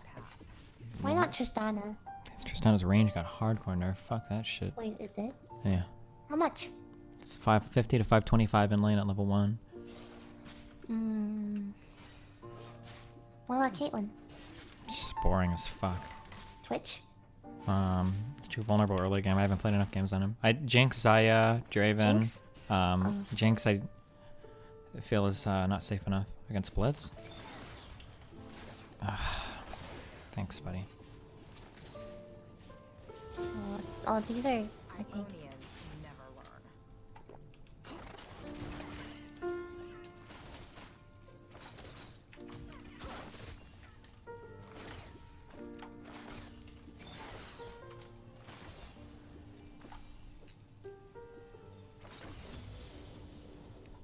Can we help Graves with this?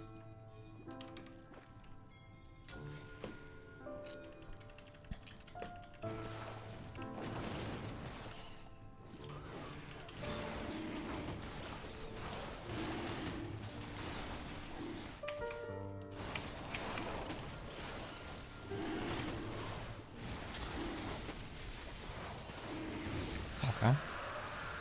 Nice job. Sabotage takes patience and time. And lots You're going back? Yeah, sure. Then we'll go back to them. Cool. It's good. We're synchronizing that. What? This is gonna be a hard game. Yeah, it will be for sure. That Draven is pretty big right now, and he's got a Blitzcrank support, and he's got a Karma mid to protect him, so, and a Terracolt to protect him.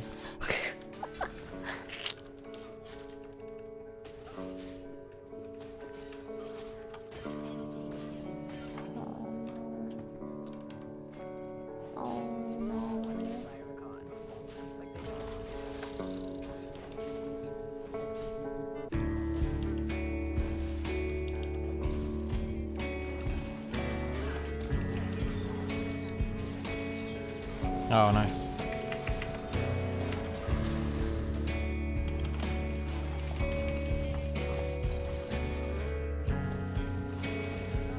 Oh, it actually was nice. I think we won that. Holy.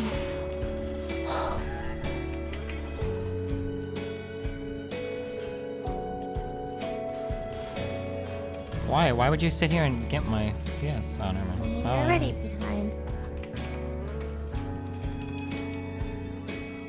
Okay, Karma died too. Yay! Oh, wait. I Oh my have god, faith.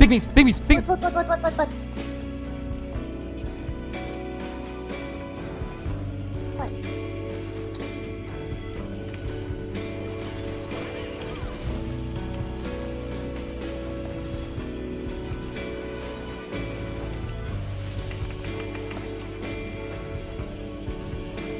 No, Dom, boosted. Oh, no.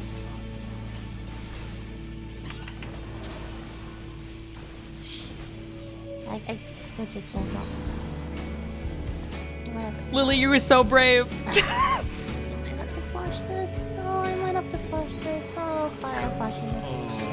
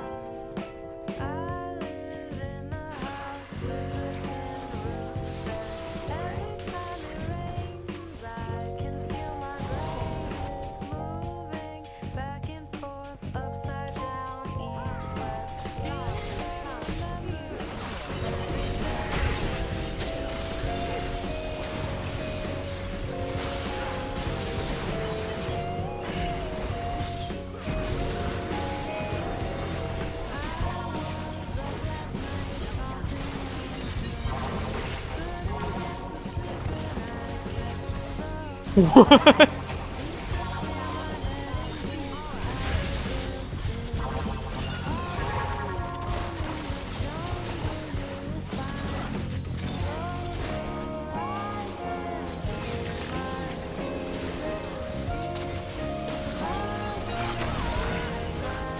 Oh my god. I'm Oh my god! Lily, take a deep breath. No, I'm tilted! Why? You're having fun. Really? You're playing games with a friend, okay?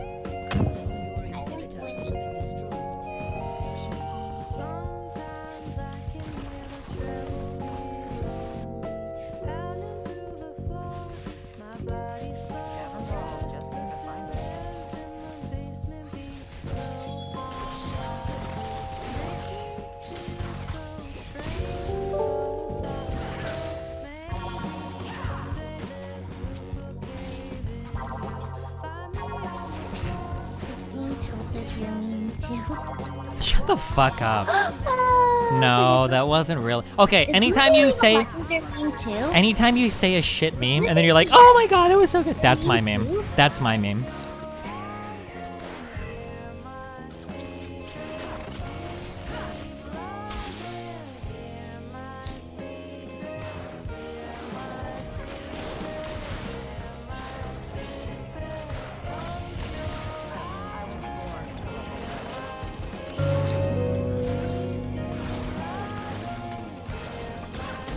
Good bunnies chat. May my recruited comrades continue to redistribute. Be careful. I love you, Def Notakami.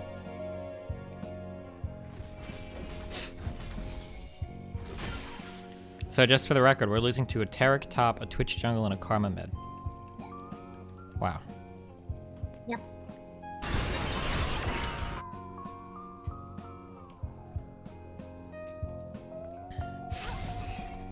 Talking to anybody about anything is never on the to-do list.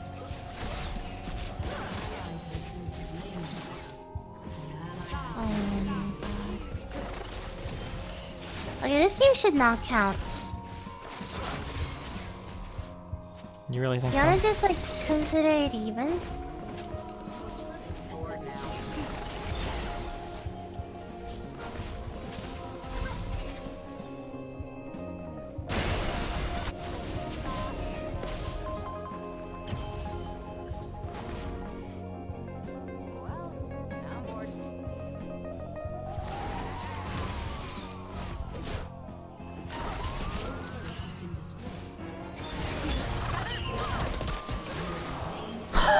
Get out of here, bitch! The fuck you doing?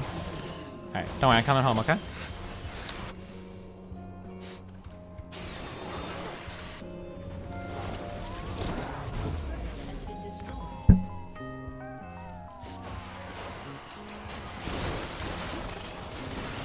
Look, we're still only down 1 inhib, Lily. We can still win, okay? Wait, are you... You don't have to stay on stream if you're not comfortable. You and Natsumi are still cool, right? What? You and Natsumi are still are friends, right? Yeah. Oh, okay. So, did Shelby and all of them, this trip to Korea, was this just they wanted to go for fun, or? I'm not sure about the specifics. I just heard, oh, those are going to Korea. Gotcha, okay. Arya, she's with them, right? Arya? Yeah. Is she or is she not? No. Oh, No. Nikki Taylor, Wendy, and Shelby. gotcha. This is a big yikes for me, dog. Oh.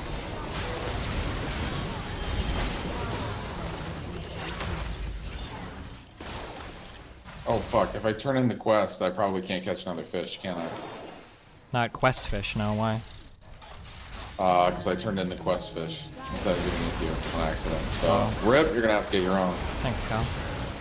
Sorry, I only had 4 or 5 in a row.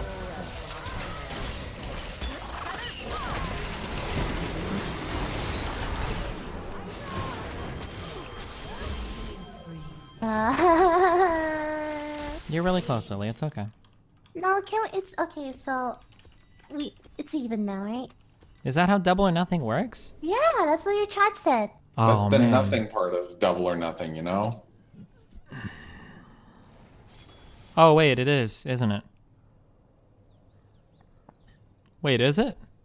Yeah. Yeah. Oh, I always thought you just doubled both sides. Oh, fuck, really? Enemy rampage. You voted yes? Whatever, I'm drinking so much hot chocolate. An enemy is unstoppable. I'm gonna drink so much hot chocolate. I can't wait. Oh my god, and You know I'm what? gonna drive everywhere. No Ubers allowed for anybody, okay? Oh my god. It's gonna be so much fun driving around. Lily, my focus is so quick. Oh my god, those other cars pale in comparison. We're gonna be flying around corners. It's gonna be so You're just exciting. describing your normal life. Oh my god, it's gonna be so exciting. Holy shit. You're gonna be on. Thanks for playing. Yeah, I'm thanks, gonna dude. watch Quiet Place. Were you gonna what? Oh, be careful, dude. It's a really, really, really cool movie, okay? Have fun. Bye, Kyle. Bye, Lily. So are we gonna kill the wall of flesh anytime soon? Because we're kind of running out of things to do here. I just want to make sure the base is fully set up. Hard mode is gonna be really hard, Kyle. Wait, where did you catch the quest fish at? Just caverns underground. This doesn't count. It's gotta be underground, yeah. Okay. We need to make that biome. I mean, it's not that hard. Yeah, but if we do that one, that's like like right there, everything. you missed a giant lake right to your right. Yeah, that's it, right? If we do the underground caverns. Mushroom, sky. There's some random Are there bullshit. any that only are sky? I didn't look for any. There's one, I think, that says it's in the sky. Oh, first try. Okay, awesome. Have you got the sextant yet? No, I did not get the sextant that time. Okay. What did I get? I don't even remember. I'm getting what the I got. sextant right now, just letting you know. I probably got some dumb potion or something. How do you go 05 10 minutes in as a top laner, can we please? Oh, sorry, Densaki. In the previous 2 games, we had really good tops, so we were overdue for a shitter. And then we kind of didn't win our lane, so. Oh, fuck. Oh, this is actually a good item. What'd you get? The golden fishing rod. A what? I think I automatically get it. Oh, you got it as a quest reward for doing a certain number of quests? Yeah, I think so. Fishing poles. After exactly 30 quests. Interestingly, you get the best one after 30 quests. And you have a chance to keep getting it too, which is really weird. I don't know what the fuck you would ever want it for, but... Well, it's 30, 50, and then 1 and 250 after 75 quests. Yeah, why? Like, what's the Yeah. point? God damn. What? Oh well, I'll get that soon enough, I suppose. Because you were questing all morning while I was gone. Yeah. But these are pretty easy to catch regardless. I thought this was going to be way more cancerous than it ended up being, so... Yeah, I had never fished before at all. Me neither. And we have a decent amount of crates too. Like I got, those yeah. crate potions are okay. We have, oh Jesus, we have 55 wooden crates. Yeah, as soon as And we we hit have, hard like- mode, we're gonna be able to pop out a fuck ton of ore, and it's not restricted by like what you've unlocked. I don't think so. We could technically get like palladium armor or some shit. Oh, do you want to kill the slime dude real quick? Yeah, we can kill us. I mean, we don't need to for anything, I don't think. But Do we? I'm not actually sure. Maybe we don't. you've got all your ninja gear. Yeah. What else? Does he drop anything else? I don't think he does. Where did I just? Oh my god, I have a mushroom.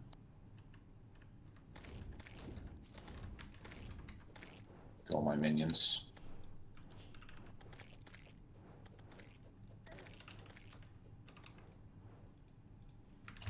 Oh my god, I already see. Do you know how my hardcore character is gonna die, Kyle? To a boss. I'm gonna die by falling. Do you know why? Why? Because I have all this fishing gear in my social slot, so when I go fishing, I right-click it all to equip it. I'm gonna forget one of these times, and I'm gonna be jumping down a big ass hole, and I'm just gonna hit the ground and go splat, and I'm gonna have forgotten to swap out my other gear. Oh, do you have like all 4 accessories or something? Yeah, I've got a lot of them. Weather radio, fisherman's pocket guide, high test fishing line, and then tackle box. You've got everything except for the fishing line, right? No, the only accessory I have is the fishing line. Oh, but I don't have the. I have the fishing line. I have the pocket guide and the tackle box, but I haven't been equipping these things. Do I need to equip these? I do. I Yeah, haven't. tackle box equipped means no bait or decreased chance of bait consumption. The line means your line won't break. Fisherman's guide might not do anything actually. Okay. So yeah, I haven't been using the Fisherman's Guide. Is just like a informational thing. Okay, so I'll put Isn't that it? in my Yeah. falling thing so I never accidentally die.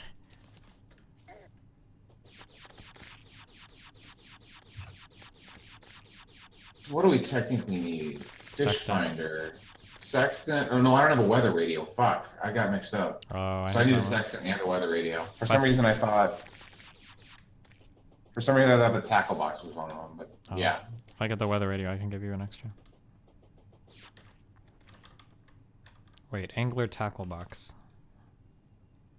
Combine high test fishing line, tackler box, and an angler earring. oh, you can get a fishing like a. Did he spawn near you? I haven't. Yep, he's on me now.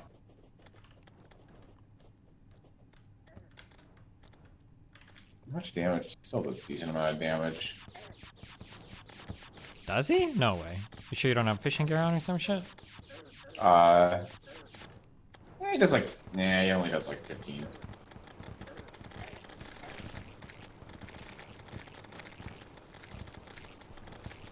How much defense do you have? 36. See, I have 18. Oh, then yeah, okay. Have you been re-rolling a lot to get a I plus haven't 4? rolled anything. How much gold do you have? I have like 2 or 3 platinum. Oh, holy shit. Yeah, start. There are some items like the shield is like 1 gold per reroll or some shit. It's like really low. Yeah, I probably need to do that. Okay, don't trash any of your items. But we have all the ninja gear. Yeah, I'll but you sell might be them, able is to what sell you're it, saying. yeah. You can sell some of this shit. Like, let's see. That I have- solidifier thing I think sells for 2 gold or some shit. Yeah, I have just under 3. I have almost 3 platinum. No, I have 3 platinum. It'll combine.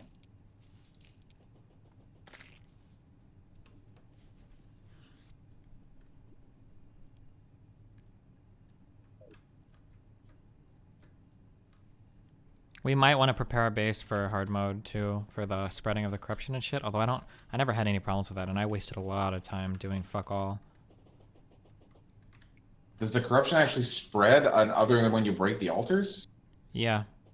That's the scary part, because when you break the altar, a random block of corruption will appear somewhere in the world, so it'll start spreading after, right?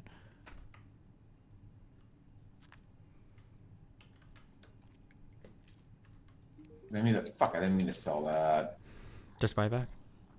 Yeah. At an increased cost, right?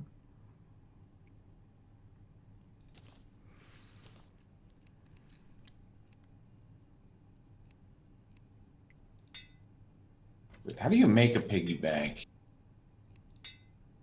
I don't actually know. Aren't piggy banks connected? Yes. Oh, and So I have one over actually, I have here. a super sick item. I don't know if you've... Oh, you've got like the portable piggy bank? Yep. Yeah, I love that sound effect. Can you That's use a mine great or sound. no? I can, yeah. That's a Oh. great sound effect.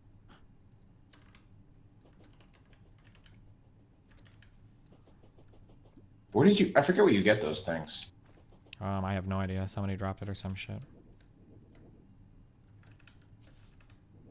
The thing about the thing that seems dumb about the hollow stuff is there's some guy that you can unlock pretty easily, and he you get like an item that you could just spray to change biomes, and I think you can get rid of all of it that way. So that seems really dumb.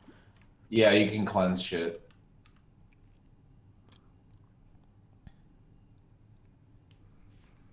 Okay, so if I measure out to be something 19, that means that I go 9 in both directions and start in the middle. That's going to be the center point. Yeah, that sounds right. Oh, you have to buy a piggy bank. You don't craft it. That's right.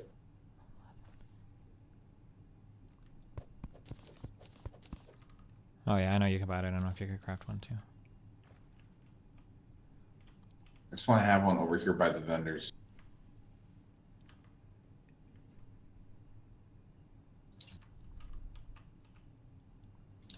So what would you actually do to prepare your base for the corruption?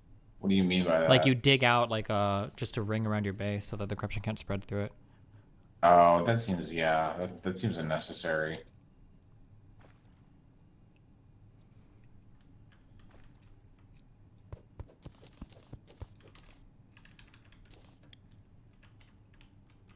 I feel like we'll get to the point that we can cleanse it soon enough. Yeah, probably.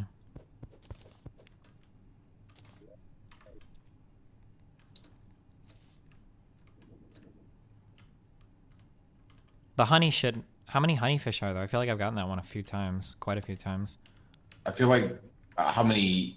I think there's only one. It's just the bumblebee fish is the only quest one I've gotten. Weird. Feels like I've gotten that one a few times. We have. We definitely have.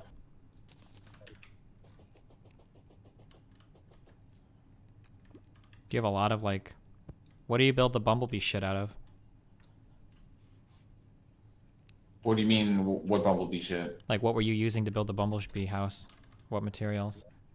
I have hive as the walls, and then there's a background you get. Just whatever, you know, where you go to the bee area. I just blew everything up, and then you can build honey furniture with a honey dispenser. I see that one bee area to the left. Was there another? I have. Well, I don't have any. I have 398 hive, and I have 466 background, which is. Oh, do you actually want to make one down there? Yeah, I might as well. Because this honey shit up here doesn't make any sense to just be randomly fucking sitting here, right? I suppose I can go TNT some more honey shit for you. Be careful because I need to bucket and capture all the honey as well. No. You put down the hive and then you destroy it and it makes honey. Oh, so when you TNT, you actually get hive. It doesn't cause the honey to fall out. Did you actually bucket honey up here? Yeah, that's how I got the honey up there. Here, let me just show you what I mean. I mean, I know the mechanic you're describing. I just took like all of your honey blocks, so that's what you're looking for. No, it's hive. Oh. Fuck, you walk slow as fuck Like if on you this put, shit. What the fuck? Yeah, that's right. Use hive. Don't use that shit. That's why I didn't make a room out of honey. But like, you just put down a hive block and you destroy it, and there will be honey left over. How do you get hive blocks? We have some. We have 398. Yeah, but I'm just curious, how do you get them then? If when you blow them up, they turn into honey. They don't turn into honey. They leave honey behind. Then how do you get them? You mine them. But when Well, when you mine them, why don't they turn into honey when you mine them? Because you get the block back and they turn into honey. Oh, it's really weird. So it makes infinite honey? Yes. Okay, gotcha. That's all we needed. And you need a hive wand to do it. Oh, there we go. Okay. Well, I mean, it's just an item that drops like 100%. It's a 100% drop rate from the bee. Sure. I just wasn't understanding, like, you get... Yeah. You blow up the block to get honey, but then you also get the block. Because it doesn't make sense. Wait, no, I like this. I like this. It looks really nice. Don't blow You like this? It looks really cool. And we shouldn't be stepping in it anyway, right? Wait, what do you... Wait. You're going to do one... How many layers? Oh, you're going to do multiple layers? 3, yeah. Okay. Did I make all this fucking background for nothing? Are you going to change it for bee background? Wait. I guess we probably don't have enough. Yeah, I've got hive wall. Is that okay? I don't know if we have enough hive wall. Oh, we'll find out. Lay all of this first so that we're not wasting wall.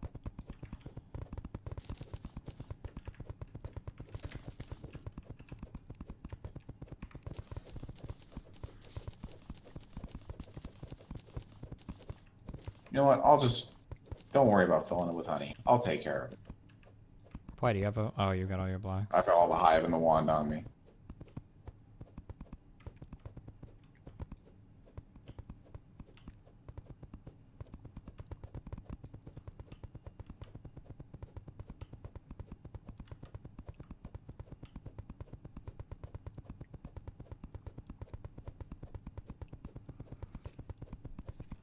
Where did you meet Lily? Was it at like TwitchCon or some shit? Originally I met her at the University of Washington a long time ago, but we didn't really talk much then. But then we were both in Taiwan together, and she was so fucking thirsty, I graced her with my presence, and we hung out for a little bit, and then we Taiwan, that's right. Yeah. Why were you at the University of Washington? I don't know, their league club there invited me to like give a speech or some shit.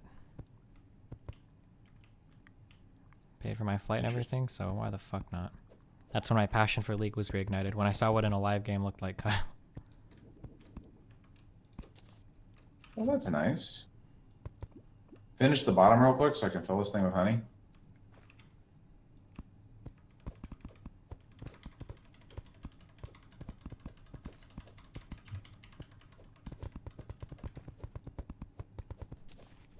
And then you don't want those two here. Mine these so I don't have to, because I don't want to have like 2 of these in my inventory. Sure thing, Kyle. I'll feel tempted to delete them.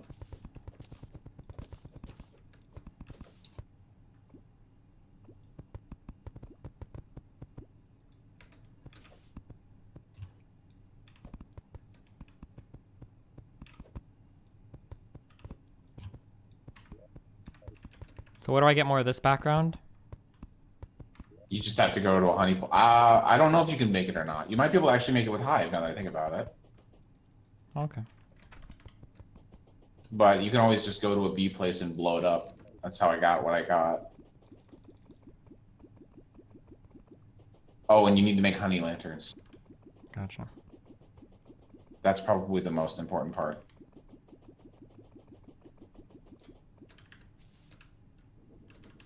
If you can make it with hive, I have all the hive in my inventory. So. Oh god, it really makes the annoying little fucking bees too. Yeah, every time you break one, there's a tiny bee.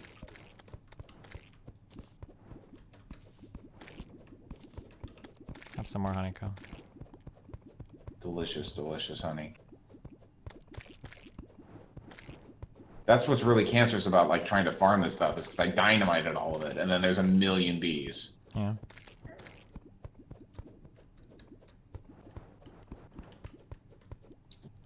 Whoa, I saw that come.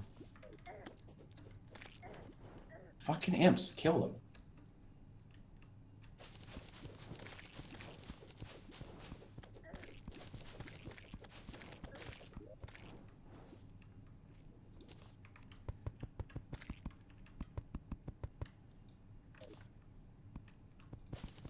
Fuck.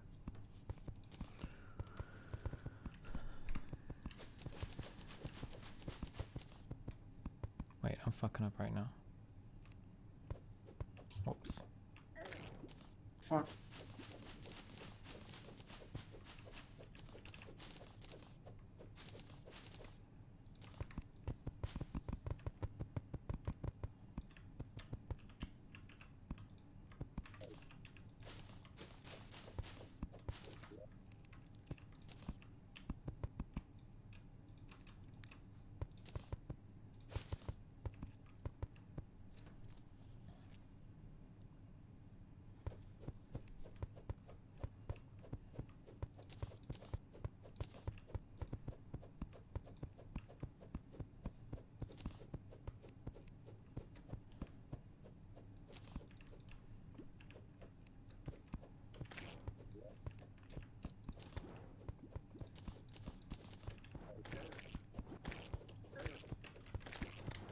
If I pour buckets of water into that, then we can make hive, right?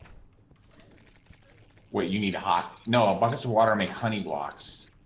You need hive? You need hive? Oh. Well, you said you've got it all on you, right? Yeah, but I can give you like 200. Yeah. Well, we can use the hive to make the lanterns. You need the honey blocks to make lanterns. Oh, fuck. Well, we need honey blocks then. You used all of them? Yeah. I didn't even finish. Pouring water on honey will make honey blocks.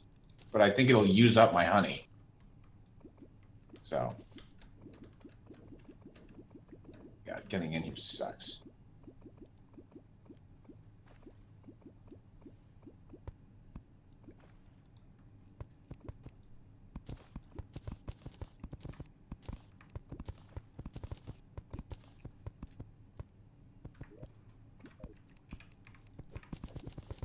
Is this going to be deep enough? Did you do the math?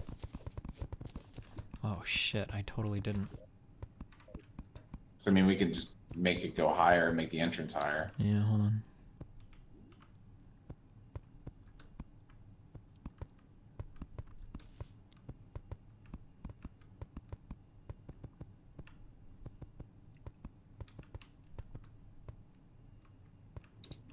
Oh wait, what? We fucked something up.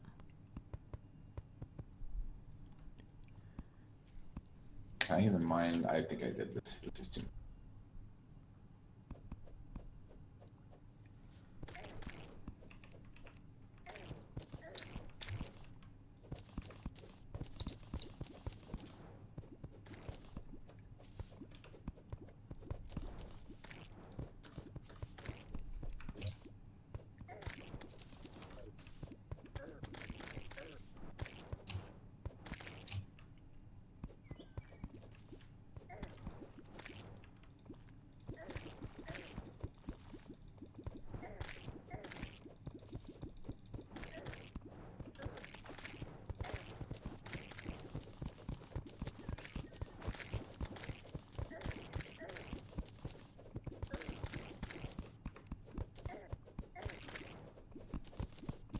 What the fuck is going on with that shit? Oh.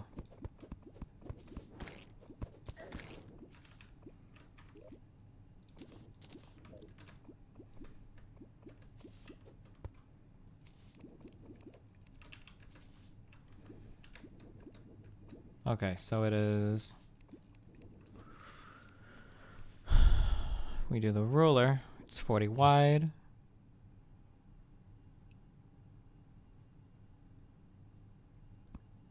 And it needs to go 8 deep.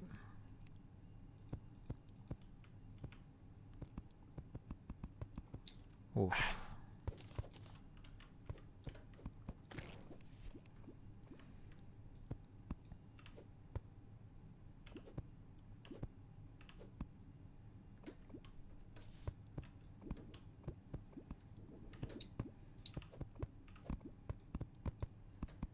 Do you know, like, generally, like, the Marvel characters, at least? Like, you know who, like, Captain America and shit is, right? Yeah. You've seen, like, have you seen, like, Iron Man? I've seen the first. I think we saw the first Iron Man when it came out. In theaters? I think we did. Holy shit, when was that? A long time, like 2008, like college. Damn. I'm not 100% sure, but I think we did. Like, the first Iron Man was a good movie. I remember that, but I think that's the only, like, Marvel movie I've seen.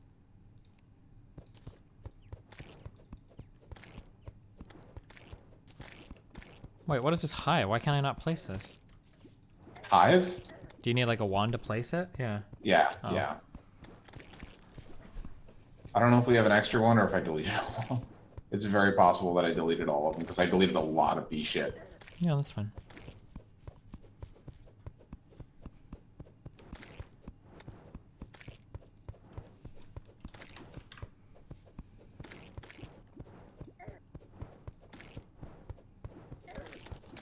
Hey, do me a favor and don't drown.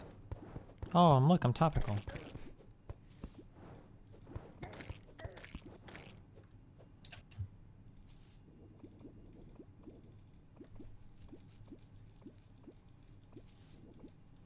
Heart. So I'm like looking at it. There we go.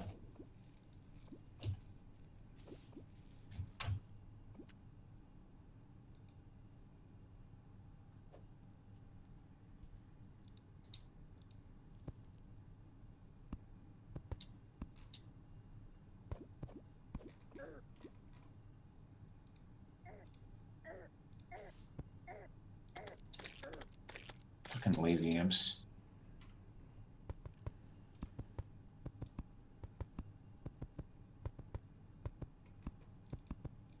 God damn it, we have another fishing quest.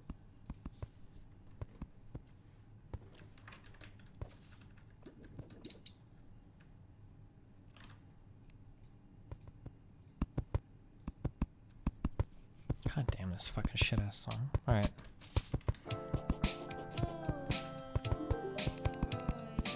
Caught in underground and caverns. Oh, the spiderfish.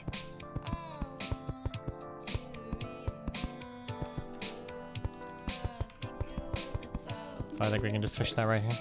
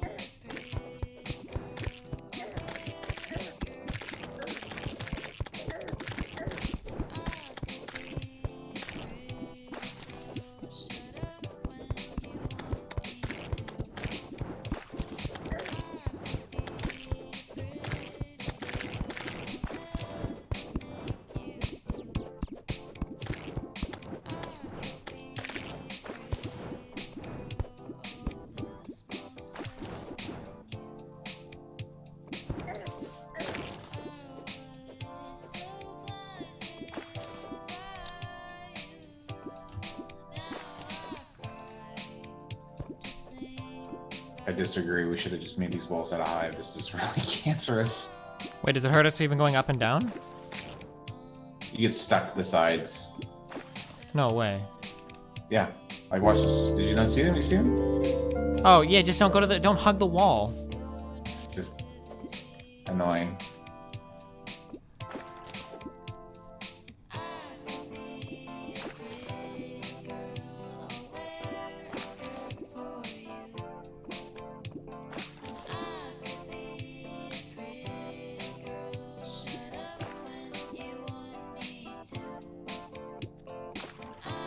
What am I looking for? You said bonefish? Spiderfish. Spiderfish. Oh, wait, hold on.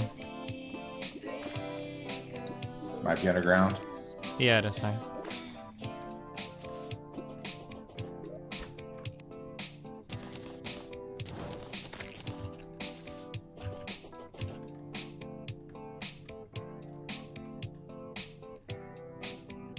Can we do it in underground? Can we do it there, or do we have to? Yeah, go? right here.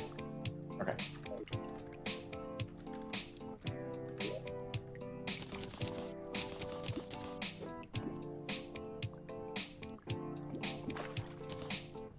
You just got a first try, didn't you?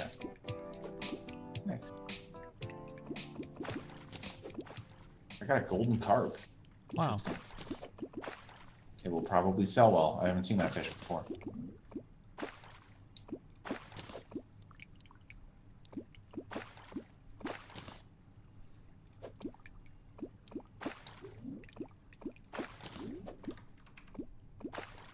I got it.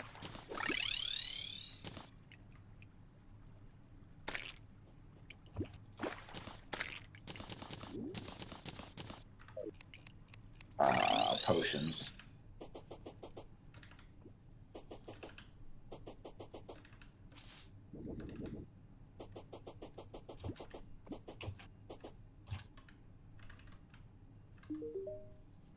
You know about the stack all thing, right?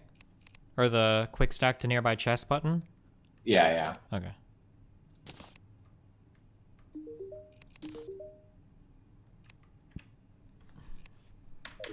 Masturbate. This better be good. Masturbate? Shut the fuck up. It's barely better. Buggy is 40% bait power. This is 50. Wow. Wow.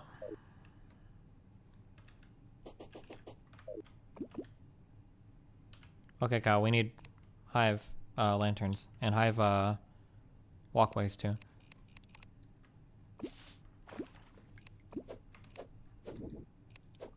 I think we got all the wall from... Yeah, we need to get that wall. Oh yeah, hive wall.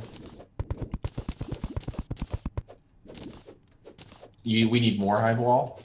Yeah. Wait, oh wait, I didn't even lay any yet. Never mind. I was just... You should have a bunch.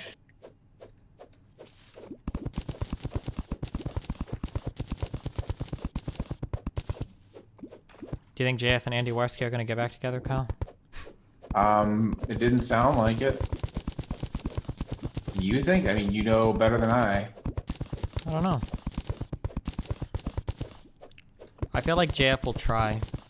I feel like JF has his crying stream now. He's gonna get a fuck ton of money and feel good about this, and he'll ride this high for like a week or two maybe.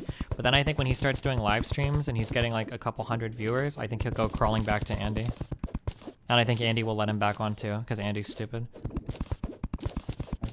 That's sad. Did you have any hive on you? Yes. No. I've got 4 hive. I feel like I used some of it up.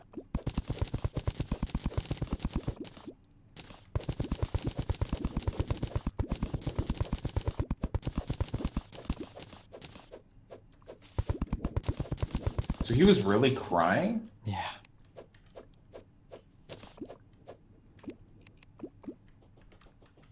That's awkward. Yeah, a little bit. People take their internet blood sports really seriously, I guess, Kyle. We need to make this hole bigger, by the way. Need to make it bigger? Oh, like more honey? Like, just make it easier to get in here. Oh, I thought you said bigger. That's what I meant. Just Oh. taller. Yeah, it's fine. Don't worry about it. No, it doesn't need to be. We're good. Wait, what are you doing? No, I did it. I was seeing if there's anything there. Oh. And then I messed up a block. I just meant the entrance, not the...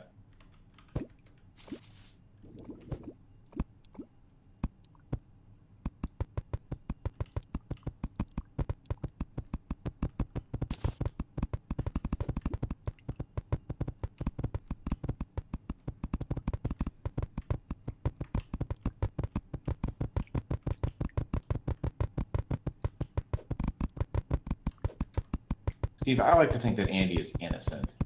Yeah. Did you get any more of the bee shit to finish the top of this? The honey? Yeah. We don't have any more. Do we have any more? Oh, I don't know. If we did, You have to make it by dumping water onto honey. Yeah, okay. Or going underground. Well, actually, no, you have to make it by dumping water on honey no matter what. So whether you do it here or not.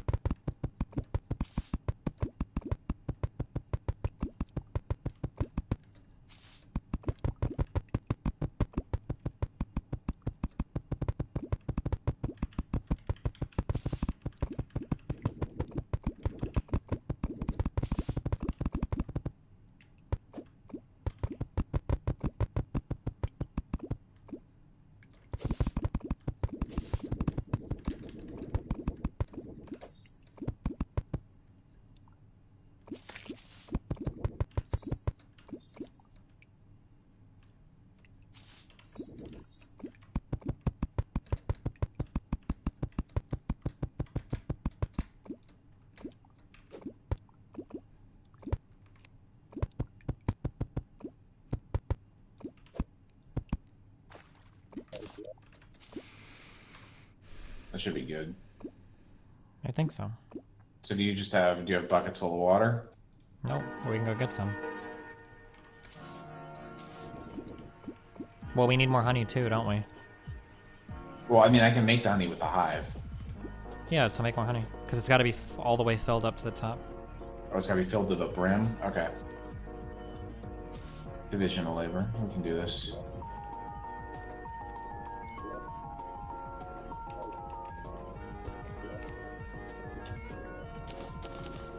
Remember Penn and Teller bullshit? Yeah. I wonder how well that's aged. Did I just drop that? Fucking goddammit.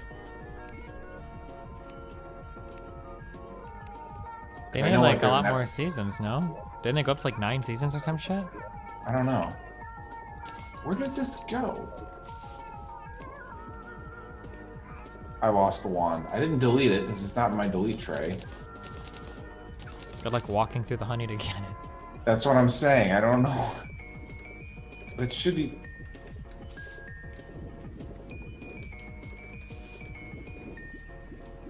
How can I not find this? Oh, there it is. Okay. I just remember there being like a global warming episode. Stuff like that. I always wonder how well some of that stuff is gonna hold up. Yeah, because I'm not sure. I'd have to go back and watch again.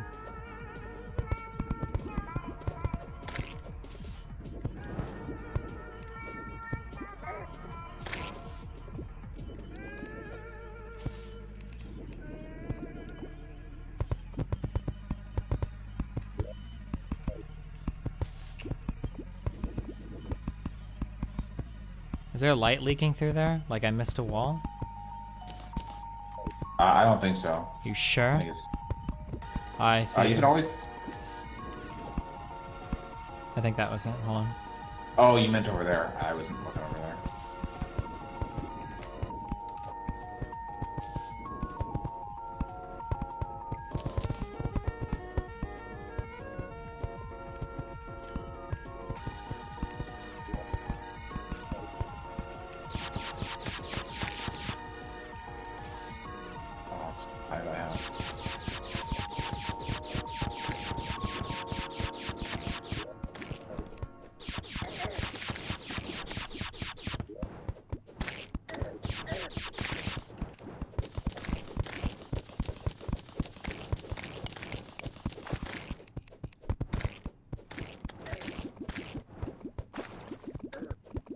You really think JF will go down to like 100 viewers or 200 viewers? Yeah, 100 or 200. I mean, like, let's look at the growth of his channel. So JF, YouTube. Oh. So he leached a couple, 10, maybe 10 or 20,000 subs from Andy. That's it. He's got 35,000 subs on his channel.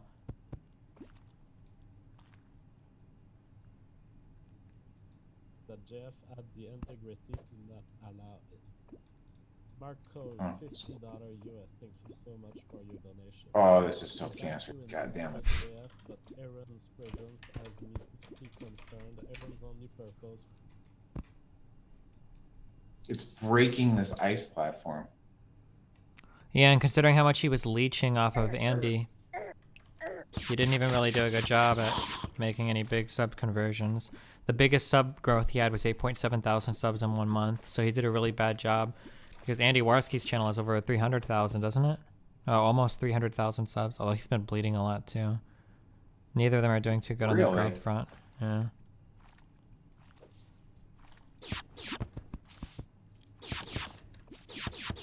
Yeah, so GF definitely won't survive on his own, for sure. JF is also, it sounds like JF, probably because he's just no social skills, is cutting himself off from that whole drama ecosystem that he's kind of leeching off of as well. Like the whole Kumite, the Tonka, all those people that he's been getting in fights with and everything, like all of those guys aren't going to associate with him anymore, so he's going to have like nobody's going to like watch his shit, and he doesn't have anywhere to get new viewers, so... He's not really funny, he's not particularly well-spoken, and his education is the only draw to him, and I don't know if that's enough to bring people in, so...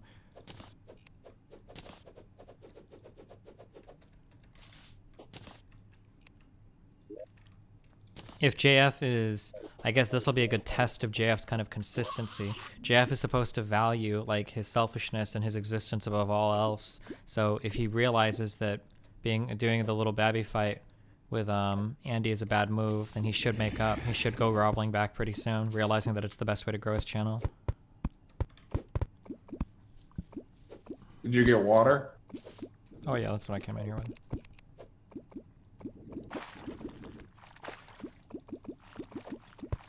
Motherfucker's gonna trap. Oh yeah, JF fucked his relationship with Sargon even, yeah. But I don't think they were ever gonna have a big relationship.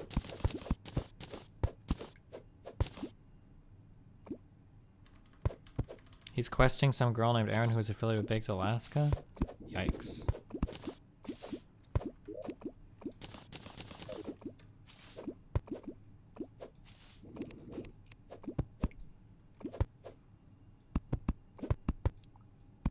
How many honey blocks do you have? 4. How many do we need? 1, 2, 3, 4, 5, 6, 7, 8, 9? Is it 9 or is it 12? I think it's 9.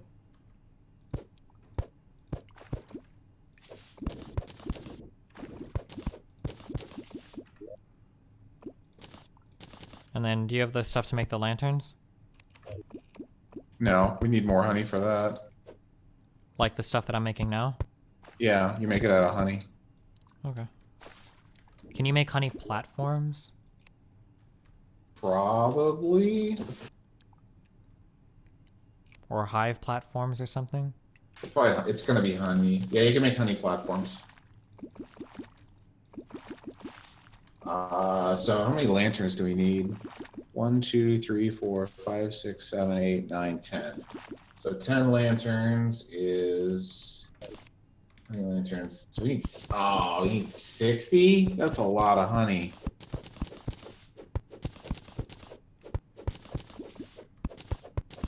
Plus whatever you want for platforms, so a little more than 60.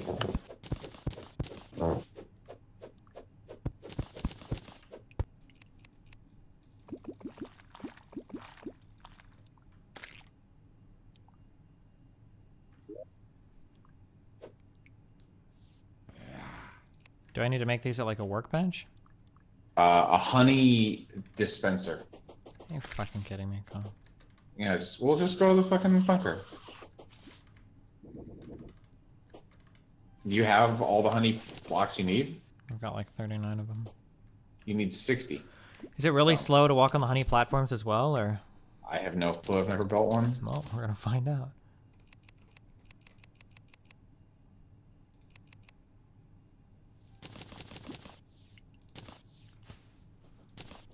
I got 6 lanterns.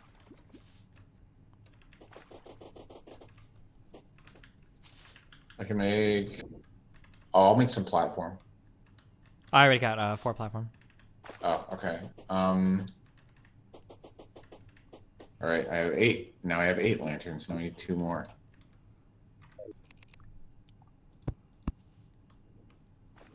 Wait, I need more platforms. Oh, too late. I already built Fuck you. lanterns. Where am I going? God damn it.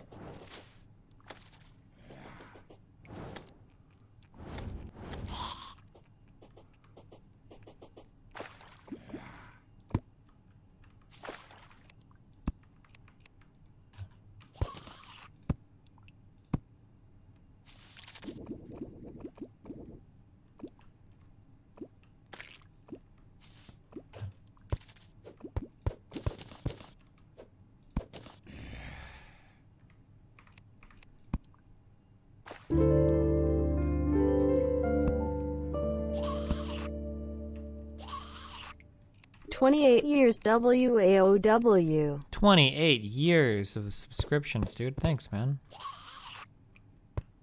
You look like Mega Man over there. Holy fuck. Oh, with the fish. Can we just like take away? Can we just like move the honey wall over one and then put some wood there? It's a nice. Why? God. I just don't like it's sticky. I don't like it sticky. Stop doing that. That looks really creepy, Kyle. Fuck off. The fish are coming to get you.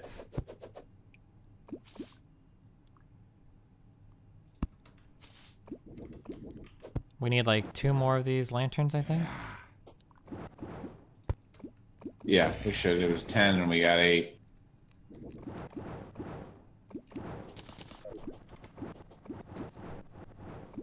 Why are my imps freaking the fuck out? Why do you think Korea made the sudden switch for peace? I'm not sure. I don't follow enough Chinese politics. Did you read the story about their nuclear site potentially collapsing? No, I haven't. But I know that China has been like super active and everything, and I know that over for like the past decade, China has like really wanted North Korea to just fuck off. It's just like a thorn on their side, and they've been like getting tired of dealing with their stupid shit. Apparently, well, there was like a Chinese geologist or some sort of Chinese geologist research center or something like that that basically said that North Korea's like their last nuclear test, like there was like 4 earthquakes after it, and their oh shit, their testing site collapsed, is what they said. Interesting. So that's kind of the theory, is that they can't test any, like they don't have the resources to redo this. They don't have the resources to start and make another testing site in the middle of a mountain. Stop. Yeah? It's fine. Just hug the left side, Kyle. Just hug the left side. Look how easy this is, Kyle. It's so easy. Kyle, look. Wow, nothing even fucked me at all. Kyle, no. Oh my god, now everything, the whole aesthetic is off. Look, it's snow all the way over there. Look, just, Kyle, it's gotta be beautiful. It's not beautiful. Kyle, look, it's beautiful. Ugly. Look at how easy this is to go up and down, okay? Watch this. Yeah, look how easy that was. Watch this. Fucking goddamn it. But I'm assuming that's what the person in your chat was referring to. Jungles, I'm gonna go catch you some fish, okay? I'll go catch your quest fish. That's how kind I'm being right now.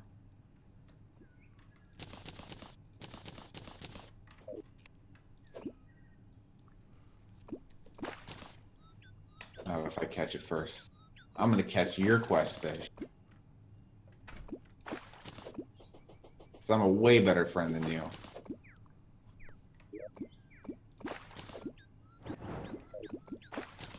Did this say jungle surface, guys?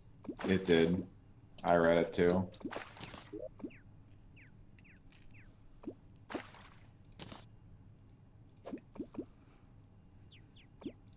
Imp, what are you doing? Fucking lazy imp.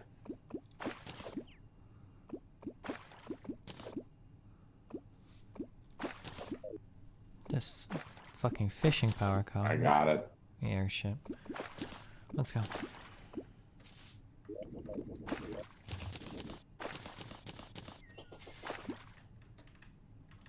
This is it, Kyle. We're getting that sextant right here. Still need that dumb radar or whatever it is. God damn it. Wait, where'd he go? Oh, you were covering him up because he's so small. Journeyman's bait. Hey, that's what I got. Probably some shit ass bait. 30% fucking shit bait power. Feels fucking. Oh, bad. I got another swordfish trophy.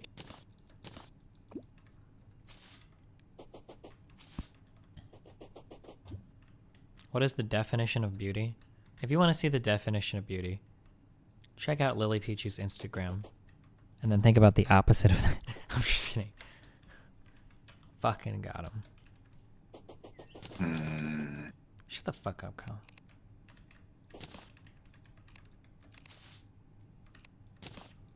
What's her dog's Instagram?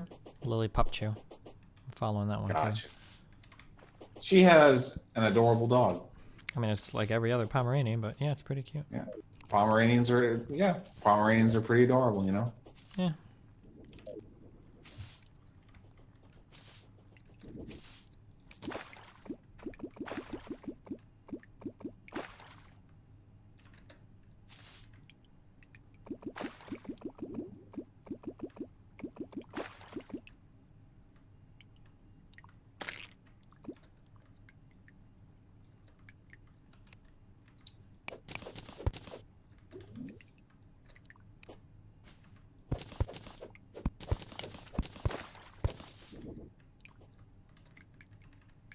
Alright, fuck this honey vat. This thing is getting destroyed.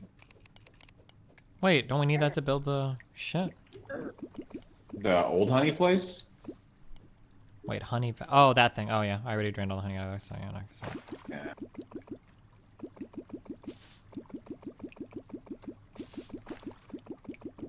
There's a small honey residue left.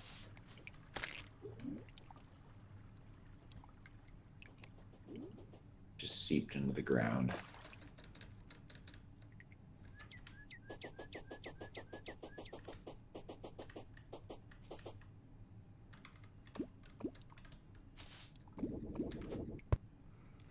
It's 6 honey to make these things?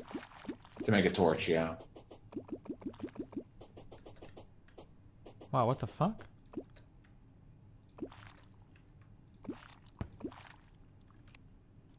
So I need 1, 2, 3, 4, 10, 11, 12. Whoops. Oh, do I need to put more honey in this thing? Yeah, why can you? I can. Oh, I put everything away. 104 fishing power. Nope, we're actually fine, I think. Oh, okay. I'm not getting Good. a decrease, at least. Holy shit, these honeyfish restore 120 health. That's awesome. Yeah, but I mean, we'll have 150 potions soon enough. I've had a couple 150 potions for a while. Oh, I forgot those even existed. Greater healing potions. I wonder how much these things sell for. I don't know. Well, You can look it up. Honey fin. oh, 15 silver each. I dreamed big. What about my golden carp? Oh, I think those are only for selling. It even says it in it, right? Like, could sell for a pretty penny or something. Yeah. Sells for 10 gold. Each, or do you have 2 of them? I have 1. Oh, damn. Damn, Kyle. Wow. Holla holla. Any of you guys see the Infinity movie? Is it a good meme? Are we going to be impressed? What does like Metacritic have to say about it? Metacritic gives it a 68. Whoa, really? I've been hearing really good things, and like the 3 people I saw tweet about it or whatever. Let's see. Avengers. Oh no, Infinity War is this one, right? It was Age of Ultron was the last one or something? Yeah. What did that one get? A 66. Damn. Tough crowds, Kyle. And then The Avengers got a 69. What? Oh, never mind. Okay, that site is hardcore harsh. Holy shit. Well, this is Metacritic is an aggregator. Sure. That's like really harsh though. I feel like Ultron. Well, 66 is still green, so. Okay. And This I is mean, like green, this is like the highest grossing superhero movie of all time, I think.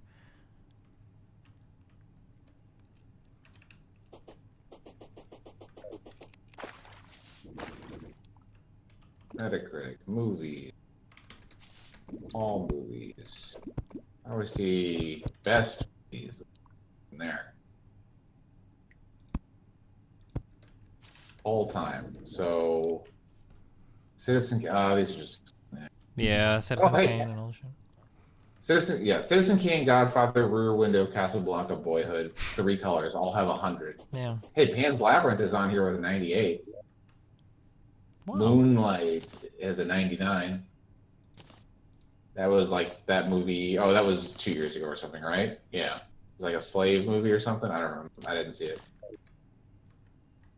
Gone with the Wind, Psycho.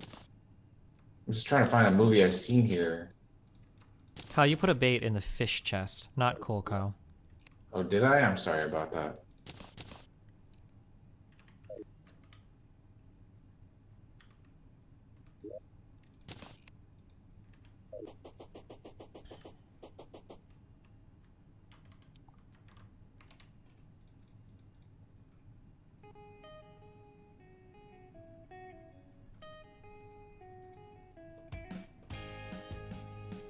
Ah, fuck. One more quest.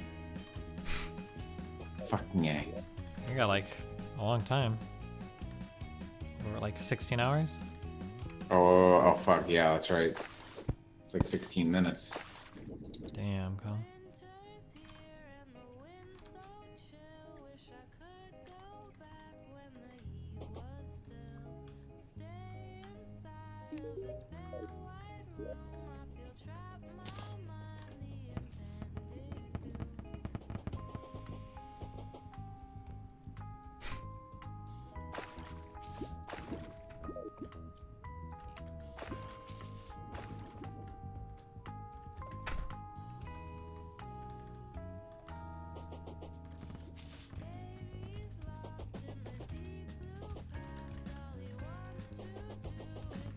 Did you see this guy died while streaming? Is it confirmed that he died? I saw him get into the accident. It looked pretty fucking bad.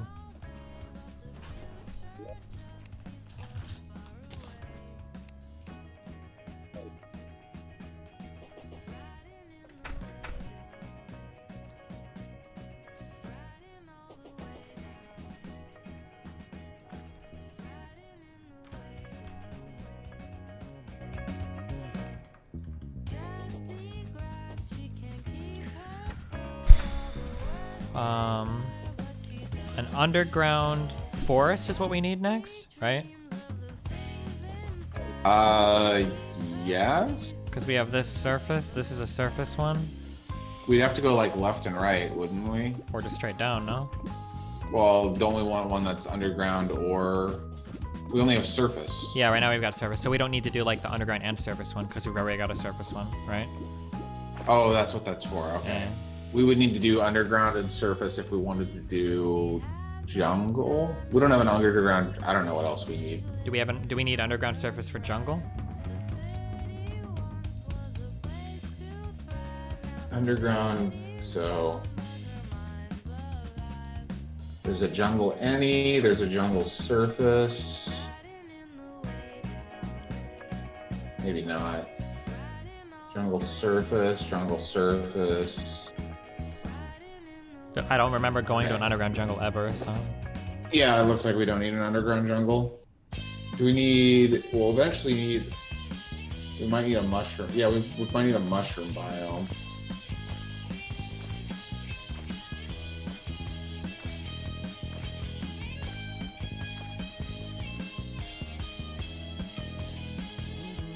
There's a couple hollow ones.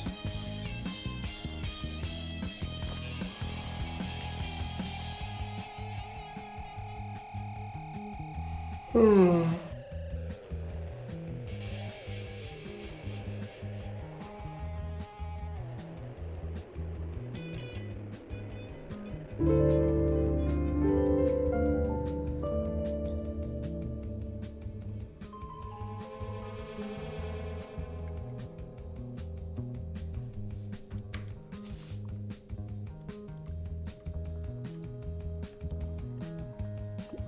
is there a jungle underground or no? I don't see one.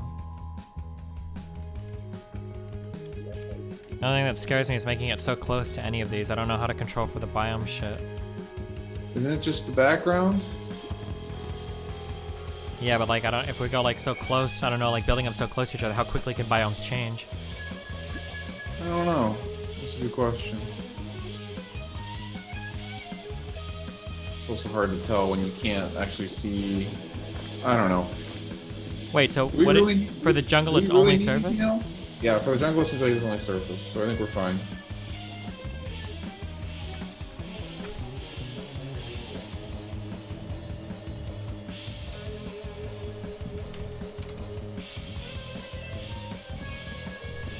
I mean, we've got an underground pond pretty close.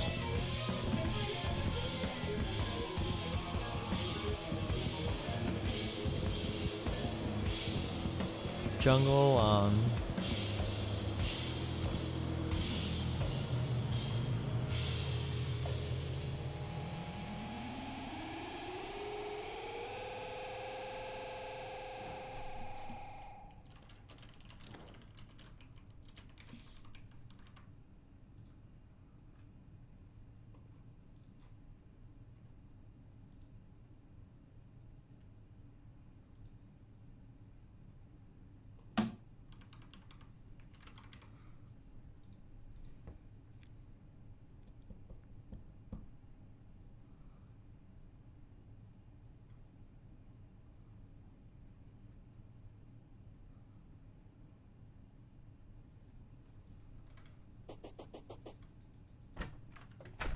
Oh, that's right. Bill Cosby got convicted today. Oh yeah, that meme happened. Yep. I don't think I'm gonna build anything else. I think I'll just use what we've got next to this jungle shit already. Yeah, we're probably fine. The only annoying thing is going to be the mushroom one, but that's not terrible. We just have to build a mushroom biome. That's not bad. Yeah. And that quest is, there's only one quest for that, I think. Huh.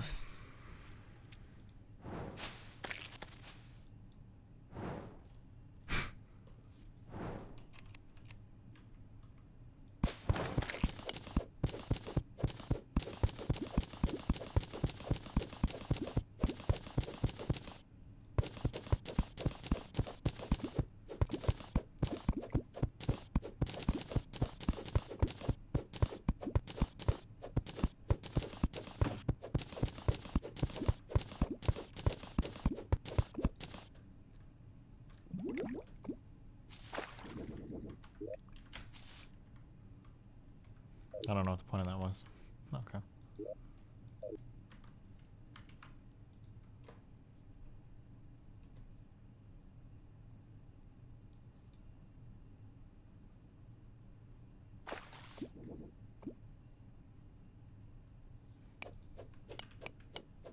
What does your gut tell you will happen with the North Korea situation? I can't rely on my gut there, dude. I don't know. That's fucking crazy.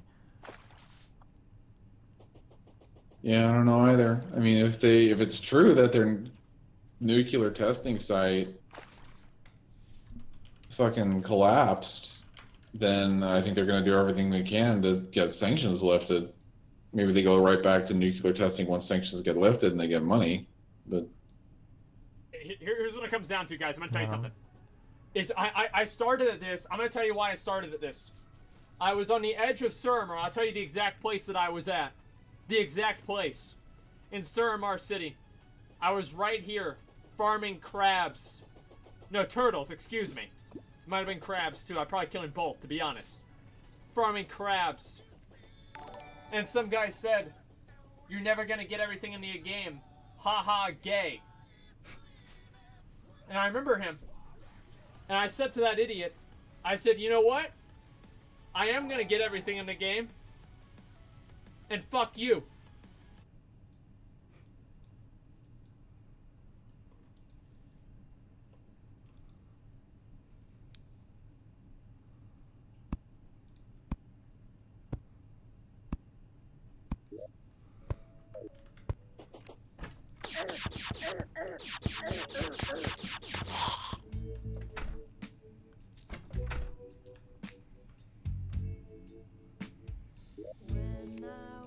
Fuck, where'd my dynamite go?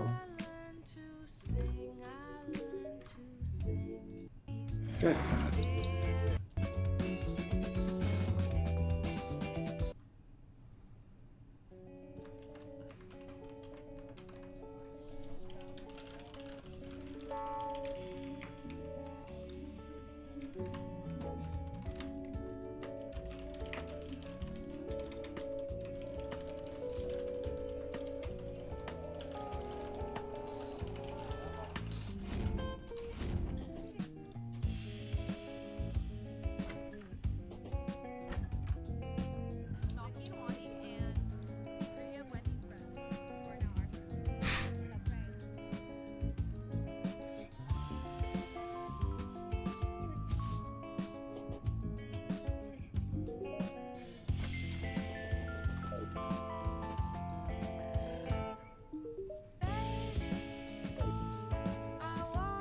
Six and a half minutes, Kyle. What? Oh, Six and a yeah. half minutes, Kyle.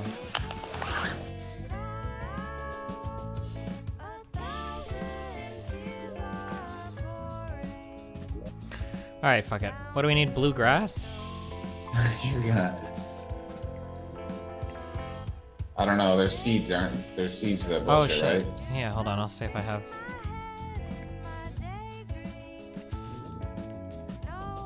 Well, you should probably make mud, can't you? Make mud? Yeah, you can probably craft that shit. Yeah, can you? I don't know. If I were mud, I would just have dirt and then jump into the water, and then yeah, you can craft the mud.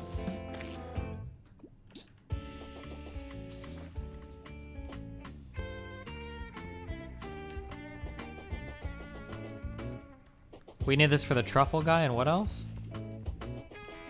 I think it's mainly the truffle guy.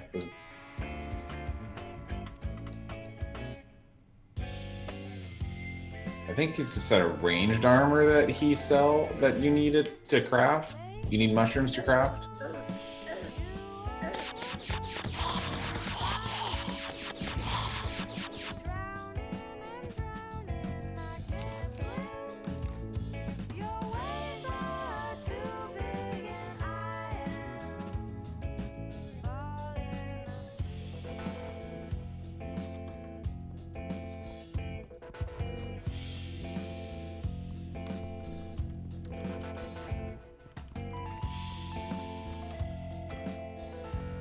Thanks, Kamikaze. I got him.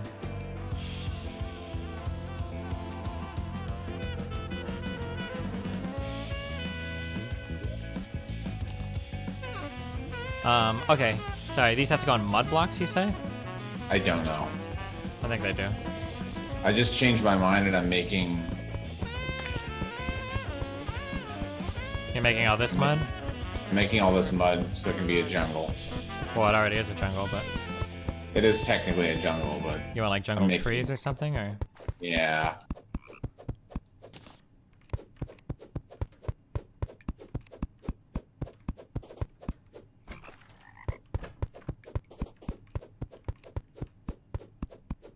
Wait. What did all my... Did I throw you my seeds? Oh, never mind, I dropped them.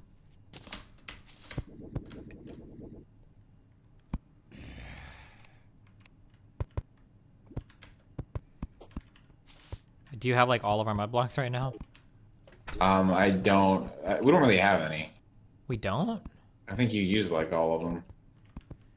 Just get a bunch of dirt. We have a shitload of dirt, and then you just jump into water and craft mud. Fuck you, Kyle. But okay, I'll do that. But also, fuck you. I'm hurt. I'm sorry, Kyle. You're never sorry. You're right, fuck you.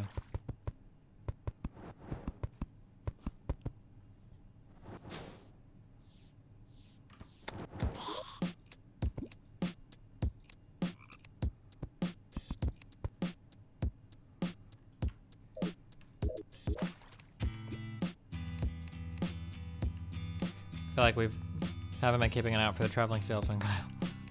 I've looked the last 2 times he's come and he didn't have any. Oh, wait, where the fuck is all my mud at?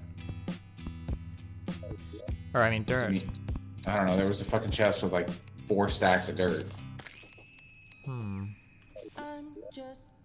I didn't even take a full stack.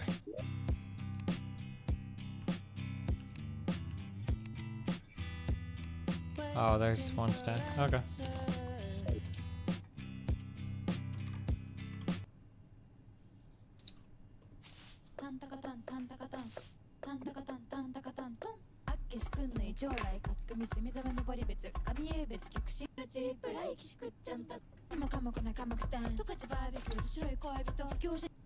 I don't know.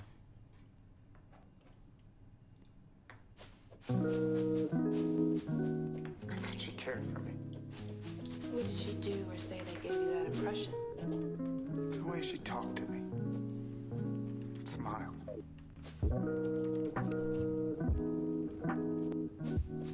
Can you make mud walls? Or can you mud bricks? Or like any kind of mud wall, or is that a dirt wall that I have back there?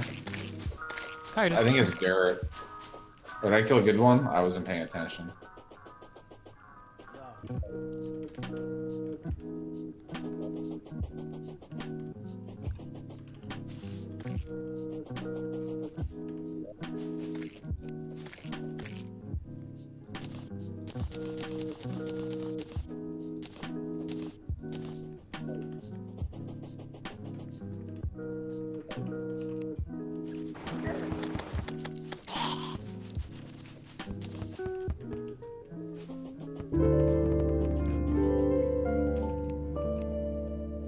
Wow, dude. Thanks for subbing. subbing.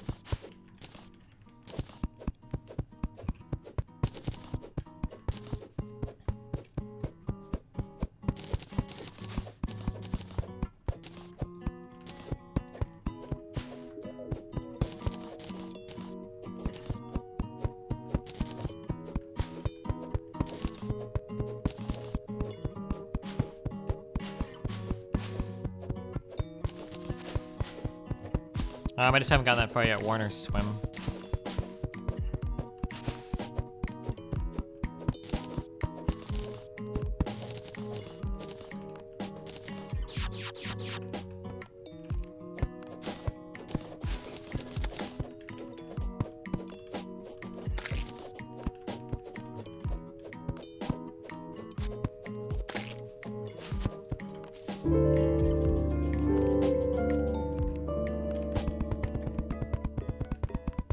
Nathan Blub.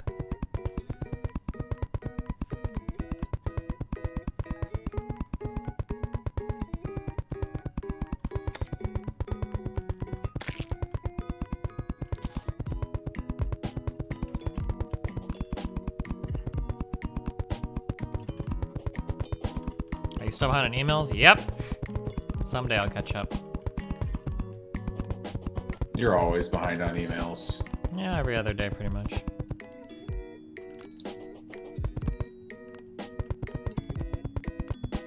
Man, I got 1 seed from that fucking game. It's 5:30.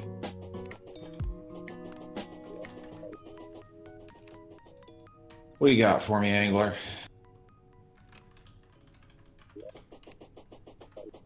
Caught in Sky Lakes.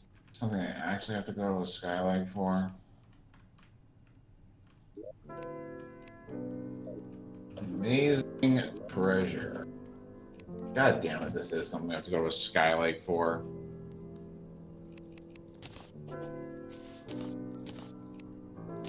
think I have some anti-grav potions. You don't need any? What, do you have like a ladder or something? Oh no, there's just one you can jump up to. Or at least I can. I think we have the same jump shot.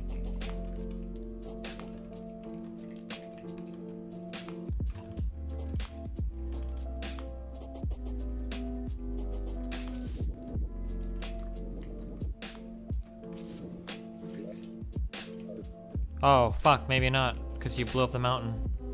Oh, yeah, I blew up the fucking mountain. Whatever, I'll anti-grab up there and you can wormhole or something. Okay, I'm up here if you need to get up here.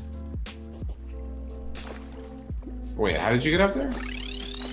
I got my B mount, remember? Oh, the bee. That's right.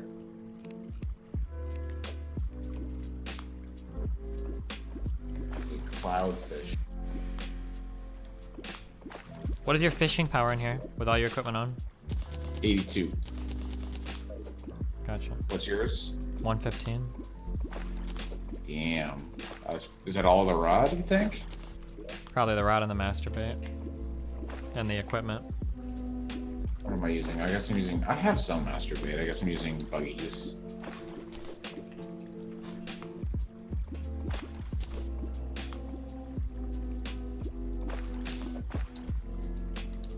We had 2 crates in a row. I'm so good at this.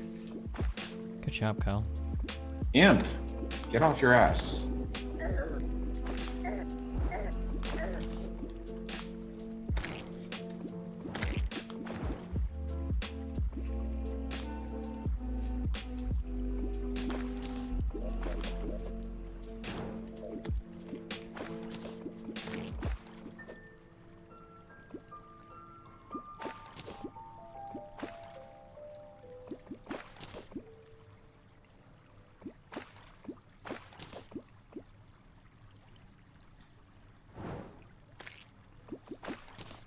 Whoa. The last time I was up here, I literally couldn't get this thing. Really? Yeah. But that was that was like the second quest I was trying to do. Wait, what are we after? It's a cloudfish. Oh wait. Oh, that's I realized why. It has to be forest? I think we're in forest right now. Are you sure? We have fucking ice behind us. I don't see any ice. Oh, I guess I don't see it behind, or above ice, I guess is what I'm saying. Did you get it? No, I'm just curious if...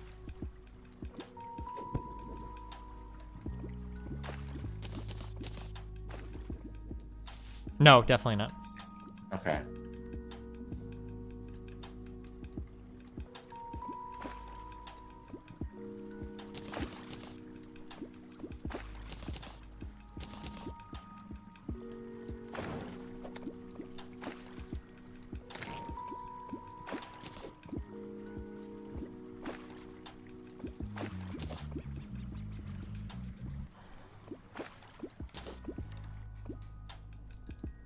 Are bass actually used in anything?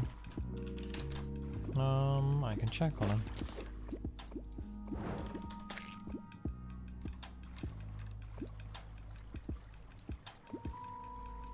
Used in cooked fish. Oh, so it just makes a cooked fish? Is that like heal for a bunch or something? It probably just gives you the food buff. Well fed for 20 minutes.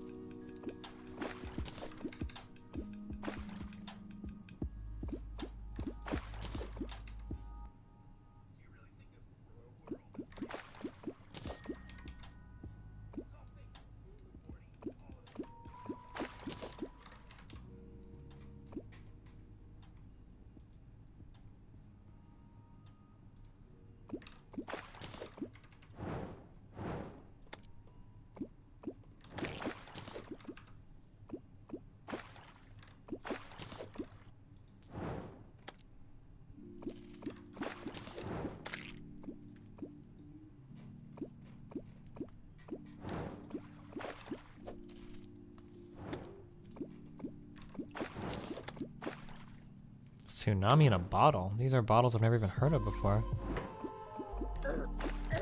You got that? How did you get that? I'm just looking at, these are what can drop out of wooden crates.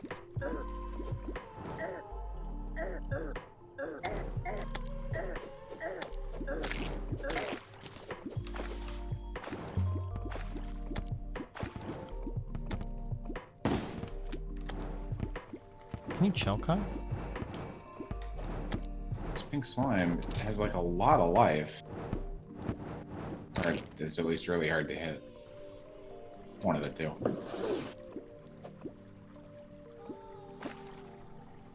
I wonder if our cloud is broken. I swear, I went to your... we're retarded. We are retarded. We are fucking retarded. What? Where are we supposed to be, Kyle? It's sky, right? Yeah, we're not in the sky. Look at our thing. We're still on the surface. Oh, because we're not high enough. Okay. So we need to get a little higher. Do you see the one? Can you make the one to the right? Well, wait. What do we need to be in?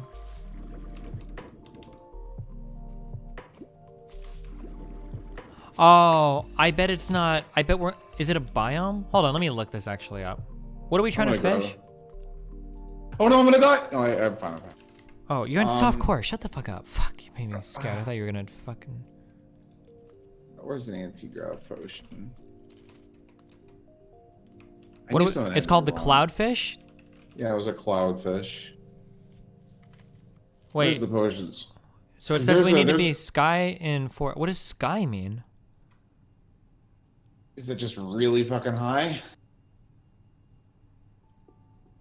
Well, because the next thing up is space, so I don't know what... No, you're in the right spot? Wait, really? I'm going to the fucking higher up one. We're out of here, boys. Space? Yeah, I guess space is the next... Space is the place. There's one like way the fuck up here.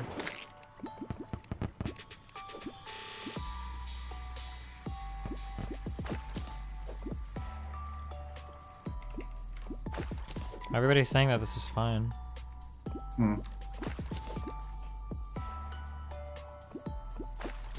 Oh, well this one's in space.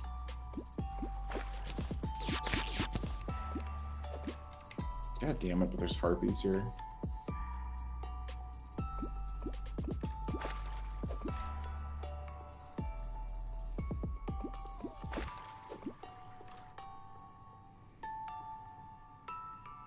I'm gonna die to these fucking harpies.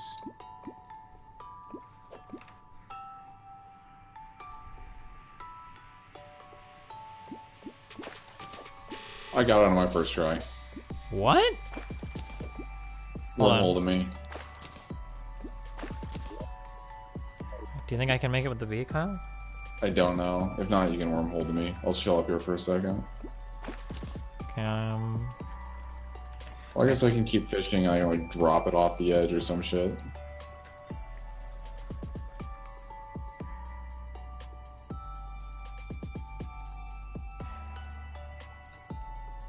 Am I close to you? Tell me when to... You have the height. You just need to come east.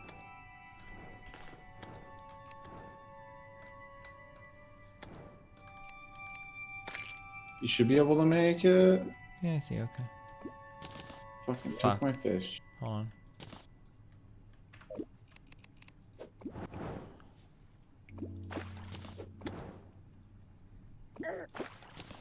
I just got it my second try. Who said it was okay? Fuck all of you guys.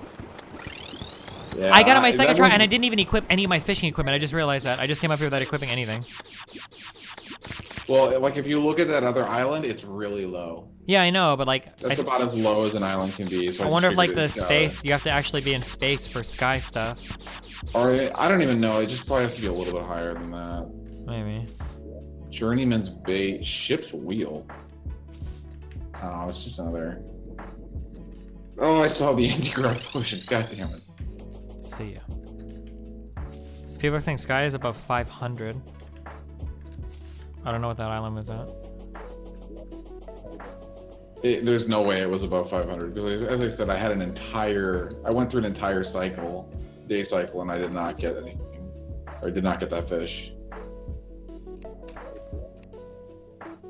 That is not just RNG. I refuse to believe it. Anything good? Just. Well, you tell me, Kyle. What do you think? How do you like this? How about like what? Oh, I'm pretty. What are you wearing? I don't even know what that is. Yeah, mermaid shit. All right, I am done. It has been a fish-filled day, Sleep well, Kyle. but I am out. Oh, I got the full mermaid set. Yeah, boy. You've got a mermaid set? Is that actually armor? No, it's vanity. Okay.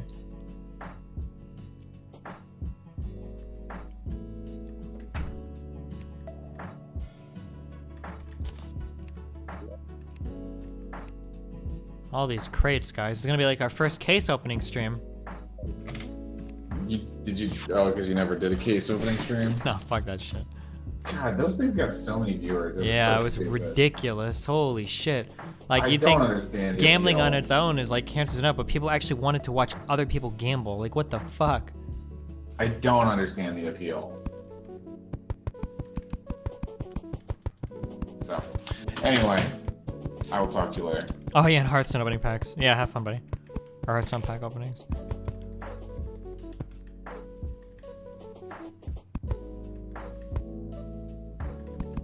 Didn't you open Hearthstone? Well, yeah, but you had to play the game, right?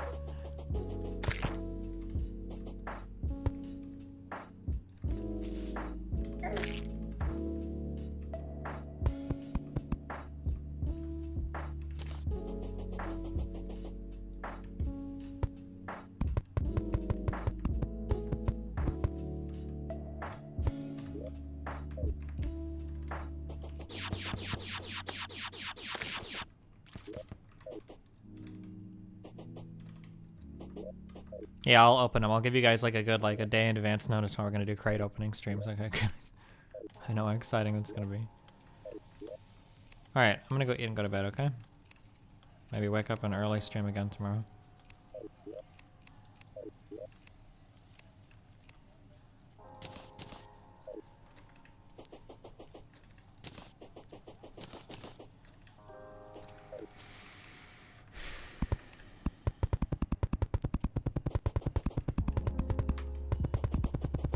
Some streamers are using rigged systems so they'd win more? Wait, what was rigged?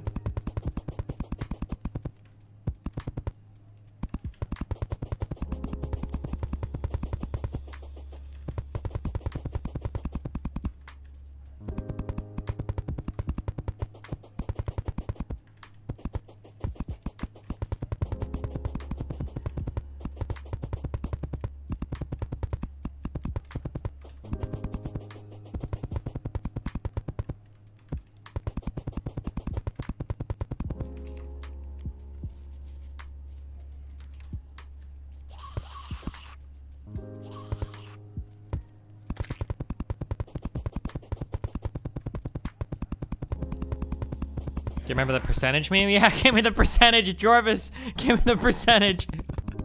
Holy shit, dude. I can't believe Dingledurver survived that. Unscathed, she still streams and everything, dude. Being hot helps, I guess, damn.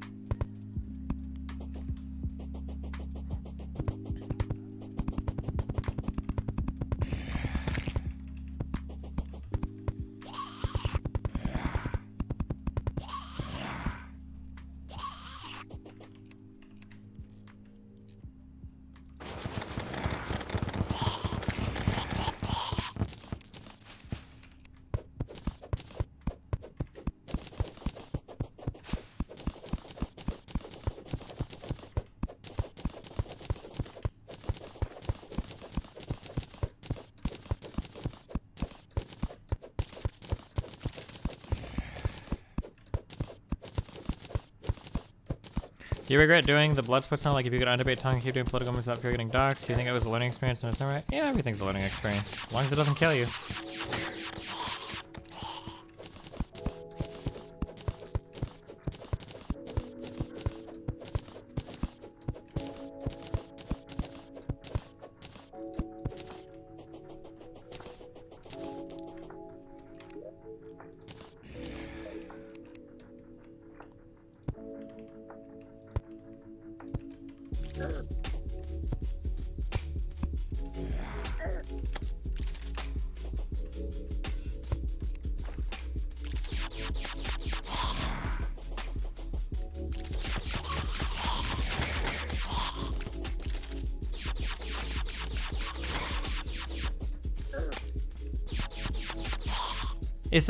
Is the Jarvis robot thing, is he still in Infinity War? Did that guy, is he like a god or like what the fuck even is he? Wait, how did they even get an Infinity Stone? Because he's powered by one in the Avengers. How did they even get that shit? I don't even remember.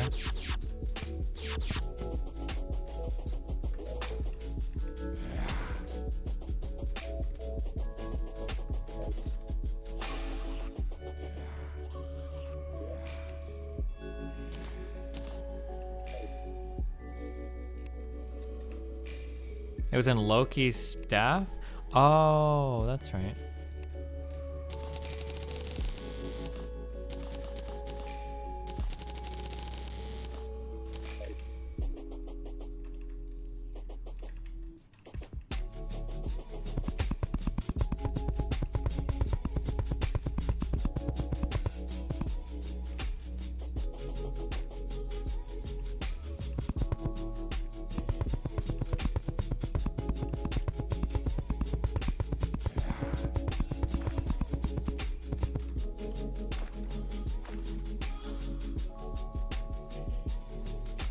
What is the definition of beauty?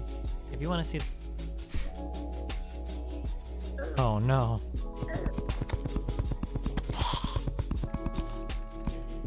Lucky Shackle. Oh.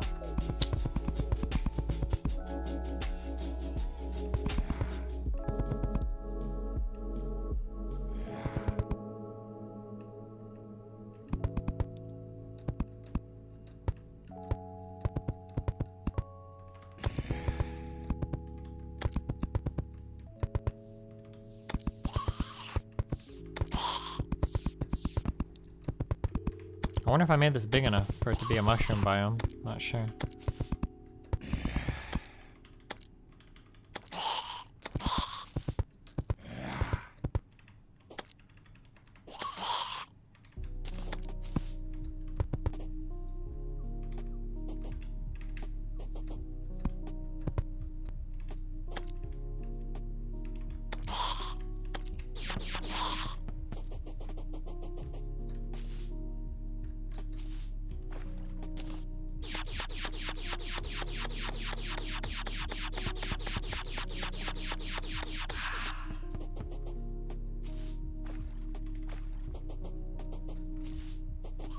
Oh wait, is it already a mushroom biome? No way.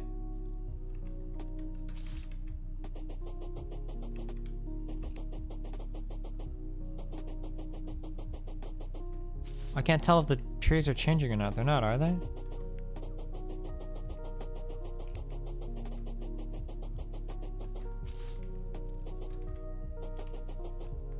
No, I don't think so.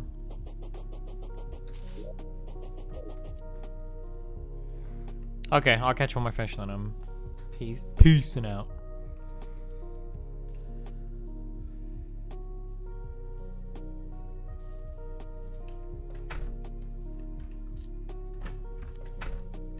The fishing in this game is not as cancerous as I thought it would be, so that's good.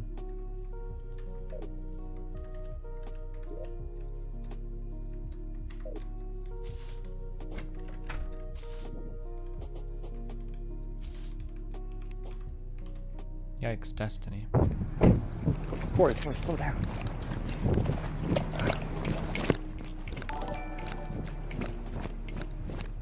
Jessica, I've been looking for you. You take your hands out, ma'am. Take your hands out. Put your hands in the back. You're under arrest for FTA on your felony court with Jackson County. This is Tisha. Huh? My name's Tisha. Holy crap. What the fudge are you doing here?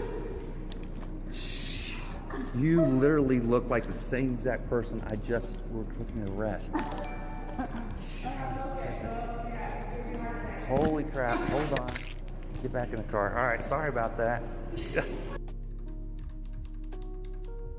Wait, they don't check at all? What if she was the person and he was just like, oh, I'm not that person at all?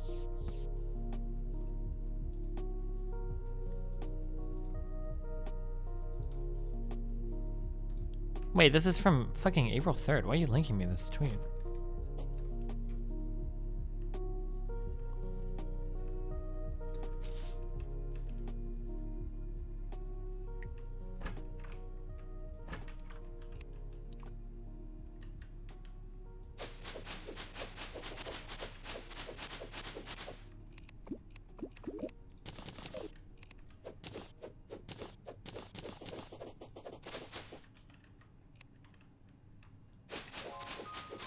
Wait, I'm serious. What's to keep any random person that he like comes up to and like, oh, that's not me?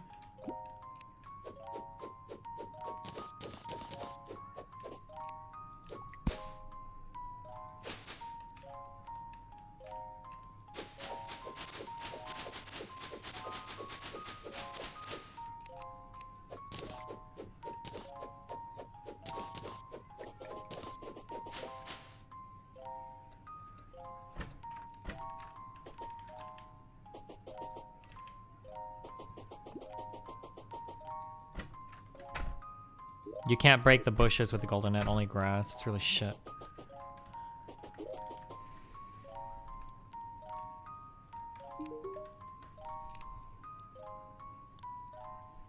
Demon eyes.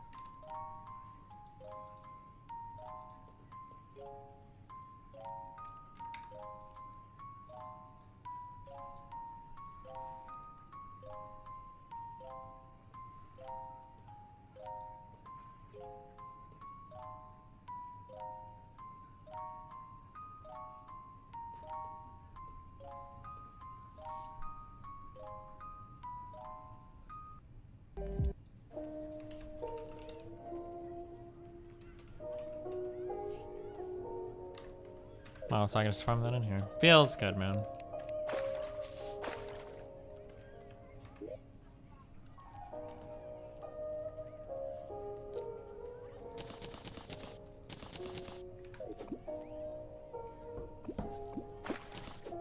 Oh, damn.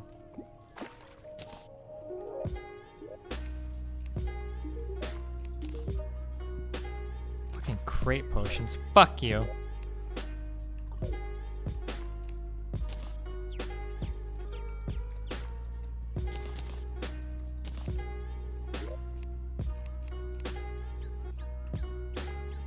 Oh, holy shit, we have so many crate potions.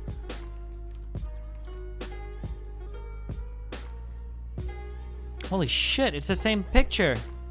No, it's not, just kidding.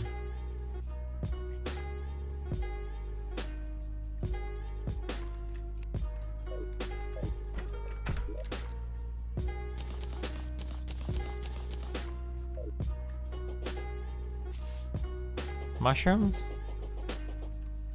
Nope.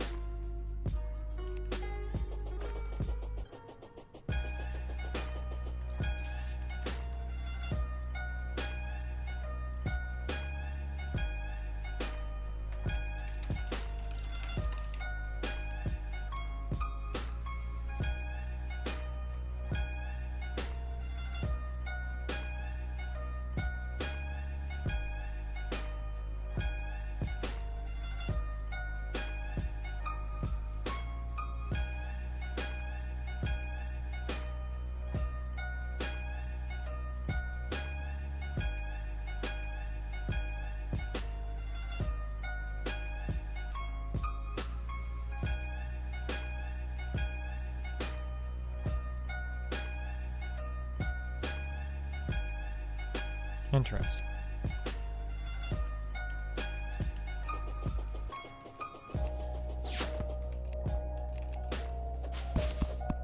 No, why would you do that?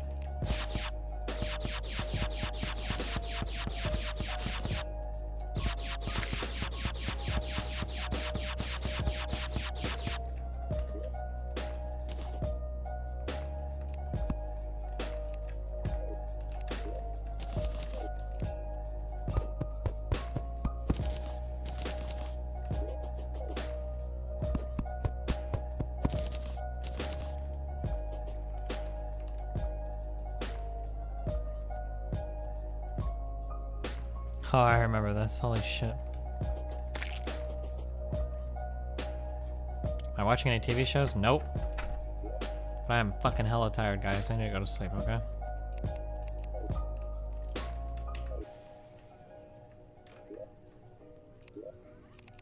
It's been fun. Stay safe.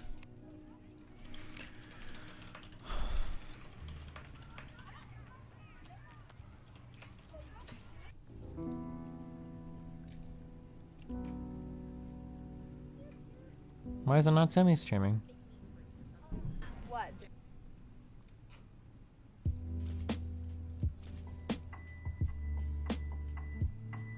Wait, where did not semi go?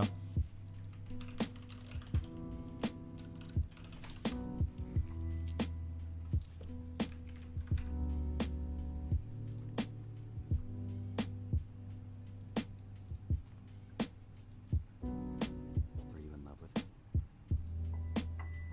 I guess I'll never really know. Her phone died? No.